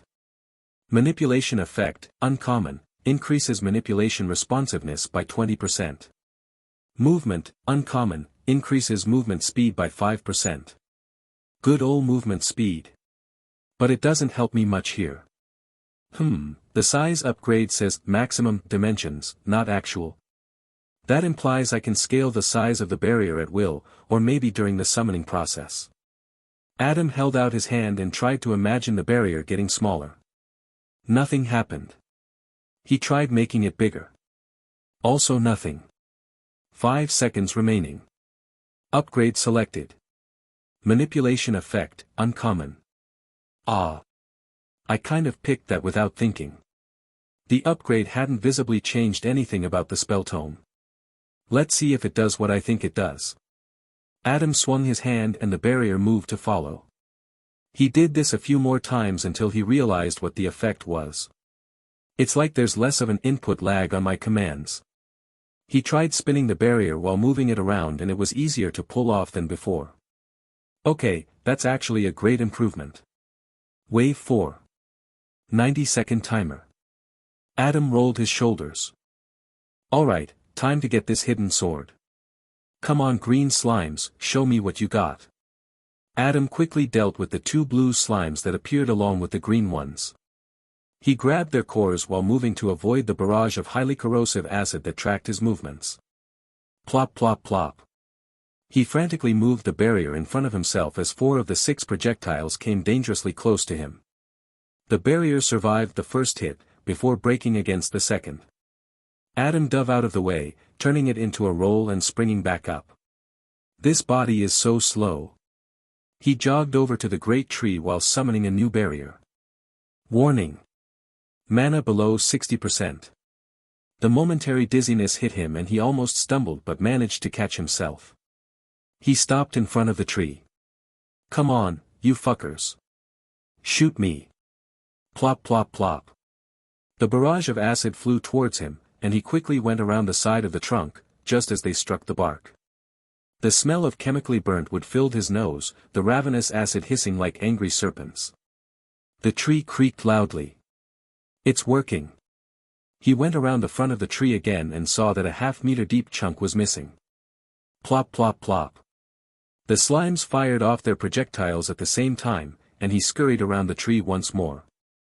This feels like a bizarre way to engage with this stage. Hats off to Mori for finding this. I wonder why he even thought to chop down the tree. Maybe he used it to squash the Slime King. I wonder if I can use the cracked cores to instantly kill the boss. That'd be one hell of an exploit. Plop plop plop. The green slime shot at the tree again, without Adam even needing to leave his hiding spot. As the projectile struck the other side of the trunk and ate through the organic material, the whole tree creaked ominously. Ram. Then the ground shook. The apple tree started to lean in the direction of the 2 slimes, and the bark tore itself apart like strands of fabric. 40 seconds remaining of wave 4. The tree continued to lean and split, with the top pulling itself free of the bottom of the trunk and its extensive root system underground. Timber. Adam yelled with a shit-eating grin on his face. The great tree struck the ground between the 2 green slimes with enough force to make Adam jump half a meter off the ground and send the slimes flying to the sides. Left behind was a stump with a sword sticking out of it, like Excalibur in the stone. Adam hurried over and grabbed hold of the petrified blade. It was covered in more stone than when Mori had showcased it to him. In fact, there wasn't even a speck of gold visible on its handle, crossguard, nor scabbard. It was all just covered in a layer of dense and heavy rock. He pulled it out of the stump and struggled to lift it above his head. Secret weapon obtained. Graham, rare, the ancient sword of a mythical hero. Unique skill, anvil splitter, perform an overhead slash powerful enough to cleave an anvil in twain. You have discovered a secret weapon. This weapon starts with the unique skill, anvil splitter. I feel like the chosen one, he mused to himself, as he stood there with the ridiculously heavy blade lifted over his head. I wonder if the unique skill only has a 10-minute cooldown, similar to the one from the final evolution of the Lancer. Mori said it instantly killed the Hobgoblin boss, so it seems really strong. 25 seconds remaining of wave 4. Oh right, the wave isn't over. Second sheath activated. Would you like to swap to the mythical hero class? Show me the class stats first, he said, moving towards the nearest slime. His spell tome was now hanging from the left side of his belt. It had teleported there as soon as he picked up the secondary weapon. The barrier also wasn't responding to his commands and just remained fixed in the same spot relative to him as before, which meant it still moved along with him, which was a curious and potentially exploitable thing. Mythical Hero. Level 0. Stats. Health, 200. Stamina, 200. Mana, 0. Damage, 100%. Defense, 50%. Speed, 100%. Luck, 0. If I swap to this, then I won't be able to use the spell tome at all. I'm sticking with the warder class for now. Second sheath. Class set to warder. Adam took the spell tome from his left hip, and as soon as it was back in his hands Graham went into a horizontal holding position on his lower back. Damn, no dual wielding these two then. He used the barrier to cut the green slime in half, which turned it into two smaller green ones. With a few efficient moves, he carved through both of these before they could even think to retaliate. Their bodies fell apart and sizzled loudly as they dissolved the moss underneath them. 10 seconds remaining of Wave 4. Adam hurried towards the one on the other side of the fallen tree, but he knew he wouldn't make it in time, since the warder's speed was way too low. It'll be bad if the wave carries over into 5. I've gotta use a cracked core. He pulled one of the hissing stones from his left pocket as he climbed up onto the fallen tree. Nearby lay the branch with the healing apple, but the apple was squished and probably wouldn't heal him anymore. The narrative has been illicitly obtained. Should you discover it on Amazon, report the violation. I guess destroying the tree prevents the healing apples from working. Unforeseen consequence, but ultimately not a big deal. Unless the secret boss is really hard. Adam stopped when he was at the top of the fallen trunk and then pulled his right hand back, before throwing the hissing core at the green slime below. It noticed him and fired a barrage of acidic projectiles in his direction, forcing Adam to throw himself off the side of the fallen tree, while hastily covering his body with the barrier. He landed hard on his stomach, knocking all the wind out of himself. Only a single projectile struck the barrier over his head, and it wasn't enough to break it. Phew. A loud pop came from the other side of the tree when the slime exploded and acid rained down around him, hitting his barrier twice and causing cracks to form. Oh shit. Adam Army crawled out from under the barrier just as it shattered. The acid on top of it fell where he'd just been. Wave 4 complete. Choose your upgrade. That was a bit too reckless perhaps. But, hey, I did it. All without taking damage too. Adam went over to the remains of the exploded green slime. Just like the purple one from earlier, it had left behind 2 cracked cores, which he picked up and added to his left pocket. He headed back to the other green slime's remains, climbing over the tree to get there, and looted the 2 intact cores it had dropped.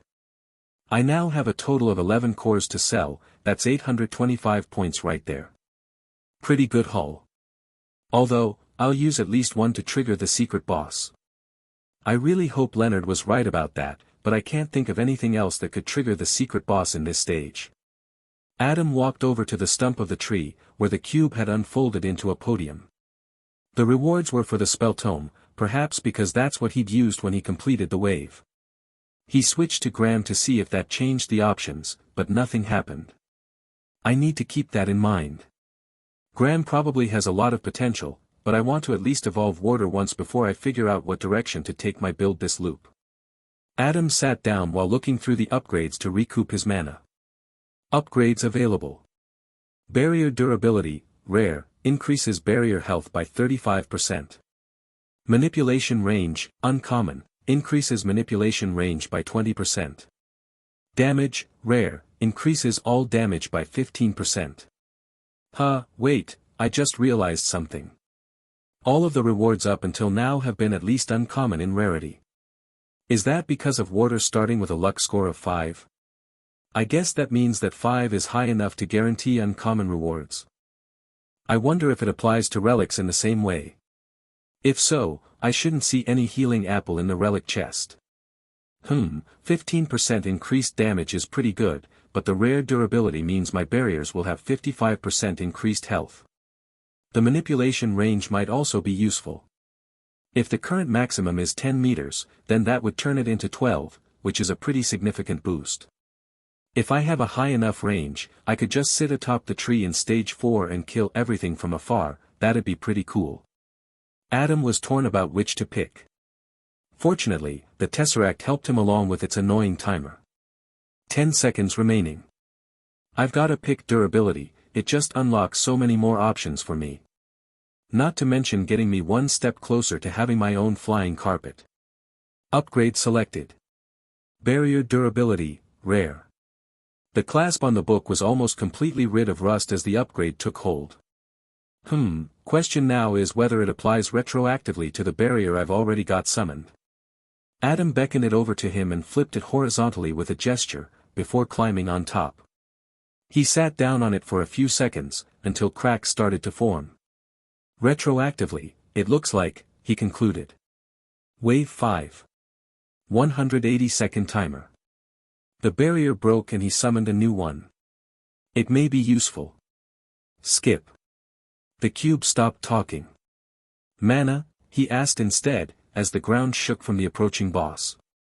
Your mana is at 77.5% or 155 points. Currently recovering 0.5% or 1 points every second. Thanks to the efficiency upgrade, the barrier now costs 45 mana. That's not a huge difference, but still better than nothing. Another quake rolled through the ground, then a large shadow appeared over the fallen tree. Ah shit, I forgot to look for the glass acorn. I hope it survives being crushed by a big fat slime. Adam retreated several steps away. I should summon a second barrier for this, he realized. When he summoned another barrier, the first one disappeared. Warning. Mana below 60%. Shit. Should have probably tested if that would work earlier. The Slime King landed on the fallen tree with a loud boom, pulverizing the wood and bark under its weight. Alright, here goes nothing. Adam pulled an intact core out of his right pocket and threw it right into the big blue blob. Slurp. The core was sucked into the Slime King's body, bringing its total to 4. Then it started to vibrate and transform, somehow becoming smaller in mass, though it was likely it was just consolidating its mass to become denser. When the transformation was finished, the slime had a humanoid shape, standing at the same height as Adam, which was unsettling. Its color had also gone from dark blue to milky white. 2 of the cores moved up into its head, resembling eyes. The other 2 settled into the left and right sides of its torso. The rusted crown sat atop its head, now the perfect size for its body. What the fuck is that? Secret boss discovered. Slime Emperor. Wave timer extended to 300 seconds. You have discovered a secret boss. Secret bosses pose a significantly higher danger to players than normal boss encounters. Defeating a secret boss awards additional rewards. Adam immediately dug out one of his 3 cracked cores and threw it at the boss. The hissing stone entered its body right next to the left core in its chest. Then it popped and destroyed the core, removing a chunk of its jellied flesh. Unlike the Slime King, the Emperor did not split into lesser slimes, but instead just charged right at him with astounding speed. Oh shit. Adam made his barrier spin and flung it out to meet the boss.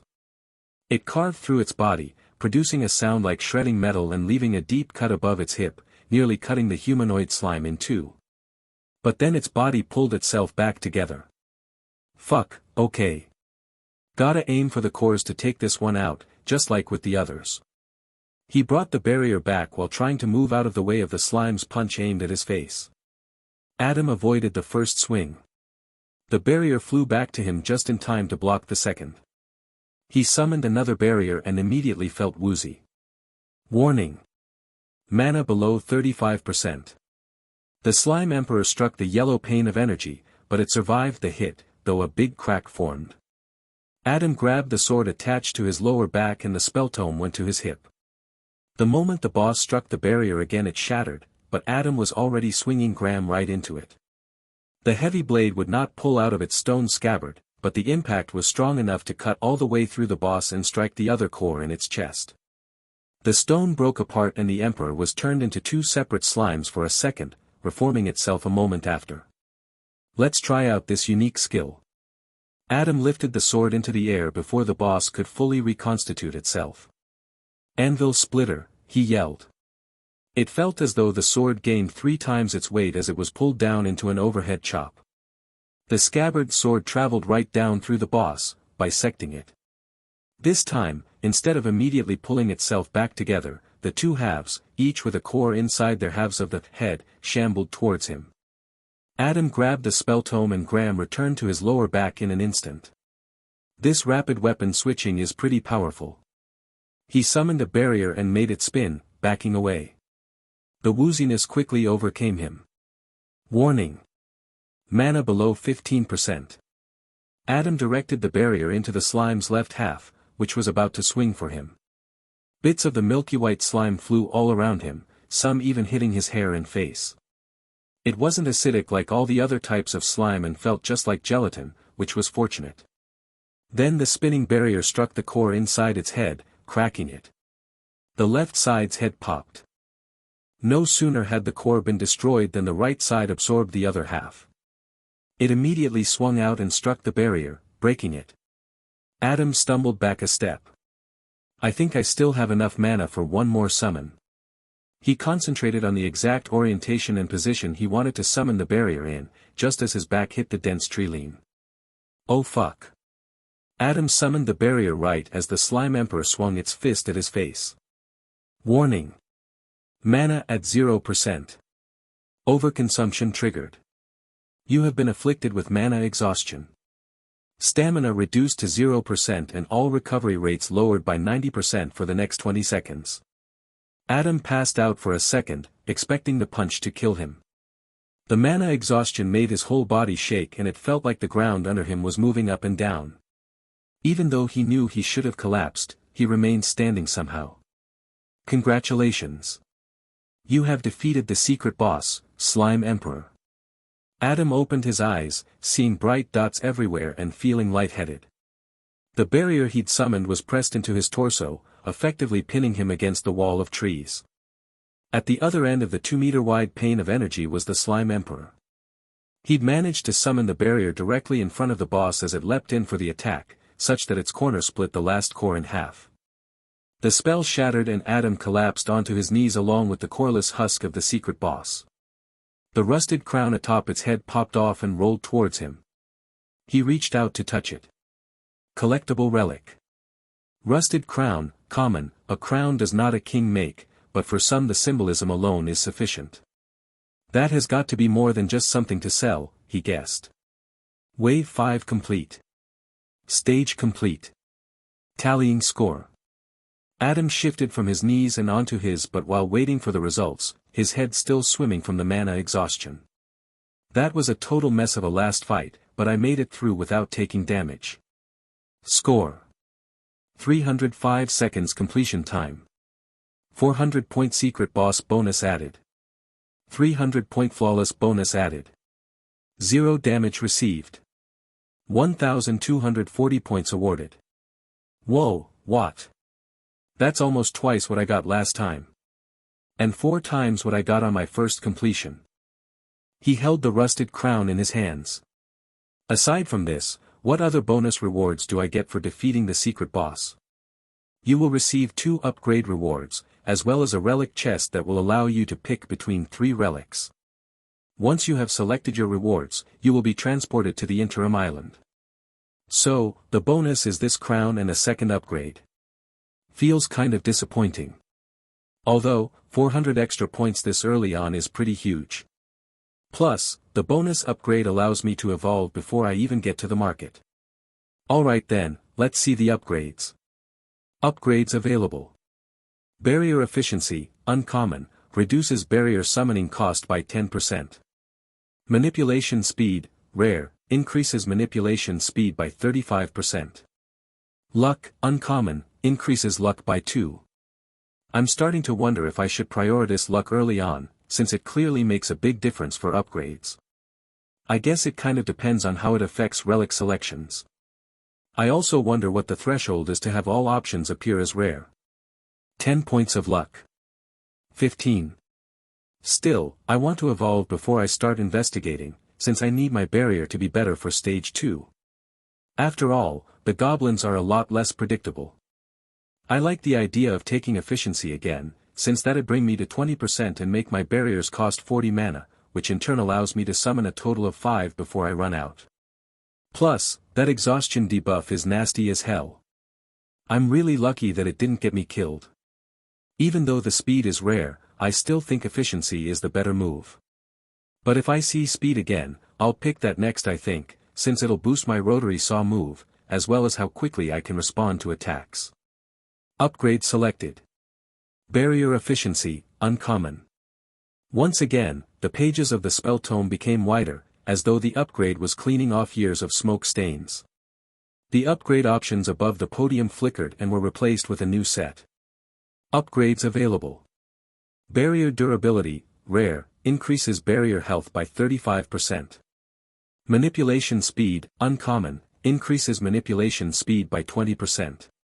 Bleed, rare, attacks inflict bleed dealing 15% weapon damage over the course of 10 seconds. Ah. I said I'd pick speed, but the durability upgrade is rare. Fuck it. Speed comes later. Upgrade selected. Barrier durability, rare. Almost all of the rust vanished from the spelltome's iron-covered edges, signet, and clasp. I wonder if getting to 100% increased durability will clean it up completely. The tome started to glow golden. The cube folded itself back into a cube and floated over. Then the magical weapon burst apart into golden droplets and was sucked into the tesseract. Your warder class has reached level 6. At level 6, your class can be evolved in one of two possible directions. The cube dropped to the ground and turned into a pyramid shape, with a hologram appearing on either side of it. Both of them were tomes, but their appearances were different. Arab. The one on the left had grey leather, the iron replaced with bronze, and its signet was now a closed fist with the palm facing out. The other had blue leather, silver instead of iron, and the signet was replaced with a cloudy violet gem. Both were still sealed by the clasp. Select an evolution. Shaper, gain the power to shape the barrier. Splitter, gain the power to split the barrier into a maximum of 3 smaller versions. Both seem quite good. I do wonder if there's a way to get more barriers without splitting them. Maybe like something that increases my projectiles. Although I guess it counts as a summon, not a projectile. What are the limits of the Shaper? There's gotta be limits, right? Otherwise I could just turn my barrier into a tiny scalpel and slice through everything. The Shaper cannot make the barrier smaller than it is. The total mass must be persistent across shapes. Can I fold it repeatedly to make a thin needle? Only if you are capable, but the shape must be persisted in your mind, and this requires a powerful will and focus. Why does that sound like a no? Can I shape it into anything as long as the mass is the same? Like, can I turn it into a shield and carry that around? Or a sword? The barrier will not become a physical thing you can carry and must always be controlled with the use of the spell tome. So, no turning it into a shield and wielding it alongside Graham. Shame. Okay, so, what about the splitter? How does that work? The split barriers are identical, but based on the number of barriers, the durability and size vary. But I can move all of them at the same time, right? Only if you are capable. Controlling multiple summons simultaneously requires a powerful will and focus. Making it sound like I have to partition my mind to be able to move more than one at a time. I have more ideas for how to utilize the Shaper than Splitter, and it also just seems the most interesting from a functional standpoint. Plus, if I find a way to increase my summon count, then that'd defeat the purpose of Splitter anyway. Although, I won't lie, blocking an attack only to then split my barrier into 3 and go on the offensive sounds pretty damn cool. But turning my barrier into a lance or super dense needle sounds even cooler. Evolution selected. Warder to Shaper. The grey tome appeared in his hands, and he immediately summoned a barrier. This time, he hardly felt the mana drain, since it only put him to around 80%. Before he could test out his new power, a pyramid gem manifested itself in the air in front of him, and he grabbed it. Mastery shard obtained. One more and I can unlock the Orb of Insight. I hope it has the ability to help me find secrets and hidden bosses, although Olivita didn't say for sure what info it gives. Armament, Adam said, double-checking his stats. Weapon status. Spell tome. Rare quality. Level 6. Stat upgrades. Barrier durability plus 90%. Barrier efficiency plus 20%. Manipulation effect plus 20%. Alright, let's try this thing out. The cube returned to its normal shape and floated over to the chest, which had golden light shining out from under its lid and was waiting for Adam to approach it. He ignored it for now and focused his full attention on the barrier. Unlike before, it had changed color and was now milky white, not too dissimilar to the Slime Emperor's appearance. He reached out and touched it, and it was still warm, but now felt more solid than before, no doubt thanks to the durability upgrades. This narrative has been unlawfully taken from Royal Road. If you see it on Amazon, please report it. Let's see how this shaper thing works. Adam took a step back from the barrier, and flipped it so it was horizontal. While holding the tome in his left hand, he reached out with his right and imagined squeezing the edges of the pane of energy to turn it into a roll. Nothing happened at first. He focused as hard as he could on the mental image in his head, clenching his teeth. The edges of the large square bowed upward slightly with his tremendous effort, but as soon as he drew in a breath and relaxed just a tiny bit, the barrier returned to its original shape. Holy shit, that's difficult. He'd figured that immediately folding it on itself would be too hard, so forming a hollow tube was the better way to start off. Even that seemed way too difficult. I think the manipulation effect upgrade is supposed to help with this, but it hardly seems to make a difference. No wonder the cube phrased the explanation like that. Maybe it's difficult because the barrier wants to be flat. So I might have more luck shaping it without trying to fold it. He wasn't quite sure what to do with his hand, so he just held it out in a vague open palm gesture, while focusing on the image in his mind. For starters, he tried to turn the barrier from a square into a circle. In the air in front of him, the material of the horizontal pane of energy warped and became rounded, sort of like a big glass disc. That's a lot easier. When he let go of the image in his head, the shape did not spring back to the square it had been before. Interesting. He cycled through other shapes, like a diamond, triangle, trapezoid, rectangle, oval, and so on, until eventually trying something more complex. In his mind, he imagined that the flat barrier became a sword, replete with handle, crossguard, and a long blade. In reality it was a lot harder to maintain such a shape, not to mention even sustaining the mental image's coherence in his mind. Although the barrier became a flat replica of the sword in his head and was squeezed to a length of 3.5 meters, its shape kept warping, until eventually just becoming a skinny rectangle. This is tough. 3 minutes remaining until automatic transferal to Interim Island. He hadn't even heard the warning for the 5-minute mark, but he still needed to check the remains of the apple tree's canopy for the glass acorn. First he checked the relic chest though, so he didn't have to decide on what to pick at the last possible moment. Let's see if the luck stat of 5 prevents common relics from appearing. Relics available. Bark Armor, uncommon, increases player defense by 25%. Breaks after 5 hits. Reroll die, uncommon, allows the player to reroll reward or vendor options. Relic disappears after use. Slime Ring, rare, infuse players' projectiles with acid burst. 60-second cooldown. Not an amazing selection, was really hoping I'd get lucky and receive the Slime King's crown. But I guess I do have this. He reached up and patted the rusted crown he'd gotten from the Slime Emperor. It fit his head perfectly. Still, no commons in the selection, that's interesting. I'm wondering if raising luck high enough means I'd only get rare or epic options, but I feel like that'd somehow limit a lot of potential. After all, the best relics I had last time around were all rare. The Fiend Barb was interesting, but I leaned too heavily into it, which was a mistake. I would have been better off not bothering too much with weapon upgrades last loop, since I relied so heavily on relics.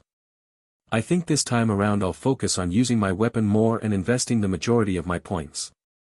Even if Willow made me promise not to throw my life away, I am better off setting myself up for success in future loops instead of investing too heavily into the current one. Maybe I can split my point expenditure to 50-50 or something. It's not that I'm abandoning this life for the sake of the next. After all, I just completed this stage without relying on relics at all. My knowledge and experience matter more than something that I can only use every 60 seconds. So, unless I can find relics that fit into my fighting style or provide something useful like mana and speed, then I'm better off using my points for the meta upgrades. While he considered what to do in his fourth loop, Adam left the chest and went over to the remains of the fallen tree. The trunk was unrecognizable thanks to the Slime King landing on it and pulverizing the wood. He searched through the canopy for the next 2 minutes, but the glass acorn was nowhere to be found amidst the mess of leaves and branches. I might have destroyed it by collapsing the tree. It's not a huge loss, though the 5% boost to my stats would be nice. And I'm sure it'd get stronger as I progress. Right now my focus should be on beating stage 5, and it won't help me there since its effect doesn't come into play until stage 6. It would have been different if it was retroactively adding the boost, but alas. 30 seconds remaining until automatic transferal to Interim Island. Adam gave up searching. I'll pick the slime ring, he said. Relic selected. Slime ring, rare. I'll just sell it and put the points to better use. A searing pain came from the ring finger on his right hand as the relic equipped itself. Like the slime glove, it ate his skin and flesh, exposing the bone beneath. Adam gritted his teeth. He knew it only hurt like this because his health sat at an abysmal 50 points. Gotta do something about that too, although health and defense don't appear as options until stage 3. The tesseract appeared next to him and darkness spread out from it, swallowing up the forest clearing. A moment passed and buildings appeared around him. Back to their old dumpy selves, he mused. Now entering Interim Island. Welcome to Interim Island. Players like yours. Skip all tutorials and explanations of the island, he said. Understood. The melody of a harp filled the air, which he thought was odd, since it had been a guitar melody the last 2 times he came here after stage 1. Before he could even take a single step forward, silvery scales fluttered down around him and the enormous white moth alighted on the edge of a nearby roof. Hello again, Adam, Levicidix greeted him in her lilting voice. Hi Levicidix, he replied. Oh, thank the system, you remember me now, she said. I was worried we would have a repeat of last time. To be fair, last time was the first time I met you. I'm blaming that whole confusion on you. Fair, I suppose, she replied. So, are you ready? For what? For my explanation of your unorthodox time rewinding. I already told you, I'm not rewinding time. But let's hear it, I guess. The moth floated down from the roof to land on the wonky cobblestones in front of him. Behind her in the horizon was a frozen plume of smoke from the tavern. The eyes of the all-seeing system have powerful magic that binds together dimensions. You were cursed when you killed it and that's why you keep going back in time when you die. How do you explain the different rewards and weapons and upgrades then? Different? Yeah, I told you last time that they're different. Odd. Adam sighed. Listen, I already talked to the system about this and found out why I'm looping. Couldn't you just have asked it to find out? You talked to the all-seeing system? Yeah, apparently I'm going to a new universe every time I die, leaving behind an atom-shaped hole in the previous ones I died in. He was pretty upset about it, I think. How does one talk to the all-seeing system? I don't know, I figured you were the expert since you span universes too. I mean, you remember me, but last time we met in a different universe. The white moth nodded. The all-seeing must have shown its benevolence to allow me to remember you. What the hell does that mean? Anyway. You did something exciting in stage 1. Huh? Oh, the secret boss. Not just that. You have now unlocked all the achievements and secrets for that stage. All of them, he asked. I didn't get glass acorn or speedrun this time around. Fret not. The achievements are saved between loops. That seems kind of easy. Wait, why am I upset about that? Do I get a reward? He asked. Of course, Adam. Not to mention, my sister Olivita has something new for sale as well. I'll go check that out later, but what's my reward? The moth held out one of her white-black banded arms, and a polished spherical stone dropped from her hand and onto the ground. Then white slime emerged from within it, pouring out and taking shape until it became a humanoid figure. It looked eerily similar to the Slime Emperor, though it lacked a crown and only had one sphere, which was located in the head. Like the cube, it too was frozen in place by Levicidix's magic. What's that? Another vendor?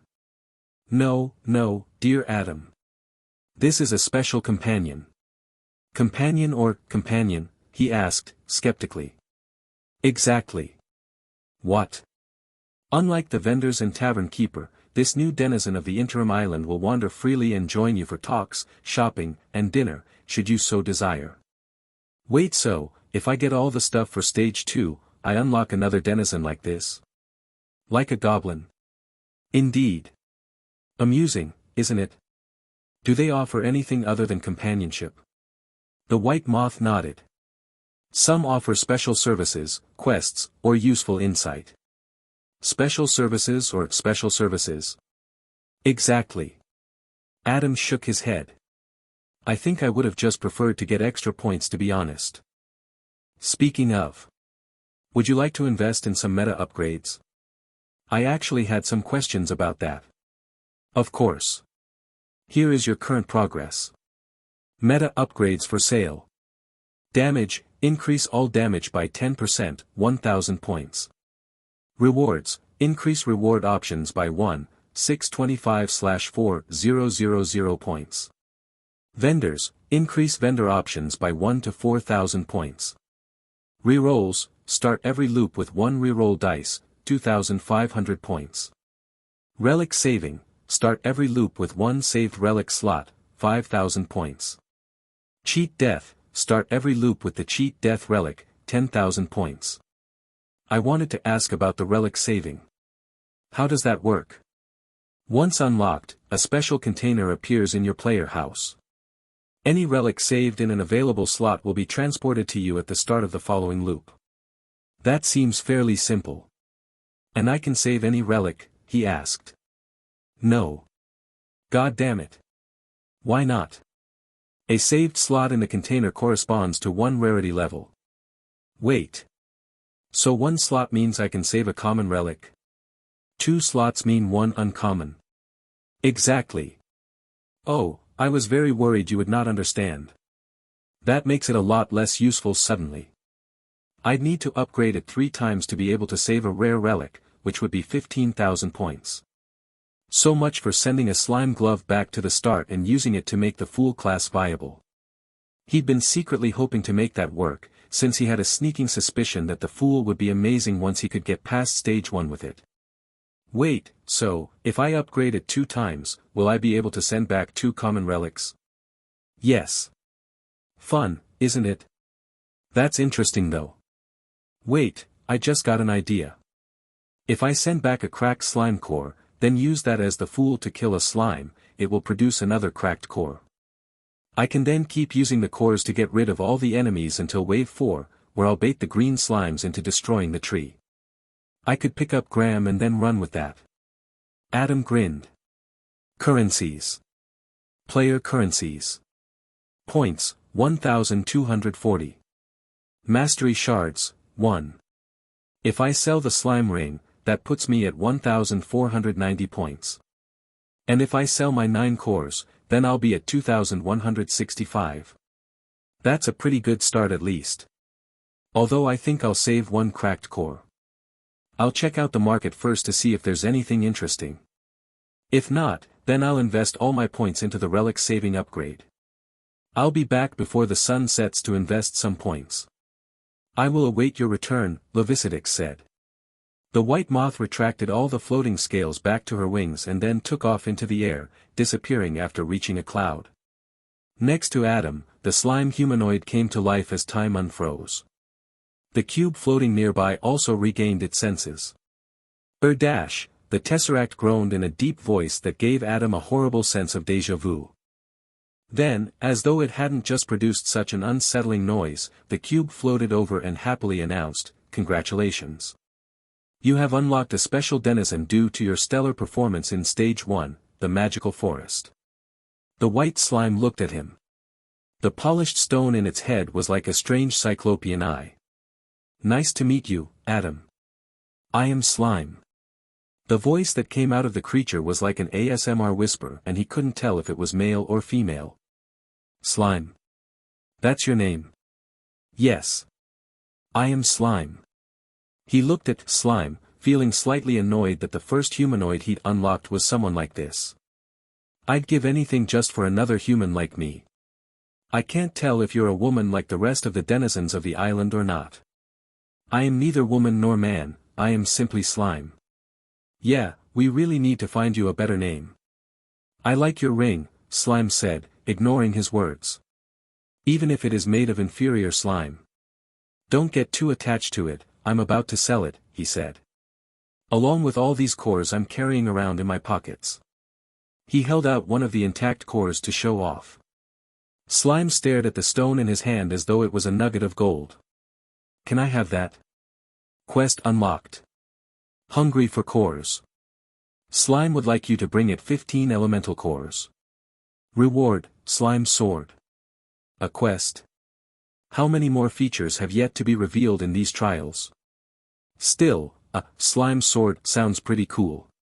But I'm planning on selling these, so unless you'll pay me more than 75 points per core, then you're not getting them." "I do not have money, I am only Slime," it replied. "We really need to give you a better name than that," he insisted. "You can call me Lord Slime." "I'm not doing that." "What about Finn or Finian?" "That means white in Irish, I think." "Lord Finian. I like the sound of that." "I'm not calling you Lord." Adam replied. "How about Finian, Lord of Slime?" "Listen, Finian, I'm going to the market. You can come along if you want." "Very well, Squire Adam. Lead the way." Adam sighed. While walking to the market, he summoned the barrier and practiced his shaping on it. Like he'd expected, the slime ring had no effect on the spell whatsoever. At the moment, it felt like the biggest hurdle was his mind, so he needed to keep training it, like a muscle. If other magic weapons worked in the same way, then the training would hopefully help him across loops. Although it was hard to say how exactly the experience carried over when he died. "I still feel like I could pick up a spear and use it as well as I did in the last loop though. Maybe the experience isn't just stored in the muscles of my body but also etched into the shape of my soul." The focus required to shape the barrier was quickly wearing him out, but after a bit he managed to turn it into a circular disc with a sawtoothed edge. Unfortunately, it was extremely difficult to keep the shape coherent, since he needed to keep track of every individual sawtooth as it moved. By the time he reached the market, he discovered that a throwing star shape was the easiest to maintain while spinning the barrier around. "I'll start small and slowly add more features as I go. I should probably be on the lookout for more manipulation effect upgrades." Adam stopped in front of Yenna, who had a large harp in front of the stool she always sat on. Behind her, the fountain once again showed slime statues shooting water into the top bowl. "Our new bee." The wasp stopped playing for a moment. "Hello Adam," she greeted. For a moment he thought she remembered him, but then she continued, "Do you enjoy my melodies? If you have a preference for an instrument, I am proficient in all of them." Adam sighed. Being forgotten really sucks. Not looking forward to having to get to know Willow and Leonard from scratch again. "No, you're good, just keep playing whatever." Yenna nodded and started strumming the harp again, producing a melody that sounded like it belonged in some elven fairy tale. Finian stopped in front of the fountain, muttering something about the slime statues, then it started dancing to the music, moving its body in a way no human ever could. "I wonder why she doesn't have a guitar this time." Adam went past the stalls, each of the vendors watching him as he passed. He noted that the stalls for Weaver and Builder were both gone. "I wonder if it's even worth getting those two again. Although perhaps I could try to have Weaver make me something like a bag to carry trophies. Or maybe I could get a thin durable string to incorporate into my fighting style somehow." Since I know where enemies appear from, creating traps might be a good idea as well, especially in stage 4, since there are so many enemies. He stopped in front of the spider's stall. "Welcome, Adam. I am Luca," she greeted in her sinister voice. "I've got a lot of stuff to sell," he said, not bothering with pleasantries.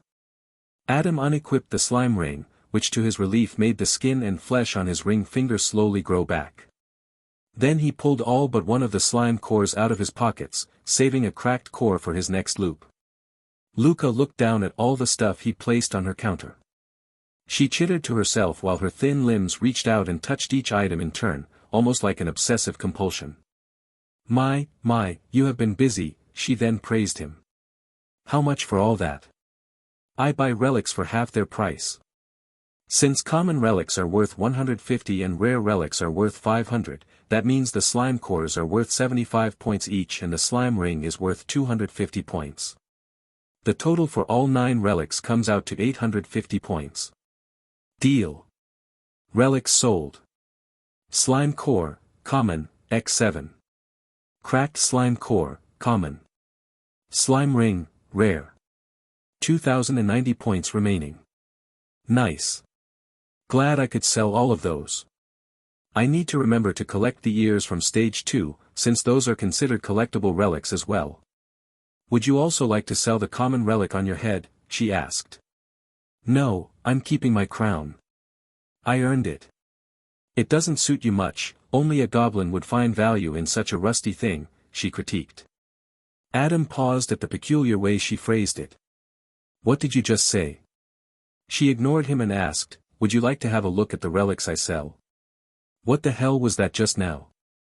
Was that a hint?" Yeah, show me what you've got." The black chest next to Luca started to glow with a golden light and then it popped open, revealing 4 relics.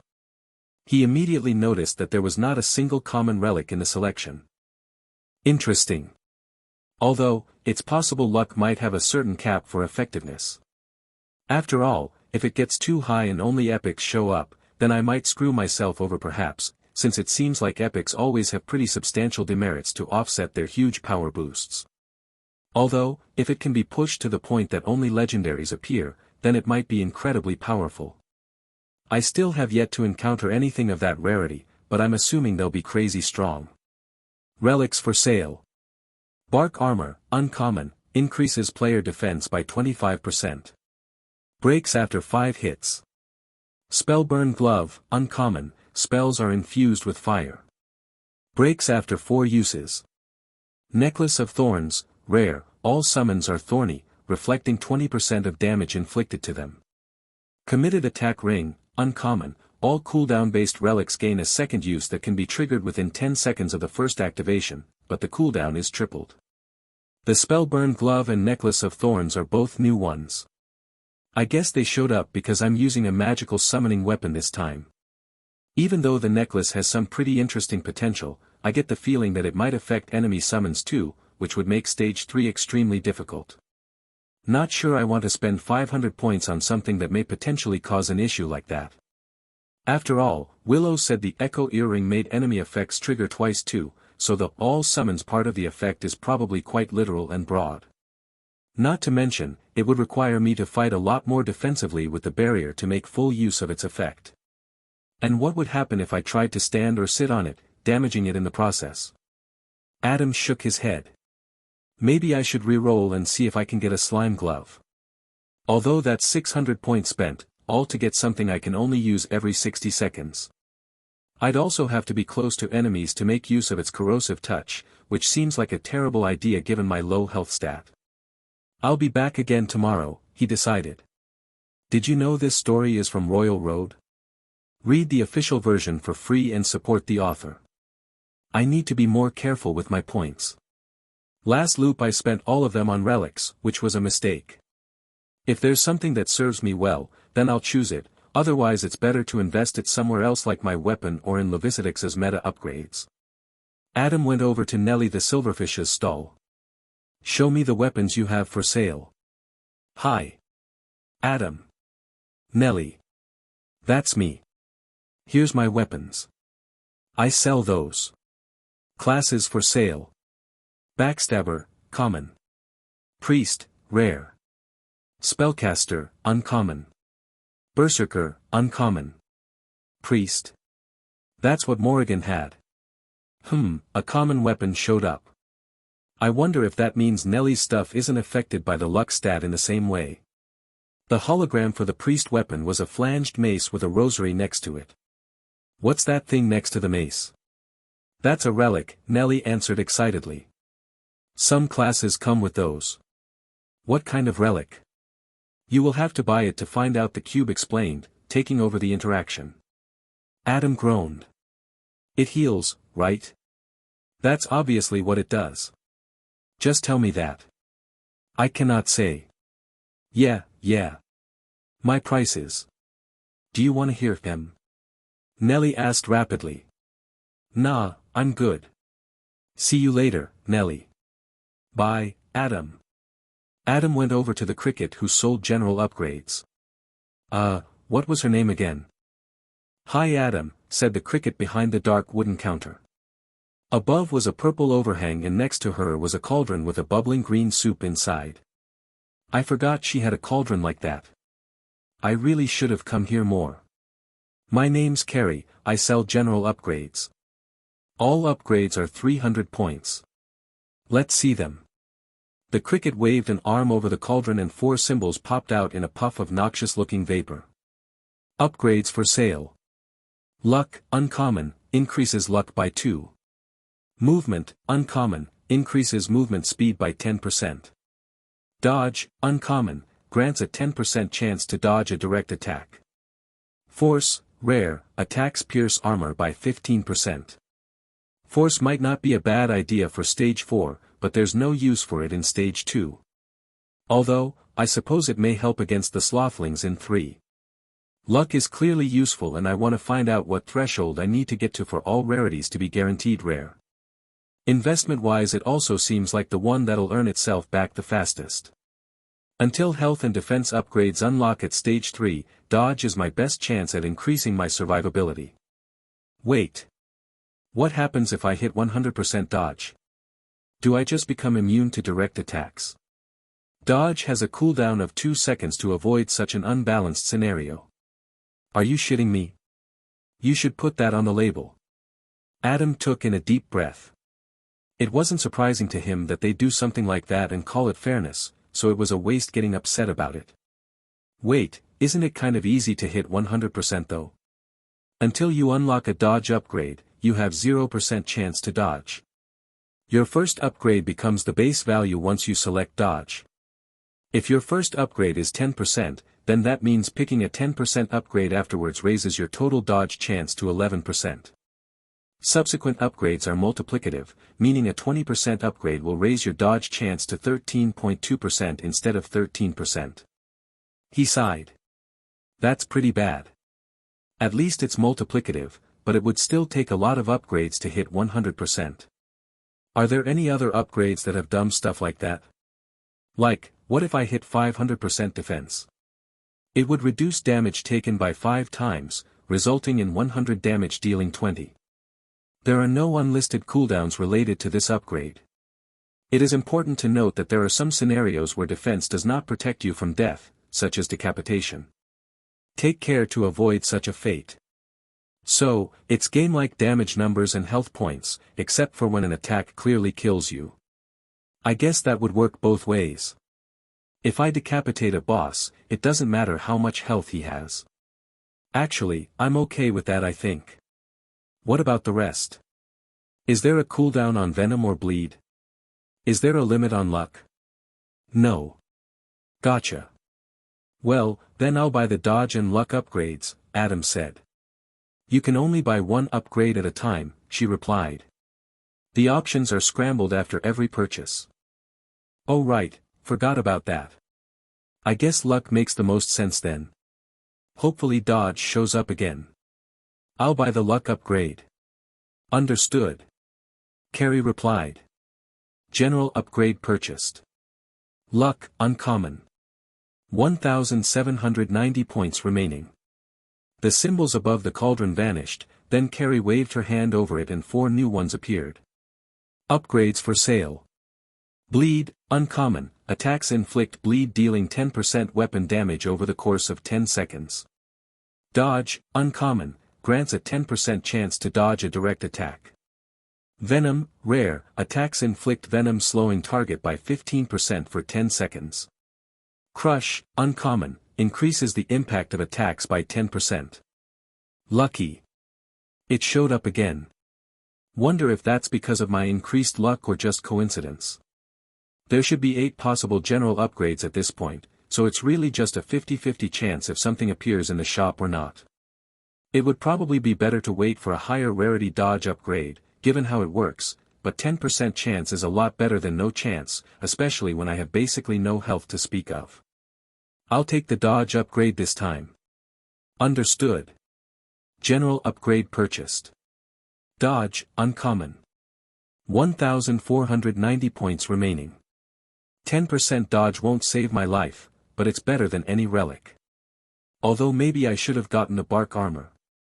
Adam shook his head as he walked over to Thea the beetle. Finian was standing in front of the stall. The vendor looked away from the white humanoid slime to face Adam. Afternoon, Adam. My name is Thea. I offer weapon upgrades in exchange for points. Are you certain I cannot purchase cores from you?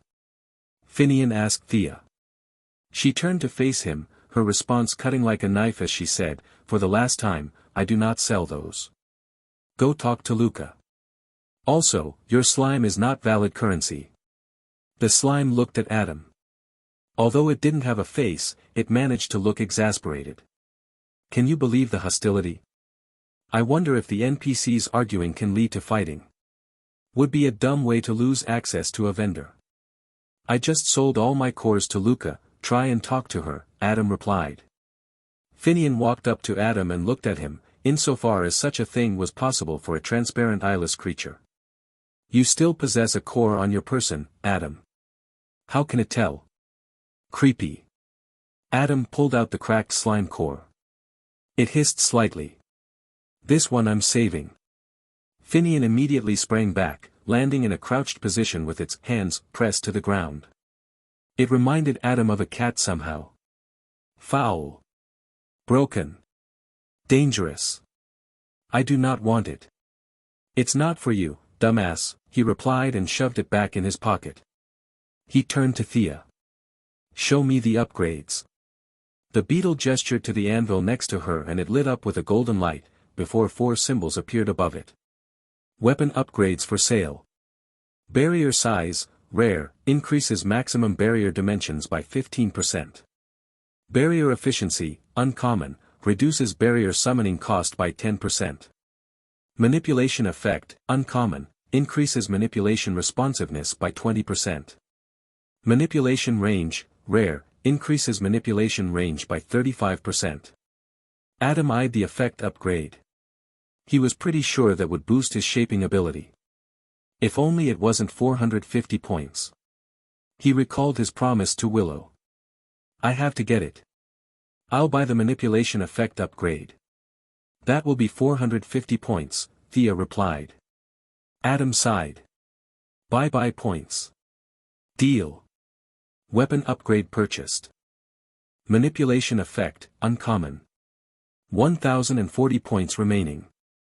That's still a good chunk of points remaining at least. You buying anything else? Thea asked. Not right now, but maybe tomorrow. He looked over at Bellin the cockroach's stall. Maybe I should buy a health-boosting root. Although I think she said they only last 10 minutes. No. If I can't make it through stage 2 with 50 health, then a 10% buff won't make any difference. And 250 points is too much to spend on such a temporary boon. His eyes moved on to where Finian was arguing with Luca about paying with slime in exchange for something. Hey, Finn. Adam called. I'm going to the tavern. The slime ignored him, so he just left it behind. Adam stopped when he reached Yenna. Would you mind if I come back tonight for a song? He asked her. Of course not, Adam. Thanks. He summoned a new barrier and continued practicing his shaping, while walking back to where Levicidix waited. It was still impossible for him to bend it into a tube, but he'd gotten better at maintaining a simple buzzsaw shape. Meta upgrades progress. Rewards, increase reward options by 1,625/4,000 points. Relic saving, start every loop with one saved relic slot, 1040/5,000 points. Since you have no points left, I will take my leave. See you tomorrow, Levicidix told him. See you, he replied. As the white moth flew away, he watched the sky for a bit. There were still several hours until it would get dark, since he'd been a lot faster in the market than usual. Man, it's gonna be awkward getting to know Willow again. He wasn't looking forward to it, though he was excited to see how she'd fared this time around. She had been competent in both his first and third loops, so odds were good that she'd done well this time around too. Especially if she'd gotten the bow. Adam went in through the dumpy-looking door to the tavern and Charlie the Red Ant was there to greet him. Last time he'd seen her, he'd promised to save Bellamuranth. He was pretty confident it had something to do with the All-Mother's Wrath necklace, but he was saving his speculations on that topic until after stage 2. Part of him was kind of excited to have her fate undone and being able to see her again. Another part of Adam feared he wouldn't be able to save her, despite what the Tesseract had told him. Can you bring me a strawberry milkshake and 3 croissants from Jameson's bakery? Of course, Charlie replied and went towards the kitchen. He remembered his last time here. It felt like such a long time ago. I wonder if any kind of sitting would activate the tavern. Still not sure how Morrigan was able to teleport around though. But perhaps that's not specific to the tavern and instead some kind of relic she had. He summoned a barrier and flipped it horizontally. Then he climbed on and sat down. To his surprise, it actually worked. The long wooden tables lit up with holograms of players. Cracks started to form on his white barrier, but Adam remained seated, curious what would happen. As it broke and he fell the half-meter to the floor, the holograms all vanished. Then they reappeared when his landed on the wooden floor, since he was sitting down again. Bizarre. He got up and walked over to a stool. Before he even sat down, he was able to turn the stool into a comfortable leather chair that could recline. It even had a cup holder for his milkshake. The ease with which he did it was perhaps thanks to his training with the barrier and the manipulation effect boost, but it was also likely that simply knowing it was possible let his mind perform the command. Adam summoned another barrier and moved it into the air, practicing his shaping on it absent-mindedly as he looked at the many people who appeared around him along the tables. How many survived Stage 1? Over 600 million players survived Stage 1. Currently, 108 million players are utilizing the Dimensional Tavern. That's a lot more than last loop. I wonder why. Adam looked around at the people filling the tables. Many were crying, staring blankly at food in front of them, or just completely zoned out. Every time the holograms flickered and were replaced by different ones, it was more of the same. Hardly anyone looked like they were engaging with the core function of the tavern. He knew that was why most of them would be dead in just a few days. Adam sighed. I can't save them all. Besides, this isn't even my universe. That one is long gone. Thanks to me. Besides, it's more important that the trials are beaten, since that will save everyone. Unless of course that was another of the cube's lies. Show me Willow Martin from Australia. The holograms vanished and left behind a woman he recognized. Although she was slightly different. Her hair wasn't in a ponytail, and she looked very upset, somewhere between sadness and anger. I wonder what happened. Are you okay? Adam asked. Willow turned to look at him, surprised. Were you watching me? Who are you? I'm Adam. Adam Fischer. I don't know you. What do you want? Shit, I think I fucked up this introduction. I was just looking up people I know. How exactly do you know me? She asked, her expression turning suspicious. It's a long story and you probably won't believe me, he said. Let me guess, you're another fan pretending to know me. Well, I've had enough of people like you. Wait, no, that's not Dash. Willow vanished. Connect me to her again, he told the cube. I cannot. If a player so desires, they can be made inaccessible to others in the tavern. Adam's heart skipped a beat. She blocked me. Adam stared at the empty spot Willow had been sitting in, frozen in complete disbelief. Connect me to her again. I cannot. What the fuck just happened? Adam took a deep breath. It's just a misunderstanding. I'll get someone else to explain that to her. Oh, I know. Leonard should be able to help. I've just got to make sure I don't screw up the introduction again. Adam tried to think of a way to strike up a conversation with Leonard. Show me Leonard Schultz. The player you are searching for has perished. Adam slammed his hands on the table in frustration. Fuck. The barrier had stopped spinning and the saw-toothed edge he'd been working on was gone, leaving just a flat disc behind. Wait, maybe my sister survived. He was getting desperate for any sign of familiarity. Show me Helena Fischer. The player you are searching for has perished. Adam clenched his teeth. Show me Christian Fischer. A man appeared some seats down. He had golden brown hair, a thick beard, and pale green eyes. Adam almost called out to him, but then he saw the look on his brother-in-law's face. It was the look of someone who'd resigned themselves to defeat. In front of him were several empty bottles of whiskey. Despite that, he didn't look inebriated at all. Alpha OBE. He has probably discovered that Helena and their daughter are dead. I can't just leave him like this. They hadn't exactly been best friends, but for a car salesman, he was actually a surprisingly good guy, and he'd always been an attentive and caring father. Adam respected that about him. Christian, Adam said. Christian slowly turned to face him. Then his hologram flickered and appeared directly opposite Adam. You okay? He asked. Christian stared at him. You're alive, he muttered. Everyone else is gone, man. My parents. Helena. He swallowed, as though holding back a panicked sob. Even Laura. Fuck, Adam. They took my little girl. They took everything. Adam took a deep breath to steady himself.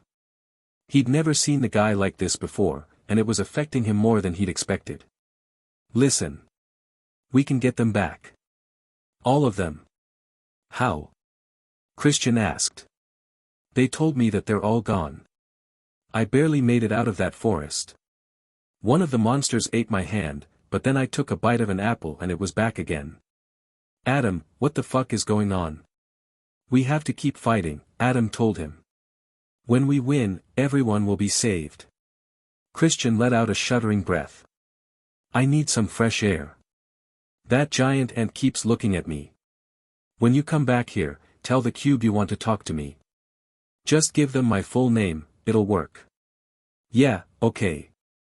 See you later, Adam. Don't stay out too late, he told Christian as he got up and his hologram vanished. Fucking hell. Adam leaned back in his reclining chair.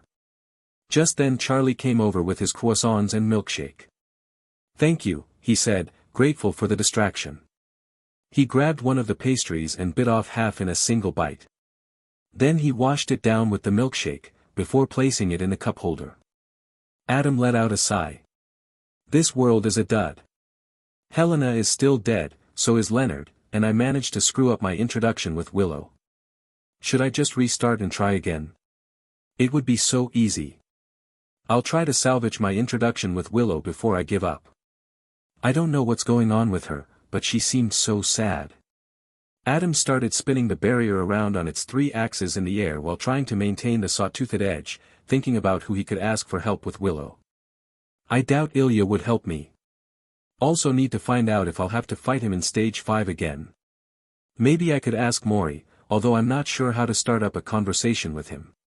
If I knew Kate's full name, she'd be someone I'd ask for sure, since she seemed very easygoing and approachable.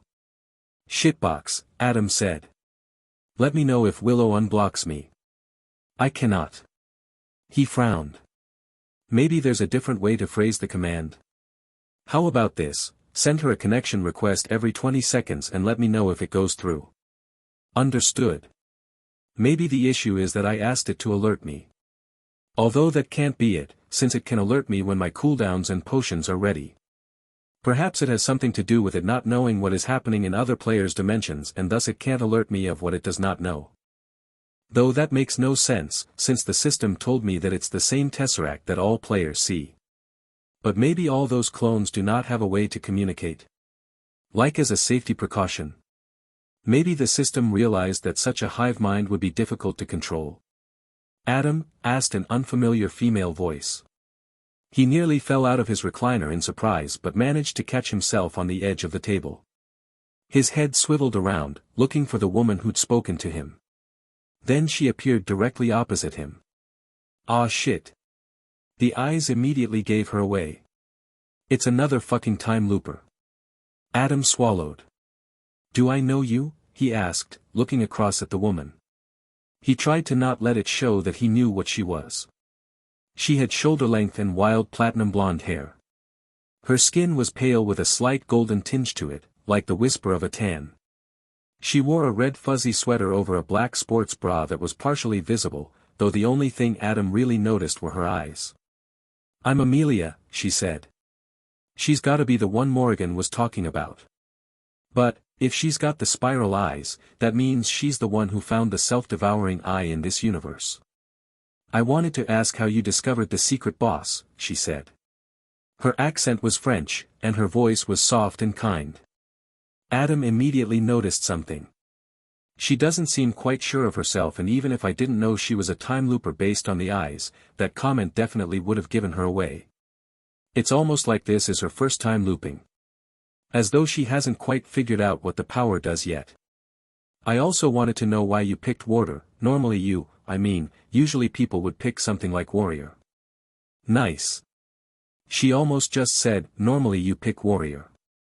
Adam looked her straight in the eyes. How do you know about the secret boss? If you stumble upon this narrative on Amazon, it's taken without the author's consent. Report it. This may be hard to believe, but I've done this before. I'm a time traveler. Adam blinked and almost burst out laughing at how easily she'd given that up. Why the hell would she just tell me that? She gave him a confused look. You don't seem very surprised. I'm just wondering why you'd tell me something like that. Shouldn't you keep that to yourself? I am trying to save everyone, she replied. No one will trust me if I don't tell them the truth. That finally broke him and he started laughing. What's so funny about that? She asked, sounding offended. The trials are a serious threat to humanity and I'm trying to save everyone. No, it's just. I'm so relieved someone like this exists. Someone who isn't warped and twisted by the divine relic's power. Wait, what's that on your chair? She suddenly asked. In his laughing fit Adam had leaned forward and exposed Graham to her. He wasn't sure when it had happened, but the stone sword was hanging over the back of the recliner. Amelia paused, looking at the spell tome that his left hand was resting on and the sword behind him.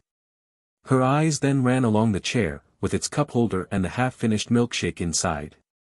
Wait a moment, she said. You're a time traveler too. That's why you didn't say anything about my eyes.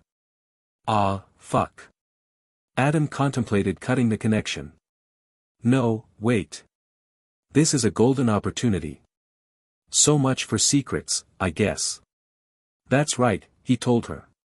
But how? There's only one self-devouring eye. Amelia exclaimed, clearly confused.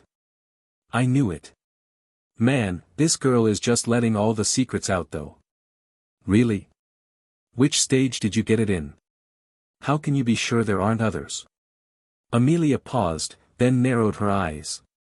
What happens in stage 5, she asked. You mean the Forbidden Altar? What about stage 8, she continued. Adam paused just long enough for her to say, you don't know. She didn't stop. What about 7? 6. He frowned. Okay, not as foolish as she first came off, I guess. What does the void in stage 5 do? She then asked. No idea what that is. You haven't even beaten stage 5, she realized by his lack of answer. How the hell do you have second sheath in Graham? And the rusted crown too. Oh, whoops, forgot I was wearing that still. I suppose that's like a neon sign for any observant time loopers. Do you even know what the crown is for? She asked, clearly upset about his ability to time loop without knowing as much as her. Morrigan had also been upset about that. I guess it makes sense.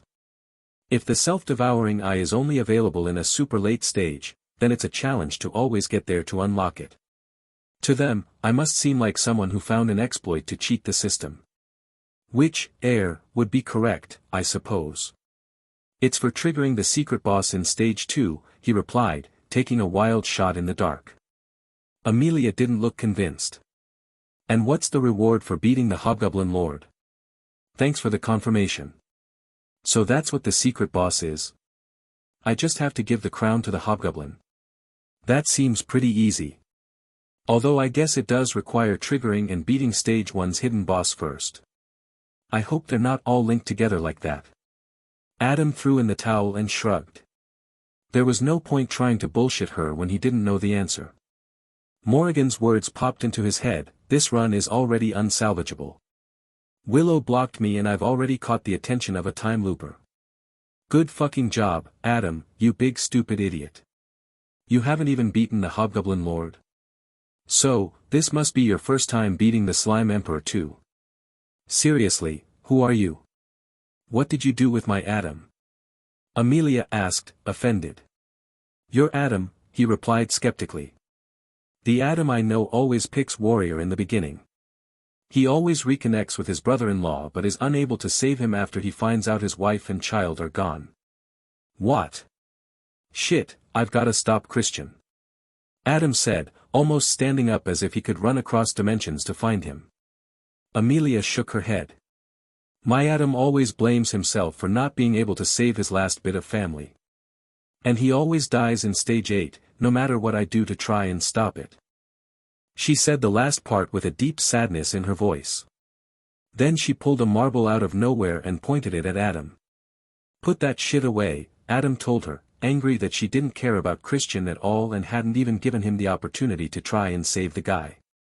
You're not going to kill me. Amelia looked at the marble in her hand and then back at him.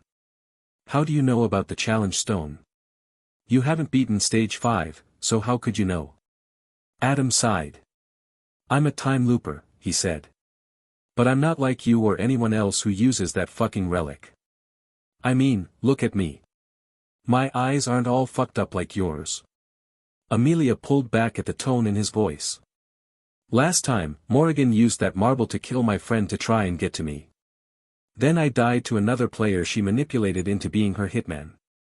She was someone like you, fucked up eyes and that whole, you're not who you're supposed to be, attitude. I don't know any Morrigan, Amelia said, a frown on her face. For some reason, Adam's anger seemed to hurt her. Arturo is the one who told me about the self-devouring eye. He said he'd had enough of looping back in time and wanted to see what was beyond the gate of nihility. So he told me to take it and go back and do what he couldn't. Arturo. That's another of the names that Morrigan mentioned. I wonder if one of these people are destined to always get to the divine relic in every universe. In my last loop, Morrigan used the marble to kill you and Arturo. As well as some guy called Haoyang. Amelia gasped. You mean Henry? Black hair and pale wrinkly skin. Yeah, that sounds like her. Wonder why the hell she was called Morrigan then. She always makes it far, just like Arturo and Haoyang. Although, the Arturo I met in the last loop was not the same one who told me to take the relic. So this is only her third time through. Christ. I don't understand, why was Henry the one who got the relic in your last loop? Amelia asked. Because I'm not looping back to the start of the same universe. I'm going across them, somehow. And apparently landing randomly in another time looper's layer cake of loops. After all, Morrigan had clearly looped many times, and it sounds like Arturo looped a lot before Amelia got the relic in this universe. If it's something other than randomness that determines what loop layer I land in, then I don't know what it could be. How's that possible? Adam grinned. I'll tell you if you tell me what stage you got the self-devouring eye from. And explain what the hell the gate of nihility is. Not like she can replicate it anyway, since the system said it would prevent more cases like mine from popping up. Amelia shook her head. Guess we'll both just be in the dark then, Adam replied. If you die, will my Adam return? She asked, fiddling with the marble in her hands. The Adam I know. I'm afraid not, he said. Amelia paused, dropping the marble onto the table. It rolled across to Adam. He was able to touch it, but he couldn't lift it, push it, or anything. What do you mean? She finally asked. The price of my power is that when I die, Adam Fischer ceases to exist in that universe. A me-shaped hole is just left behind. Just by coming here, I've overwritten your Adam. That makes no sense. You're telling me, he said, taking a sip of his milkshake. So, please don't kill me with that fucking marble. It would really ruin my day. And it's already been pretty shitty so far. Amelia reached over and grabbed the marble from the table. She suddenly looked really sad. The Adam I know is gone forever then, she asked softly. Sorry. There was a long pause where Amelia just stared at the marble in her hand. Then Adam asked, did he ever, how the hell do I phrase this? Did past Adam tell you about Jameson's croissants? Amelia sniffled. No. He grinned. Well, then you're in for a treat. After Amelia ordered a croissant from Jameson's bakery and Adam ordered a chanson aux pommes per her recommendation, they sat in silence while they waited, with Adam taking a few sips of his milkshake now and again. Occasionally, Amelia would turn her head to speak to someone that Adam couldn't see, but from trying to read her lips he was fairly sure she was talking to other players and telling them what to do. Almost like a coach advising someone what their best move was. If you know the odds for everyone, then you can give some pretty specific advice, but there's no way she knows all that after just 2 loops. When their orders arrived, Amelia seemed surprised by the croissant. I had no idea they made them this good outside of France. Adam had never tried a chanson aux pommes before. It was a crispy and flaky pastry shaped like a half-moon with apple sauce inside it. He had to admit it was pretty good. So, what's your plan? Adam asked after he finished the last bits of the pastry. Amelia put down the coffee she'd also ordered and looked at him, her violet spiraling eyes boring into his. I'm going to save as many people as I can. How? By telling them what to do. It's not possible to broadcast message to everyone, right? He replied. I'm picking people I know are helping others, and I am giving them information about stage 2. Like what? How to easily kill a goblin, the importance of harvesting their right ears for points, what to expect from each wave, and the necessity of watching out for the boss' ability to survive a fatal strike. I am also telling them about the secrets and the flawless achievement. She's really going all in. You're not mentioning the speedrun and the secret boss achievements, he asked. And shouldn't you tell them about future stages too so they know what to expect and can plan accordingly? No. I did that last time, and it got more people killed. Clearing a stage fast for points is too much risk for little reward. If they are careful, they get a lot of points from the flawless achievement. Even if they can't get that, the ear collectibles will help a lot of them by better upgrades. The problem with telling people about future stages is that they prepare too far ahead or get focused on a problem that isn't relevant to their immediate survival, which makes them not pay proper attention. How exactly are you picking people? He wondered. I choose from amongst those who survived stage 5 in my past loops. That way I can be sure they will not die quickly and can keep spreading my stage guides. That's a pretty efficient but grim way to pick, but I suppose it gives replicable results. Do you know who I go up against in stage 5? Yes. You always win, so it's not an issue. And no, I'm not telling you who they are.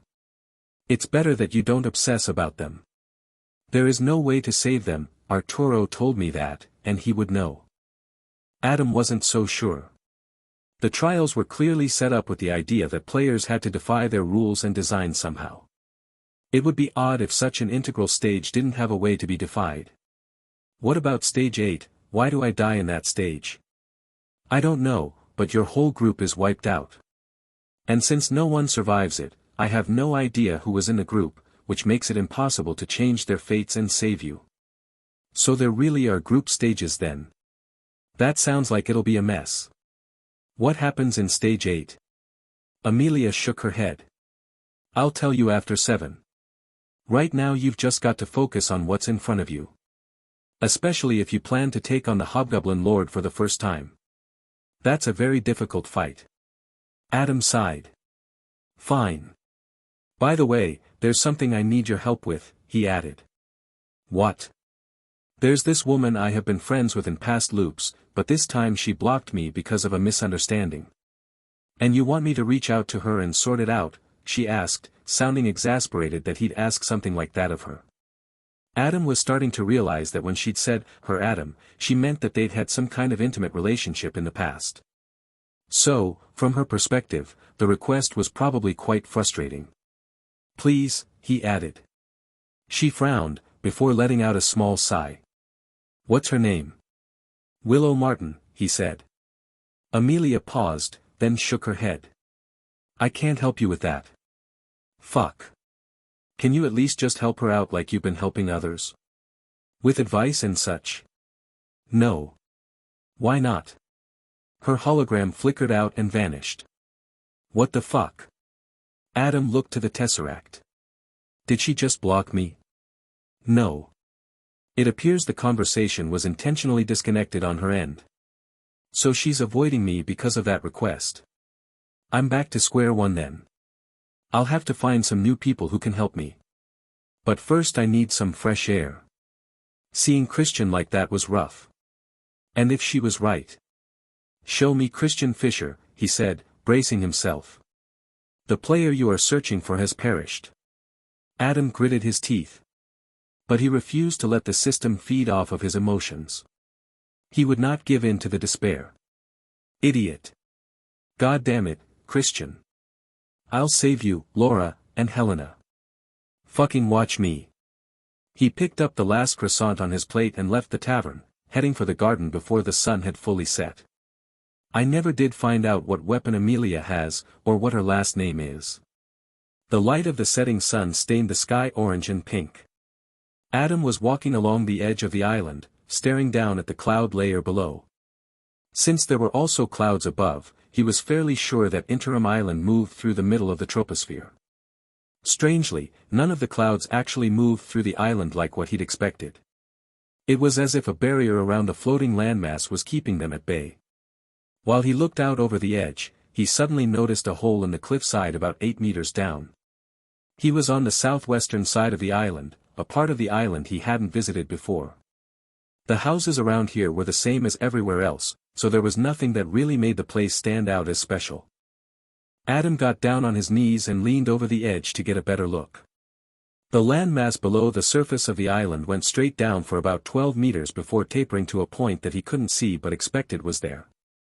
The hole in the cliffside wasn't just some random chunk missing. No, it was a proper cave entrance with a flat landing poking out slightly, as though inviting people to investigate. He suddenly realized that all that land beneath his feet had the potential to hide a lot of secrets. After all, Olivida's tent is already kind of a secret, so it makes sense there'd be other things hidden away on Interim Island as well. But, how do I get down there to investigate? I could use my barriers to slowly descend, but getting back up would be treacherous. Then he had an epiphany. Weaver. She's gotta be the answer to this. If I unlock her, I can get her to spin me a rope that'll let me rappel down. Adam looked around and saw that there were a few trees not too far away, almost as if he was meant to tie a rope to them and go down to explore. I wonder if Amelia knows about this. He turned to look at the cube floating nearby. What's down there? He asked. It did not reply, which was the same way it had responded to his past questions about Olivida's tent. That's as good as any confirmation I could get. There's definitely something down there. Maybe another vendor that sells special items. Adam got back to his feet and wiped the dirt and grass off his pants. I'll come back here after stage 2 when I've unlocked Weaver. As he moved on to the garden, he continued looking over the edge for more cave openings but didn't spot any others. When he reached the dark blue tent with the colorful dahlias planted around it, the sun was still creeping towards the horizon. He leaned against his barrier while waiting for it to fully set. Since he wasn't putting his full weight on the summon, it didn't seem to take damage, which was curious. About 10 minutes after he arrived, darkness rolled across Interim Island and the dahlias all lost their color, becoming black like the night. A tiny shape descended from the clouds above, flying quickly. It paused for a second when it spotted Adam waiting in front of the tent, but then it zoomed inside. Purple light started to emanate from within and Adam approached the flap, letting himself inside. He found the black moth sitting on the chair behind the round table with the shawl and crystal ball on top of it. The purple light from the glass orb caught on the orbiting ashy scales that circled the interior. "Empty," said Epsilon. "You're back. Again. Levicidix told me you have something new in stock. I also brought another mastery shard." "I do. My inventory expands as you achieve certain thresholds.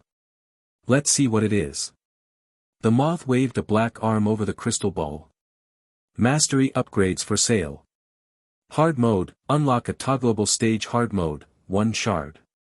Skipping stone, skip a stage if eligible, 2 shards. Orb of insight, view info about the upcoming stage, 1/3 shards. Visiting stone, visit the dimension of a known player, 8 shards. Vanity, turn an Interim Island denizen into a humanoid, 10 shards. Skip if eligible. I wonder what that entails. I'm also wondering if I should put my point into the orb again or maybe get the hard mode instead, since Amelia might be able to tell me all the secrets and stage info, rendering the orb kind of useless. Explain the skipping stone to me. If you are wielding a weapon you have beaten a stage with before, and if you have found all secrets and completed all achievements, then you may skip. That sounds really powerful. How does it work with points and rewards? In order to skip, you forfeit all points, upgrades, and relics. That makes it pretty useless. Lots of requirements and no reward. The hard mode, how exactly are the double points calculated? Like, what happens if I defeat a secret boss while it's active? Hard mode only doubles the score given by a stage, without considering the bonus rewards. Those are added to the score later. So, I got 1,240 for stage 1, but 700 of that were from bonus rewards. With hard mode active, that would mean I'd have gotten 1,780 instead. That's not exactly fantastic, especially if it makes a stage much harder. I wonder if I should get it for stage 2. Last time I got about 1,000 points for clearing it and that was without any bonuses, so I'd probably get 2,000 for beating it with hard mode, plus whatever bonus the secret boss gives. If I'm careful, I might be able to get flawless as well. So that'd be maybe like 3,000 points in total. I've gotta do it. I'll ask Amelia how to best defeat the Hobgoblin Lord so I'm fully prepared. I'll buy the hard mode upgrade. Thank you, Olivita said. The pyramid gem emerged from Adam's chest, moving through his white shirt as though it wasn't there. It was absorbed by the crystal ball on the table and the purple glow blinked once. Mastery upgrade unlocked. Hard mode, unlock a toggleable stage. Hard mode. I'll be back when I have more shards, Adam said. My twin will inform you, if you unlock more upgrades, in my shop. Gotcha. Adam left the tent and was about to return to the tavern when he remembered something. I never checked out what upgrades are available for Graham. Even though he didn't have any points to spend, he still wanted to know what kind of upgrades the weapon could get. He expected it to be similar to what the Defender got, just minus the shield. The bright light of the moon cast everything in a silvery glaze and Adam couldn't help but think of Bellamurinth, and how she's talked about the moon. I really hope I can save her. Right now, all I can think of is giving her the All-Mother's Wrath necklace. I should ask Amelia about it though. He made it to the market, but this time he didn't walk in on all the vendors standing about outside their stalls. Yenna was playing the harp softly as he walked past her and she gave him a slight nod. He stopped in front of Thea's stall and pulled Graham from his lower back. In the light of the moon, the incandescent green beetle looked almost black. Welcome back, Adam, she greeted. I'd like to see the weapon upgrades for this weapon. Sure thing. The beetle waved a hand over her anvil, and it lit up with 4 identical symbols. They all depicted a chisel striking a rock. Weapon upgrades for sale. Chip stone, reveal a portion of the sword. Chip stone, reveal a portion of the sword. Chip stone, reveal a portion of the sword. Chip stone, reveal a portion of the sword. What the hell? Shitbox, why doesn't this have normal upgrades? To unlock the potential of the mythical weapon, Graham, the stone must be carefully chipped away. Let me guess, I'll need to pick this upgrade 6 times to get it to evolve before I can use it as a normal weapon and get normal upgrades. Maybe I should try and find a different weapon to replace this with, because that seems like a waste of upgrades. Perhaps it makes sense if I end up with more points than I know what to do with, but even then I'm sure investing those in meta upgrades is a better use. Disappointed, Adam said his goodbyes and returned to the tavern. If you encounter this narrative on Amazon, note that it's taken without the author's consent. Report it. Show me everyone who got the flawless achievement for stage 1, Adam prompted the tavern with his mind. He figured it was best to use the mental prompting for the tavern, since it appeared to be faster and would avoid the cube catching on to anything he wasn't supposed to know. Nearby sat Finian, devouring everything that Charlie placed before it. The slime was totally absorbed in its mindless consumption. A true glutton, that one. 6 people appeared at random spots around the table, but none of them were ones he recognized, except for Amelia. She was currently talking to someone Adam couldn't see. The others were, a short tan guy in his 50s who had picked Defender, based on the recognizable shield leaned against his chair, a spear-wielding black guy with short curls and a white polo shirt, an Asian woman who had a bow and wore a cocktail dress for some reason, an Asian guy with shoulder-long hair and glasses whose weapon he couldn't see, and a muscular white guy with a spray-on tan and chemically white hair, who it seemed had picked Brawler. Show me everyone who got flawless and speedrun. Everyone except Amelia and the Asian guy disappeared. I wonder if that's how Yang. Guess I could try and befriend him perhaps, but what would I talk to him about? I don't need any knowledge he could possibly have. Show me everyone who got the secret boss. Only Amelia was left. Figures. Show me everyone who knows about the self-devouring eye. Again, only Amelia. So, she hasn't told anyone. I mean, I'd have done the same, since there's only one and sharing its existence potentially complicates relationships. Wait, why did she have the challenge stone? She'd probably have to buy that from Olivita, and even if she's done 2 full loops, would she really have enough shards to spare on something like that if she wasn't planning on using it? Based on how Morrigan threatened me with it and used it to kill Leonard, it seems like it's designed to let you fight other players between stages. So is there someone she wants to take out? Maybe she's already used it after meeting me. Then he realized a possible explanation. Since there were future stages where players were forced to work together, there were bound to be plenty of murderers as well. If she was really trying to save as many people as possible, going after those sorts of players was necessary. Adam thought of the person he'd killed in his last loop. Show me Charlotte Hayes. The pale woman with auburn hair, freckles, and large glasses appeared nearby. She was eating sushi while talking to someone. It kind of looked like she was having fun. He couldn't see what weapon she had. I wonder if I have to fight her again. Show me Ilya Sokolov. The long-haired Russian appeared while Charlotte's hologram vanished. Next to Ilya leaned a spear and he was in the middle of eating soup. Unlike last loop, the print on his band t-shirt was different, which was odd. That raises a lot of uncomfortable questions. Does that mean that it isn't just the odds that change in every universe, but also things prior to the start of the trials? Maybe some people didn't even enter the trials because they died just before they began. Adam shook his head. He realized it was better not to focus on stuff like that, since he had no control over it. Wait, there is something I can ask others about. Show me everyone who found the cave on the southwestern cliffside of Interim Island and planned to explore it. Ilya vanished and all the tables filled up with holograms, then they flickered and were replaced, again and again. How many people is that? 6,703 players matched the query. That's quite a lot.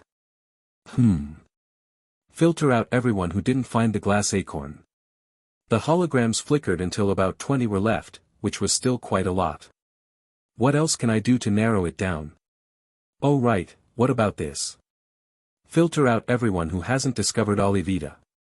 All but one hologram vanished, leaving behind a tall white guy in his 50s or 60s, with short frizzy grayish-white hair. He had the gnarled wooden staff of the spellcaster class leaned against his chair. It was turned into a recliner like Adam's, which was a funny coincidence.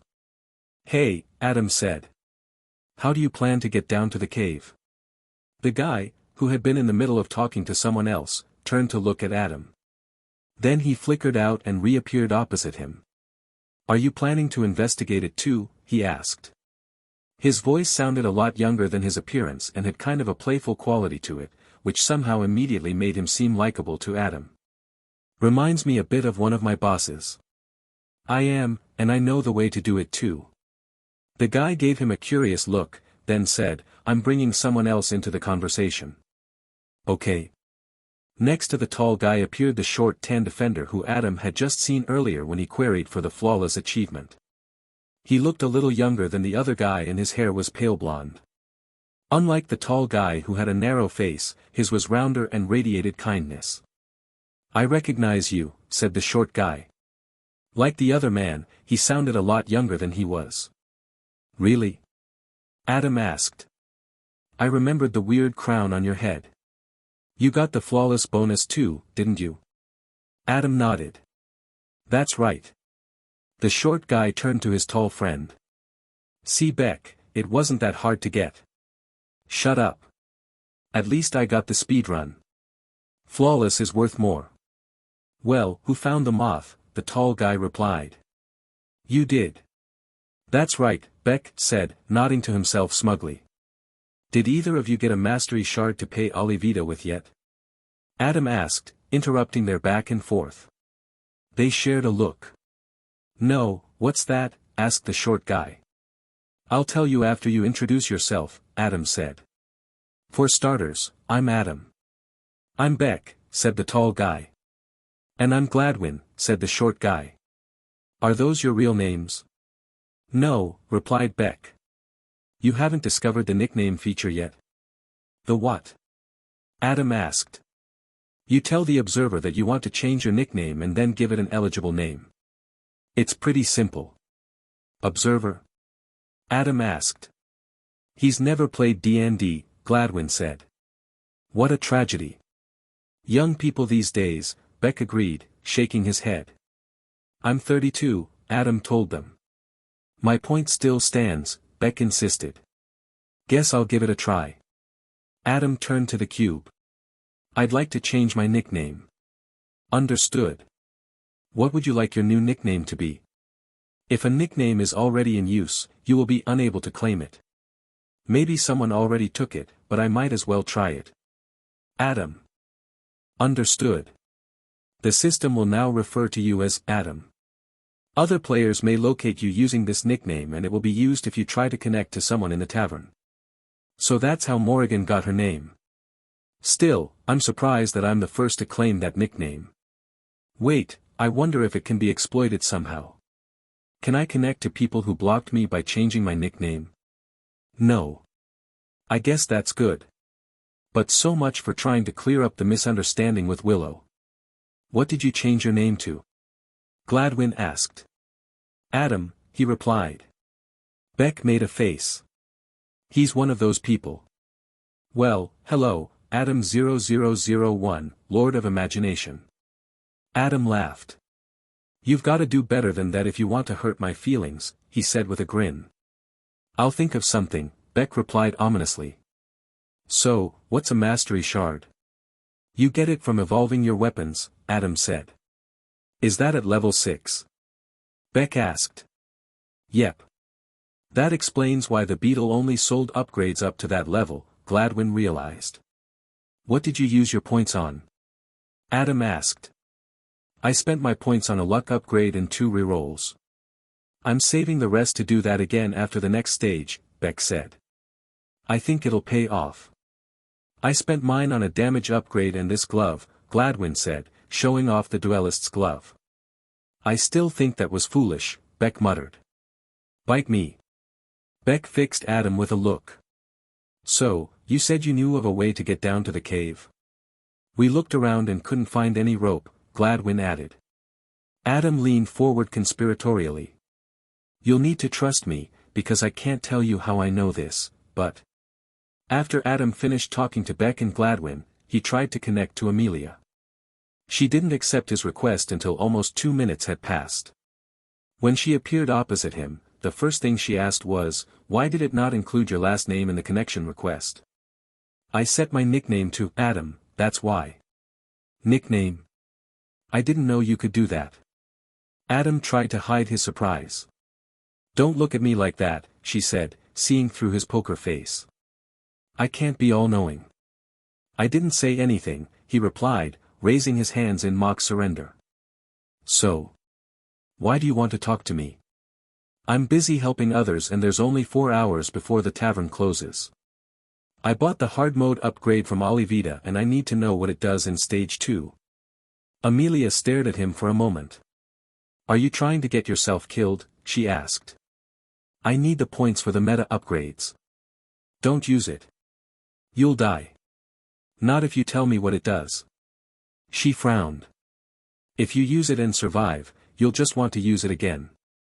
Listen, I'm not trying to die, but I need the points. You're using it too, aren't you? That's different, she replied. I know what I'm doing. Can you please just tell me? If you want me to survive stage 8, I need your help getting stronger. She froze and Adam knew he'd found her weak point. Fine, she then said. But don't use it for 3 and 4, you'll die. I'm serious. He nodded. Understood. Hard mode in stage 2 gives all the goblins bone armor, which makes them harder to kill. That's not so bad, he replied. I wasn't finished. It also removes all the healing insects and slugs you can normally eat. But most importantly, the boss has the Fiend Barb relic equipped. Are you familiar with how that one works? Intimately. Then you'll know that taking on the hard mode is a foolish idea. It's doable in stage 1 because it just doubles the number of slimes and gives the boss 2 extra moves. But, if you're doing the hard mode in stage 2, then you'd best get rid of that crown. The Hobgoblin Lord is plenty dangerous without hard mode active. One hit from Fiend Barb with your low health points and you're dead. Doesn't even matter where it hits you. How do you know how much health I have? Because that's the weapon that Arturo used. He always complained about near-death experiences because of its terrible stats. It's versatile and strong, Adam said. Sure, if you know how to use it. Have you mastered shaping yet? She even knows about the evolution, Adam noted. Not yet. Arturo told me that unless you can learn how to fold the barrier, it's a useless weapon. We'll see. I don't think she has enough experience to really make that judgment herself, and I don't know this Arturo guy. I also have Graham as backup, Adam said. You'd be better off getting the spellcaster as your secondary class and switching to its stats. It has more health, damage, and speed. It'll also increase the likelihood of mana and spell-based relics appearing if you have 2 magical weapons. That actually makes a lot of sense. I might do that after stage 2 when I have more points. Have you tried using Graham? He asked. Yes. Every evolution increases its base stats, but it doesn't become a true weapon until its 3rd evolution when all the stone is gone. It's not a bad weapon after you get to that point, but it's a waste of upgrades to use it early on. But won't I lose it if I get the spellcaster instead? You can just put Graham in your player house. In the player house? I didn't know you could do that. Shitbox made it sound like it'd be gone if I bought another weapon. Amelia paused. Wait, never mind, you don't have the weapon rack yet. How do I get that? He asked. From the builder found in stage 4. I should probably get that. I see. Are there any other hidden weapons to find? Of course. I know of the ones in stage 5 and 7. The one in 5 is a stone spear with a special attack that's pretty good.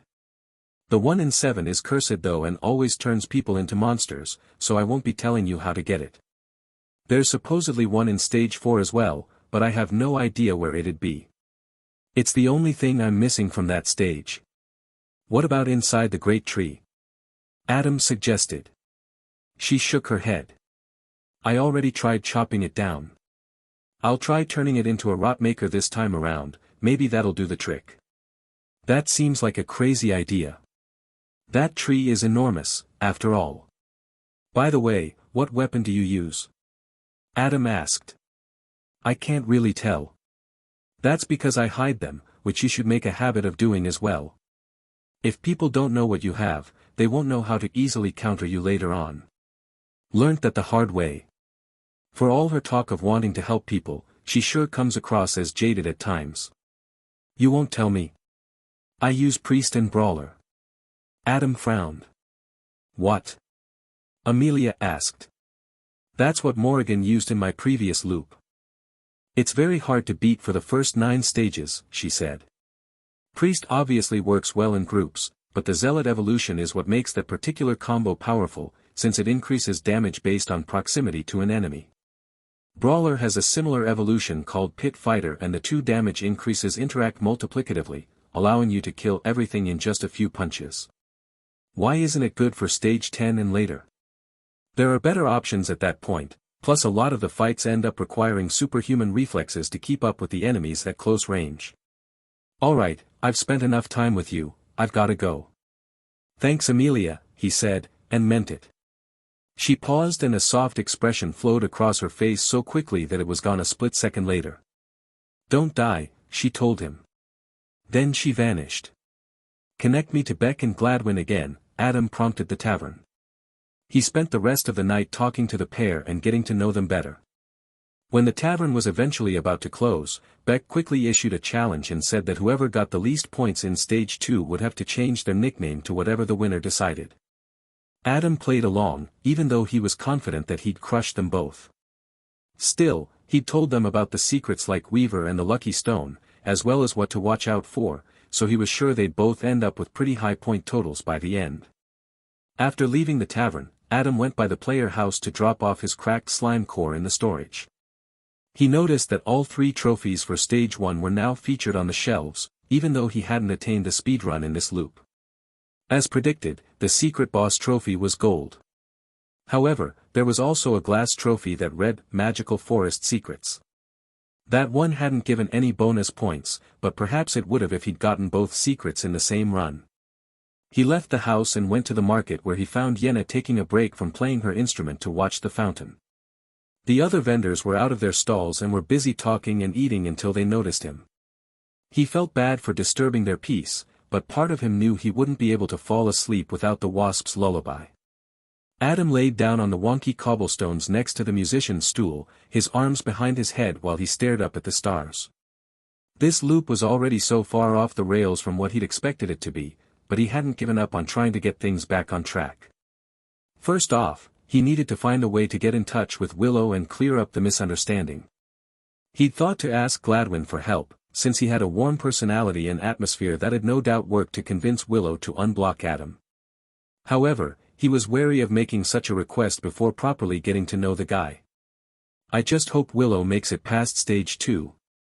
Yenna knelt down next to Adam, and his nose was filled with the scent of honey. Then she began to sing her lullaby. For once, he didn't see the eye in the darkness. In fact, he didn't dream at all. Stage 2. The Goblin Village. 5 waves. Adam opened his eyes and found himself standing on the light brown dirt street of the Goblin Village. Waking up like this will never feel normal. Wonder why I didn't have any weird dreams this time around. Not that I'm complaining. Perhaps the dreams were simply a manifestation of the system trying to get in contact with me. If the humans are fuel theory is correct, maybe it simply didn't have the power to contact me after I died the first 2 times. He recalled the words it had told him, the suffering fuels me. What a horrifying prospect. It's like some kind of sadist that gets off on people's despair, fear, and pain. Adam had done his best not to indulge in the despair, and he considered himself a pragmatic person, although he was quick to anger. A bit of an inherited trait from his father. Perhaps the system enjoyed that he wasn't easy to break. I wonder if it enjoys all our emotions, not just suffering. It makes sense that it would set up the trials in such a cruel way if the ultimate goal is to harvest our emotions. And maybe it wants us to defy it because defiance is born of strong emotions. What a sick fuck.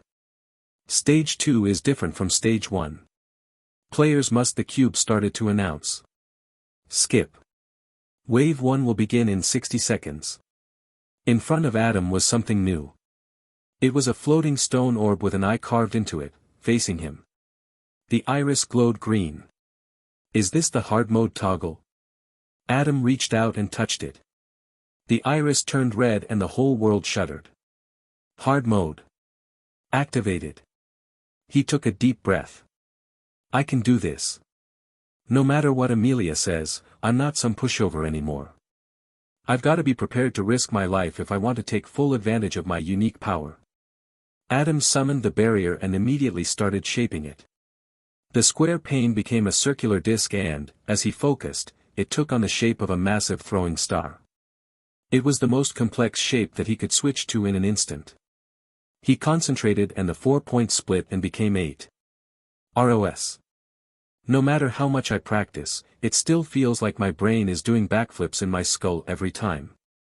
With a casual motion he moved the barrier in front of himself and with another he made it spin. It doesn't matter how much armor the goblins have, my buzzsaw will carve through them. I hope. He hadn't actually tested it out in the player house. I need to get more speed. Right now the edge is a bit too thick, since it's difficult to make it thinner and still maintain the coherence. But if I can spin it faster, the thickness doesn't matter as much. 30 seconds remaining. Adam practiced flinging the saw blade around in the air while walking towards the boundary by the 4th row of huts. Since the barrier was pretty big, he could easily flip it vertically and use it as a shield in a pinch. The versatility of the spell tome was hard to deny, but the mental gymnastics needed to utilize it fully was a definite issue. He had to not only visualize the shape in his mind and then project it onto the barrier, but he also needed to keep it mentally consistent, otherwise it would revert to a simpler shape. Fortunately, instead of turning back into a disc, the buzzsaw would revert to the throwing star shape, thanks to his non-stop practice on Interim Island. He looked inside one of the huts and saw that the basket that it had worms and bugs on his first time through was now empty, just like Amelia had said it would be. It's fine.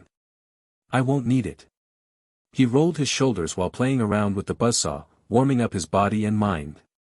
First wave has 2 green goblins with clubs. Even if they now have bone armor, it might not protect their heads or necks. If it does, I'll go for their arms I guess. 10 seconds remaining. Just started already, he said impatiently. Understood. Wave 1. 60-second timer. Huh, didn't know you could actually do that. Adam walked back to the 2nd row of huts, just as a small goblin emerged from within. He immediately sliced the buzzsaw down into the diminutive creature. The spinning barrier produced an awful scraping sound as it collided with the creature's armor. Fortunately, the bone protections only covered the torso, front of the neck, upper arms, abdomen, and thighs. With a quick flick of his right hand, the buzzsaw spun around, bounding off the bone vest it initially struck to carve through the goblin's head. It died in gruesome spasms as the barrier tore through its jaw and into its cranium. But then the barrier broke. Shit. Adam summoned a replacement as the other goblin shrieked and swung for him, having closed the distance quickly. They're faster than last time. That has to be another effect of the hard mode. Amelia didn't mention anything about that. The barrier caught the wild swing and the wooden club bounced off. Adam quickly shaped it into a throwing star and flung it around behind the goblin, making it spin around. As it struck its unprotected nape, he added more teeth to it. Although it wasn't spinning super fast, the barrier still cut through its spine in seconds, killing the goblin with a pained squeal. Excellent. You cleared the wave within 10 seconds. Adam let out a deep breath. That was brutal. Gotta be careful with where I aim my blade, since it clearly took a lot of damage from striking the armor and cranium. Fortunately, it has enough health to survive a direct hit from one of the green goblin's clubs. I wonder if they do less damage than the blue slimes. I suppose that would make sense, given that they are faster and less predictable. Maybe they do like 30 or 40 damage, since the spear goblins deal 60. Still, I should replace my damaged barrier.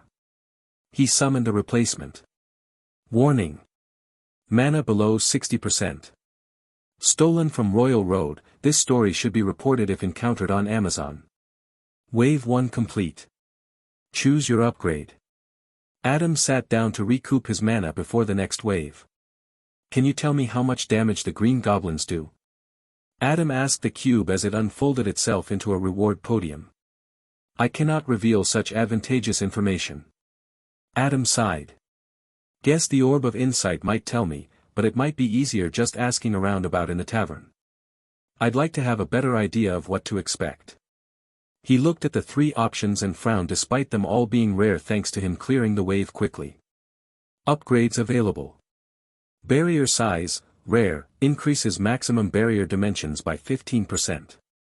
Manipulation range, rare, increases manipulation range by 35%. Crush, rare, increases the impact of attacks by 15%. The only 2 weapon upgrades I don't really need. Range might be useful, but so far it hasn't been necessary. 10 meters feels like more than sufficient for now. I'm also not really in a hurry to collect more mastery shards, so I guess I'll pick Crush since I feel like a general upgrade here is better than an unwanted weapon upgrade. Besides, I want to get better at shaping before I add another evolution on top and potentially complicate things more.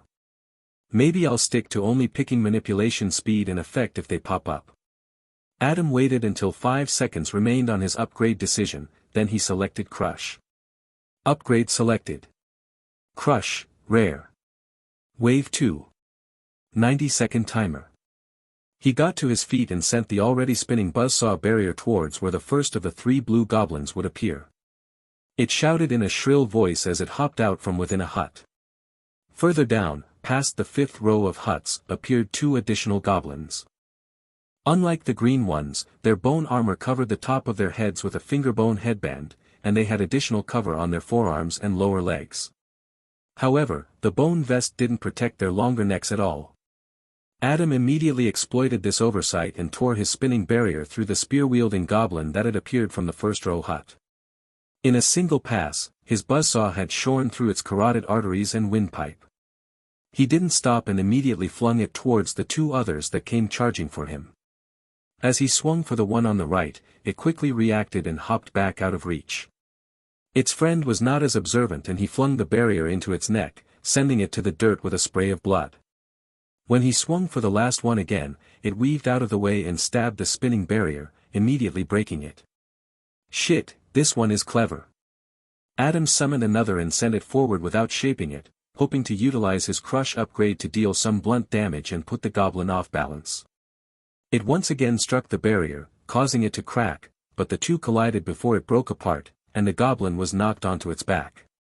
Adam summoned a new barrier in the air above the downed creature and swung it down like a guillotine while shaping it into a triangle, with the narrow point aimed right at its exposed neck. Warning. Mana below 60%. It managed to just barely roll out of the way as the triangle embedded itself in the dirt. Son of a bitch. Adam switched to Graham and swung the heavy blade into the goblin's head before it could react. The impact was enough to fracture its skull and kill it. He switched back to the spell tome to avoid getting the upgrades for the sword. With a gesture he pulled the barrier out of the ground and shaped it back into a spinning buzzsaw. Hopefully that was quick enough. Excellent. You cleared the wave within 15 seconds. Phew. Wave 2 complete. Choose your upgrade. Adam moved down the row of houses to get closer to where the 3rd wave's enemies would spawn, then he plopped himself down onto his butt. Thankfully, the cube constructed its podium nearby so he could see the options. This time one of them was epic, thanks to the quick completion in his luck rating. He was glad to note that the upgrades were for his spell tome and not the stone sword. Looks like it's based on what weapon I hold when the completion message pops up. Upgrades available. Barrier size, epic, increases maximum barrier dimensions by 25%. Manipulation speed, rare, increases manipulation speed by 35%. Force, rare, attacks pierce armor by 15%. This is a tough one. Force would definitely be a great choice, but increasing my manipulation speed by 35% is bound to have way more armor-piercing potential than a straight 15% boost. At least if physics have anything to say about it. He contemplated the decision until the cube announced that 5 seconds remained. Upgrade selected. Manipulation speed, rare. Like manipulation effect, there weren't any visual changes caused by the upgrade. However, the speed increase was immediately noticeable on his spinning barrier as it spun a lot faster now and produced a noticeable hum. 2 archers and 4 clubbers this time. Think I need to focus on the green ones first, particularly since they're so much faster than normal. Wave 3. 120-second timer. Adam swung his arm and the buzzsaw moved to obey. While its reaction to his command wasn't faster, it moved through the air at greater speed. Before the 4 green goblins had even fully emerged, the barrier had already carved through the neck of one. He moved it into the goblin right next to it, but when it was halfway through the meat of its neck, one of the spinning teeth caught the edge of the bone neck guard and kicked back violently, managing to get itself completely stuck. Adam shook his hand and pushed and pulled, but it wouldn't budge. Meanwhile the remaining club wielders charged for him. Not too far away, the 2 yellow goblins climbed up onto the platforms. Instead of continuing to struggle with the trapped barrier, Adam just summoned a new one, but before he could form it into a throwing star, the goblins were on him. He shifted the barrier so that it shielded his left side, then pulled out Graham and smacked the first one in the head. It fell to the side and banged against the barrier edge, cutting itself along its cheek. Oh right, can't forget about collecting the ears, he reminded himself as he smacked the other one hard enough to send it onto its back. He switched back to the tome and finished them off with 2 quick chops. Barely a second passed from the death of the last green goblin, before he heard the thrum of a bow and instinctively covered himself with his barrier. An arrow struck the pane of white magic and bounced off, leaving behind a big crack. Then a second arrow hit and it broke. Adam ran towards the nearest of the 2 platforms, summoning up a new barrier. Warning. Mana below 60%. This time he formed it into as thin and narrow of a shape as he could manage without folding the barrier. He sent the 6-meter-long pole towards the furthest platform and the yellow goblin on top, while hiding beneath the other one. Above him, the archer stomped around while screeching. The other across the way managed to hit the tree trunk that he hid behind and which the platform rested on, but then his stretched-out barrier struck it square in the stomach and knocked it over the side. It was too far for him to finish it off with the good old guillotine chop and it was out of sight from where he stood, making it impossible to use his long barrier to do anything. Adam called the barrier back towards him and tried to spin it around to hit the goblin above him, but that was easier said than done, since he couldn't see what he was aiming for. Not to mention, spinning the long barrier while maintaining its coherence was extremely difficult and it quickly began to revert back to a simple square. Fortunately, luck was on his side. Thwack. The smacking sound of his long spinning magic stick preceded the yellow goblin's fall from the platform. It landed with a loud grunt next to him and he switched to Graham, smashing its head repeatedly. Unlike the other goblins, the yellow one had the front of a skull strapped to its face like a hockey mask, but it broke under the continuous strikes of the heavy weapon. It also had a bone vest and arm protections, but nothing on its legs, which was curious. The moment it was dead, Adam switched to the tome again and ran towards the other platform, where the archer had picked itself up and was looking around for him. His barrier had a big crack on it as he reformed it back into a shield and moved it in front of himself as cover. When the yellow archer spotted him, it quickly sent an arrow right at his face, but Adam easily stopped it with the barrier, although it broke immediately after. He summoned a replacement but suddenly felt a wooziness come over him and nearly tripped mid-step. It also didn't help that he'd burned through a lot of stamina by pummeling the other archer with Graham. Warning. Mana below 40%.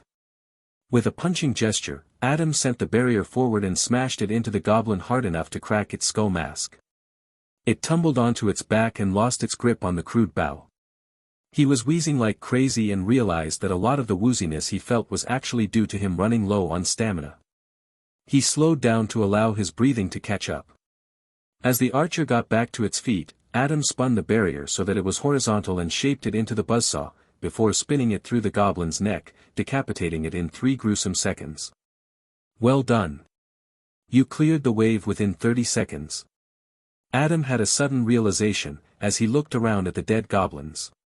Do the corpses stick around after I kill the boss? No. Shit, that's right. Can't believe I forgot that. I've gotta collect the years now. Wave 3 complete. Choose your upgrade. As the cube unfolded into a podium, Adam spun the barrier vertically and sliced through the yellow goblin's ear, stooping to pick it up. I don't have enough time to get them all, so I should prioritize the ones furthest away, and get the rest after the next wave. God damn it, I can't believe I completely forgot about the enemies despawning. I wonder how that works for the boss. Maybe I just have to grab his ear quickly after he dies. Collectible relic.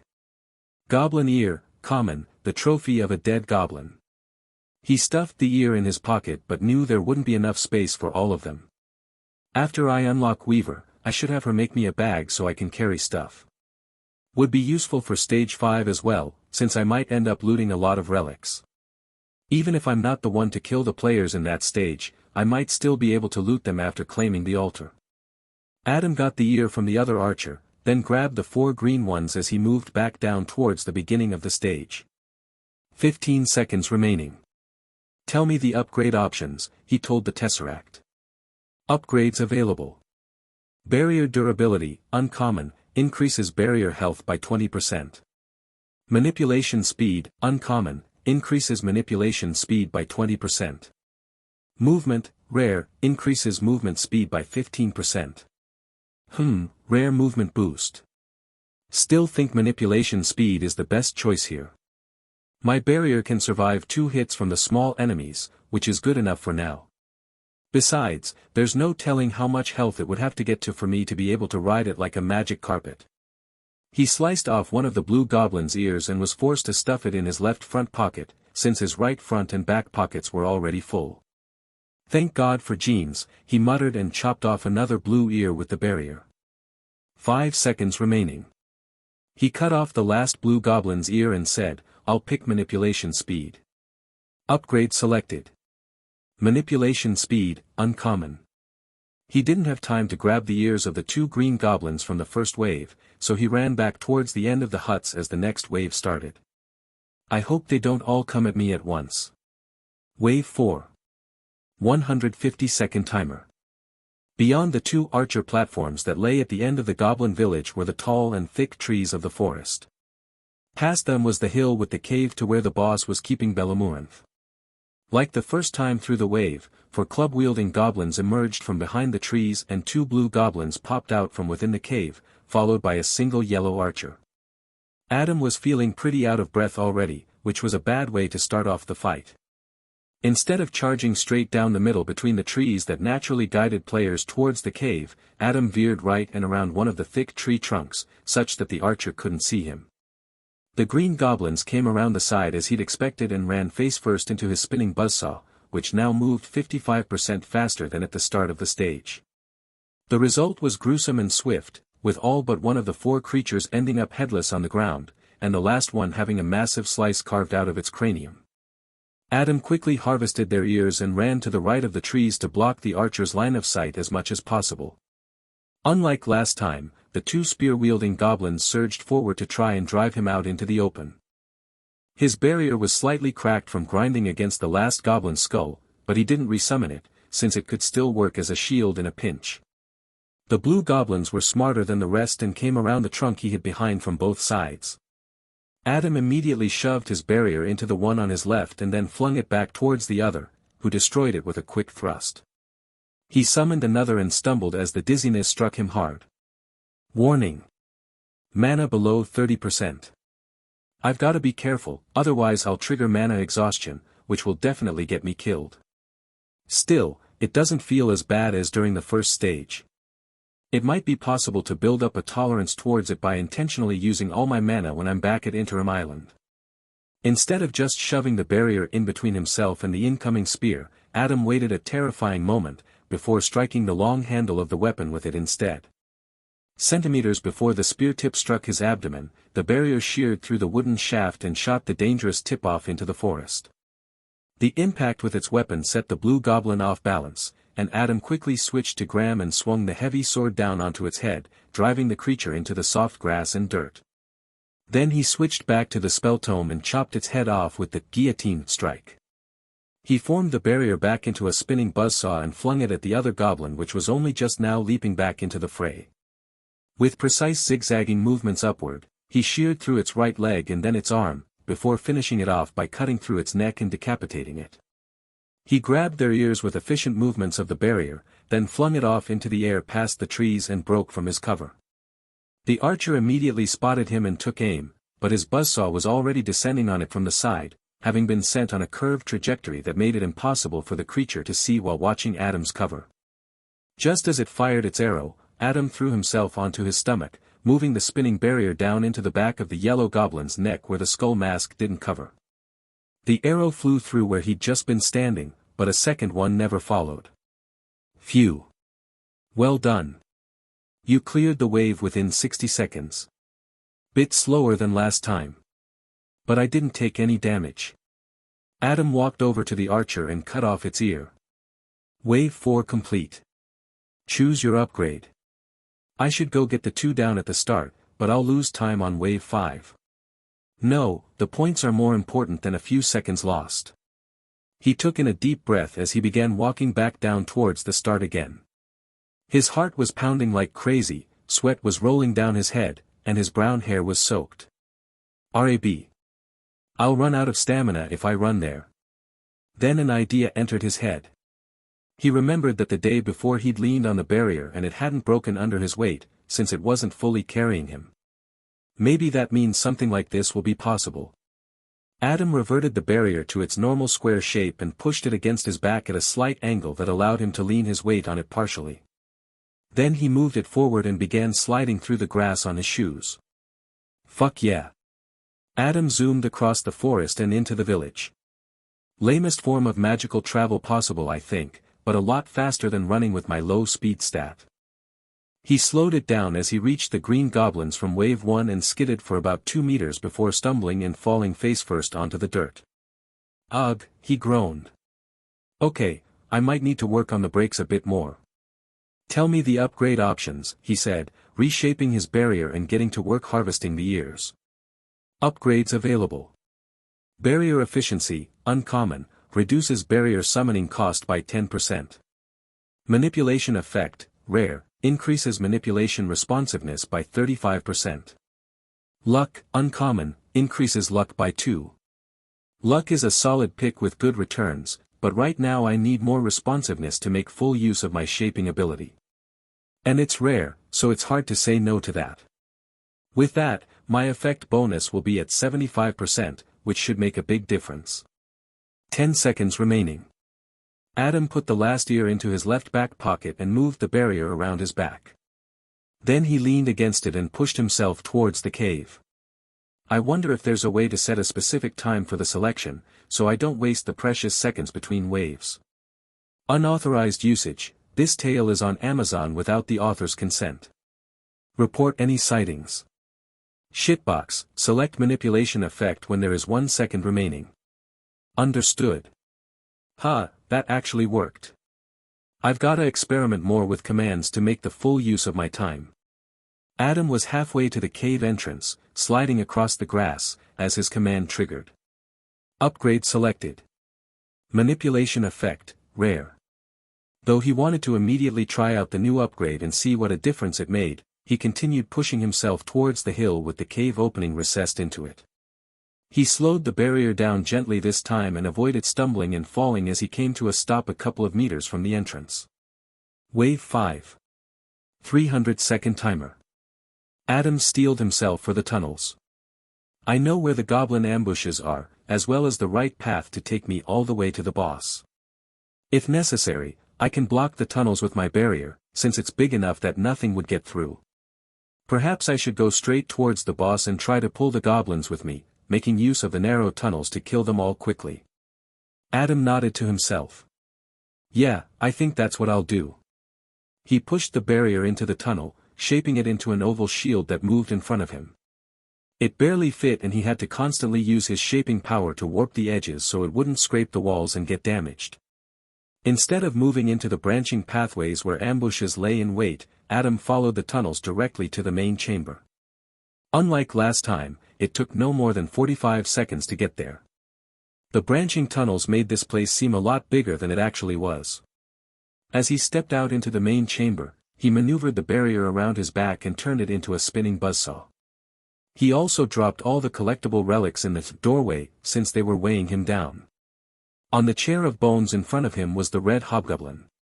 He immediately stood up when he noticed Adam, grabbing his sword that leaned against the fake throne. As Amelia had warned, the weapon had the telltale appearance of the fiend barb, which had turned its machete-like blade into something that looked like a torture device from the Dark Ages. Bone-white spines poked in every direction and Adam knew that a single hit would be fatal. The boss slammed his chest with his left fist and roared. "King! Goblin!" From behind him in the tunnels came the answering calls of the 6 green goblins that had lain in wait along the branching pathways. The sound of their feet came closer. Adam pulled off the rusted crown and threw it across the chamber to the hobgoblin. The creature paused his advance to look down at the relic. "Try that on for size," Adam said. The hobgoblin knelt down to slowly grab the crown with his free hand. It would be the perfect opportunity to attack him, but Adam was fairly sure it wouldn't count as killing a secret boss until the announcement popped. Meanwhile, the first of the goblins ran straight through the tunnel and into the buzzsaw spinning at neck height. It died before it could even alert its friends. 2 more followed in the same manner, but then the last 3 stopped at the end of the tunnel and shrieked. The boss was completely focused on the crown, which he slowly lifted from the ground. Figuring he had enough time, Adam turned around and stared at the goblins down at the end of the tunnel where it curved right. With a grin, he quickly shaped the barrier into an oval and then sent it flying down through the narrow space. The goblins didn't realize they were in danger until the frontmost one crushed into the other 2, breaking bones by the sounds of it. Adam quickly reshaped the oval into a long cleaver and then chopped it down, destroying their bodies. He swung it down 2 more times, just for good measure. Behind him in the chamber, the hobgoblin roared and he spun back around to face him, resummoning his barrier in front of himself in preparation for what was to come. "King!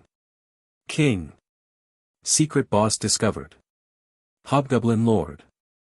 Wave timer extended to 300 seconds. Strangely, the hobgoblin hadn't actually changed, but the crown had. The rust had flaked off and the whole thing was bent and warped to fit the creature's large head. Adam recalled the relic's hint, a crown does not a king make, but for some the symbolism alone is sufficient. Maybe since goblins and hobgoblins are simple creatures, a symbol of power is equivalent to actual power. The boss looked at Adam and showed all its hideous misshapen teeth in a gruesome smile. "Bulge king now. No mo deal. King no need deal. His name is Bulge. By deal, I'm guessing he means whatever he's holding Bellamorant hostage for." Adam's eyes flicked over to the opening leading to the nearby chamber within which the elfin girl was held captive. Shit. That means he might try to kill her. Adam shot the barrier out in front of him, turning it into a spinning buzzsaw midair. He hadn't even realized it until now, but shaping it was a lot easier, and it now had 20 individual teeth on it that he was somehow keeping track of in his mind's eye. I might be able to push it to 25 individual teeth even. Like the first time he'd fought the hobgoblin, the boss had a bone vest with a neck guard and a skirt protecting the top of his thighs. Adam aimed the barrier towards the side of his neck, where the armor didn't protect.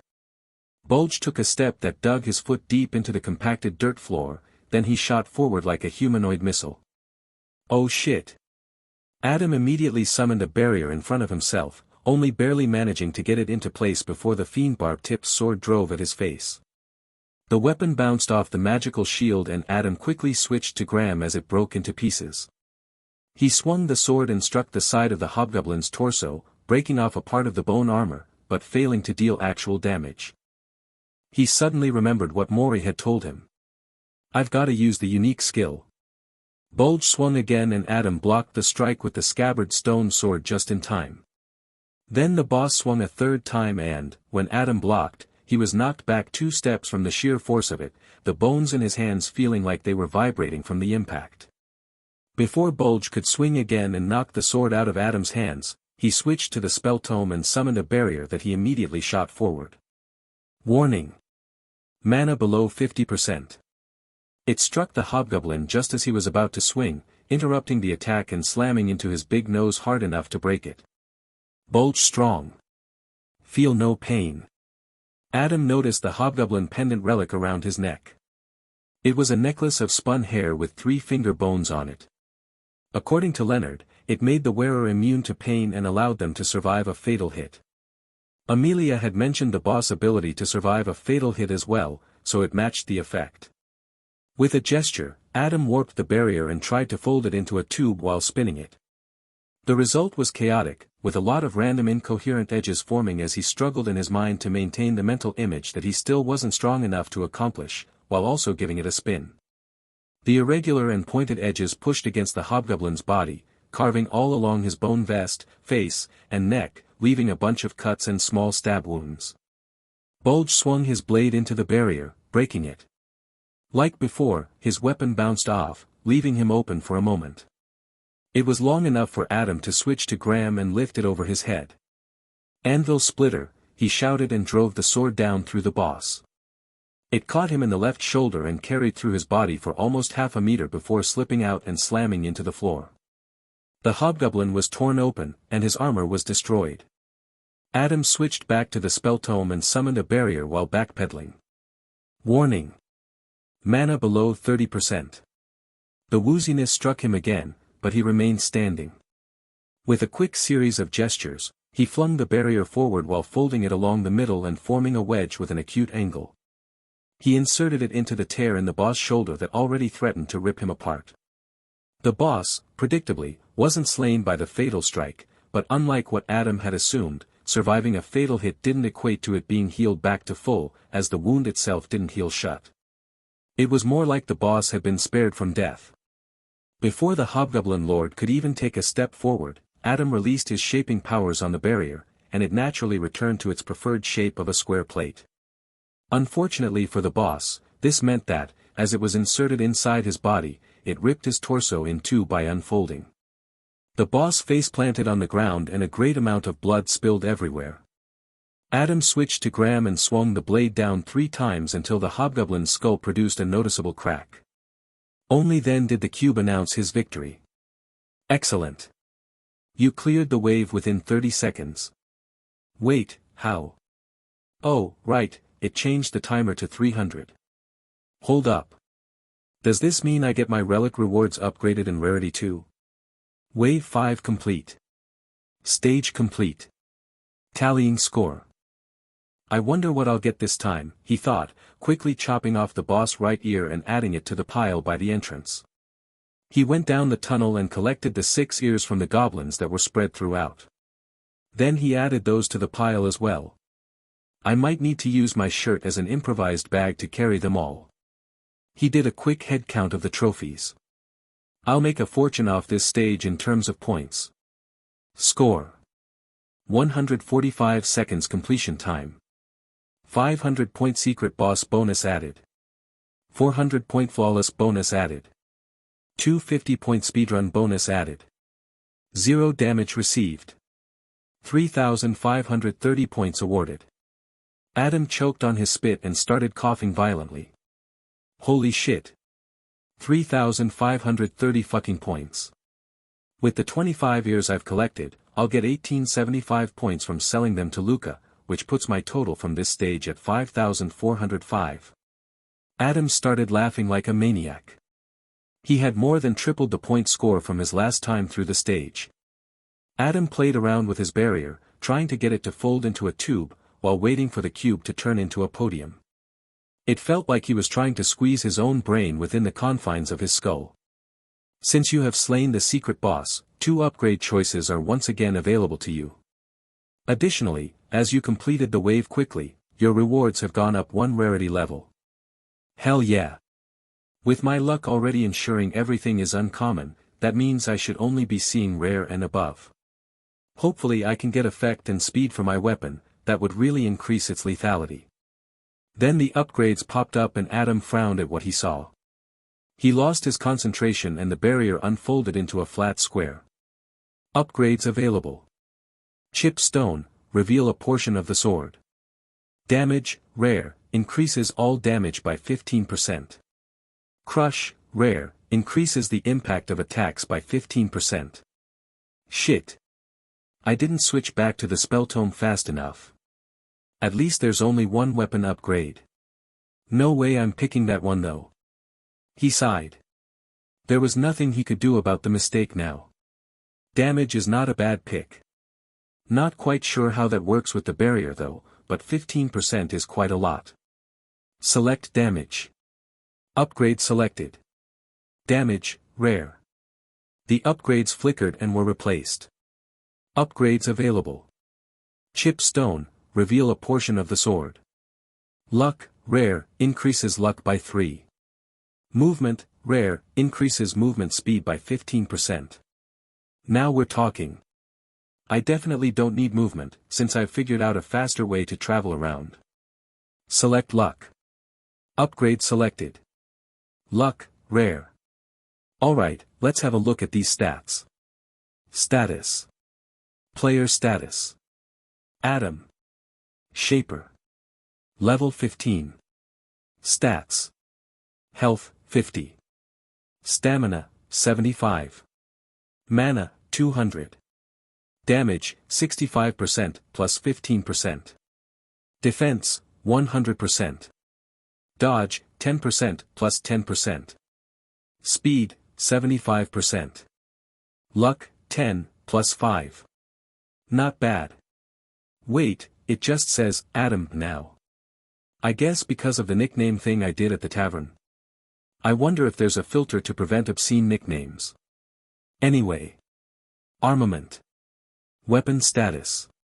1. Spell tome. Rare quality. Level 10. Stat upgrades. Barrier durability plus 90%. Barrier efficiency plus 20%. Manipulation effect plus 75%. Manipulation speed plus 55%. 2. Gram. Rare quality. Level 0. Stat upgrades. It shows both weapons. If what Amelia says is true, then I'd need to upgrade Gram 18 times before it actually becomes powerful. If I bought all the upgrades, then that would be 8,100 points, which is a lot to invest into a weapon. I think I'm better off replacing it with the spellcaster though. NS. As the cube reverted to its normal shape, Adam eagerly watched the treasure chest where light started to spill out from under the lid. Come on, give me something good. 2 ears appeared as options, one yellow and one blue. There was also a pair of dented iron gauntlets. Relics available. Yellow trophy, rare, increase player speed by 15% for 10 seconds. 2-minute cooldown. Blue trophy, rare, increase player damage by 15% for 10 seconds. 2-minute cooldown. Cruel Summoner's Gauntlets, rare, all summons explode on death. Damn, no epics. The gauntlets are potentially quite strong, but it would make it dangerous to use the barrier as a shield. Also, it takes up both of the relic slots for my hands. It might also result in the enemies in stage 3 exploding on death. Still, I think I'll pick them and test them out in the player house. But first. Shitbox, alert me when there's 3 minutes remaining and automatically select the Cruel Summoner's Gauntlets when the timer hits 1 second. Understood. Adam went from the chamber and into the adjoining one, just as Bellamorant walked out to meet him. Has my mother sent for me at last? She asked. Hello Bellamorant. Yes, I am here to save you. My name's Adam. Are thou a magician? She asked, noticing the spell tome in his left hand and the barrier floating nearby. Mine family likewise has magic in their veins, she added. That's different from how she said it last time, he noted curiously. Adam undid the bonds on her hands and told her, I need your help collecting something. If you help me, I'll make sure you get the best boar meat stew you could ever imagine. Belle's eyes lit up and Adam couldn't help but smile. I will save you this time, he promised her in his mind. Shall I aid thee in slaying these foul gremlins? Nothing like that, he said with a grin. I just need your help picking something out from a hole that's too small for me. Understood. The boar stew shall be mine. Adam laughed as he went into the chamber where she'd been kept hostage. It was a round room with some stacked weeds that smelled rotten and fermented. He guessed it was the hobgoblin's bed. Next to it were some bones and simple tools. Despite being the boss of the goblin village, it was very Spartan living, especially when compared to the huts. I wonder why, Adam mused, as he rummaged through the crap and found a smooth polished rock. He picked it up, but then immediately felt annoyed with himself when he realized what a mistake he'd made. Secret relic obtained. Enjoying this book? Seek out the original to ensure the author gets credit. Lucky stone, rare, flip to increase the rarity for the next reward options. One use. I could have used this on the relic chest and gotten all epic rewards. God damn it. He sighed. Oh well, I guess it'll be more powerful later on anyway. Doesn't seem like I can use it at Luca's shop unfortunately. Unless her wares count as rewards. Adam returned to the boss chamber again and noticed that the warped crown had actually slipped off the boss head and was left behind where his body had been. He stooped to pick it up. Collectible relic. Damaged crown, uncommon, with the proper care, even a tarnished symbol may rekindle its former glory, subordinate allies gain 10% more health. It evolved. Adam had just assumed the collectible relic would disappear once it fulfilled its purpose, but it seemed there was more to it than that. Does subordinate allies refer to summons? He asked the cube as he put the crown back on his head. Yes. The term includes all entities under your control. So it doesn't work on players? It might. What the hell does that mean? He asked. The Tesseract did not respond. I guess there's a way to make players count for the buff then. Perhaps if I can get someone to become my subordinate, whatever that entails, it may work. Adam pushed the thought to the back of his mind for now. It was another thing to consult Amelia about. With Bellamorant in tow, Adam left the foul-smelling cave and came out into the fresh air. The elfin girl immediately dropped to her knees in the grass and started running her hands through it. Instead of taking the time to indulge in the sight like in his previous loop, Adam summoned a barrier behind his back and pushed himself through the forest and into the village. He stopped in front of the hut with the spiderweb hole in the floor, using Graham to clear the webs away. After Bellamorant caught up, she went down and retrieved the secret relic. Secret relic obtained. Weaver's egg, rare, wriggles with inner life. I wonder if I'd have gotten a bonus reward for collecting both secrets before the score was calculated. Although that'd be a bit difficult to accomplish and I might have lost out on time, missing the speedrun bonus. After pocketing the cocoon, Adam used his barrier to zoom back to the cave. The elfin girl dutifully ran after him, although she stopped outside. I will await thee here. Last time she'd followed him inside, so he wasn't sure what had changed. Fair enough, he just replied and went in by himself. 3 minutes remaining, the cube announced as he was halfway through the tunnels. I could have looked around more, he realized. But I'm fairly sure there's nothing else to find here. He came to where he'd left behind all of the severed ears. Then he pulled off his shirt and used it to bundle them all together since he wouldn't have enough space in his pockets, now that he also had the cocoon. Feels a bit weird returning to the island shirtless. With his sack of ears slung over his shoulder, the warped crown on his head, and the cocoon in his pocket, he went over to the relic chest and picked the gauntlets. Relic selected. Cruel Summoner's Gauntlets, rare. The cube floated over next to him as the gauntlets materialized on his hands. There was a very thin inner lining to cushion his skin against the metal, but they felt very cold. Darkness spilled out from the black cube and made the surroundings disappear. For a split second he was worried that Bellamorant wouldn't be brought with him, but then the dumpy buildings of Interim Island appeared around him, along with the elfin girl 2 meters away. Now entering Interim Island. Time immediately froze for everyone except Adam as the white moth descended from above with lazy flaps of her large wings. Silvery scales orbited the center of the island. You did it again, Adam. Levicidix praised him. Are you here to bring me another companion? The last one keeps calling me Squire. Absolutely. She held out two of her black-banded arms, pressing them together. Then, when she pulled them apart, a lanky 1.5-meter-tall purple-skinned goblin just appeared in front of her. Unlike all the other denizens in his bizarre little dimensional world, this one was undeniably male. Finally some diversity. I think I can settle for a goblin as a friend. The purple goblin sported a mohawk of bristle-like dark hair and its eyes were completely black. It shared the most similarities with the blue goblins, since its head was narrower and less pig-like than the green and yellow ones. Its hands were slightly bigger though, the fingers longer than normal with short black nails. I've never seen a purple goblin before, what's special about him? Adam asked. Purple goblins are usually considered adept at tribalistic forms of magic, the white moth explained. Surprised she was allowed to tell me that, he mused. The purple goblin just stood there in front of Levicidix, a blank expression on his face. Wait, I just had a thought, Adam said. What happens when players unlock these denizens without having looped back? Is it still you that brings them here? In such cases, the new companion simply appears before the players when they return from a stage, Levicidix explained. I am still the one bringing them here, but I use my power to obscure my presence. Weird.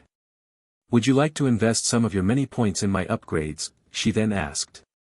I've gotta sell these first, Adam explained, patting the bundle of ears in his improvised shirt sack. I was wondering why you were half naked this time, the moth commented. But very well, I shall await your return. Levicidix took to the air and all the floating silver scales pulled back into her wings. When she was swallowed by a cloud above, time unfroze.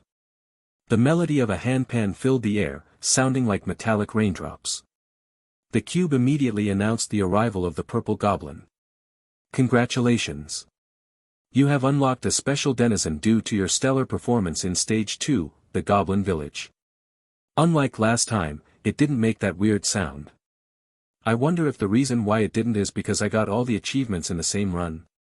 Perhaps it glitches out like that when there's a clear discrepancy caused by the time loops. Bellamorinth looked around in wonder, while the purple goblin approached Adam. Aight mate. Me name's Migraine. Collect trophies I do, he said in a weird probably fake Australian accent. Ah fuck, here we go again. Quest unlocked. Trophy treasure. Migraine would like you to bring him 35 trophies. Reward, Shaman Curse Stick. Curse Stick. I wonder if that's a type of affliction-based magical weapon. Migraine eyed the shirt sack Adam had over his shoulder. Blood was seeping through the bottom of the fabric and dripping onto his naked back. Give it here, mate. Not happening, Adam replied. Also, what kind of name is Migraine? The boss I just killed was called Bulge. Are all of you named like that? Is he, Goblin simple? Name things as they are. Me. Head always full of pain. Bulge. He always very bulgy. I take it back, Finian might be better after all. What counts as a trophy? Adam asked the goblin, trying not to let his annoyance show. Things what come from dead things. So like hearts and ears and such. Migraine nodded and gestured to the sack. So, give it here. Not happening, Adam replied firmly. Migraine go find girl goblin then. There ain't any around here, Adam told him. Just insects and a weird slime. The purple goblin nodded. Slime good enough for Migraine. Adam sighed. My desire to collect more of these special denizens has greatly diminished. While Migraine walked off in the direction of the garden, Adam went towards the market, eager to get rid of his collection of ears. He was starting to notice the smell. Bellamorinth followed along beside him. Where is the boar stew, Adam? I'll take you to the tavern after I've done some shopping. Understood. At least Bellamorinth isn't weird like the rest of them. That would have been too painful to bear. She just likes food, which I can relate to. Especially since Charlie is such an amazing cook. Adam went to the market where he found Yenna sitting on the ground with the handpan in front of her. Hello Adam, she said as he approached. Hey Yenna. Why are you shirtless? Don't worry about it. Alright. Adam walked past the fountain which once again had goblin statues spitting water into the top bowl. Secret relic activated. The cocoon floated out of Adam's pocket and went down to the same spot as in the last loop, before turning into a stall made of spiderwebs. The dog-sized spider crawled up onto the counter, while Luca leaned out of her own stall to watch. You have unlocked the weaver.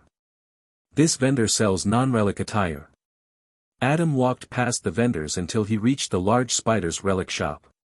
You mind? He asked her, and she retracted her creepy head back under the overhang.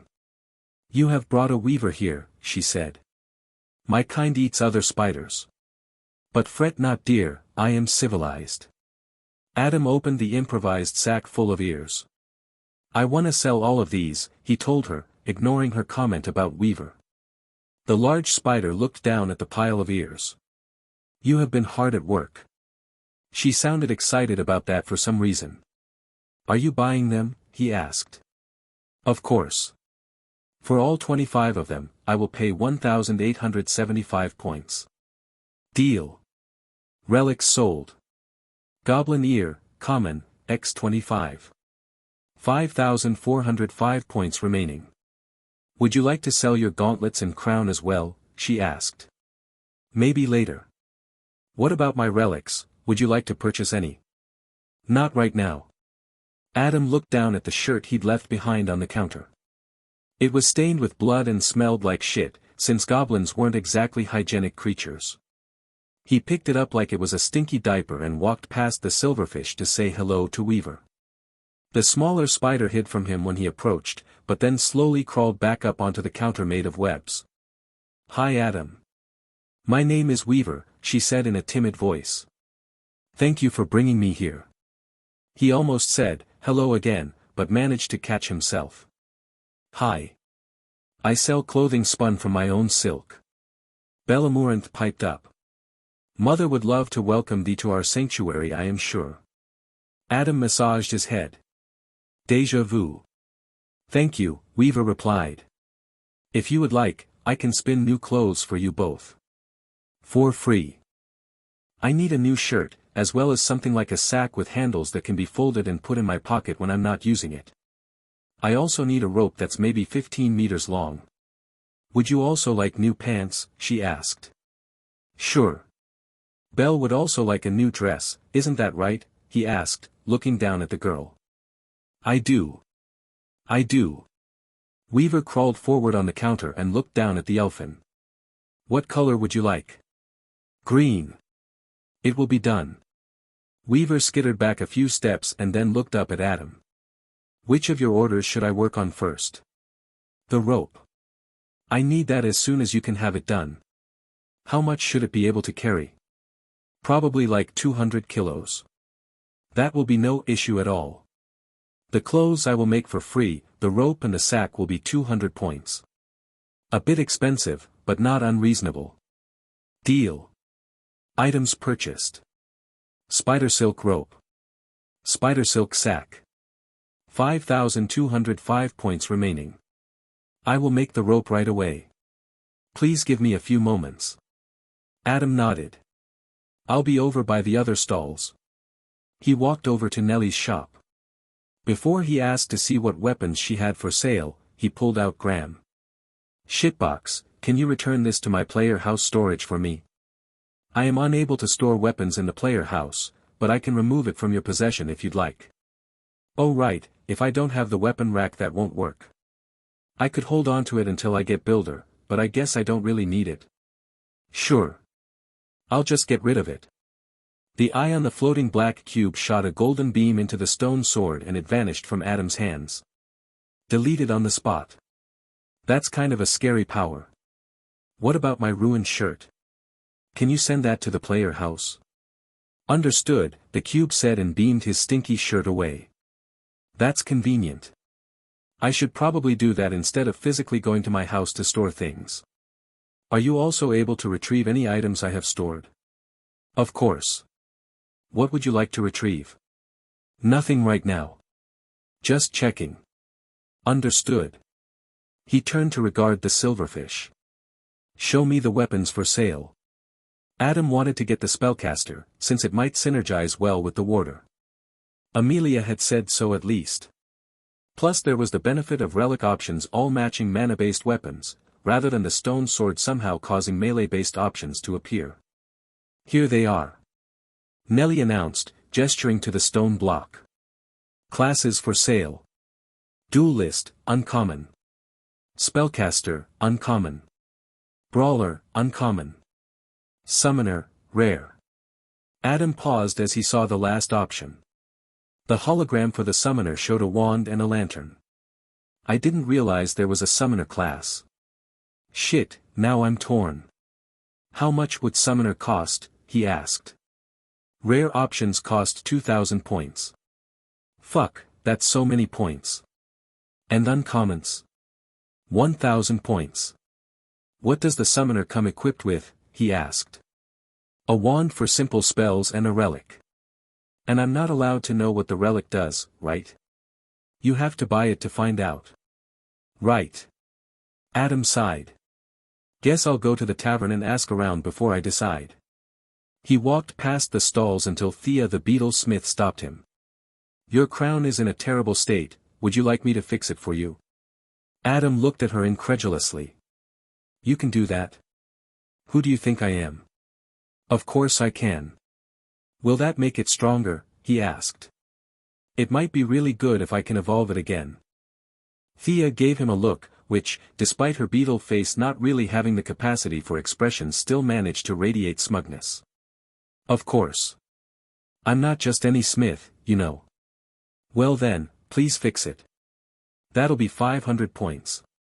Adam thought about it for a moment. If she can turn it into a rare relic, then that's the same price as what Luca charges. Plus the current effect boosts my summons, so if it evolves the effect might get stronger or it could receive a new one. Adam pulled off the crown and mentally poked it to get the description to pop back up again. Collectible relic. Damaged crown, uncommon, with the proper care, even a tarnished symbol may rekindle its former glory, subordinate allies gain 10% more health. I wonder if Thea's hammer would count as proper care, though the heat of her forge might be considered rekindling. Fuck it, I might as well see what it does. It's unlikely that Luca will have any relics I want anyway. Deal. Relic repair purchased. Damaged crown. 4,705 points remaining. Thea took the crown from Adam's hands and immediately started working on it. I'll be done in a couple hours, she told him. Guess I'll come back later then, he said. He was about to head for the tavern when he realized that Weaver might already have finished his first order. Adam returned to Weaver's stall where a long rope was awaiting him on the counter. That was quick, he said as he coiled it around his right shoulder. Would you like to pick up the sack and clothes from here as well, or should I bring it to the player house? I don't need those right now, so home delivery is fine. Understood. With the rope over his shoulder, Adam looked down at his companion. Let's go get some food, he said. Finally. I wish to devour this boar stew thou told me about. Adam frowned as he saw that both Finian and Migraine were seated inside the tavern. The slime was gleefully devouring heaping plates of food that the patient red ant brought out. The two denizens were several seats apart and the goblin seemed down about something, but Adam didn't care enough to ask what it was. Charlie came over to the door as he and Bellamorant entered, and Adam placed their orders right away. He could immediately tell that the tavern keeper was happy to have a child to serve. He still remembered how she'd covered Bellamorant with a blanket and watched her sleep, and how sad she'd looked when he returned after stage 4 without her. Finian turned as Adam sat down next to it, transforming his stool into a comfortable recliner. The slime's blank face had been warped into a very simplistic smiley with 2 holes for eyes and a curved slit as its mouth. He shuddered at the uncanniness of it. Bellamorant hopped onto the stool next to him. Squire Adam, you've returned. Have you brought me any cores? Not today. I might get more tomorrow though. Excellent. If I give you the cores, will the progress be saved if I, you know? He ran his thumb along his throat.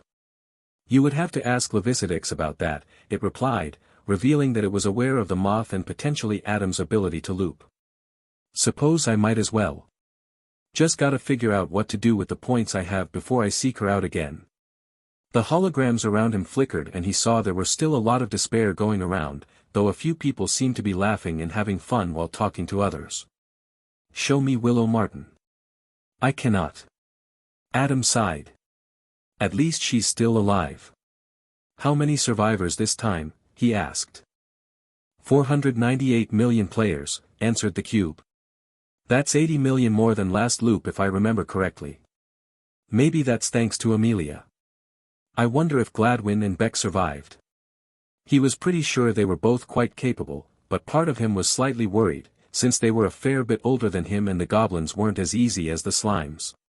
Reno S. Show me Gladwin and Beck, he prompted the tavern.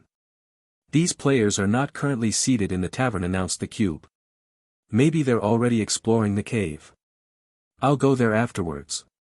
But first, show me all the players with the summoner class who obtained at least one achievement from stage 2. Only one person appeared. It was a guy with sweat-soaked black hair and a pudgy half-Asian half-European appearance. He was talking to someone animatedly, waving his arms about for emphasis. Adam couldn't read his lips, but he seemed distressed for some reason. That's worrying.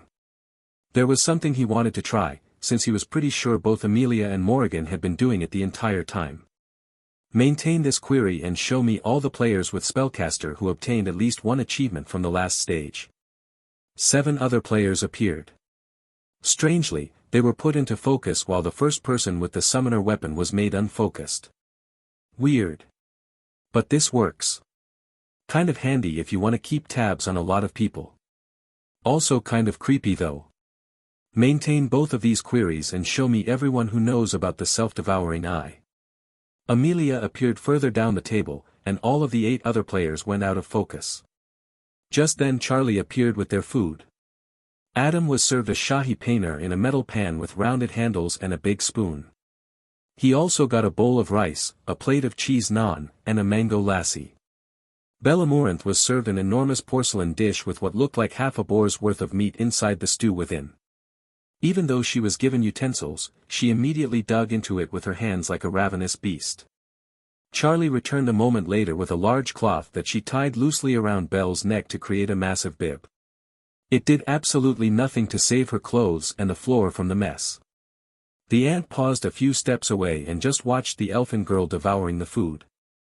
Adam ate a bit of naan and scooped some of the Shahi paneer onto his bowl of rice, eating a few spoonfuls. It was so much better than he remembered it, but then again, Charlie was a wizard when it came to food. He looked up and across the table, meeting the eyes of Amelia staring right back. A look of surprise crossed her face. "Are you watching me?" she asked. The other players didn't react to her, so it was clear that the 3 separate queries were creating 3 separate voice channels. Adam focused on her as he responded. "I could ask the same," he said. She ignored the comment. "How did you search for me? Was it by using the achievements? Or my weapons?" He shook his head. "Although, I suppose querying the tavern for players with second sheath would be another way to find time loopers. At least before stage 2. There might be quite a few people with 2 mastery shards who have found the tent at this point. I just searched for anyone who'd know about the divine relic. You and I are the only 2 in this world who know of it after all." "I see. You could just make it easier for me and give me your full name. You already know mine after all." "Perhaps," she replied. "How did you fare in stage 2? "I got all the achievements in one go." She nodded approvingly. "Well done," she said. He couldn't tell if she was imitating the cube or not. "Did you sell all the years?" Her eyes ran down his torso. "I'm guessing you used your shirt to carry them." Support the creativity of authors by visiting Royal Road for this novel and more. "I did, yeah. Weaver is making me a new shirt. The curse stick reward from migraine sounded kind of interesting, I thought, but I need the points more." "It's hard to use," she said. "At least, Arturo told me it was." "What about the slime sword?" "It can be okay, but it's very weak against most types of armor unless you can master its transformations. I tried it for a bit during my last loop, but it's quite counterintuitive to use, and I'm fairly sure you need the Slime King's crown to make full use of it anyway. Adam wasn't really sure what she meant by transformations, but wondered if it had something to do with swapping between color variants for different effects. If I give a core to Finian now, will it count towards the quest for my next loop? Finian? She asked. That's what I've named the white slime. Does he also insist on being called a lord in your world? He does, Adam answered with a grin. Amelia frowned. He always calls me milady. He calls me Squire. She shook her head. He is very annoying. Anyway, to answer your question, no. The progress doesn't carry over. Although you could use the relic saving upgrade to help unlock it sooner. But if you complete hard mode on stage 1, then you'll have enough cores to unlock it right away. Because it doubles the slimes? Exactly. With hard mode there's a total of 26 cores to get, unless you can find a way to loot the boss cores, which I haven't been successful at. Without hard mode you'd have to get the last 2 cores you need from stage 3, and they're much harder to obtain. What's the hard mode for 3? She gave him a disapproving look. Don't even think about it. It triples the number of summons. That could be an issue perhaps. I kind of cheesed my way through it last time, so I'll listen to her advice I think, since it'd be stupid to die there. What about the secret boss then? I've gotten the flawless and speedrun for 3 already, so I just need the secret relic that the mage holds and then the hidden boss. It's a tough one to unlock. Do I need another relic? I'm already having the crown repaired. She shook her head. For stage 3 you have to beat the first 4 waves within 100 seconds combined. During wave 5 you then have to quickly kill the 4 waves of summons that Ezreal brings forth in order to trigger him to summon the secret boss. Is it difficult? Adam asked. It can be. It's a giant bat that's weak to light. What kind of denizen do you get from 3? A new type of vendor, though she's similar to the cockroach at the market in some ways. I see. Well, I'll give it a try. I was actually about to ask some players about which weapon to buy, he said, but maybe you can help me decide. Is it to swap out Graham? Yeah. I have Spellcaster and Summoner as my options. Summoner appeared for you? She asked, surprised. Do you have a lot of luck or something? I've got 10 points in it right now. Normally you don't get offered that in the shops at all, but picking Warder this time must have completely changed the odds for you. That makes it hard for me to give you a lot of advice on how to use your rerolls. Damn, she even knows about my usual choices in the market. Is it good? Summoner, I mean. It's really difficult to use. The wand is incredibly weak. Most people who pick it for stage 1 end up dead. Amelia looked away for a moment, seemingly talking to the Tesseract in her dimension. Then she turned back to face him. Only about 300 people survived stage 1 with that class. There was only one person with it who got an achievement last stage, Adam added. But why is it so hard to use? So, the wand deals very little damage despite requiring a lot of mana with every spell cast. It's also hard to use its spells even though you'll know the motions. The thing about the Summoner, though, is that it's based around the Wraith Lantern that it comes equipped with. It's similar to how the Priest's Blessed Rosary works. And before you ask, no, you can't save relics tied to weapons between loops. I've tried. She cleared her throat. Anyway. The Wraith Lantern needs to be charged up before it can actually summon a Wraith. I haven't tried the class out, but I heard that you need to kill a certain amount of enemies to charge up the relic. You can also fuel it with mana, but that will trigger overconsumption and leave you exposed. The problem is also that the Wraith that summon can't be controlled, and you can only mark a target for it to attack. It might get stronger if you can evolve the class, but I think Spellcaster is a safer choice. Think I'll still ask that one person who got an achievement with it in stage 2. Going for a Summoner-type build and ignoring a class literally named Summoner seems profoundly stupid somehow. And if the Lantern can activate off of kills with my barrier, then that alone could be really powerful. How is your plan working out so far? He asked her. I noticed that there were a lot more people who survived stage 2 than in my last loop. Amelia nodded. It's 20 million more than last time. Only 20. Maybe this universe has better odds overall or something. I wonder why there'd be such a discrepancy. The time looper suddenly looked at Adam's shoulder intently. What? He asked, realizing she'd noticed the rope Weaver had made. Are you going exploring with that? She asked, clearly knowing exactly where he was going. Maybe. Do you even know what's down there? I'm about to find out. Amelia stared at him silently for a long time. If I find out you're using it, then I'll deal with you myself. What do you dash? She disconnected their conversation and vanished before he could finish his question. What the hell? Well, now I just want to know what's down there even more. Adam stared down over the cliff's edge to the cave opening below. By his estimation, he still had at least 2 hours of sunlight left. He hadn't agreed with Beck and Gladwin about meeting up before exploring what was down there with Weaver's rope, and since they hadn't been in the tavern, he was sure they'd already rappelled down to the cliffside cave in their own dimensions. He'd tried to talk to the guy with the summoner weapon about his experience so far, whether he recommended the weapon, and any tricks he might have. All he'd said in return was, "Don't get it. It's a death sentence." Apparently he'd almost died in both stage 1 and 2 because of the summoner, and he'd been in the tavern looking for advice on which weapon to swap to. He also had the spellcaster available in the market and had said that he'd be switching to it based on what he'd heard from others, since he could afford it now. I'd be lying if I still wasn't curious about the summoner. I really doubt it's that bad. After all, the weapons all seemed to have clear benefits and demerits, so it was unthinkable to him that there'd be one that was only demerits. Since rarity informed how difficult a weapon was to use, at least for the starting selections, Summoner was probably on the same level as Warder, and Adam had been doing really well with that despite its peculiar nature. Plus, the potential synergy is hard to deny.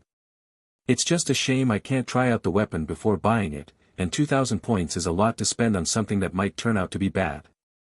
However, if I can utilize the Wraith Lantern while having the spell tome active, then there should be some great synergy, especially as I get more boosts to summons and subservient allies. Adam pushed the thought from his mind for now as he finished securing the spider silk rope around the tree next to the cliff. He leaned his whole weight on the rope to test the knots, and they held without issue. This silk seems incredibly durable. I should definitely look into having Weaver make me a spool of some ultra-thin silk to use it as traps against the imps in the next stage. I also think it could be handy if I end up trying to make the fool work in my next loop. He moved over to the cliff's edge and made sure the rope didn't have any slack in it, then he very carefully began to walk down the 90-degree wall. The rope was long enough that it touched the landing in front of the cave and still had about a meter to spare. He'd gotten the measurement just right, despite mostly eyeballing the distance, which was fortunate. It would have been awkward if he'd had to return to Weaver. The trip down took maybe 5 minutes, but he was sure that going back up would be way worse. When his feet finally touched the landing, his legs were shaking. He wasn't afraid of heights, but the knowledge that a single slip-up would lead to a freefall into the clouds below made it quite a tense affair. Adam took a deep breath and waited for his legs to calm down before he entered the cave. The opening was quite big and led to a spacious tunnel dimly lit by orange gems embedded in the rocky ceiling. Reminds me of the Forbidden Altar. Fortunately, there were no statues to watch out for, and the walls appeared like they'd been formed naturally, which was odd given how straight the tunnel was. At its end, he emerged into a dark chamber that seemed immense. It was possibly 10 meters to the ceiling, which made him think that there was some dimensional trickery going on, since the cave was only 8 meters below the surface. Although, it was possible the darkness was messing with his depth perception, since there weren't any light gems in the chamber. Instead there were wheel-sized pulsing green circles on the back wall, but they didn't give off that much light. I wonder what those are. Adam looked around, but it just seemed like a dark cave, aside from the strange lights and a small pond with jet-black water off near the side wall. He slowly approached the back wall with its weird pulsing circles. The wall slowly turned pale white, distinguishable even in the darkness. Then 2 plate-sized green glowing eyes opened and stared right at him. His mind couldn't fathom what he was looking at until the giant creature started peeling itself off the wall and put its many arms down onto the cave floor. He'd seen the animal that it was based on, but they were much smaller in real life. Small enough to be held within your hand, though touching them was how you won the Darwin Award. Plus, their rings were blue. Adam started backing away as the green-ringed octopus raised itself on all 8 arms, its bloated head narrowly avoiding the ceiling. He barely registered the stone doors recessed into the wall it had been covering as its 2 enormous glowing eyes transfixed him. Adam. I was wondering when you would pay me a visit, boomed the voice of the giant octopus, making the entire cave vibrate. As an envoy of the dark abyss, I bid you welcome to this deep place. My name is Skoll. Lord Nwetru, the dweller in the deep, bade me embrace all those who came here in search of higher purpose. Higher purpose? Adam asked, trying not to let the giant creature intimidate him. One of Skoll's arms slithered closer to him and he immediately summoned a barrier between them. Don't touch me, he said. My vision is not what it used to be. It is hard for me to get a taste of the world without my arms. Just keep your suction cups to yourself and answer the question, he told the octopus. You're a vendor, right? So, show me what you have for sale. I am no mere merchant, Adam. What I offer is salvation. Adam noticed that the arm on the other side of the barrier was holding something. It looked like a saber-tooth's upper canine, and it was as long as his forearm. Unlike a normal tooth, it was black and reflective like obsidian, with deep blue lines running down its length and pulsing softly. He moved the barrier to the side and Skoll lifted the large tooth closer to him. Adam looked to the cube for guidance, but realized it was nowhere to be seen. Where did it go? What is this thing? He asked, apprehensive about accepting the offering and yet curious about what power it might hold. An abyssal tooth. All willing adherents who find this deep place are gifted this tool for their pilgrimage. It is to be the start of their journey towards the dark abyss. You've gotta explain it better than that, he said. Is it a weapon? It is a sacrificial relic that allows you to obtain a reward in exchange for an offering. Adam frowned at the way the octopus worded its explanation. But, despite his apprehension, he reached for the blue-veined black tooth. As soon as his fingers touched it, he felt a surge of energy flow into his right hand and the tooth disappeared from the octopus grip. Unique relic obtained. Abyssal tooth, legendary, stab into the lifeless body of a suitable sacrifice to obtain a soul drop and curry favor with the dweller in the deep. Sacrifices are permanently removed from the Trials of Defiance OE. No wonder Amelia didn't want me to use this. It sounds like it's made for player killers. Since she's aiming to save as many people as possible, anyone actively using this would be an enemy to her. Do you know about the self-devouring eye? Adam asked Skoll. Given the wording, he was unsure how it worked with time loops. The Watcher's insidious little hooked bait. Lord Nwetru is most displeased with it. It too knows it's a trap. Why? Lord Nwetru finds it to be a mockery of their benevolence. Those who use the self-devouring eye to return in time will often seek a new benevolence rather than honoring the great one they worshipped before. The Watcher guards those traitorous adherents from their rightful retribution, but my lord will have his vengeance on them. Take care that you do not displease Lord Nwetru and become a target of his righteous ire. Adam wasn't sure what the octopus meant by that, though he guessed it was something to do with the sacrifices perhaps.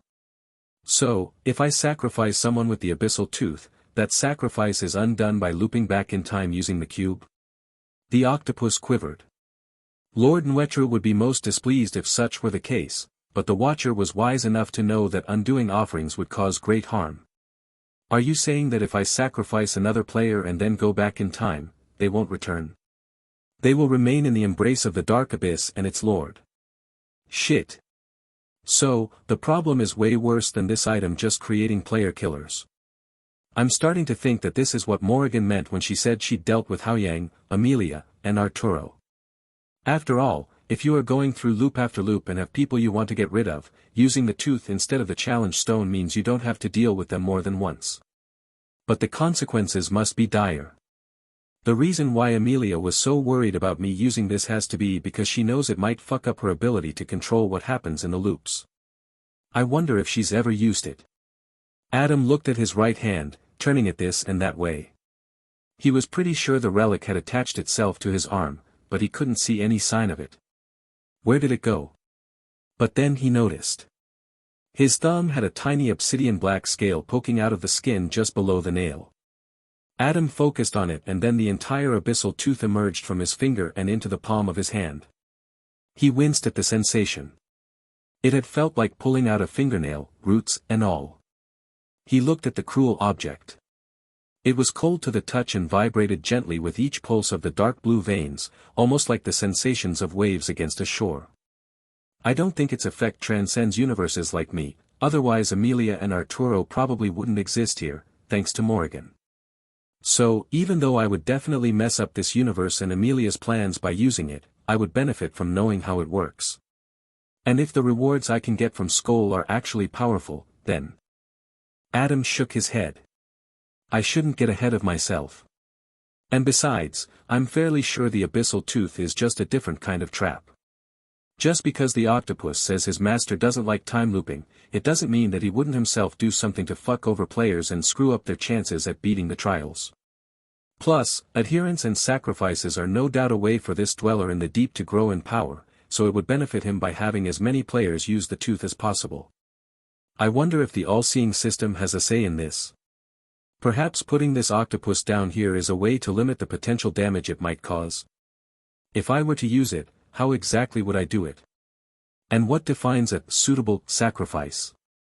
A suitable sacrifice must be a sapient creature slain by your hand. Can I sacrifice the enemies I encounter in the stages? They are not sapient. They are but facsimiles created by the Watcher for the trials. There are facsimiles that are allowed greater freedom. These may be worthy offerings, although they do not grant soul drops in return. Does that refer to the denizens like Yenna? But what would be the point of sacrificing them if there's nothing to be gained in return except for Nwetru's favor? What happens if I try to sacrifice someone unworthy? The offering will be rejected. What if I try to sacrifice someone who worships your Lord as well? Would I be punished? After all, if there's a protection in place, it would be hard to deal with those who use the abyssal tooth. The octopus quivered.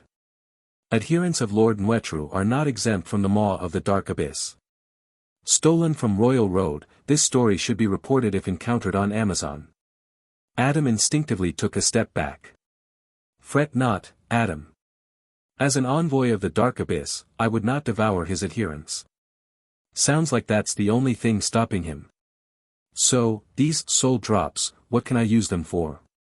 A different tentacle arm moved in front of him and then 5 small holograms appeared in the air, a suit of obsidian plate armor that looked to be covered in barnacles and seaweed, a strange-looking sword like the talon of a giant beast, a rusty shield with what looked like a shark's mouth engraved into the front, a staff with a blue teardrop-shaped gem at the top, and lastly an orb-shaped relic with a similar appearance to the abyssal tooth.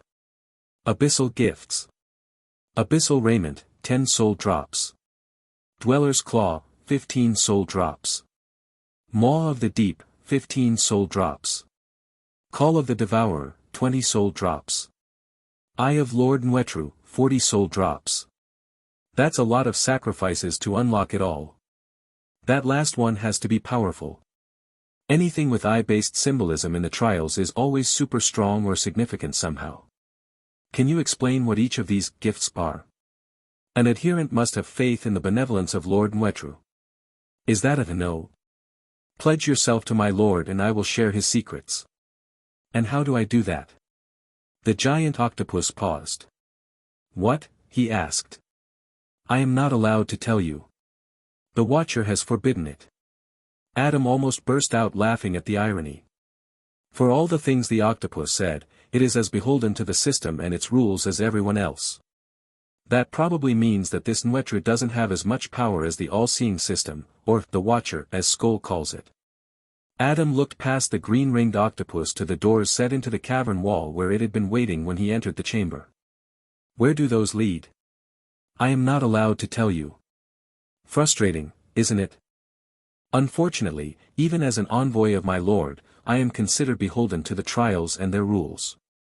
Adam moved around the side of the octopus, and it dutifully gave him enough space to inspect the recessed doorways in the wall. To call them doors was perhaps a bit too generous. They were simply rectangular shapes engraved into the perfectly flat cave wall. Each door had round holes in the middle. Looks like I could fit an elemental core inside those. He moved a bit closer and looked into one of the holes, but because of the darkness it was impossible to tell if there was anything special inside, like a keyhole or something. Cautiously, Adam poked his index finger inside one. The round recess was perfectly smooth, except for the back where something protruded slightly, almost like a symbol. I wonder what that is. Adam turned back to face the giant octopus, which was over by the jet-black pond and had a tentacle dipped into its water. Do you have a light? To an adherent of Lord Mwetru, this darkness would be no challenge to overcome. Adam sighed. Guess I could just bring a torch or something. Anyway, I've spent enough time here. I should go to the market. He walked towards the exit but paused to look back at the doors. There are more secrets down here to discover, but I'll have to explore later. Perhaps Gladwin and Beck found out more in their own search. The giant octopus used its arms to follow him across the chamber as he left, pausing just before the threshold into the tunnel leading to freedom. Part of him was glad that it did not leave its cave, but knowing how octopuses were capable of maneuvering through tiny gaps made it clear that the tunnel wouldn't actually stop it from leaving if it wanted to. I will await your return, Adam, Skoll said, the floor quivering under Adam from its voice. He almost ran out of the tunnel, as though scared the octopus might suddenly change its mind and pull him back into the darkness. Somehow he kept his cool. That was definitely not what I expected to find. I wonder if there are other weird envoys like Skoll hidden on the island. Maybe once the houses are fully formed, they can be accessed to find more secrets. But that would require a lot more people to die. As he made it out of the tunnel and onto the protruding platform, he found the cube awaiting him. You scared of octopuses? He asked it. As per the covenant between the all-seeing system and the devourer of suns, I am not allowed to enter its domain. So, the cave is like their embassy? In a manner of speaking. Adam eyed the rope. Hello everyone! As we wrap up this video, I want to share a quick note. I have a Patreon account. If you'd like to support me and enjoy on-demand audiobooks, you can become a Patreon member. Alternatively, you can check out my Google Drive link, which has 500+ novel audiobooks available through my Ko-fi or Patreon shop. I appreciate your support.